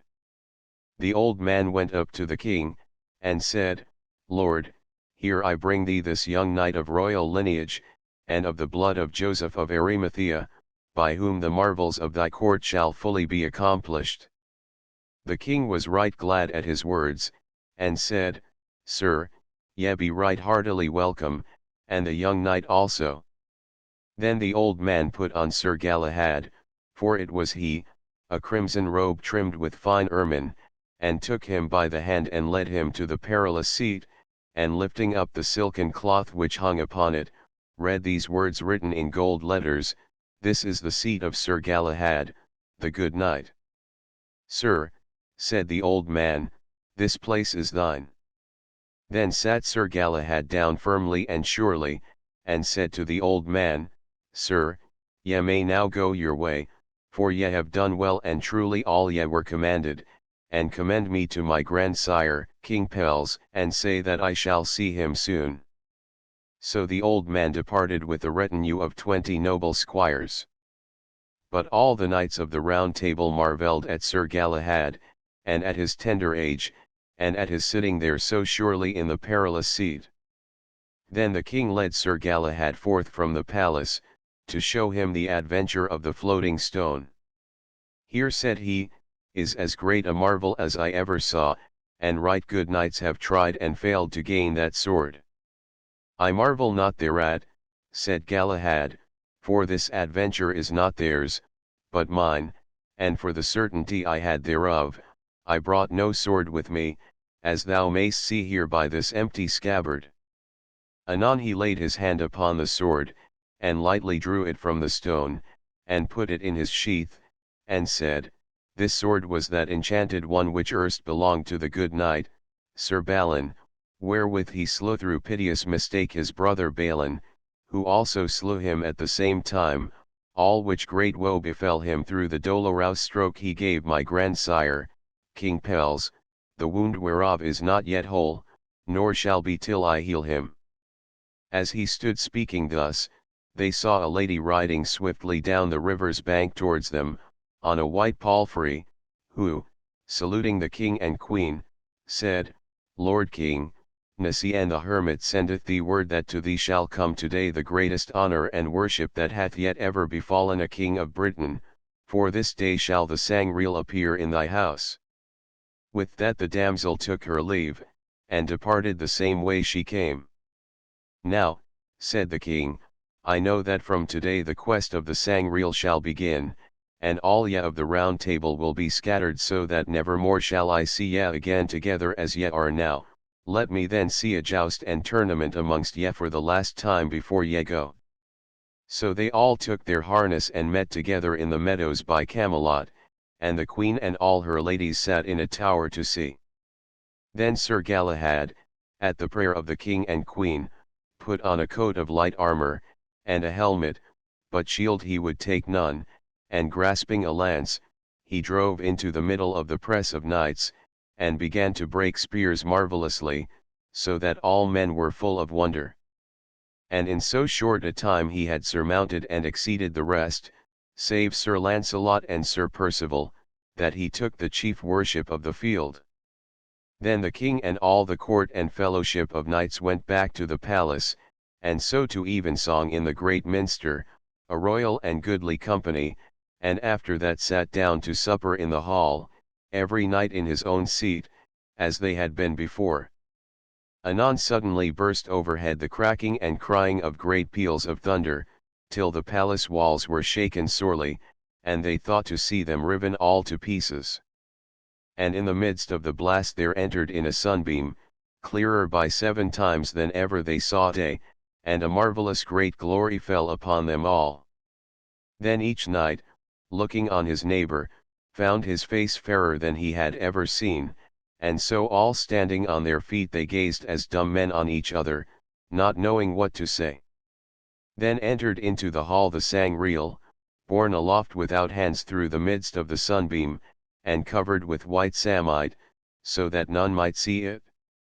And all the hall was filled with perfume and incense, and every knight was fed with the food he best loved. And when the holy vessel had been thus borne through the hall, it suddenly departed, no man saw whither. When they recovered breath to speak, King Arthur first rose up, and yielded thanks to God and to our Lord. Then Sir Gawain sprang up and said, Now have we all been fed by miracle with whatsoever food we thought of or desired, but with our eyes we have not seen the blessed vessel whence it came, so carefully and preciously it was concealed. Therefore, I make a vow, that from tomorrow I shall labor 12 months and a day in quest of the Sangreal, and longer if need be, nor will I come again into this court until mine eyes have seen it evidently. When he had spoken thus, knight after knight rose up and vowed himself to the same quest, till the most part of the Round Table had thus sworn. But when King Arthur heard them all, he could not refrain his eyes from tears, and said, Sir Gawain, thou hast set me in great sorrow, for I fear me my true fellowship shall never meet together here again, and surely never Christian king had such a company of worthy knights around his table at one time. And when the queen and her ladies and gentlewomen heard the vows, they had such grief and sorrow as no tongue could tell, and Queen Guinevere cried out, I marvel that my lord will suffer them to depart from him. And many of the ladies who loved knights would have gone with them, but were forbidden by the hermit Nisiane, who sent this message to all who had sworn themselves to the quest, Take with ye no lady nor gentlewoman, for into so high a service as ye go in, no thought but of our Lord and heaven may enter. On the morrow morning all the knights rose early, and when they were fully armed, save shields and helms, they went in with the king and queen to service in the minster. Then the king counted all who had taken the adventure on themselves, and found them 150 knights of the Round Table, and so they all put on their helms, and rode away together in the midst of cries and lamentations from the court, and from the ladies, and from all the town. But the queen went alone to her chamber, that no man might see her sorrow, and Sir Lancelot followed her to say farewell. When she saw him she cried out, Oh, Sir Lancelot, thou hast betrayed me, thou hast put me to death thus to depart and leave my lord the king. Ah, madam, said he, be not displeased or angry, for I shall come again as soon as I can with honor. Alas, said she, that ever I saw thee, but he that suffered death upon the cross for all mankind be to thee safety and good conduct, and to all thy company. Then Sir Lancelot saluted her and the king, and went forth with the rest, and came with them that night to Castle Vagon, where they abode, and on the morrow they departed from each other on their separate ways, every knight taking the way that pleased him best. Now Sir Galahad went forth without a shield, and rode so 4 days without adventure, and on the 4th day, after evensong, he came to an abbey of white monks, where he was received in the house, and led into a chamber. And there he was unarmed, and met 2 knights of the Round Table, King Bagdemagus and Sir Owain. Sirs, said Sir Galahad, what adventure hath brought ye here? Within this place, as we are told, they answered, there is a shield no man may bear around his neck without receiving sore mischance, or death within 3 days. Tomorrow, said King Bagdemagus, I shall attempt the adventure, and if I fail, do thou, Sir Galahad, take it up after me. I will willingly, said he, for as ye see I have no shield as yet. So on the morrow they arose and heard mass, and afterwards King Bagdemagus asked where the shield was kept. Then a monk led him behind the altar, where the shield hung, as white as any snow, and with a blood-red cross in the midst of it. Sir, said the monk, this shield should hang from no knight's neck unless he be the worthiest in the world. I warn ye, therefore, knights, consider well before ye dare to touch it. Well, said King Bagdemagus, I know well that I am far from the best knight in all the world, yet shall I make the trial, and so he took the shield, and bore it from the monastery. If it please thee, said he to Sir Galahad, abide here till thou hearest how I speed. I will abide thee, said he. Then taking with him a squire who might return with any tidings to Sir Galahad, the king rode forth, and before he had gone 2 miles, he saw in a fair valley a hermitage, and a knight who came forth dressed in white armor, horse and all, who rode fast against him. When they encountered, Bagdemagus brake his spear upon the white knight's shield, but was himself struck through the shoulder with a sore wound, and hurled down from his horse. Then the white knight alighting, came and took the white shield from the king, and said, Thou hast done great folly, for this shield ought never to be borne but by one who hath no living peer. And turning to the squire, he said, Bear thou this shield to the good knight, Sir Galahad, and greet him well from me. In whose name shall I greet him? Said the squire. Take thou no heed of that, he answered, it is not for thee or any earthly man to know. Now tell me, fair sir, at the least, said the squire, why may this shield be never borne except its wearer come to injury or death? Because it shall belong to no man save its rightful owner, Galahad, replied the knight. Then the squire went to his master, and found him wounded nigh to death, wherefore he fetched his horse, and bore him back with him to the abbey. And there they laid him in a bed, and looked to his wounds, and when he had lain many days grievously sick, he at the last barely escaped with his life. Sir Galahad, said the squire, the knight who overthrew King Bagdemagus sent you greeting, and bade you bear this shield. Now blessed be God and fortune, said Sir Galahad, and hung the shield about his neck, and armed him, and rode forth. Anon he met the white knight by the hermitage, and each saluted courteously the other. Sir, said Sir Galahad, this shield I bear hath surely a full marvellous history. Thou sayest rightly, answered he. That shield was made in the days of Joseph of Arimathea, the gentle knight who took our Lord down from the cross. He, when he left Jerusalem with his kindred, came to the country of King Evelake, who warred continually with one Tolome, and when, by the teaching of Joseph, King Evelake became a Christian, this shield was made for him in our Lord's name, and through its aid King Tolome was defeated. For when King Evelake met him next in battle, he hid it in a veil, and suddenly uncovering it, he showed his enemies the figure of a bleeding man nailed to a cross, at sight of which they were discomfited and fled. Presently after that, a man whose hand was smitten off touched the cross upon the shield, and had his hand restored to him, and many other miracles it worked. But suddenly the cross that was upon it vanished away. Anon both Joseph and King Evelake came to Britain, and by the preaching of Joseph the people were made Christians. And when at length he lay upon his deathbed, King Evelake begged of him some token ere he died. Then, calling for his shield, he dipped his finger in his own blood, for he was bleeding fast, and none could staunch the wound, and marked that cross upon it, saying, This cross shall ever show as bright as now, and the last of my lineage shall wear this shield about his neck, and go forth to all the marvellous deeds he will achieve. When the white knight had thus spoken he vanished suddenly away, and Sir Galahad returned to the abbey. As he alighted, came a monk, and prayed him to go see a tomb in the churchyard, wherefrom came such a great and hideous noise, that none could hear it but they went nigh mad, or lost all strength.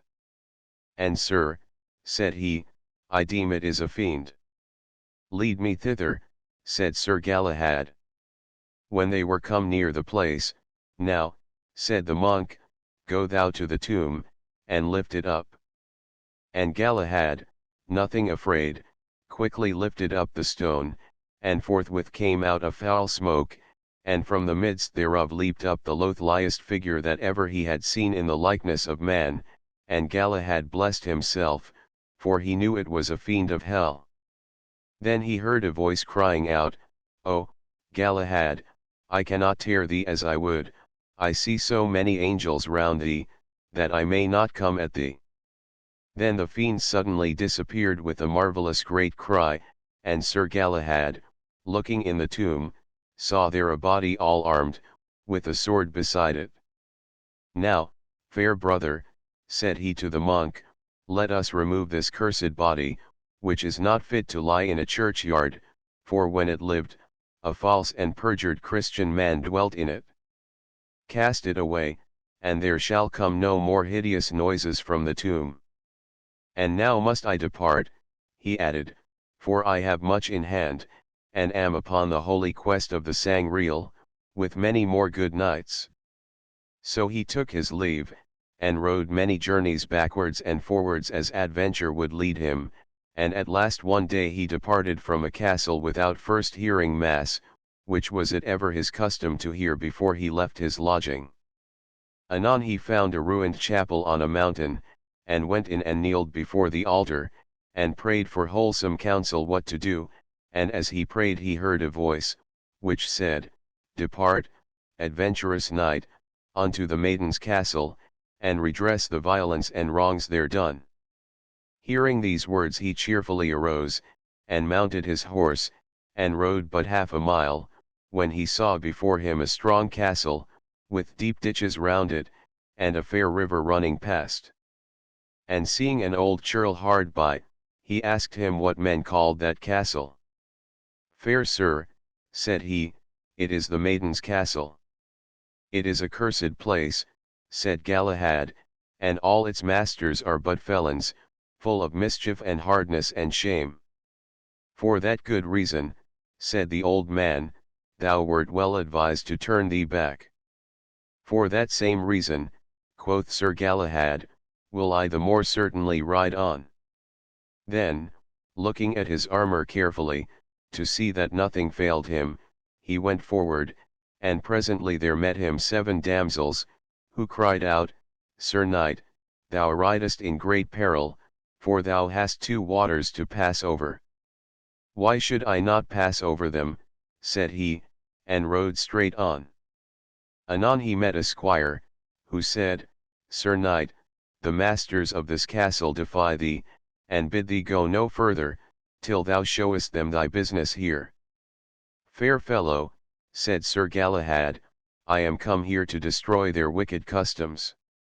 If that be thy purpose, answered he, thou wilt have much to do. Go thou, said Galahad, and hasten with my message. In a few minutes after rode forth furiously from the gateways of the castle 7 knights, all brothers, and crying out, Knight, keep thee, bore down all at once upon Sir Galahad. But thrusting forth his spear, he smote the foremost to the earth, so that his neck was almost broken, and warded with his shield the spears of all the others, which every one brake off from it, and shivered into pieces. Then he drew out his sword, and set upon them hard and fiercely, and by his wondrous force drave them before him, and chased them to the castle gate, and there he slew them. At that came out to him an ancient man, in priest's vestments, saying, Behold, sir, here, the keys of this castle. Then he unlocked the gates, and found within a multitude of people, who cried out, Sir Knight, ye be welcome, for long have we waited thy deliverance, and told him that the 7 felons he had slain had long enslaved the people round about, and killed all knights who passed that way, because the maiden whom they had robbed of the castle had foretold that by one night they should themselves be overthrown. "Where is the maiden?" asked Sir Galahad. "She lingereth below in a dungeon," said they. So Sir Galahad went down and released her, and restored her her inheritance, and when he had summoned the barons of the country to do her homage, he took his leave, and departed. Presently thereafter, as he rode, he entered a great forest, and in a glade thereof met two knights, disguised, who proffered him to joust. These were Sir Lancelot, his father, and Sir Percival, but neither knew the other. So he and Sir Lancelot encountered first, and Sir Galahad smote down his father. Then drawing his sword, for his spear was broken, he fought with Sir Percival, and struck so mightily that he clave Sir Percival's helm, and smote him from his horse.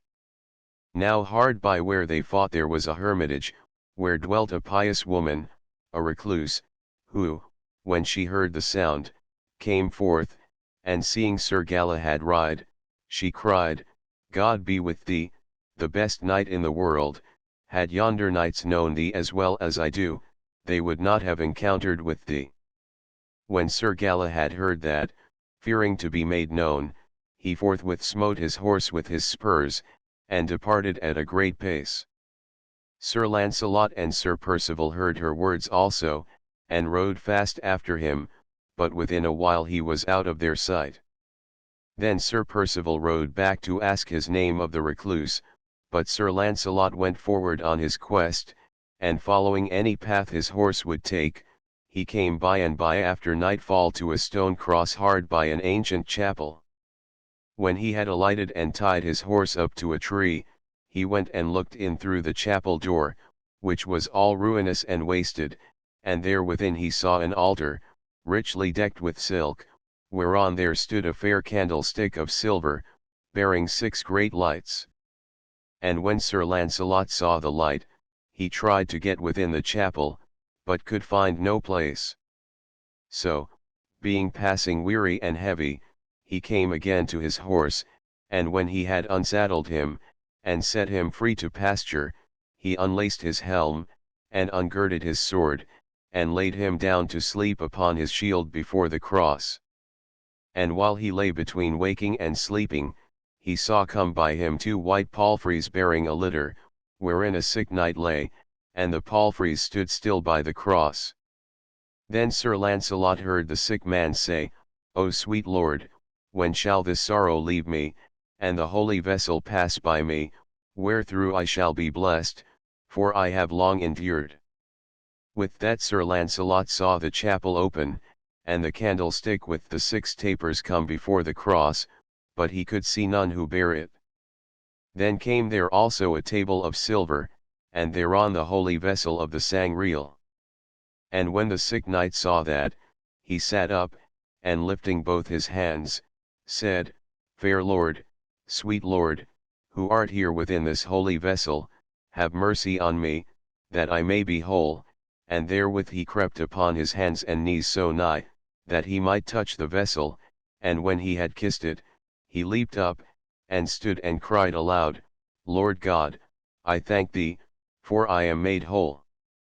Then the Holy Graal departed with the table and the silver candlestick into the chapel, so that Sir Lancelot saw it no more, nor for his sin's sake could he follow it. And the knight who was healed went on his way. Then Sir Lancelot awake, and marvelled whether he had seen aught but a dream.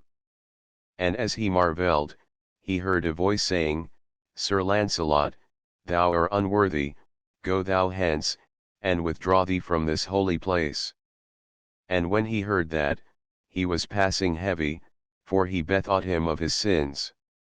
So he departed weeping, and cursed the day of his birth, for the words went into his heart, and he knew wherefore he was thus driven forth. Then he went to seek his arms and horse, but could not find them, and then he called himself the wretchedest and most unhappy of all knights, and said, "My sin hath brought me unto great dishonor, for when I sought earthly honors, I achieved them ever, but now I take upon me holy things, my guilt doth hinder me, and shameth me, therefore had I no power to stir or speak when the holy blood appeared before me. So thus he sorrowed till it was day, and he heard the birds sing, then was he somewhat comforted, and departing from the cross on foot, he came into a wild forest, and to a high mountain, and there he found a hermitage, and, kneeling before the hermit down upon both his knees, he cried for mercy for his wicked works, and prayed him to hear his confession. But when he told his name, the hermit marvelled to see him in so sore a case, and said, Sir, ye ought to thank God more than any knight living, for he hath given thee more honor than any, yet for thy presumption, while in deadly sin to come into the presence of his flesh and blood, he suffered thee neither to see nor follow it. Wherefore, believe that all thy strength and manhood will avail thee little, when God is against thee. Then Sir Launcelot wept and said, Now know I well ye tell me truth. Then he confessed to him, and told him all his sins, and how he had for 14 years served but Queen Guinevere only, and forgotten God, and done great deeds of arms for her, and not for heaven, and had little or nothing thanked God for the honor that he won. And then Sir Launcelot said, I pray you counsel me. I will counsel thee, said he, never more enter into that queen's company when ye can avoid it. So Sir Launcelot promised him. Look that your heart and your mouth accord, said the good man, and ye shall have more honor and more nobleness than ever ye have had. Then were his arms and horse restored to him, and so he took his leave, and rode forth, repenting greatly. Now Sir Percival had ridden back to the recluse, to learn who that knight was whom she had called the best in the world. And when he had told her that he was Sir Percival, she made passing great joy of him, for she was his mother's sister, wherefore she opened her door to him, and made him good cheer. And on the morrow she told him of her kindred to him, and they both made great rejoicing. Then he asked her who that knight was, and she told him, he it is who on Whitsunday last was clad in the red robe, and bare the red arms, and he hath no peer, for he worketh all by miracle, and shall be never overcome by any earthly hands.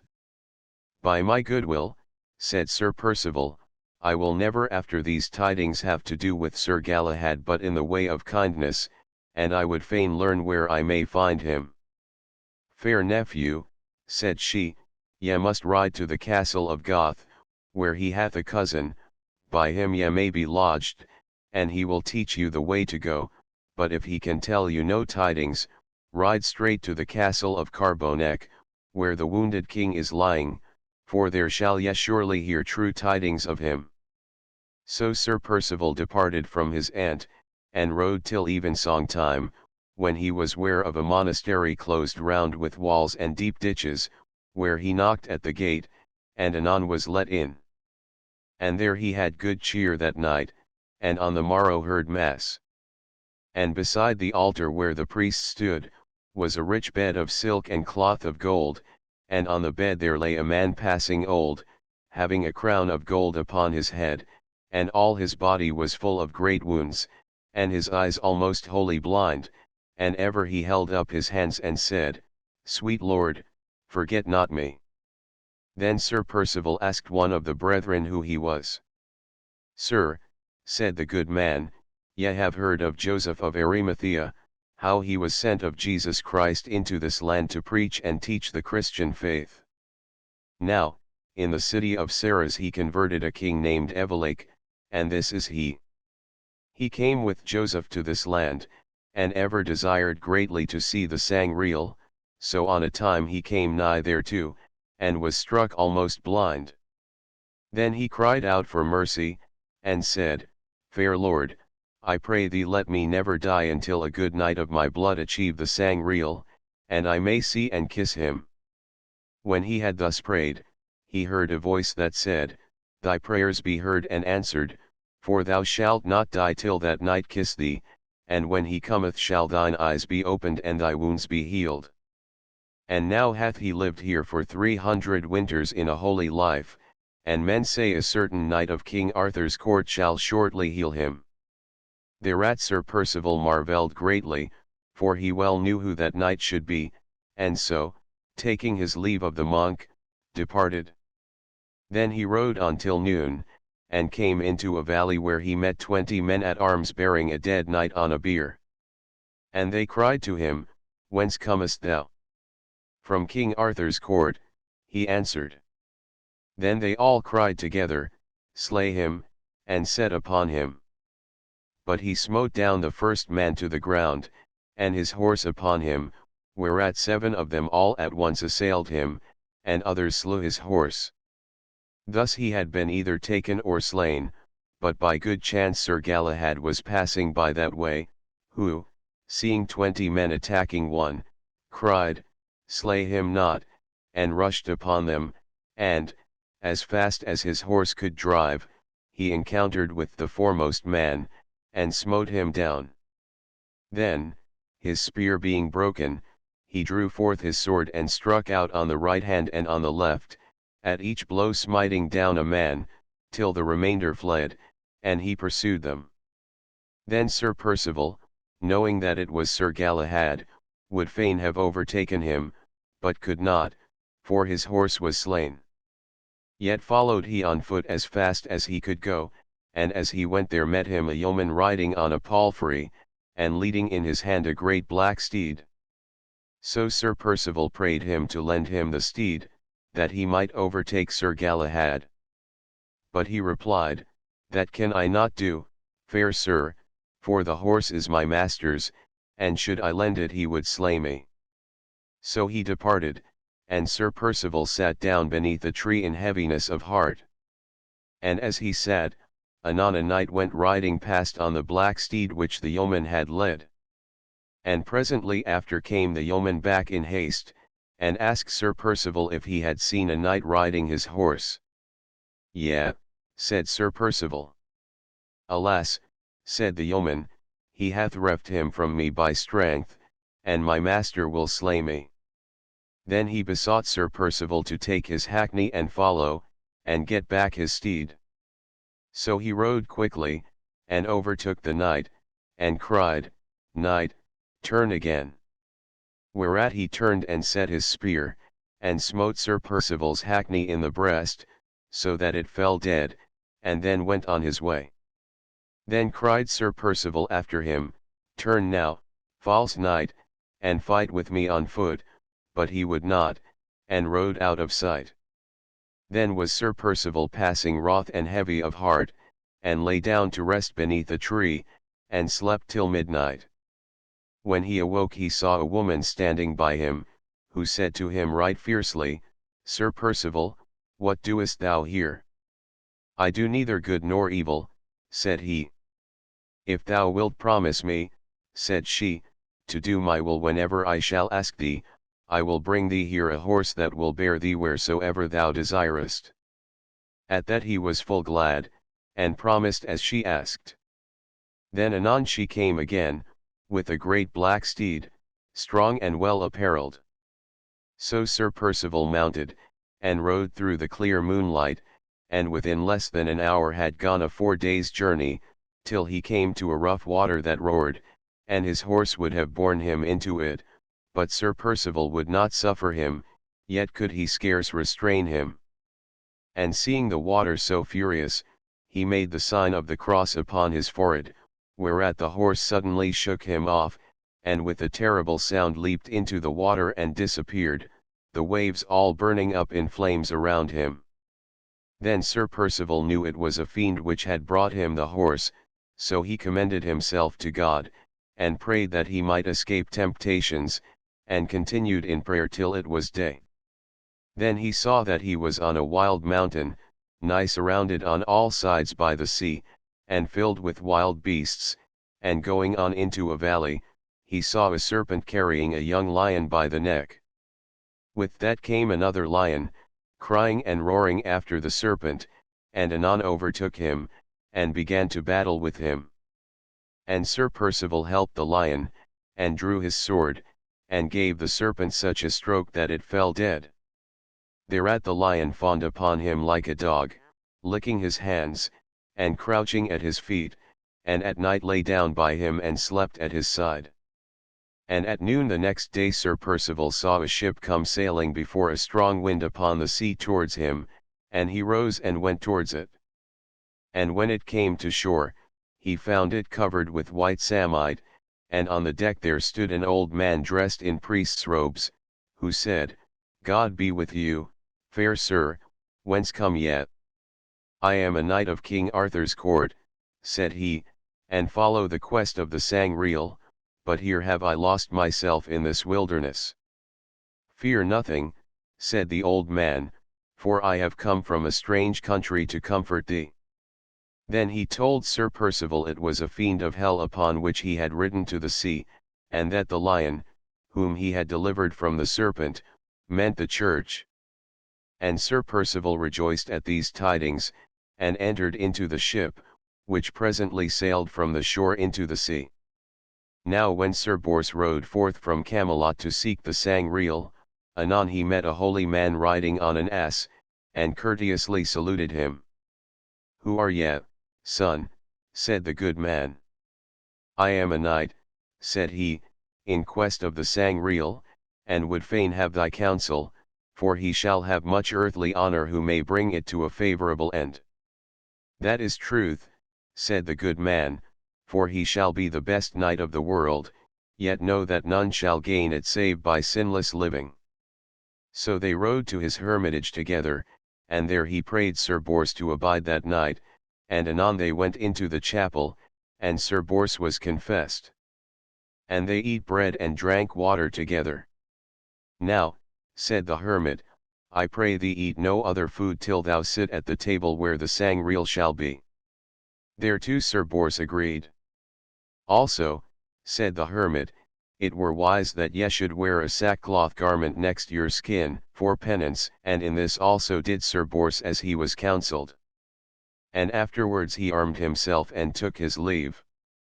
Then rode he onwards all that day, and as he rode he saw a passing great bird sit in an old dry tree, whereon no leaves were left, and many little birds lay round the great one, nigh dead with hunger. Then did the big bird smite himself with his own bill, and bled till he died amongst his little ones, and they recovered life in drinking up his blood. When Sir Bors saw this he knew it was a token, and rode on full of thought. And about eventide he came to a tower, whereto he prayed admission, and he was received gladly by the lady of the castle. But when a supper of many meats and dainties was set before him, he remembered his vow, and bade a squire to bring him water, and therein he dipped his bread, and ate. Then said the lady, Sir Bors, I fear ye like not my meat. Yea, truly, said he, God thank thee, madam, but I may eat no other meat this day. After supper came a squire, and said, Madam, bethink thee to provide a champion for thee tomorrow for the tourney, or else shall thy sister have thy castle. At that the lady wept, and made great sorrow. But Sir Bors prayed her to be comforted, and asked her why the tournament was held. Then she told him how she and her sister were the daughters of King Oniance, who left them all his lands between them, and how her sister was the wife of a strong knight, named Sir Perdon el Enoir, who had taken from herself all her lands, save the one tower wherein she dwelt. And now, said she, this also will they take, unless I find a champion by tomorrow. Then said Sir Bors, be comforted, tomorrow I will fight for thee, whereat she rejoiced not a little, and sent word to Sir Perdon that she was provided and ready. And Sir Bors lay on the floor, and in no bed, nor ever would do otherwise till he had achieved his quest. On the morrow he arose and clothed himself, and went into the chapel, where the lady met him, and they heard mass together. Anon he called for his armor, and went with a goodly company of knights to the battle. And the lady prayed him to refresh himself ere he should fight, but he refused to break his fast until the tournament were done. So they all rode together to the lists, and there they saw the lady's eldest sister, and her husband, Sir Perdon le Noir. And a cry was made by the heralds that, whichever should win, his lady should have all the others' lands. Then the two knights departed asunder a little space, and came together with such force, that both their spears were shivered, and their shields and hauberks pierced through, and both fell to the ground sorely wounded, with their horses under them. But swiftly they arose, and drew their swords, and smote each other on the head with many great and heavy blows, till the blood ran down their bodies, and Sir Perdon was a full good knight, so that Sir Bors had more ado than he had thought for to overcome him. But at last Sir Perdon grew a little faint, that instantly perceived Sir Bors, and rushed upon him the more vehemently, and smote him fiercely, till he rent off his helm, and then gave him great strokes upon his visage with the flat of his sword, and bade him yield or be slain. And then Sir Perdon cried him mercy, and said, For God's sake slay me not, and I will never war against thy lady more. So Sir Bors let him go, and his wife fled away with all her knights. Then all those who had held lands of the Lady of the Tower came and did homage to her again, and swore fealty. And when the country was at peace Sir Bors departed, and rode forth into a forest until it was midday, and there befell him a marvellous adventure. For at a place where two ways parted, there met him two knights, bearing Sir Lionel, his brother, all naked, bound on a horse, and as they rode, they beat him sorely with thorns, so that the blood trailed down in more than 100 places from his body, but for all this he uttered no word or groan, so great he was of heart. As soon as Sir Bors knew his brother, he put his spear in rest to run and rescue him, but in the same moment heard a woman's voice cry close beside him in the wood, Saint Mary, succour thy maid, and, looking round, he saw a damsel whom a felon knight dragged after him into the thickets, and she, perceiving him, cried piteously for help, and adjured him to deliver her as he was a sworn knight. Then was Sir Bors sore troubled, and knew not what to do, for he thought within himself, If I let my brother be, he will be murdered, but if I help not the maid, she is shamed for ever, and my vow compelleth me to set her free, wherefore must I first help her, and trust my brother unto God. So, riding to the knight who held the damsel, he cried out, Sir knight, lay your hand off that maid, or else ye be but dead. At that the knight set down the maid, and dropped his shield, and drew forth his sword against Sir Bors, who ran at him, and smote him through both shield and shoulder, and threw him to the earth, and when he pulled his spear forth, the knight swooned. Then the maid thanked Sir Bors heartily, and he set her on the knight's horse, and brought her to her men at arms, who presently came riding after her. And they made much joy, and besought him to come to her father, a great lord, and he should be right welcome.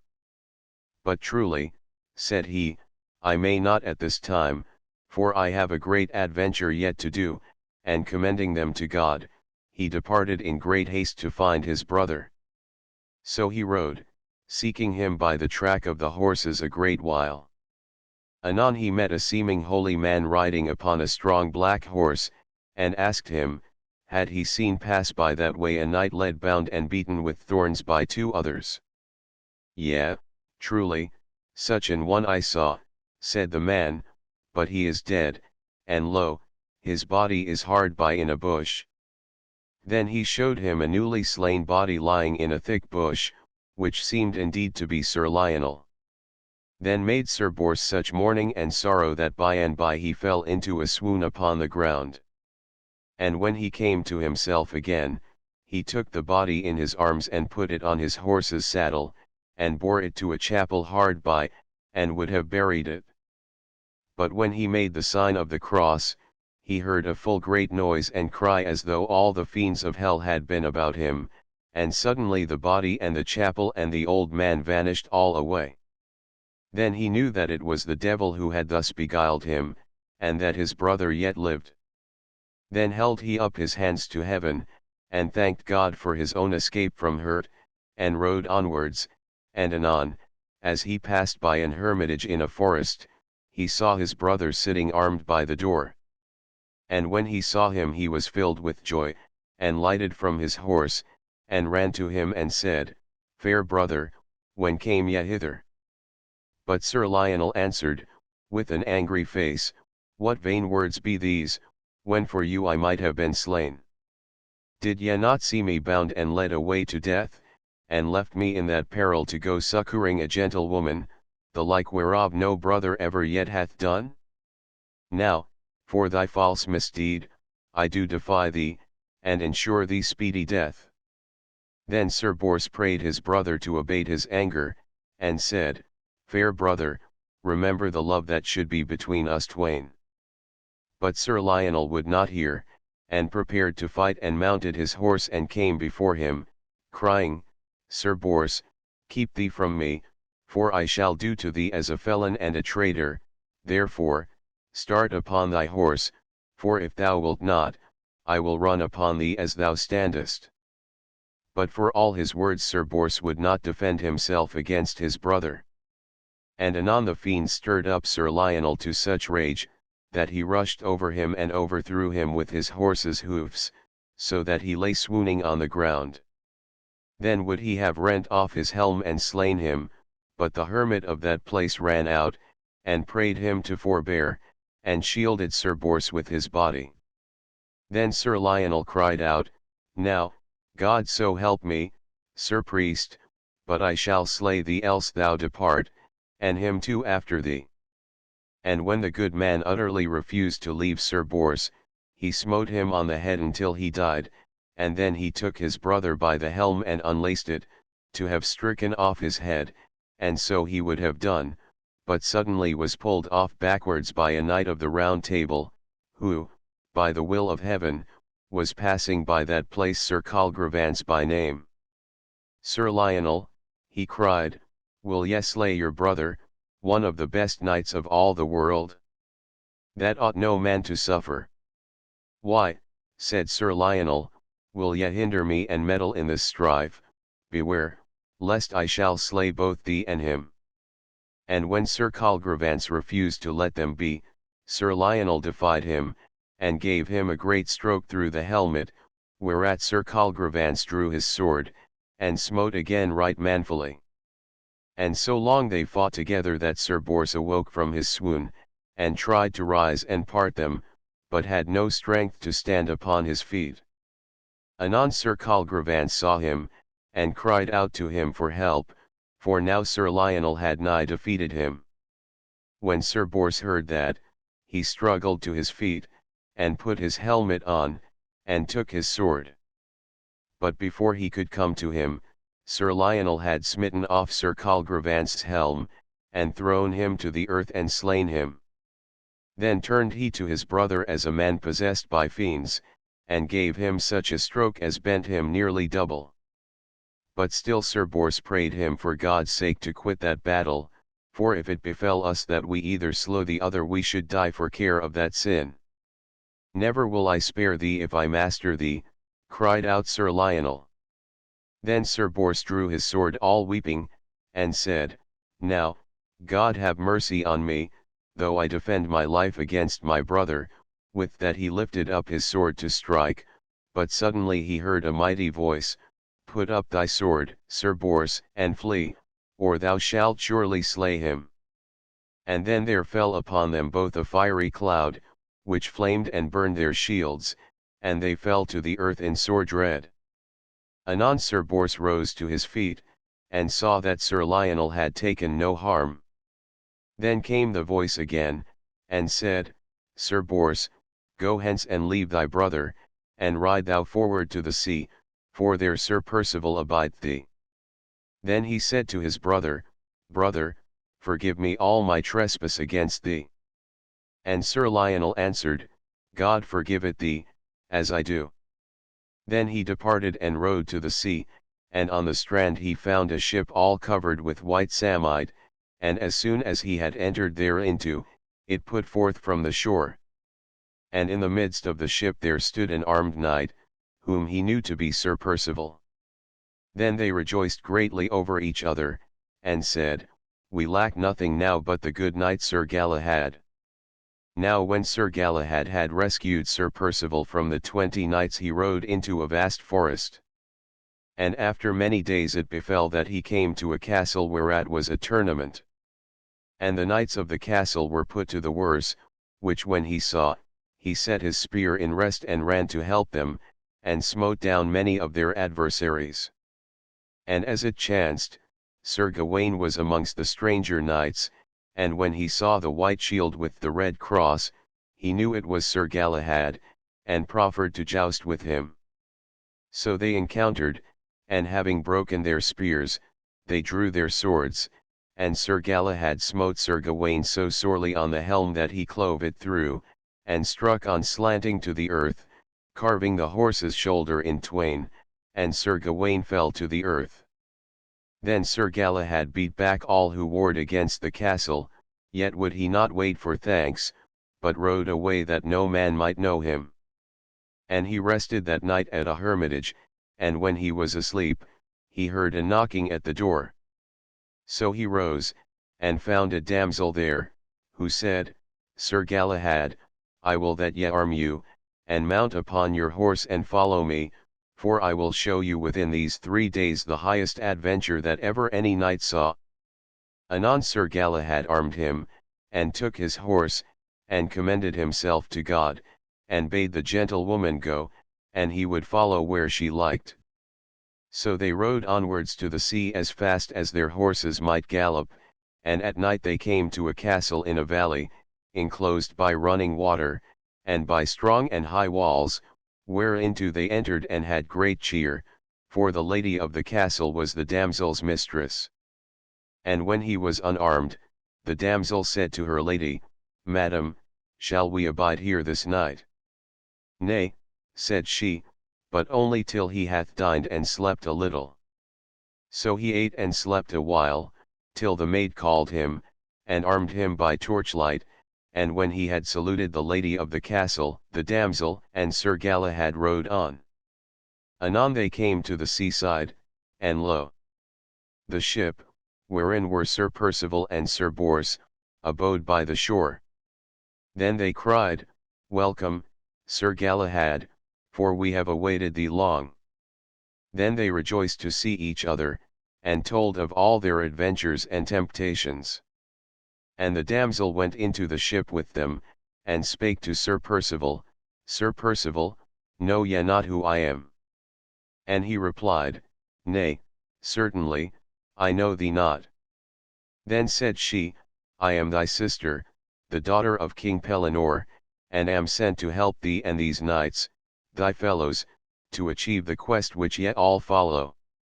So Sir Percival rejoiced to see his sister, and they departed from the shore. And after a while they came upon a whirlpool, where their ship could not live. Then saw they another greater ship hard by and went towards it, but saw neither man nor woman therein.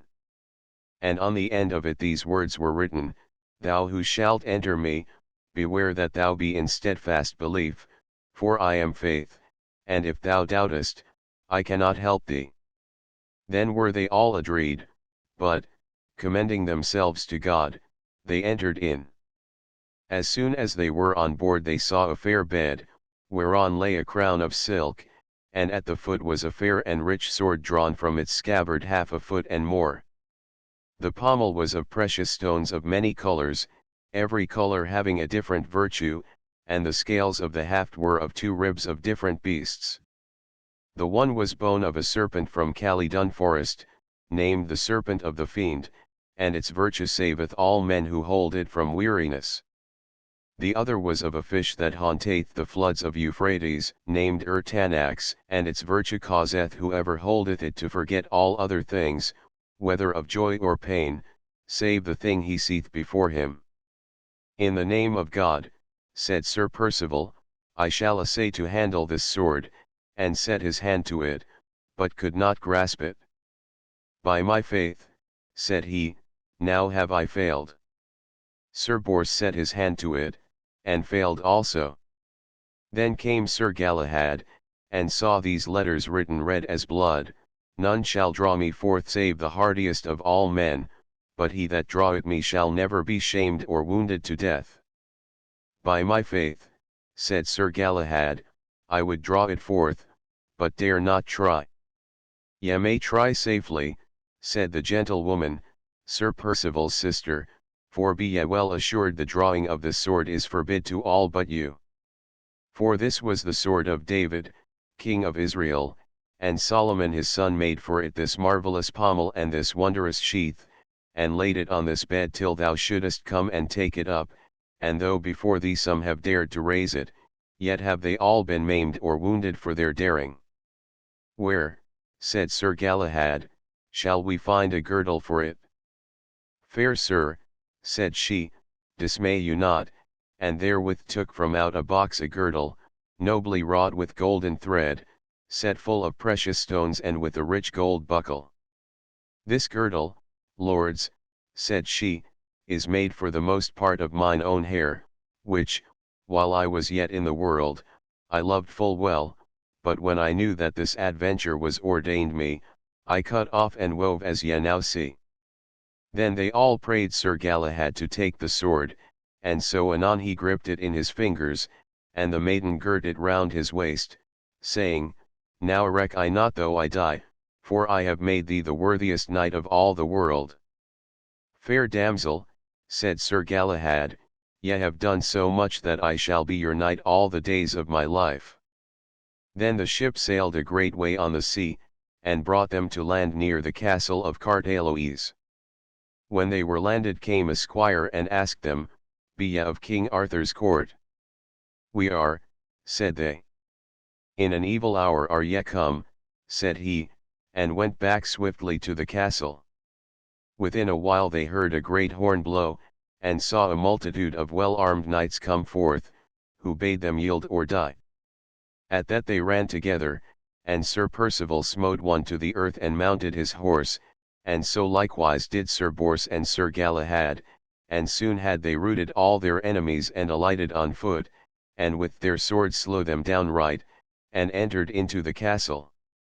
Then came there forth a priest, to whom Sir Galahad kneeled and said, In sooth, good father, I repent me of this slaughter, but we were first assailed, or else it had not been.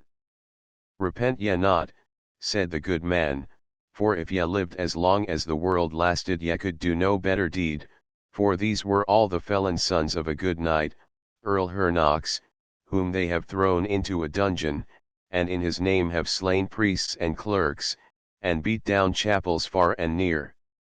Then Sir Galahad prayed the priest to bring him to the earl, who, when he saw Sir Galahad, cried out, Long have I waited for thy coming, and now I pray thee hold me in thine arms that I may die in peace.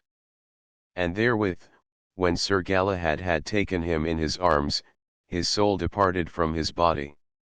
Then came a voice in the hearing of them all, Depart now, Sir Galahad, and go quickly to the maimed king, for he hath long abided to receive health from thy hand. So the three knights departed, and Sir Percival's sister with them, and came to a vast forest, and saw before them a white hart, exceeding fair, led by 4 lions, and marvelling greatly at that sight, they followed.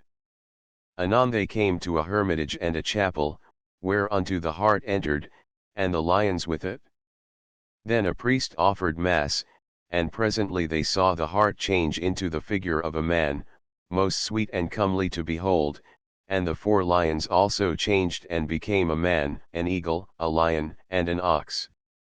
And suddenly all those 5 figures vanished without sound. Then the knights marvelled greatly, and fell upon their knees, and when they rose they prayed the priest to tell them what that sight might mean. What saw ye, sirs, said he, for I saw nothing. Then they told him. Ah, lords, said he, ye are full welcome, now know I well ye be the knights who shall achieve the Sangreal, for unto them alone such mysteries are revealed. The hart ye saw is one above all men, white and without blemish, and the 4 lions with him are the 4 evangelists. When they heard that, they heartily rejoiced, and thanking the priest, departed. Anon, as they passed by a certain castle, an armed knight suddenly came after them, and cried out to the damsel, "By the holy cross, ye shall not go till ye have yielded to the custom of the castle." "Let her go," said Sir Percival, "for a maiden, wheresoever she cometh, is free."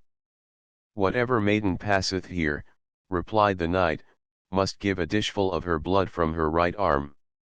"It is a foul and shameful custom," cried Sir Galahad and both his fellows, "and sooner will we die than let this maiden yield thereto." "Then shall ye die," replied the knight, and as he spake there came out from a gate hard by, 10 or 12 more, and encountered with them, running upon them vehemently with a great cry.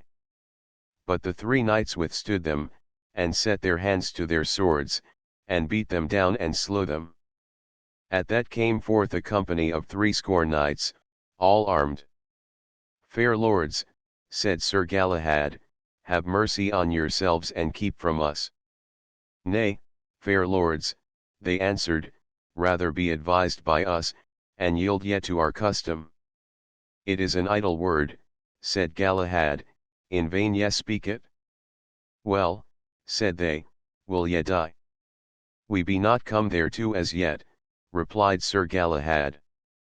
Then did they fall upon each other, and Sir Galahad drew forth his sword, and smote on the right hand and on the left, and slew so mightily that all who saw him thought he was a monster and no earthly man. And both his comrades helped him well, and so they held the field against that multitude till it was night. Then came a good knight forward from the enemy and said, "Fair knights, abide with us tonight and be right welcome, by the faith of our bodies as we are true knights, tomorrow ye shall rise unharmed, and meanwhile maybe ye will, of your own accord, accept the custom of the castle when ye know it better." So they entered and alighted and made great cheer. Anon, they asked them whence that custom came. "The lady of this castle is a leper," said they, "and can be no way cured save by the blood of a pure virgin and a king's daughter, therefore to save her life are we her servants bound to stay every maid that passeth by, and try if her blood may not cure our mistress." Then said the damsel, "Take ye of my blood as much as ye will, if it may avail your lady." And though the 3 knights urged her not to put her life in that great peril, she replied, "If I die to heal another's body, I shall get health to my soul, and would not be persuaded to refuse." So on the morrow she was brought to the sick lady, and her arm was bared, and a vein thereof was opened, and the dish filled with her blood. Then the sick lady was anointed therewith, and anon she was whole of her malady. With that Sir Percival's sister lifted up her hand and blessed her, saying, "Madam, I am come to my death to make you whole, for God's love pray for me," and thus saying she fell down in a swoon. Then Sir Galahad, Sir Percival, and Sir Bors started to lift her up and staunch her blood, but she had lost too much to live. So when she came to herself she said to Sir Percival, "Fair brother, I must die for the healing of this lady, and now, I pray thee, bury me not here, but when I am dead put me in a boat at the next haven and let me float at venture on the sea. And when ye come to the city of Sarras, to achieve the Sangreal, shall ye find me waiting by a tower, and there I pray thee bury me, for there shall Sir Galahad and ye also be laid." Thus having said, she died. Then Sir Percival wrote all the story of her life and put it in her right hand, and so laid her in a barge and covered it with silk. And the wind arising drove the barge from land, and all the knights stood watching it till it was out of sight. Anon they returned to the castle, and forthwith fell a sudden tempest of thunder and lightning and rain, as if the earth were broken up, and half the castle was thrown down.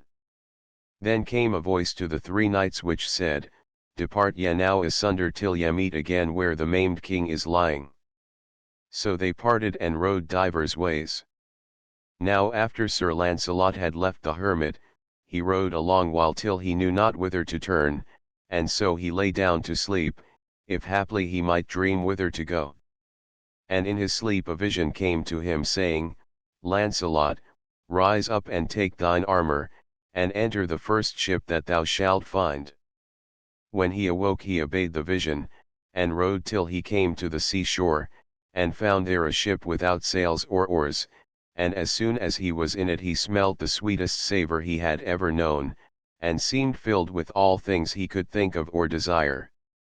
And looking round he saw a fair bed, and thereon a gentle woman lying dead, who was Sir Percival's sister. And as Sir Lancelot looked on her he spied the writing in her right hand, and, taking it, he read therein her story. And more than a month thereafter he abode in that ship and was nourished by the grace of heaven, as Israel was fed with manna in the desert.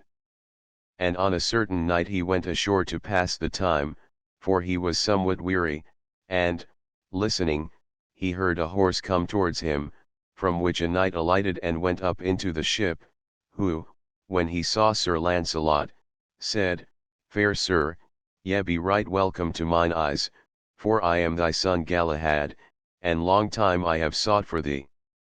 With that he kneeled and asked his blessing, and took off his helm and kissed him, and the great joy there was between them no tongue can tell.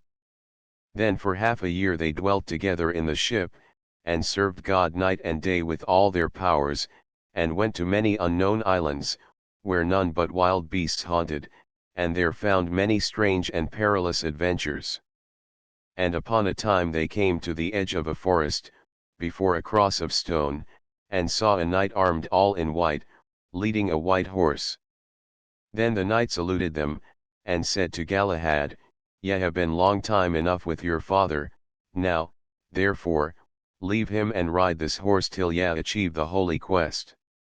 Then went Sir Galahad to his father and kissed him full courteously, and said, Fair father, I know not when I shall see thee again.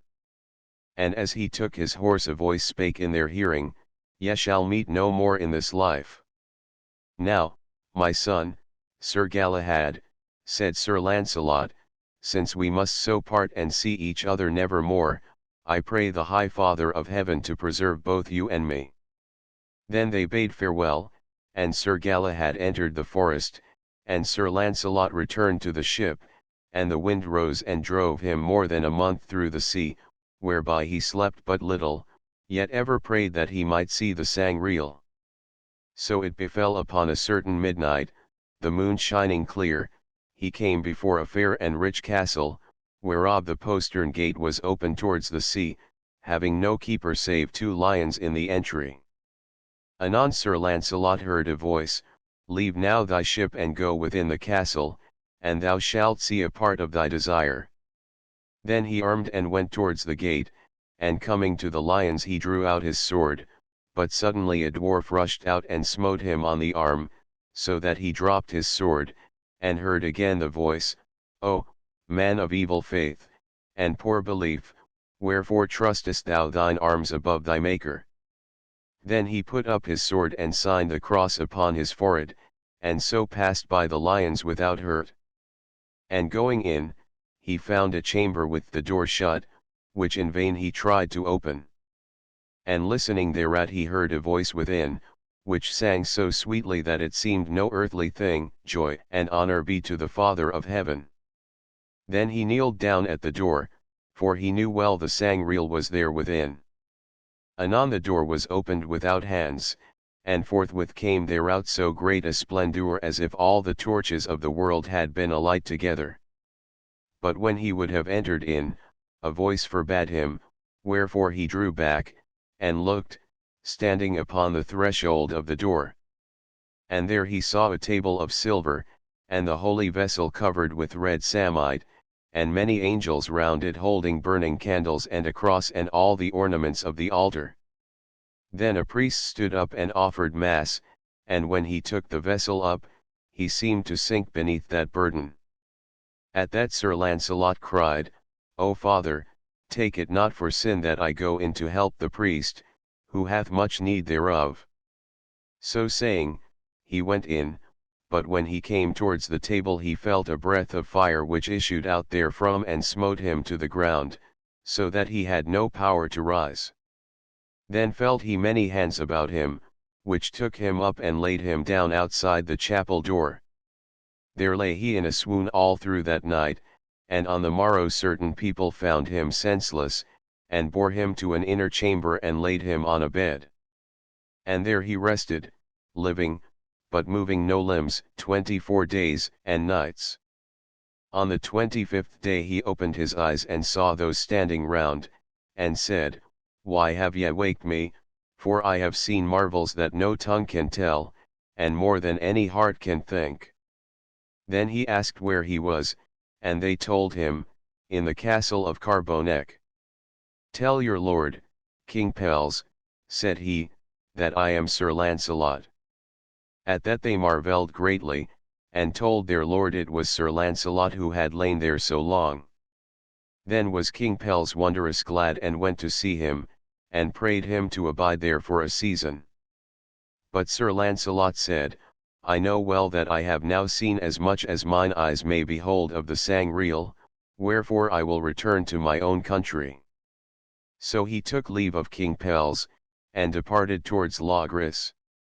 Now after Sir Galahad had parted from Sir Lancelot, he rode many days, till he came to the monastery where the blind King Evelake lay, whom Sir Percival had seen. And on the morrow, when he had heard mass, Sir Galahad desired to see the king, who cried out, Welcome, Sir Galahad, servant of the Lord, long have I abided thy coming. Take me now in thine arms, that I may die in peace. At that Sir Galahad embraced him, and when he had so done the king's eyes were opened, and he said, Fair Lord Jesus, suffer me now to come to thee, and anon his soul departed. Then they buried him royally, as a king should be, and Sir Galahad went on his way. Within a while he came to a chapel in a forest, in the crypt whereof he saw a tomb which always blazed and burnt. And asking the brethren what that might mean, they told him, Joseph of Arimathea's son did found this monastery, and one who wronged him hath lain here these 350 years and burneth evermore, until that perfect night who shall achieve the Sangreal doth quench the fire. Then said he, I pray ye bring me to the tomb. And when he touched the place immediately the fire was quenched, and a voice came from the grave and cried, Thanks be to God, who now hath purged me of my sin, and draweth me from earthly pains into the joys of paradise. Then Sir Galahad took the body in his arms and bore it to the abbey, and on the morrow put it in the earth before the high altar. Anon he departed from thence and rode 5 days in a great forest, and after that he met Sir Percival, and a little further on Sir Bors. When they had told each other their adventures, they rode together to the castle of Carbonek, and there King Pelles gave them hearty welcome, for he knew they should achieve the holy quest. As soon as they were come into the castle, a voice cried in the midst of the chamber, Let them who ought not now to sit at the table of the Lord rise and depart hence. Then all, save those 3 knights, departed. Anon they saw other knights come in with haste at the hall doors and take their harness off, who said to Sir Galahad, Sir, we have tried sore to be with you at this table. Ye be welcome, said he, but whence are ye? So 3 of them said they were from Gaul, and 3 from Ireland, and 3 from Denmark. Then came forth the likeness of a bishop, with a cross in his hand, and 4 angels stood by him, and a table of silver was before them, whereon was set the vessel of the Sangreal. Then came forth other angels also 2 bearing burning candles, and the 3rd a towel, and the 4th a spear which bled marvellously, the drops wherefrom fell into a box he held in his left hand.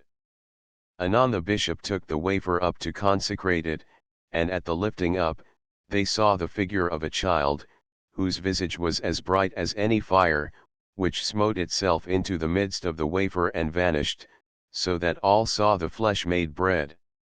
Thereat the bishop went to Galahad and kissed him, and bade him go and kiss his fellows, and said, Now, servants of the Lord, prepare for food such as none ever yet were fed with since the world began. With that he vanished, and the knights were filled with a great dread and prayed devoutly.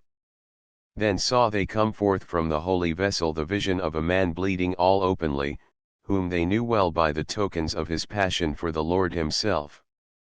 At that they fell upon their faces and were dumb.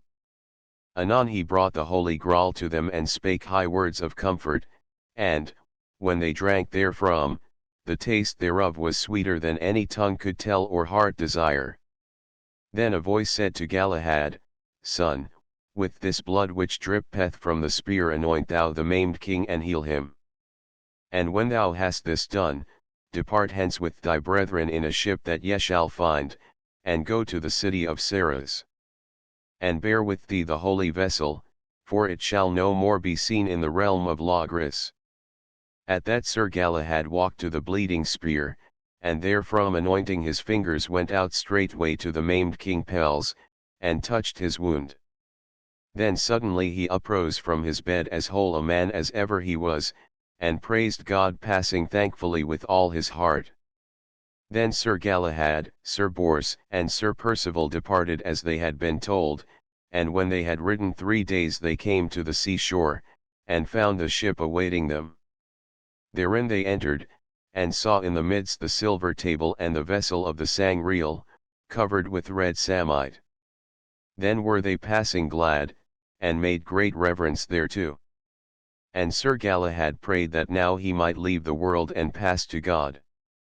And presently, the while he prayed, a voice said to him, Galahad, thy prayer is heard, and when thou askest the death of the body thou shalt have it, and find the life of thy soul.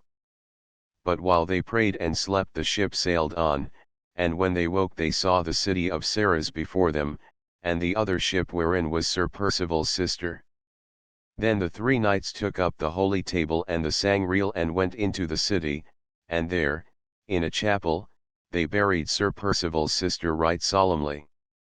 Now at the gate of the town they saw an old cripple sitting, whom Sir Galahad called to help them bear their weight. Truly, said the old man, it is 10 years since I have gone a step without these crutches. Care ye not, said Sir Galahad, rise now and show goodwill. So he essayed to move, and found his limbs as strong as any man's might be, and running to the table helped to carry it. Anon there rose a rumor in the city that a cripple had been healed by certain marvellous strange knights. But the king, named Estorance, who was a heathen tyrant, when he heard thereof took Sir Galahad and his fellows, and put them in prison in a deep hole. Therein they abode a great while, but ever the Sangreal was with them and fed them with marvellous sweet food, so that they fainted not, but had all joy and comfort they could wish. At the year's end the king fell sick and felt that he should die. Then sent he for the 3 knights, and when they came before him prayed their mercy for his trespasses against them. So they forgave him gladly, and anon he died. Then the chief men of the city took counsel together who should be king in his stead, and as they talked, a voice cried in their midst, Choose ye the youngest of the 3 knights King Estorance cast into prison for your king. At that they sought Sir Galahad and made him king with the assent of all the city, and else they would have slain him. But within a 12-month came to him, upon a certain day, as he prayed before the Sangreal, a man in likeness of a bishop, with a great company of angels round about him, who offered mass, and afterwards called to Sir Galahad, Come forth, thou servant of the Lord, for the time hath come thou hast desired so long. Then Sir Galahad lifted up his hands and prayed, Now, blessed Lord, would I no longer live if it might please thee. Anon the bishop gave him the sacrament, and when he had received it with unspeakable gladness, he said, Who art thou, Father? I am Joseph of Arimathea, answered he, whom our Lord hath sent to bear thee fellowship. When he heard that, Sir Galahad went to Sir Percival and Sir Bors and kissed them and commended them to God, saying, salute for me Sir Lancelot, my father, and bid him remember this unstable world. Therewith he kneeled down and prayed, and suddenly his soul departed, and a multitude of angels bare it up to heaven. Then came a hand from heaven and took the vessel and the spear and bare them out of sight. Since then was never man so hardy as to say that he had seen the Sangreal. And after all these things, Sir Percival put off his armour and betook him to an hermitage, and within a little while passed out of this world. And Sir Bors, when he had buried him beside his sister, returned, weeping sore for the loss of his two brethren, to King Arthur, at Camelot. Chapter 13 Sir Lancelot and the Fair Maid of Astolat. After the quest of the Sangreal was fulfilled and all the knights who were left alive were come again to the Round Table, there was great joy in the court. And passing glad were King Arthur and Queen Guinevere to see Sir Lancelot and Sir Bors, for they had been long absent in that quest. And so greatly was Sir Lancelot's fame now spread abroad that many ladies and damsels daily resorted to him and besought him for their champion, and all right quarrels did he gladly undertake for the pleasure of our Lord Christ. And always as much as he might he withdrew him from the queen. Wherefore Queen Guinevere, who counted him for her own knight, grew wroth with him, and on a certain day she called him to her chamber, and said thus, Sir Lancelot, I daily see thy loyalty to me doth slack, for ever thou art absent from this court, and takest other ladies' quarrels on thee more than ever thou wert wont. Now do I understand thee, false knight, and therefore shall I never trust thee more. Depart now from my sight, and come no more within this court upon pain of thy head. With that she turned from him and would hear no excuses. So Sir Lancelot departed in heaviness of heart, and calling Sir Bors, Sir Ector, and Sir Lionel, he told them how the queen had dealt with him. Fair sir, replied Sir Bors, remember what honour ye have in this country, and how ye are called the noblest knight in the world, wherefore go not, for women are hasty, and do often what they sore repent of afterwards. Be ruled by my advice. Take horse and ride to the hermitage beside Windsor, and there abide till I send ye better tidings. To that Sir Lancelot consented, and departed with a sorrowful countenance. Now when the queen heard of his leaving she was inwardly sorry, but made no show of grief, bearing a proud visage outwardly. And on a certain day she made a costly banquet to all the knights of the Round Table, to show she had as great joy in all others as in Sir Lancelot. And at the banquet were Sir Gawain, and his brothers Sir Agravain, Sir Gaheris, and Sir Gareth, also Sir Modred, Sir Bors, Sir Blamur, Sir Bleoberis, Sir Ector, Sir Lionel, Sir Palomides, Sir Mador de la Porte, and his cousin Sir Patrice a knight of Ireland, Sir Pinel le Savage, and many more. Now Sir Pinel hated Sir Gawain because he had slain one of his kinsmen by treason, and Sir Gawain had a great love for all kinds of fruit, which, when Sir Pinel knew, he poisoned certain apples that were set upon the table, with intent to slay him. And so it chanced as they ate and made merry, Sir Patrice, who sat next to Sir Gawain, took one of the poisoned apples and eat it, and when he had eaten he suddenly swelled up and fell down dead. At that every knight leapt from the board ashamed and enraged nigh out of their wits, for they knew not what to say, yet seeing that the queen had made the banquet they all had suspicion of her. My lady the queen, said Sir Gawain, I wit well this fruit was meant for me, for all men know my love for it, and now had I been nearly slain, wherefore, I fear me, ye will be ashamed.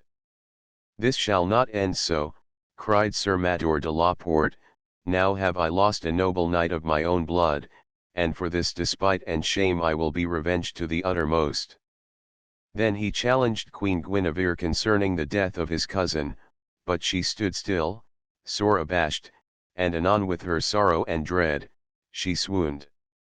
At the noise and sudden cry came in King Arthur, and to him appealed Sir Mador, and impeached the queen.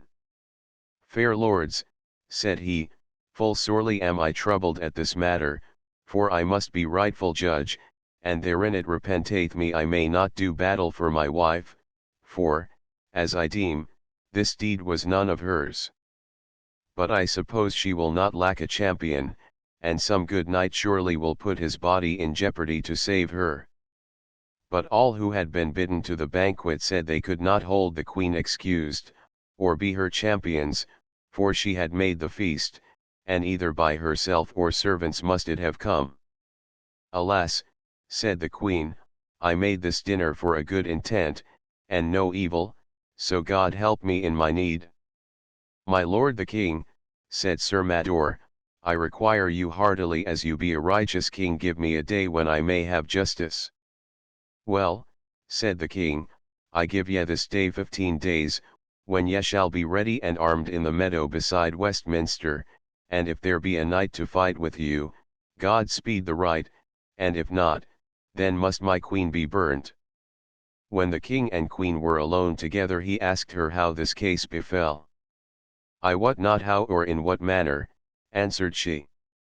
Where is Sir Lancelot, said King Arthur, for he would not grudge to do battle for thee. Sir, said she, I cannot tell you, but all his kinsmen deem he is not in this realm. These be sad tidings, said the king, I counsel ye to find Sir Bors, and pray him for Sir Lancelot's sake to do this battle for you. So the queen departed and sent for Sir Bors to her chamber, and besought his succour. Madam, said he, what would you have me do, for I may not with my honor take this matter on me, for I was at that same dinner, and all the other knights would have me ever in suspicion. Now do ye miss Sir Lancelot, for he would not have failed you in right nor yet in wrong, as ye have often proved, but now ye have driven him from the country. Alas, fair knight, said the queen, I put me wholly at your mercy, and all that is done amiss I will amend as ye will counsel me. And therewith she kneeled down upon both her knees before Sir Bors, and besought him to have mercy on her. Anon came in King Arthur also, and prayed him of his courtesy to help her, saying, I require you for the love of Lancelot.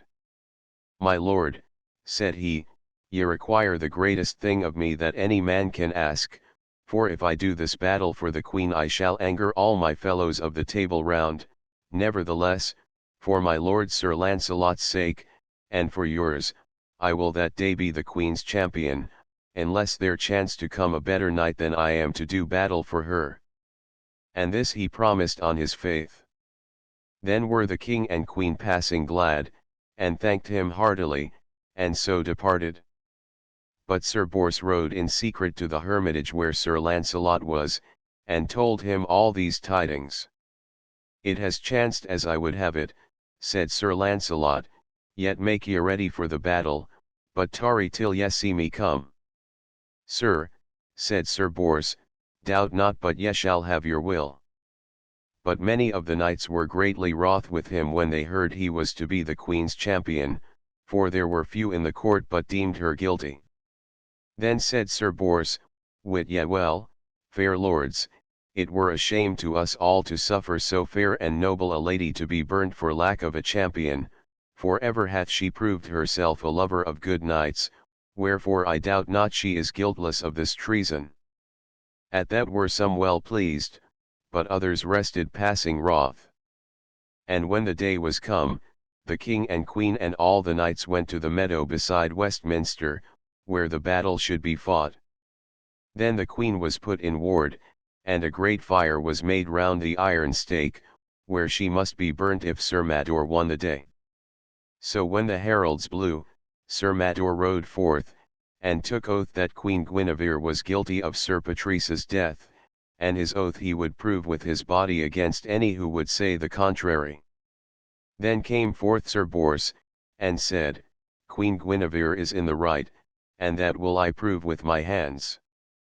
With that they both departed to their tents to make ready for the battle. But Sir Bors tarried long, hoping Sir Lancelot would come, till Sir Mador cried out to King Arthur, Bid thy champion come forth, unless he dare not. Then was Sir Bors ashamed, and took his horse and rode to the end of the lists. But ere he could meet Sir Mador he was ware of a knight upon a white horse, armed at all points, and with a strange shield, who rode to him and said, I pray you withdraw from this quarrel, for it is mine, and I have ridden far to fight in it. Thereat Sir Bors rode to King Arthur, and told him that another knight was come who would do battle for the queen. Who is he? Said King Arthur. I may not tell you, said Sir Bors, but he made a covenant with me to be here today, wherefore I am discharged. Then the king called that knight, and asked him if he would fight for the queen. Therefore came I hither, Sir King, answered he, but let us tarry no longer, for anon I have other matters to do. But wit ye well, said he to the knights of the Round Table, it is shame to ye for such a courteous queen to suffer this dishonor. And all men marvelled who this knight might be, for none knew him save Sir Bors. Then Sir Mador and the knight rode to either end of the lists, and couching their spears, ran one against the other with all their might, and Sir Mador's spear broke short, but the strange knight bore both him and his horse down to the ground. Then lightly they leaped from their saddles and drew their swords, and so came eagerly to the battle, and either gave the other many sad strokes and sore and deep wounds. Thus they fought nigh an hour, for Sir Mador was a full strong and valiant knight. But at last the strange knight smote him to the earth, and gave him such a buffet on the helm as well nigh killed him. Then did Sir Mador yield, and prayed his life. I will but grant it thee, said the strange knight, if thou wilt release the queen from this quarrel for ever, and promise that no mention shall be made upon Sir Patrice's tomb that ever she consented to that treason. All this shall be done, said Sir Mador. Then the knights parters took up Sir Mador and led him to his tent, and the other knight went straight to the stair foot of King Arthur's throne, and by that time was the queen come to the king again, and kissed him lovingly. Then both the king and she stooped down, and thanked the knight, and prayed him to put off his helm and rest him, and to take a cup of wine. And when he put his helmet off to drink, all people saw it was Sir Lancelot. But when the queen beheld him she sank almost to the ground weeping for sorrow and for joy, that he had done her such great goodness when she had showed him such unkindness. Then the knights of his blood gathered round him, and there was great joy and mirth in the court. And Sir Mador and Sir Lancelot were soon healed of their wounds, and not long after came the Lady of the Lake to the court, and told all there by her enchantments how Sir Pinel, and not the queen, was guilty of Sir Patrice's death. Whereat the queen was held excused of all men, and Sir Pinel fled the country. So Sir Patrice was buried in the church of Winchester, and it was written on his tomb that Sir Pinel slew him with a poisoned apple, in error for Sir Gawain. Then, through Sir Lancelot's favour, the queen was reconciled to Sir Mador, and all was forgiven. Now 15 days before the feast of the Assumption of Our Lady, the king proclaimed a tourney to be held that feast day at Camelot, whereat himself and the King of Scotland would joust with all who should come against them. So thither went the King of North Wales, and King Anguish of Ireland, and Sir Galaot the noble prince, and many other nobles of divers countries. And King Arthur made ready to go, and would have had the queen go with him, but she said that she was sick. Sir Lancelot, also, made excuses, saying he was not yet whole of his wounds. At that the king was passing heavy and grieved, and so departed alone towards Camelot. And by the way he lodged in a town called Astolat, and lay that night in the castle. As soon as he had gone, Sir Lancelot said to the queen, This night I will rest, and tomorrow betimes will I take my way to Camelot, for at these justs I will be against the king and his fellowship. Ye may do as ye list, said Queen Guinevere, but by my counsel ye will not be against the king, for in his company are many hardy knights, as ye well know. Madam, said Sir Lancelot, I pray ye be not displeased with me, for I will take the adventure that God may send me. And on the morrow he went to the church and heard mass, and took his leave of the queen, and so departed. Then he rode long till he came to Astolat, and there lodged at the castle of an old baron called Sir Bernard of Astolat, which was near the castle where King Arthur lodged. And as Sir Launcelot entered, the king espied him, and knew him. Then said he to the knights, I have just seen a knight who will fight full well at the joust toward which we go.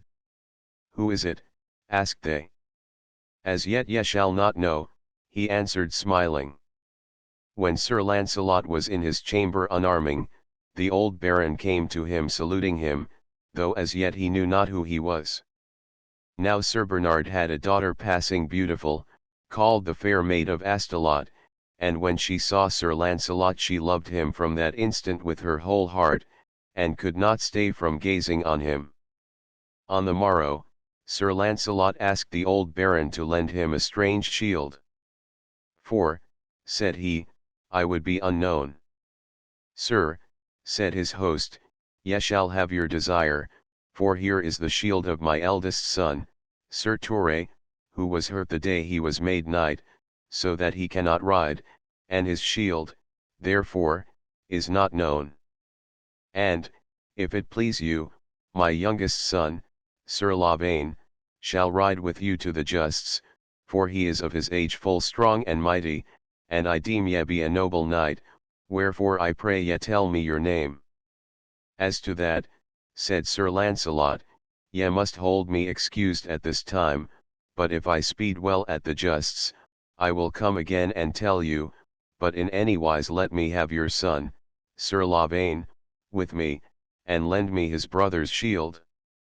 Then, ere they departed, came Elaine, the baron's daughter, and said to Sir Launcelot, I pray thee, gentle knight, to wear my token at tomorrow's tourney. If I should grant you that, fair damsel, said he, ye might say that I did more for you than ever I have done for lady or damsel. Then he bethought him that if he granted her request he would be the more disguised, for never before had he worn any lady's token. So anon he said, Fair damsel, I will wear thy token on my helmet if thou wilt show it me. Thereat was she passing glad, and brought him a scarlet sleeve broidered with pearls, which Sir Launcelot took, and put upon his helm. Then he prayed her to keep his shield for him until he came again, and taking Sir Torre's shield instead, rode forth with Sir Lavaine towards Camelot. On the morrow the trumpets blew for the tourney, and there was a great press of dukes and earls and barons and many noble knights, and King Arthur sat in a gallery to behold who did the best. So the King of Scotland and his knights, and King Anguish of Ireland rode forth on King Arthur's side, and against them came the King of North Wales, the King of 100 knights, the King of Northumberland, and the noble Prince Sir Galahaut. But Sir Launcelot and Sir Lavaine rode into a little wood behind the party which was against King Arthur, to watch which side should prove the weakest. Then was there a strong fight between the two parties, for the King of 100 knights smote down the King of Scotland, and Sir Palomides, who was on King Arthur's side, overthrew Sir Galahaut. Then came 15 knights of the Round Table and beat back the kings of Northumberland and North Wales with their knights. Now, said Sir Launcelot to Sir Lavaine, if ye will help me, ye shall see yonder fellowship go back as fast as they came. Sir, said Sir Lavaine, I will do what I can. Then they rode together into the thickest of the press, and there, with one spear, Sir Launcelot smote down 5 knights of the Round Table, one after other, and Sir Lavaine overthrew 2. And taking another spear, for his own was broken, Sir Launcelot smote down 4 more knights, and Sir Lavaine a 5th. Then, drawing his sword, Sir Launcelot fought fiercely on the right hand and the left, and unhorsed Sir Sapphire, Sir Eponegris, and Sir Galeron. At that the knights of the Round Table withdrew themselves as well as they were able. Now, mercy, said Sir Gawaine, who sat by King Arthur, what knight is that who doth such marvellous deeds of arms? I should deem him by his force to be Sir Lancelot, but that he wears a lady's token on his helm as never Lancelot doth. Let him be, said King Arthur, he will be better known, and do more ere he depart. Thus the party against King Arthur prospered at this time, and his knights were sore ashamed. Then Sir Bors, Sir Ector, and Sir Lionel called together the knights of their blood, 9 in number, and agreed to join together in one band against the two strange knights. So they encountered Sir Lancelot all at once, and by main force smote his horse to the ground, and by misfortune Sir Bors struck Sir Lancelot through the shield into the side, and the spear broke off and left the head in the wound. When Sir Lavaine saw that, he ran to the King of Scotland and struck him off his horse, and brought it to Sir Lancelot, and helped him to mount. Then Sir Lancelot bore Sir Bors and his horse to the ground, and in like manner served Sir Ector and Sir Lionel, and turning upon 3 other knights he smote them down also, while Sir Lavaine did many gallant deeds. But feeling himself now sorely wounded, Sir Lancelot drew his sword, and proffered to fight with Sir Bors, who, by this time, was mounted anew. And as they met, Sir Ector and Sir Lionel came also, and the swords of all 3 drave fiercely against him. When he felt their buffets, and his wound that was so grievous, he determined to do all his best while he could yet endure, and smote Sir Bors a blow that bent his head down nearly to the ground and raised his helmet off and pulled him from his horse. Then rushing at Sir Ector and Sir Lionel, he smote them down, and might have slain all 3, but when he saw their faces his heart forbade him. Leaving them, therefore, on the field, he hurled into the thickest of the press, and did such feats of arms as never were beheld before. And Sir Lavaine was with him through it all, and overthrew 10 knights, but Sir Lancelot smote down more than 30, and most of them knights of the Round Table. Then the king ordered the trumpets to blow for the end of the tourney, and the prize to be given by the heralds to the knight with the white shield who bore the red sleeve. But ere Sir Lancelot was found by the heralds, came the King of the 100 Knights, the King of North Wales, the King of Northumberland, and Sir Galahaud, and said to him, Fair knight, God bless thee, for much have ye done this day for us, wherefore we pray ye come with us and receive the honour and the prize as ye have worshipfully deserved it. My fair lords, said Sir Lancelot, wit ye well if I have deserved thanks, I have sore bought them, for I am like never to escape with my life, therefore I pray ye let me depart, for I am sore hurt. I take no thought of honour, for I had rather rest me than be lord of all the world. And therewith he groaned piteously, and rode a great gallop away from them. And Sir Lavaine rode after him, sad at heart, for the broken spear still stuck fast in Sir Lancelot's side, and the blood streamed sorely from the wound. Anon they came near a wood more than a mile from the lists, where he knew he could be hidden. Then said he to Sir Lavaine, O gentle knight, help me to pull out this spear head from my side, for the pain thereof nigh killeth me. Dear lord, said he, I fain would help ye, but I dread to draw it forth, lest ye should die for loss of blood. I charge you as you love me, said Sir Lancelot, draw it out. So they dismounted, and with a mighty wrench Sir Lavaine drew the spear forth from Sir Lancelot's side, whereat he gave a marvellous great shriek and ghastly groan, and all his blood leaped forth in a full stream. Then he sank swooning to the earth, with a visage pale as death. Alas, cried Sir Lavaine, what shall I do now? And then he turned his master's face towards the wind, and sat by him nigh half an hour while he lay quiet as one dead. But at the last he lifted up his eyes, and said, I pray ye bear me on my horse again, and lead me to a hermit who dwelleth within 2 miles hence, for he was formerly a knight of Arthur's court, and now hath mighty skill in medicine and herbs. So with great pain Sir Lavaine got him to his horse, and led him to the hermitage within the wood, beside a stream. Then knocked he with his spear upon the door, and prayed to enter. At that a child came out, to whom he said, Fair child, pray the good man thy master to come hither and let in a knight who is sore wounded. Anon came out the knight hermit, whose name was Sir Baldwin, and asked, Who is this wounded knight? I know not, said Sir Lavaine, save that he is the noblest knight I ever met with, and hath done this day such marvellous deeds of arms against King Arthur that he hath won the prize of the tourney. Then the hermit gazed long on Sir Lancelot, and hardly knew him, so pale he was with bleeding, yet said he at the last, Who art thou, Lord? Sir Lancelot answered feebly, I am a stranger knight adventurous, who laboureth through many realms to win worship. Why hidest thou thy name, dear Lord, from me? Cried Sir Baldwin, for in sooth I know thee now to be the noblest knight in all the world, my lord Sir Lancelot du Lake, with whom I long had fellowship at the Round Table. Since ye know me, fair sir, said he, I pray ye, for Christ's sake, to help me if ye may. Doubt not, replied he, that ye shall live and fare right well.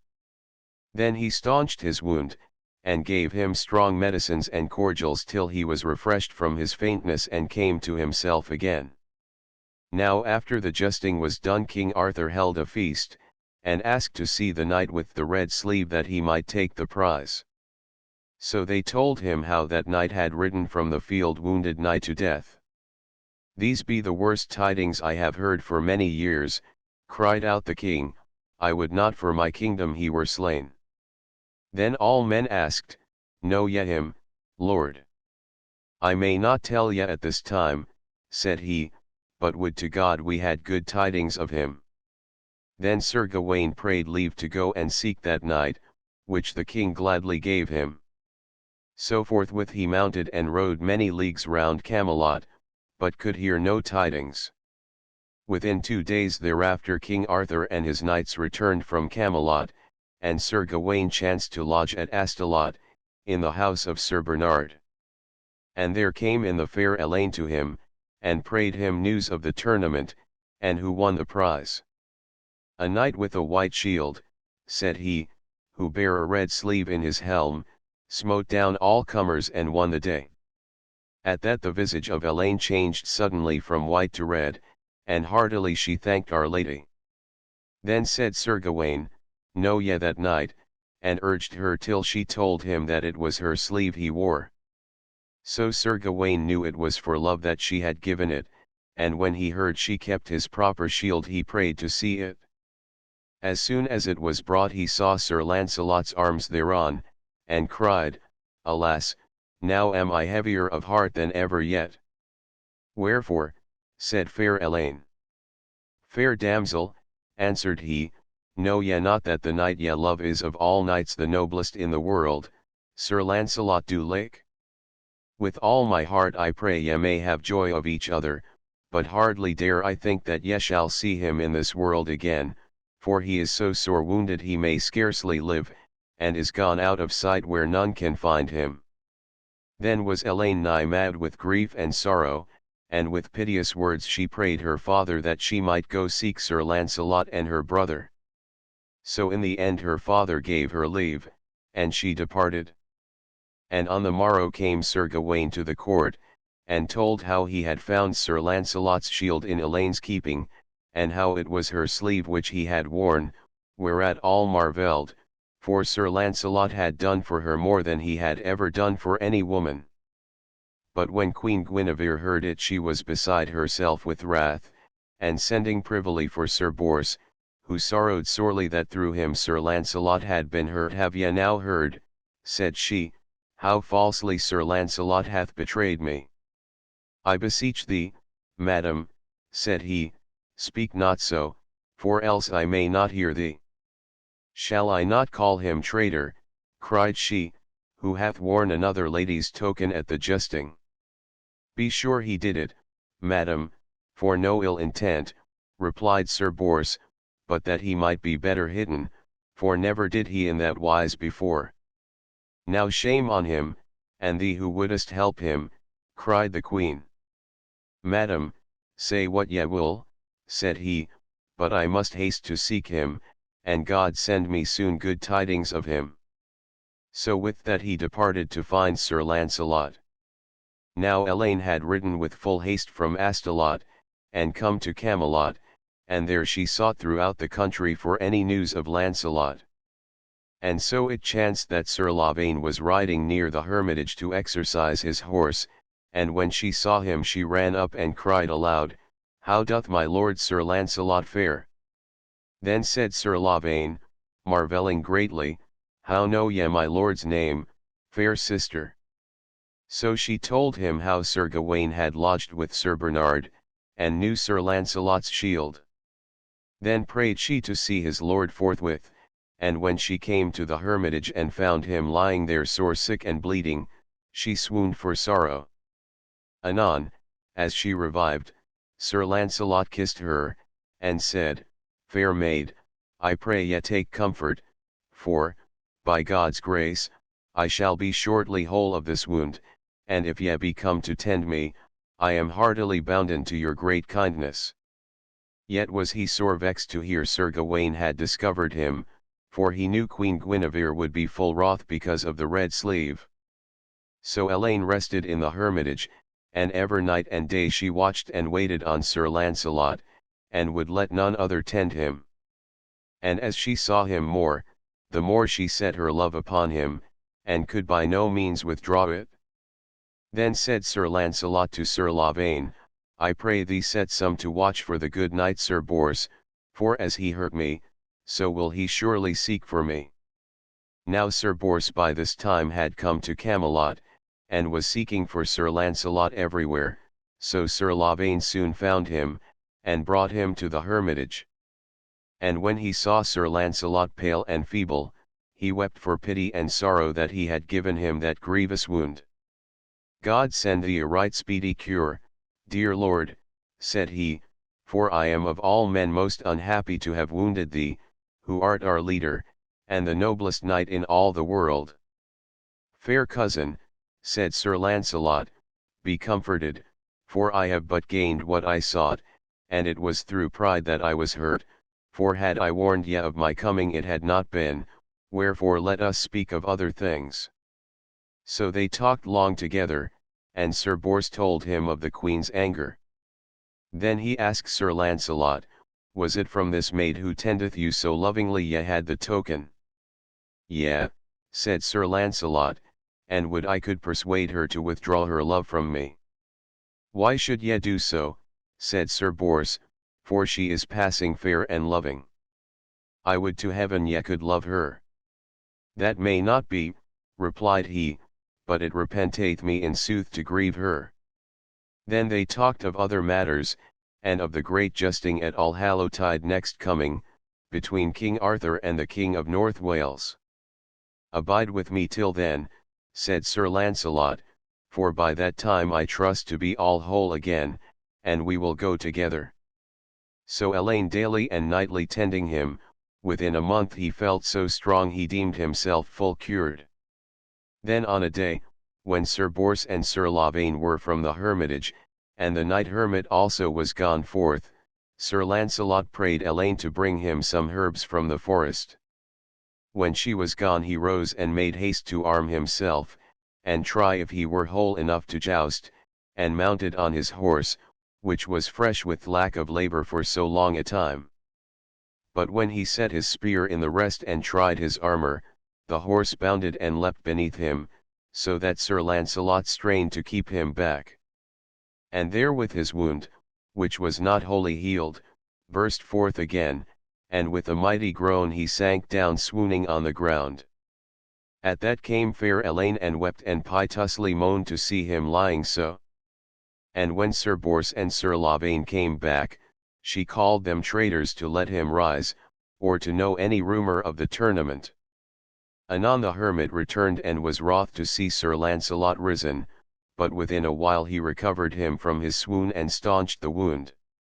Then Sir Lancelot told him how he had risen of his own will to essay his strength for the tournament. But the hermit bade him rest and let Sir Bors go alone, for else would he sorely peril his life. And Elaine, with tears, prayed him in the same wise, so that Sir Lancelot in the end consented. So Sir Bors departed to the tournament, and there he did such feats of arms that the prize was given between him and Sir Gawaine, who did like valiantly. And when all was over he came back and told Sir Lancelot, and found him so nigh well that he could rise and walk. And within a while thereafter he departed from the hermitage and went with Sir Bors, Sir Lavaine, and fair Elaine to Astolat, where Sir Bernard joyfully received them. But after they had lodged there a few days Sir Lancelot and Sir Bors must needs depart and return to King Arthur's court. So when Elaine knew Sir Lancelot must go, she came to him and said, "Have mercy on me, fair knight, and let me not die for your love." Then said Sir Lancelot, very sad at heart, "Fair maid, what would ye that I should do for you? If I may not be your wife, dear lord," she answered, "I must die." "Alas," said he, "I pray heaven that may not be, for in sooth I may not be your husband. But fain would I show ye what thankfulness I can for all your love and kindness to me. And ever will I be your knight, fair maiden, and if it chance that ye shall ever wed some noble knight, right heartily will I give ye such a dower as half my lands will bring." "Alas, what shall that aid me," answered she, "for I must die," and therewith she fell to the earth in a deep swoon. Then was Sir Lancelot passing heavy of heart, and said to Sir Bernard and Sir Lavaine, "What shall I do for her?" "Alas," said Sir Bernard, "I know well that she will die for your sake." And Sir Lavaine said, "I marvel not that she so sorely mourneth your departure, for truly I do as she doth, and since I once have seen you, Lord, I cannot leave you."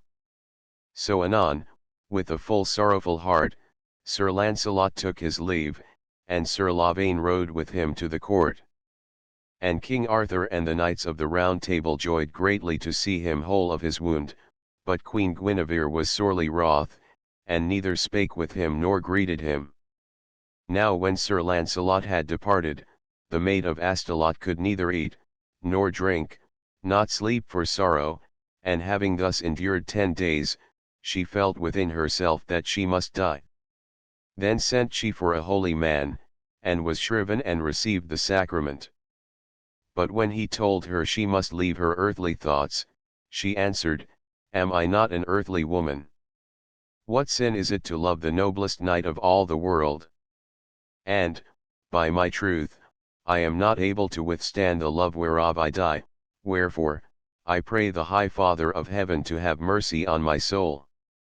Then she besought Sir Bernard to indite a letter as she should devise, and said, "When I am dead put this within my hand, and dress me in my fairest clothes, and lay me in a barge all covered with black samite, and steer it down the river till it reach the court. Thus, Father, I beseech thee let it be." Then, full of grief, he promised her it should be so.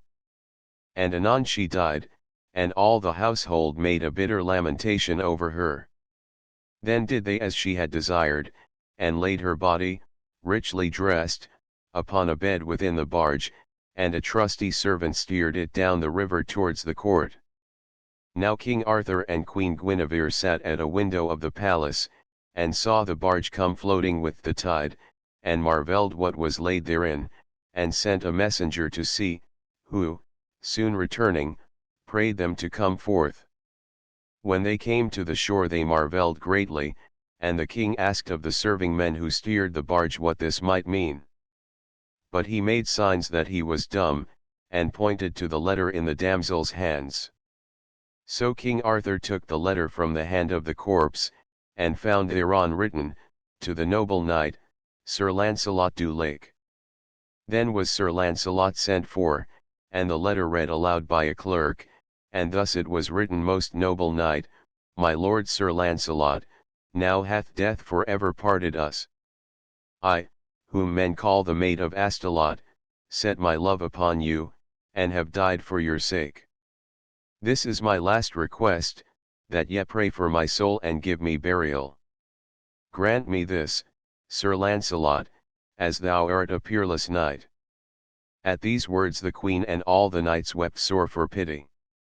Then said Sir Lancelot, "My lord, I am right heavy for the death of this fair damsel, and God knoweth that right unwillingly I caused it, for she was good as she was fair, and much was I beholden to her, but she loved me beyond measure, and asked me that I could not give her." "Ye might have shown her gentleness enough to save her life," answered the queen. "Madam," said he, "she would but be repaid by my taking her to wife, and that I could not grant her, for love cometh of the heart and not by constraint." "That is true," said the king, "for love is free." "I pray you," said Sir Lancelot, "let me now grant her last asking, to be buried by me." So on the morrow, he caused her body to be buried richly and solemnly, and ordained masses for her soul, and made great sorrow over her. Then the queen sent for Sir Lancelot, and prayed his pardon for her wrath against him without cause. "This is not the first time it hath been so," answered he, "yet must I ever bear with ye, and so do I now forgive you." So Queen Guinevere and Sir Lancelot were made friends again, but none such favour did she show him, as in the end brought many evils on them both and all the realm. Chapter 14 The War between King Arthur and Sir Lancelot and the death of King Arthur. Within a while thereafter was a justing at the court, wherein Sir Lancelot won the prize. And two of those he smote down were Sir Agravain, the brother of Sir Gawain, and Sir Modred, his false brother King Arthur's son by belly sent. And because of his victory they hated Sir Lancelot, and sought how they might injure him. So on a night, when King Arthur was hunting in the forest, and the queen sent for Sir Lancelot to her chamber, they too espied him, and thinking now to make a scandal and a quarrel between Lancelot and the king, they found 12 others, and said Sir Lancelot was ever now in the queen's chamber, and King Arthur was disinured. Then, all armed, they came suddenly round the queen's door, and cried, "Traitor, now art thou taken." "Madam, we be betrayed," said Sir Lancelot, "yet shall my life cost these men dear."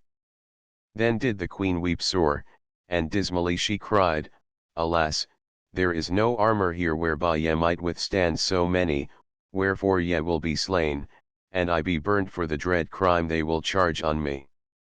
But while she spake the shouting of the knights was heard without, "Traitor, come forth, for now thou art snared." "Better were 20 deaths at once than this vile outcry," said Sir Lancelot. Then he kissed her and said, "Most noble lady, I beseech ye, as I have ever been your own true knight, take courage, pray for my soul if I be now slain, and trust my faithful friends, Sir Bors and Sir Lavaine, to save you from the fire." But ever bitterly she wept and moaned, and cried, "Would God that they would take and slay me, and that thou couldst escape." "That shall never be," said he. And wrapping his mantle round his arm he unbarred the door a little space, so that but one could enter. Then first rushed in Sir Callants, a full strong knight, and lifted up his sword to smite Sir Lancelot, but lightly he avoided him, and struck Sir Callants, with his hand, such a sore buffet on the head as felled him dead upon the floor. Then Sir Lancelot pulled in his body and barred the door again, and dressed himself in his armor, and took his drawn sword in his hand. But still the knights cried mightily without the door, "Traitor, come forth." "Be silent and depart," replied Sir Lancelot, "for be ye sure ye will not take me, and tomorrow will I meet ye face to face before the king." "Ye shall have no such grace," they cried, "but we will slay thee, or take thee as we list." "Then save yourselves who may," he thundered, and therewith suddenly unbarred the door and rushed forth at them. And at the first blow he slew Sir Agravain, and after him 12 other knights, with 12 more mighty buffets. And none of all escaped him save Sir Modred, who, sorely wounded, fled away for life.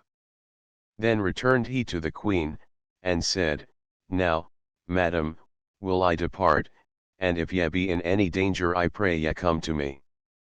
Surely will I stay here, for I am queen, she answered, yet if tomorrow any harm come to me I trust to thee for rescue.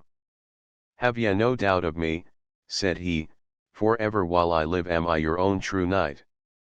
Therewith he took his leave, and went and told Sir Bors and all his kindred of this adventure. We will be with thee in this quarrel, said they all, and if the queen be sentenced to the fire, we certainly will save her. Meanwhile Sir Modred, in great fear and pain, fled from the court, and rode until he found King Arthur, and told him all that had befallen. But the king would scarce believe him till he came and saw the bodies of Sir Agravain and all the other knights. Then felt he in himself that all was true, and with his passing grief his heart nigh broke. Alas, cried he, now is the fellowship of the Round Table for ever broken, yea, woe is me! I may not with my honour spare my queen. Anon it was ordained that Queen Guinevere should be burned to death, because she had dishonoured King Arthur. But when Sir Gawain heard thereof, he came before the king, and said, My lord, I counsel thee be not too hasty in this matter, but stay the judgment of the queen a season, for it may well be that Sir Lancelot was in her chamber for no evil, seeing she is greatly beholden to him for so many deeds done for her sake, and peradventure she had sent to him to thank him, and did it secretly that she might avoid slander. But King Arthur answered, full of grief, Alas! I may not help her, she is judged as any other woman. Then he required Sir Gawain and his brethren, Sir Gaheris and Sir Gareth, to be ready to bear the queen tomorrow to the place of execution. Nay, noble lord, replied Sir Gawain, that can I never do, for neither will my heart suffer me to see the queen die, nor shall men ever say I was of your counsel in this matter. Then said his brothers, Ye may command us to be there, but since it is against our will, we will be without arms, that we may do no battle against her. So on the morrow was Queen Guinevere led forth to die by fire, and a mighty crowd was there, of knights and nobles, armed and unarmed.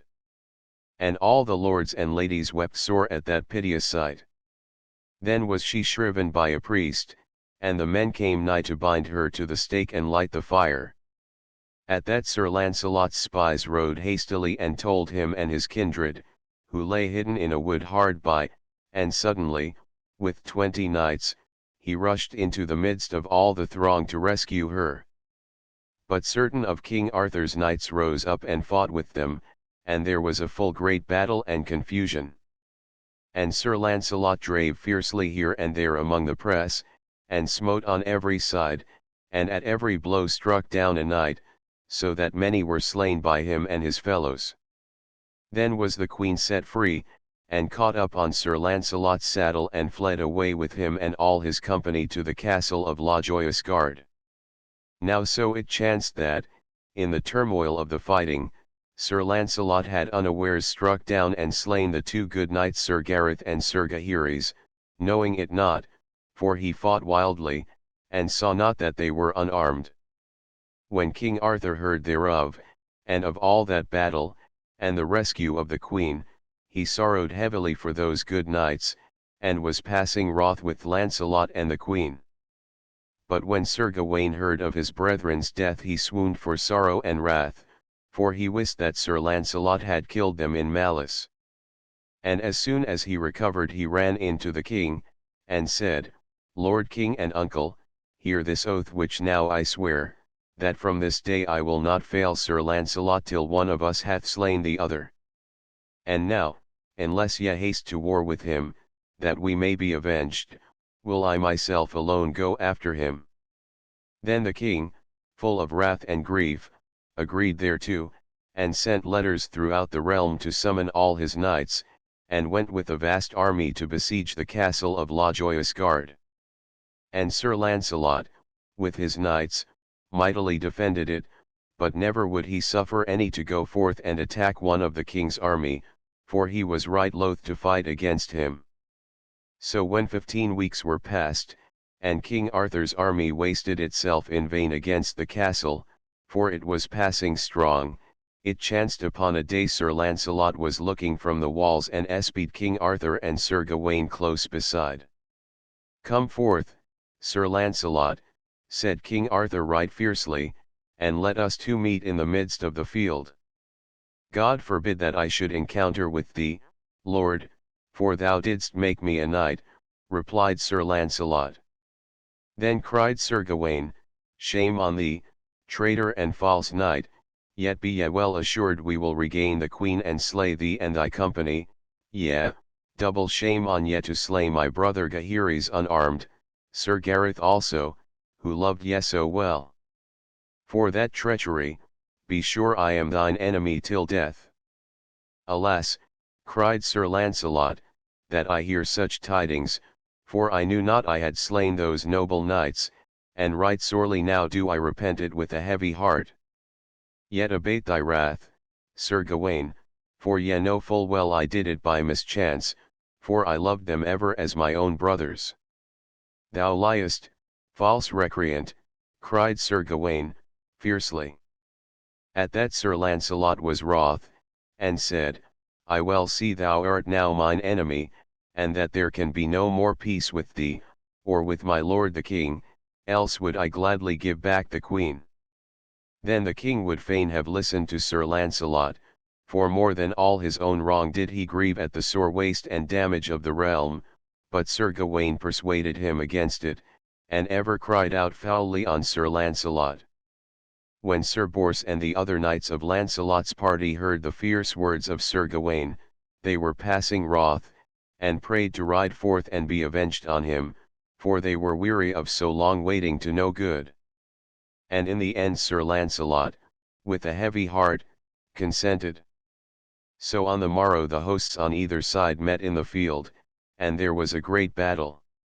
And Sir Gawaine prayed his knights chiefly to set upon Sir Lancelot, but Sir Lancelot commanded his company to forbear King Arthur and Sir Gawaine. So the two armies jousted together right fiercely, and Sir Gawaine proffered to encounter with Sir Lionel, and overthrew him. But Sir Bors, and Sir Blamor, and Sir Palomides, who were on Sir Lancelot's side, did great feats of arms, and overthrew many of King Arthur's knights. Then the king came forth against Sir Lancelot, but Sir Lancelot forbore him and would not strike again. At that Sir Bors rode up against the king and smote him down. But Sir Lancelot cried, "Touch him not on pain of thy head," and going to King Arthur he alighted and gave him his own horse, saying, "My lord, I pray thee forbear this strife, for it can bring to neither of us any honor."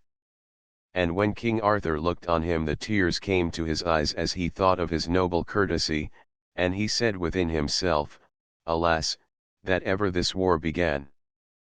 But on the morrow Sir Gawaine led forth the army again, and Sir Bors commanded on Sir Lancelot's side. And they two struck together so fiercely that both fell to the ground sorely wounded, and all the day they fought till night fell, and many were slain on both sides, yet in the end neither gained the victory. But by now the fame of this fierce war spread through all Christendom, and when the Pope heard thereof he sent a bull, and charged King Arthur to make peace with Lancelot, and receive back Queen Guinevere, and for the offence imputed to her absolution should be given by the Pope. Thereto would King Arthur straightway have obeyed, but Sir Gawaine ever urged him to refuse. When Sir Lancelot heard thereof, he wrote thus to the king, "It was never in my thought, Lord, to withhold thy queen from thee, but since she was condemned for my sake to death, I deemed it but a just and knightly part to rescue her therefrom, wherefore I recommend me to your grace, and within 8 days will I come to thee and bring the queen in safety." Then, within 8 days, as he had said, Sir Lancelot rode from out the castle with Queen Guinevere, and 100 knights for company, each carrying an olive branch, in sign of peace. And so they came to the court, and found King Arthur sitting on his throne, with Sir Gawain and many other knights around him. And when Sir Lancelot entered with the queen, they both kneeled down before the king. Anon Sir Lancelot rose and said, My lord, I have brought hither my lady the queen again, as right requireth, and by commandment of the Pope and you. I pray ye take her to your heart again and forget the past. For myself I may ask nothing, and for my sin I shall have sorrow and sore punishment, yet I would to heaven I might have your grace. But ere the king could answer, for he was moved with pity at his words, Sir Gawain cried aloud, Let the king do as he will, but be sure, Sir Lancelot, thou and I shall never be accorded while we live, for thou hast slain my brethren traitorously and unarmed. As heaven is my help, replied Sir Lancelot, I did it ignorantly, for I loved them well, and while I live I shall bewail their death, but to make war with me were no avail, for I must needs fight with thee if thou assailest, and peradventure I might kill thee also, which I were right loath to do. I will forgive thee never, cried Sir Gawain, and if the king accordeth with thee he shall lose my service. Then the knights who stood near tried to reconcile Sir Gawain to Sir Lancelot, but he would not hear them.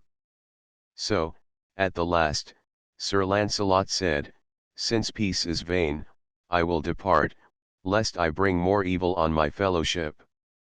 And as he turned to go, the tears fell from him, and he said, Alas, most noble Christian realm, which I have loved above all others, now shall I see thee never more. Then said he to the queen, Madam, now must I leave ye and this noble fellowship for ever. And, I beseech ye, pray for me, and if ye ever be defamed of any, let me hear thereof, and as I have been ever thy true knight in right and wrong, so will I be again. With that he kneeled and kissed King Arthur's hands, and departed on his way. And there was none in all that court, save Sir Gawain alone, but wept to see him go. So he returned with all his knights to the castle of La Joyeuse Garde, and, for his sorrow's sake, he named it Dolorous Garde thenceforth. Anon he left the realm, and went with many of his fellowship beyond the sea to France, and there divided all his lands among them equally, he sharing but as the rest. And from that time forward peace had been between him and King Arthur, but for Sir Gawain, who left the king no rest, but constantly persuaded him that Lancelot was raising mighty hosts against him. So in the end his malice overcame the king, who left the government in charge of Modred, and made him guardian of the queen, and went with a great army to invade Sir Lancelot's lands. Yet Sir Lancelot would make no war upon the king, and sent a message to gain peace on any terms King Arthur chose.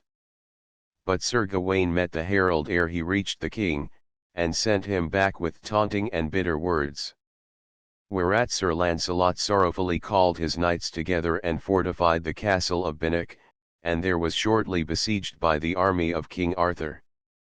And every day Sir Gawain rode up to the walls, and cried out foully on Sir Lancelot, till, upon a time, Sir Lancelot answered him that he would meet him in the field and put his boasting to the proof. So it was agreed on both sides that there should none come nigh them or separate them till one had fallen or yielded, and they two rode forth. Then did they wheel their horses apart, and turning, came together as it had been thunder, so that both horses fell, and both their lances broke. At that they drew their swords and set upon each other fiercely, with passing grievous strokes. Now Sir Gawain had through magic a marvellous great gift. For every day, from morning till noon, his strength waxed to the might of 7 men, but after that waned to his natural force. Therefore till noon he gave Sir Lancelot many mighty buffets, which scarcely he endured. Yet greatly he forbore Sir Gawain, for he was aware of his enchantment, and smote him slightly till his own knights marvelled. But after noon Sir Gawaine's strength sank fast, and then, with one full blow, Sir Lancelot laid him on the earth. Then Sir Gawaine cried out, "Turn not away, thou traitor knight, but slay me if thou wilt, or else I will arise and fight with thee again some other time." "Sir knight," replied Sir Lancelot, "I never yet smote a fallen man." At that they bore Sir Gawaine sorely wounded to his tent, and King Arthur withdrew his men, for he was loath to shed the blood of so many knights of his own fellowship. But now came tidings to King Arthur from across the sea, which caused him to return in haste. For thus the news ran, that no sooner was Sir Modred set up in his regency, than he had forged false tidings from abroad that the king had fallen in a battle with Sir Lancelot.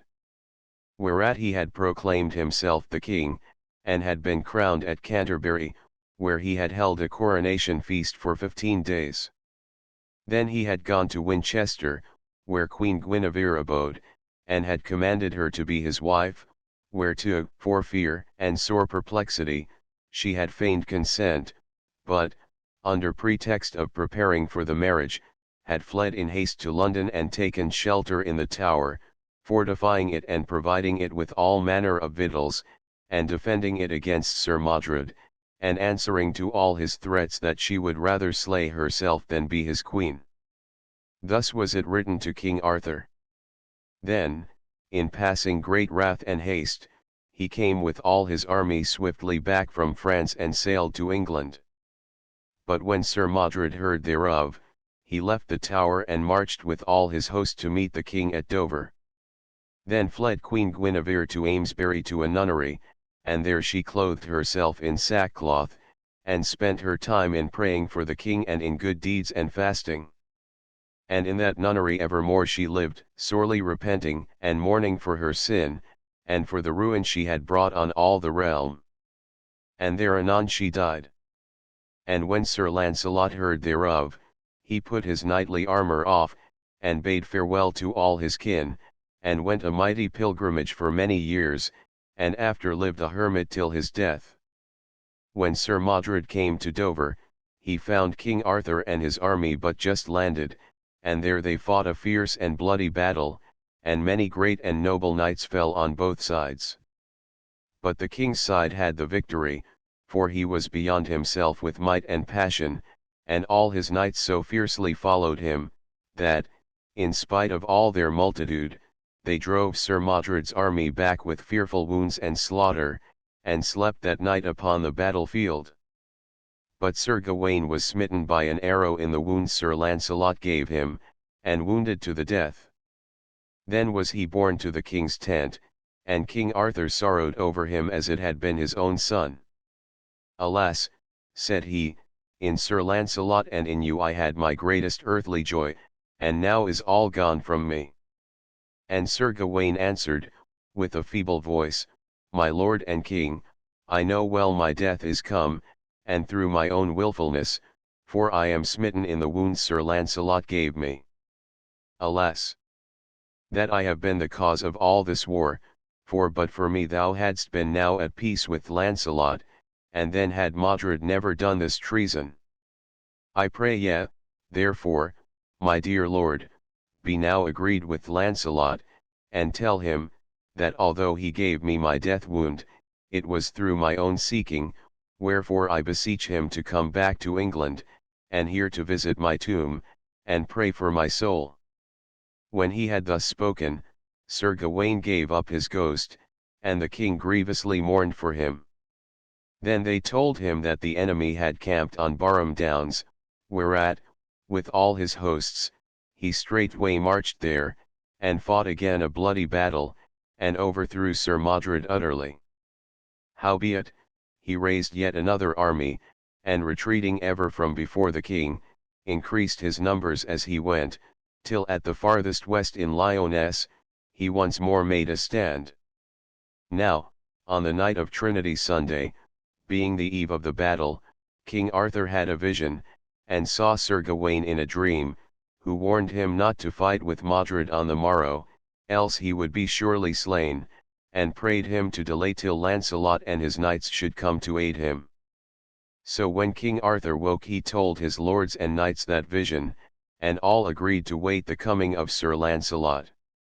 Then a herald was sent with a message of truce to Sir Modred, and a treaty was made that neither army should assail the other. But when the treaty was agreed upon, and the heralds returned, King Arthur said to his knights, "Beware, lest Sir Modred deceive us, for I in no wise trust him, and if swords be drawn be ready to encounter." And Sir Modred likewise gave an order, that if any man of the king's army drew his sword, they should begin to fight.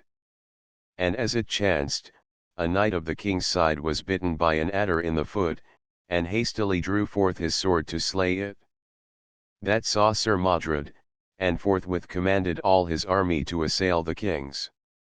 So both sides rushed to battle, and fought passing fiercely. And when the king saw there was no hope to stay them, he did right mightily and nobly as a king should do, and ever, like a lion, raged in the thickest of the press, and slew on the right hand and on the left, till his horse went fetlock deep in blood. So all day long they fought, and stinted not till many a noble knight was slain. But the king was passing sorrowful to see his trusty knights lie dead on every side. And at the last but two remained beside him, Sir Lucan, and his brother, Sir Bedivere, and both were sorely wounded. "Now am I come to mine end," said King Arthur, "but, lo, that traitor Modred liveth yet, and I may not die till I have slain him. Now, give me my spear, Sir Lucan." "Lord, let him be," replied Sir Lucan, "for if ye pass through this unhappy day, ye shall be right well revenged upon him. My good lord, remember well your dream, and what the spirit of Sir Gawain did forewarn ye." "Betide me life, betide me death," said the king, "now I see him yonder alone, he shall never escape my hands, for at a better vantage shall I never have him." "God speed you well," said Sir Bedivere. Then King Arthur got his spear in both his hands, and ran towards Sir Modred, crying, "Traitor, now is thy death day come." And when Sir Modred heard his words, and saw him come, he drew his sword and stood to meet him. Then King Arthur smote Sir Modred through the body more than a fathom. And when Sir Modred felt he had his death wound, he thrust himself with all his might up to the end of King Arthur's spear, and smote his father, Arthur, with his sword upon the head, so that it pierced both helm and brainpan. And therewith Sir Modred fell down stark dead to the earth, and King Arthur fell down also in a swoon, and swooned many times. Then Sir Lucan and Sir Bedivere came and bare him away to a little chapel by the sea shore. And there Sir Lucan sank down with the bleeding of his own wounds, and fell dead. And King Arthur lay long in a swoon, and when he came to himself, he found Sir Lucan lying dead beside him, and Sir Bedivere weeping over the body of his brother. Then said the king to Sir Bedivere, "Weeping will avail no longer, else would I grieve for evermore. Alas! Now is the fellowship of the Round Table dissolved for ever, and all my realm I have so loved is wasted with war. But my time hieth fast, wherefore take thou Excalibur, my good sword, and go therewith to yonder waterside and throw it in, and bring me word what thing thou seest."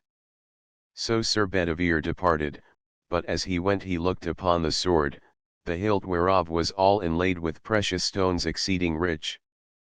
And presently he said within himself, "If I now throw the sword into the water, what good should come of it?" So he hid the sword among the reeds, and came again to the king. "What sawest thou?" said he to Sir Bedivere. "Lord," said he, "I saw nothing else but wind and waves." "Thou hast untruly spoken," said the king, "wherefore go lightly back and throw it in, and spare not." Then Sir Bedivere returned again, and took the sword up in his hand, but when he looked on it, he thought it sin and shame to throw away a thing so noble. Wherefore he hid it yet again, and went back to the king. "What saw ye?" said King Arthur. Lord, answered he, I saw nothing but the water ebbing and flowing. Oh, traitor and untrue, cried out the king, twice hast thou now betrayed me. Art thou called of men a noble knight, and wouldest betray me for a jewelled sword? Now, therefore, go again for the last time, for thy tarrying hath put me in sore peril of my life, and I fear my wound hath taken cold, and if thou do it not this time, by my faith I will arise and slay thee with my hands. Then Sir Bedivere ran quickly and took up the sword, and went down to the water's edge, and bound the girdle round the hilt and threw it far into the water. And lo! An arm and hand came forth above the water, and caught the sword, and brandished it 3 times, and vanished. So Sir Bedivere came again to the king and told him what he had seen. Help me from hence, said King Arthur, for I dread me I have tarried over long. Then Sir Bedivere took the king up in his arms, and bore him to the water's edge. And by the shore they saw a barge with 3 fair queens therein, all dressed in black, and when they saw King Arthur they wept and wailed. Now put me in the barge, said he to Sir Bedivere, and tenderly he did so. Then the 3 queens received him, and he laid his head upon the lap of one of them, who cried, Alas, dear brother, why have ye tarried so long, for your wound hath taken cold? With that the barge put from the land, and when Sir Bedivere saw it departing, he cried with a bitter cry, Alas, my lord King Arthur, what shall become of me now ye have gone from me? Comfort ye, said King Arthur, and be strong, for I may no more help ye. I go to the Vale of Avilion to heal me of my grievous wound, and if ye see me no more, pray for my soul. Then the 3 queens kneeled down around the king and sorely wept and wailed, and the barge went forth to sea, and departed slowly out of Sir Bedivere's sight. The End. End of the Project Gutenberg ebook. The Legends of King Arthur and His Knights updated editions will replace the previous one. The old editions will be renamed. Creating the works from print editions not protected by U.S. copyright law means that no one owns a United States copyright in these works, so the Foundation, and you, can copy and distribute it in the United States without permission and without paying copyright royalties. Special rules, set forth in the General Terms of Use part of this license, apply to copying and distributing Project Gutenberg trademark electronic works to protect the Project Gutenberg trademark concept and trademark. Project Gutenberg is a registered trademark, and may not be used if you charge for an ebook, except by following the terms of the trademark license, including paying royalties for use of the Project Gutenberg trademark.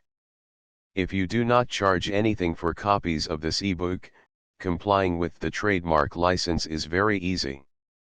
You may use this ebook for nearly any purpose such as creation of derivative works, reports, performances, and research.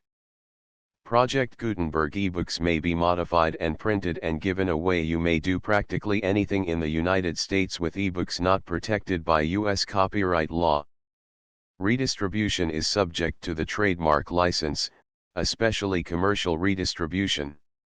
Start, full license. The full Project Gutenberg license. Please read this before you distribute or use this work to protect the Project Gutenberg trademark mission of promoting the free distribution of electronic works, by using or distributing this work, or any other work associated in any way with the phrase Project Gutenberg. You agree to comply with all the terms of the full Project Gutenberg trademark license available with this file or online at www.gutenberg.org/license. Section 1. General Terms of Use and Redistributing Project Gutenberg Trademark Electronic Works 1.a. By reading or using any part of this Project Gutenberg trademark electronic work, you indicate that you have read, understand, agree to and accept all the terms of this license and intellectual property, trademark/copyright, agreement. If you do not agree to abide by all the terms of this agreement, you must cease using and return or destroy all copies of Project Gutenberg trademark electronic works in your possession. If you paid a fee for obtaining a copy of or access to a Project Gutenberg trademark electronic work and you do not agree to be bound by the terms of this agreement, you may obtain a refund from the person or entity to whom you paid the fee as set forth in paragraph 1.e.8. 1.b Project Gutenberg is a registered trademark. It may only be used on or associated in any way with an electronic work by people who agree to be bound by the terms of this agreement. There are a few things that you can do with most Project Gutenberg trademark electronic works even without complying with the full terms of this agreement. See paragraph 1.c below. There are a lot of things you can do with Project Gutenberg trademark electronic works if you follow the terms of this agreement and help preserve free future access to Project Gutenberg trademark electronic works. See paragraph 1.e below. 1.c. The Project Gutenberg Literary Archive Foundation, the foundation or PGLOF, owns a compilation copyright in the collection of Project Gutenberg trademark electronic works. Nearly all the individual works in the collection are in the public domain in the United States. If an individual work is unprotected by copyright law in the United States and you are located in the United States, we do not claim a right to prevent you from copying, distributing, performing, displaying, or creating derivative works based on the work as long as all references to Project Gutenberg are removed. Of course, we hope that you will support the Project Gutenberg trademark mission of promoting free access to electronic works by freely sharing Project Gutenberg trademark works in compliance with the terms of this agreement for keeping the Project Gutenberg trademark name associated with the work. You can easily comply with the terms of this agreement by keeping this work in the same format with its attached full Project Gutenberg trademark license when you share it without charge with others. 1.d. The copyright laws of the place where you are located also govern what you can do with this work. Copyright laws in most countries are in a constant state of change. If you are outside the United States, check the laws of your country in addition to the terms of this agreement before downloading, copying, displaying, performing, distributing or creating derivative works based on this work or any other Project Gutenberg trademark work. The Foundation makes no representations concerning the copyright status of any work in any country other than the United States. 1.e Unless you have removed all references to Project Gutenberg, 1.e.1. The following sentence, with active links to, or other immediate access to, the full Project Gutenberg trademark license must appear prominently whenever any copy of a Project Gutenberg trademark work, any work on which the phrase Project Gutenberg appears, or with which the phrase Project Gutenberg is associated, is accessed, displayed, performed, viewed, copied or distributed. This ebook is for the use of anyone anywhere in the United States and most other parts of the world at no cost and with almost no restrictions whatsoever. You may copy it, give it away or reuse it under the terms of the Project Gutenberg license included with this ebook or online at www.gutenberg.org. If you are not located in the United States, you will have to check the laws of the country where you are located before using this ebook. 1.e.2. If an individual Project Gutenberg trademark electronic work is derived from texts not protected by U.S. copyright law, does not contain a notice indicating that it is posted with permission of the copyright holder, the work can be copied and distributed to anyone in the United States without paying any fees or charges. If you are redistributing or providing access to a work with the phrase Project Gutenberg associated with or appearing on the work, you must comply either with the requirements of paragraphs 1.e.1 through 1.e.7 or obtain permission for the use of the work and the Project Gutenberg trademark as set forth in paragraphs 1.e.8 or 1.e.9. 1.e.3. If an individual Project Gutenberg trademark electronic work is posted with the permission of the copyright holder, your use and distribution must comply with both paragraphs 1.e.1 through 1.e.7 and any additional terms imposed by the copyright holder. Additional terms will be linked to the Project Gutenberg trademark license for all works posted with the permission of the copyright holder found at the beginning of this work. 1.e.4 Do not unlink or detach or remove the full Project Gutenberg trademark license terms from this work, or any files containing a part of this work or any other work associated with Project Gutenberg trademark. 1.e.5 Do not copy, display, perform, distribute or redistribute this electronic work, or any part of this electronic work, without prominently displaying the sentence set forth in paragraph 1.e.1 with active links or immediate access to the full terms of the Project Gutenberg trademark license. 1.e.6 You may convert to and distribute this work in any binary, compressed, marked up, non-proprietary or proprietary form, including any word processing or hypertext form. However, if you provide access to or distribute copies of a Project Gutenberg trademark work in a format other than plain vanilla ASCII or other format used in the official version posted on the official Project Gutenberg trademark website, www.gutenberg.org, you must, at no additional cost, fee, or expense to the user, provide a copy, a means of exporting a copy, or a means of obtaining a copy upon request, of the work in its original plain vanilla ASCII or other form. Any alternate format must include the full Project Gutenberg trademark license as specified in paragraph 1.e.1. 1.e.7 Do not charge a fee for access to, viewing, displaying, performing, copying or distributing any Project Gutenberg trademark works unless you comply with paragraph 1.e.8 or 1.e.9. 1.e.8 You may charge a reasonable fee for copies of or providing access to or distributing Project Gutenberg trademark electronic works provided that, you pay a royalty fee of 20% of the gross profits you derive from the use of Project Gutenberg trademark works calculated using the method you already use to calculate your applicable taxes. The fee is owed to the owner of the Project Gutenberg trademark, but he has agreed to donate royalties under this paragraph to the Project Gutenberg Literary Archive Foundation. Royalty payments must be paid within 60 days following each date on which you prepare, or are legally required to prepare, your periodic tax returns.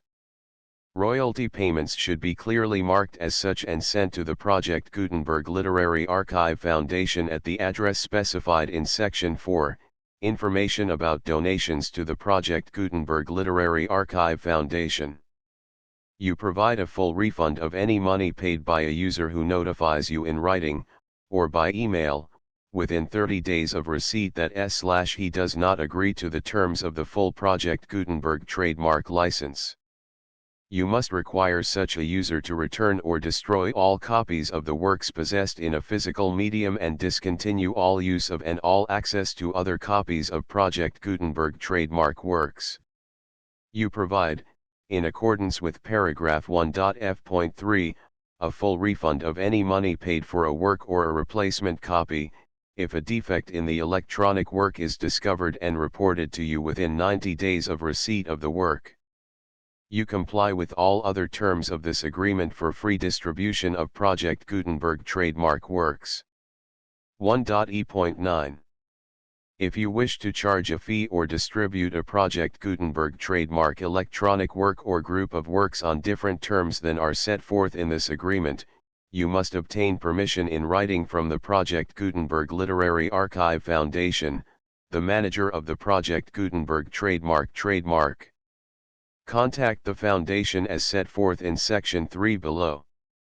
1.f.1.f.1 Project Gutenberg volunteers and employees expend considerable effort to identify, do copyright research on, transcribe and proofread works not protected by U.S. copyright law in creating the Project Gutenberg trademark collection.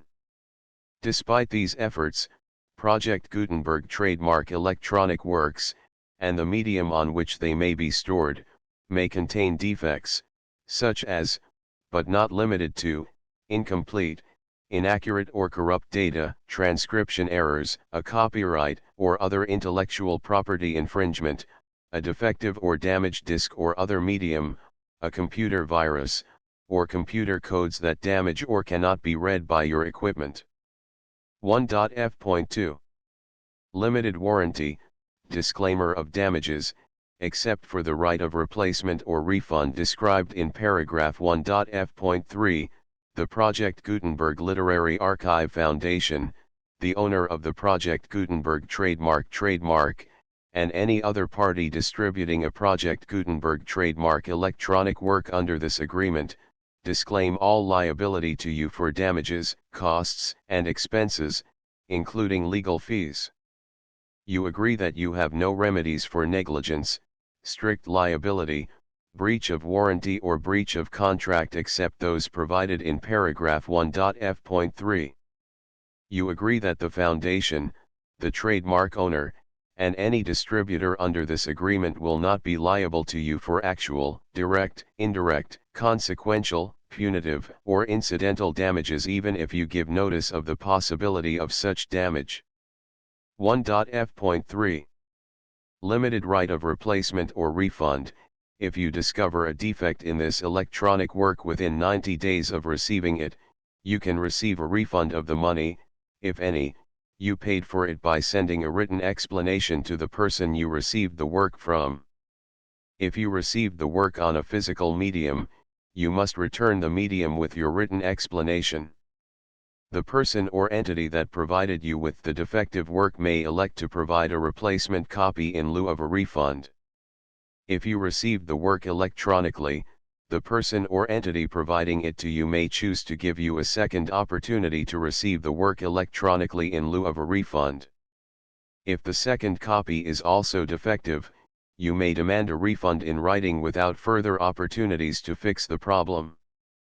1.f.4 Except for the limited right of replacement or refund set forth in paragraph 1.f.3, this work is provided to you as is, with no other warranties of any kind, express or implied, including but not limited to warranties of merchantability or fitness for any purpose. 1.f.5 Some states do not allow disclaimers of certain implied warranties or the exclusion or limitation of certain types of damages.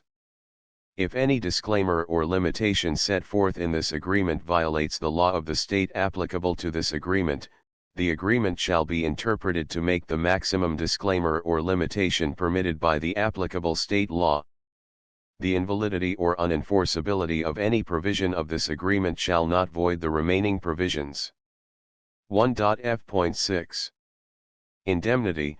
You agree to indemnify and hold the foundation, the trademark owner, any agent or employee of the foundation, anyone providing copies of Project Gutenberg trademark electronic works in accordance with this agreement, and any volunteers associated with the production, promotion, and distribution of Project Gutenberg trademark electronic works, harmless from all liability, costs, and expenses, including legal fees, that arise directly or indirectly from any of the following which you do or cause to occur. A. Distribution of this or any Project Gutenberg trademark work. B. Alteration, modification, or additions or deletions to any Project Gutenberg trademark work, and C. Any defect you cause. Section 2. Information about the mission of Project Gutenberg trademark. Project Gutenberg trademark is synonymous with the free distribution of electronic works in formats readable by the widest variety of computers including obsolete, old, middle-aged, and new computers. It exists because of the efforts of hundreds of volunteers and donations from people in all walks of life. Volunteers and financial support to provide volunteers with the assistance they need are critical to reaching Project Gutenberg trademark's goals and ensuring that the Project Gutenberg trademark collection will remain freely available for generations to come. In 2001, the Project Gutenberg Literary Archive Foundation was created to provide a secure and permanent future for Project Gutenberg trademark and future generations. To learn more about the Project Gutenberg Literary Archive Foundation and how your efforts and donations can help, see sections 3 and 4 and the Foundation information page at www.gutenberg.org. Section 3. Information about the Project Gutenberg Literary Archive Foundation. The Project Gutenberg Literary Archive Foundation is a nonprofit 501(c)(3) educational corporation organized under the laws of the state of Mississippi and granted tax-exempt status by the Internal Revenue Service. The Foundation's IN or Federal Tax Identification Number is 64-6221541. Contributions to the Project Gutenberg Literary Archive Foundation are tax-deductible to the full extent permitted by U.S. federal laws and your state's laws. The Foundation's business office is located at 809 North 1500 West, Salt Lake City, Utah 841-16808-596-1887. Email contact links and up-to-date contact information can be found at the Foundation's website and official page at www.gutenberg.org/contact section 4. Information about donations to the Project Gutenberg Literary Archive Foundation. Project Gutenberg trademark depends upon and cannot survive without widespread public support and donations to carry out its mission of increasing the number of public domain and licensed works that can be freely distributed in machine-readable form accessible by the widest array of equipment including outdated equipment. Many small donations, $1 to $5,000, are particularly important to maintaining tax-exempt status with the IRS. The Foundation is committed to complying with the laws regulating charities and charitable donations in all 50 states of the United States. Compliance requirements are not uniform and it takes a considerable effort, much paperwork, and many fees to meet and keep up with these requirements. We do not solicit donations in locations where we have not received written confirmation of compliance. To send donations or determine the status of compliance for any particular state, visit www.gutenberg.org/donate. While we cannot and do not solicit contributions from states where we have not met the solicitation requirements, we know of no prohibition against accepting unsolicited donations from donors in such states who approach us with offers to donate. International donations are gratefully accepted, but we cannot make any statements concerning tax treatment of donations received from outside the United States. U.S. laws alone swamp our small staff. Please check the Project Gutenberg web pages for current donation methods and addresses. Donations are accepted in a number of other ways including checks, online payments, and credit card donations. To donate, please visit www.gutenberg.org/donate. Section 5. General information about Project Gutenberg trademark electronic works. Professor Michael S. Hart was the originator of the Project Gutenberg trademark concept of a library of electronic works that could be freely shared with anyone. For 40 years, he produced and distributed Project Gutenberg trademark ebooks with only a loose network of volunteer support. Project Gutenberg trademark ebooks are often created from several printed editions, all of which are confirmed as not protected by copyright in the U.S. unless a copyright notice is included. Thus, we do not necessarily keep ebooks in compliance with any particular paper edition. Most people start at our website, which has the main PG search facility, www.gutenberg.org. This website includes information about Project Gutenberg trademark, including how to make donations to the Project Gutenberg Literary Archive Foundation, how to help produce our new ebooks, and how to subscribe to our email newsletter to hear about new ebooks. Back. Back. Back. Back. Back.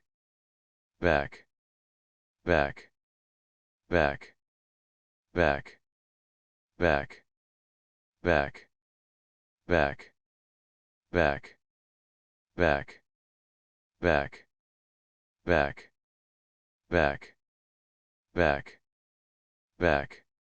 King Arthur and his Knights, Sir James Knowles, illustrated by Lancelot Speed. Alfred Tennyson, DCL. Preface to the 8th edition. Contents: Illustrators Note: List of illustrations. The Legends of King Arthur. Chapter I, Chapter 2, Chapter 3, Chapter 4, Chapter V, Chapter 6, Chapter 7, Chapter 8, Chapter 9, Chapter X, Chapter 11, Chapter 12, Chapter 13, Chapter 14. The End. The full Project Gutenberg license.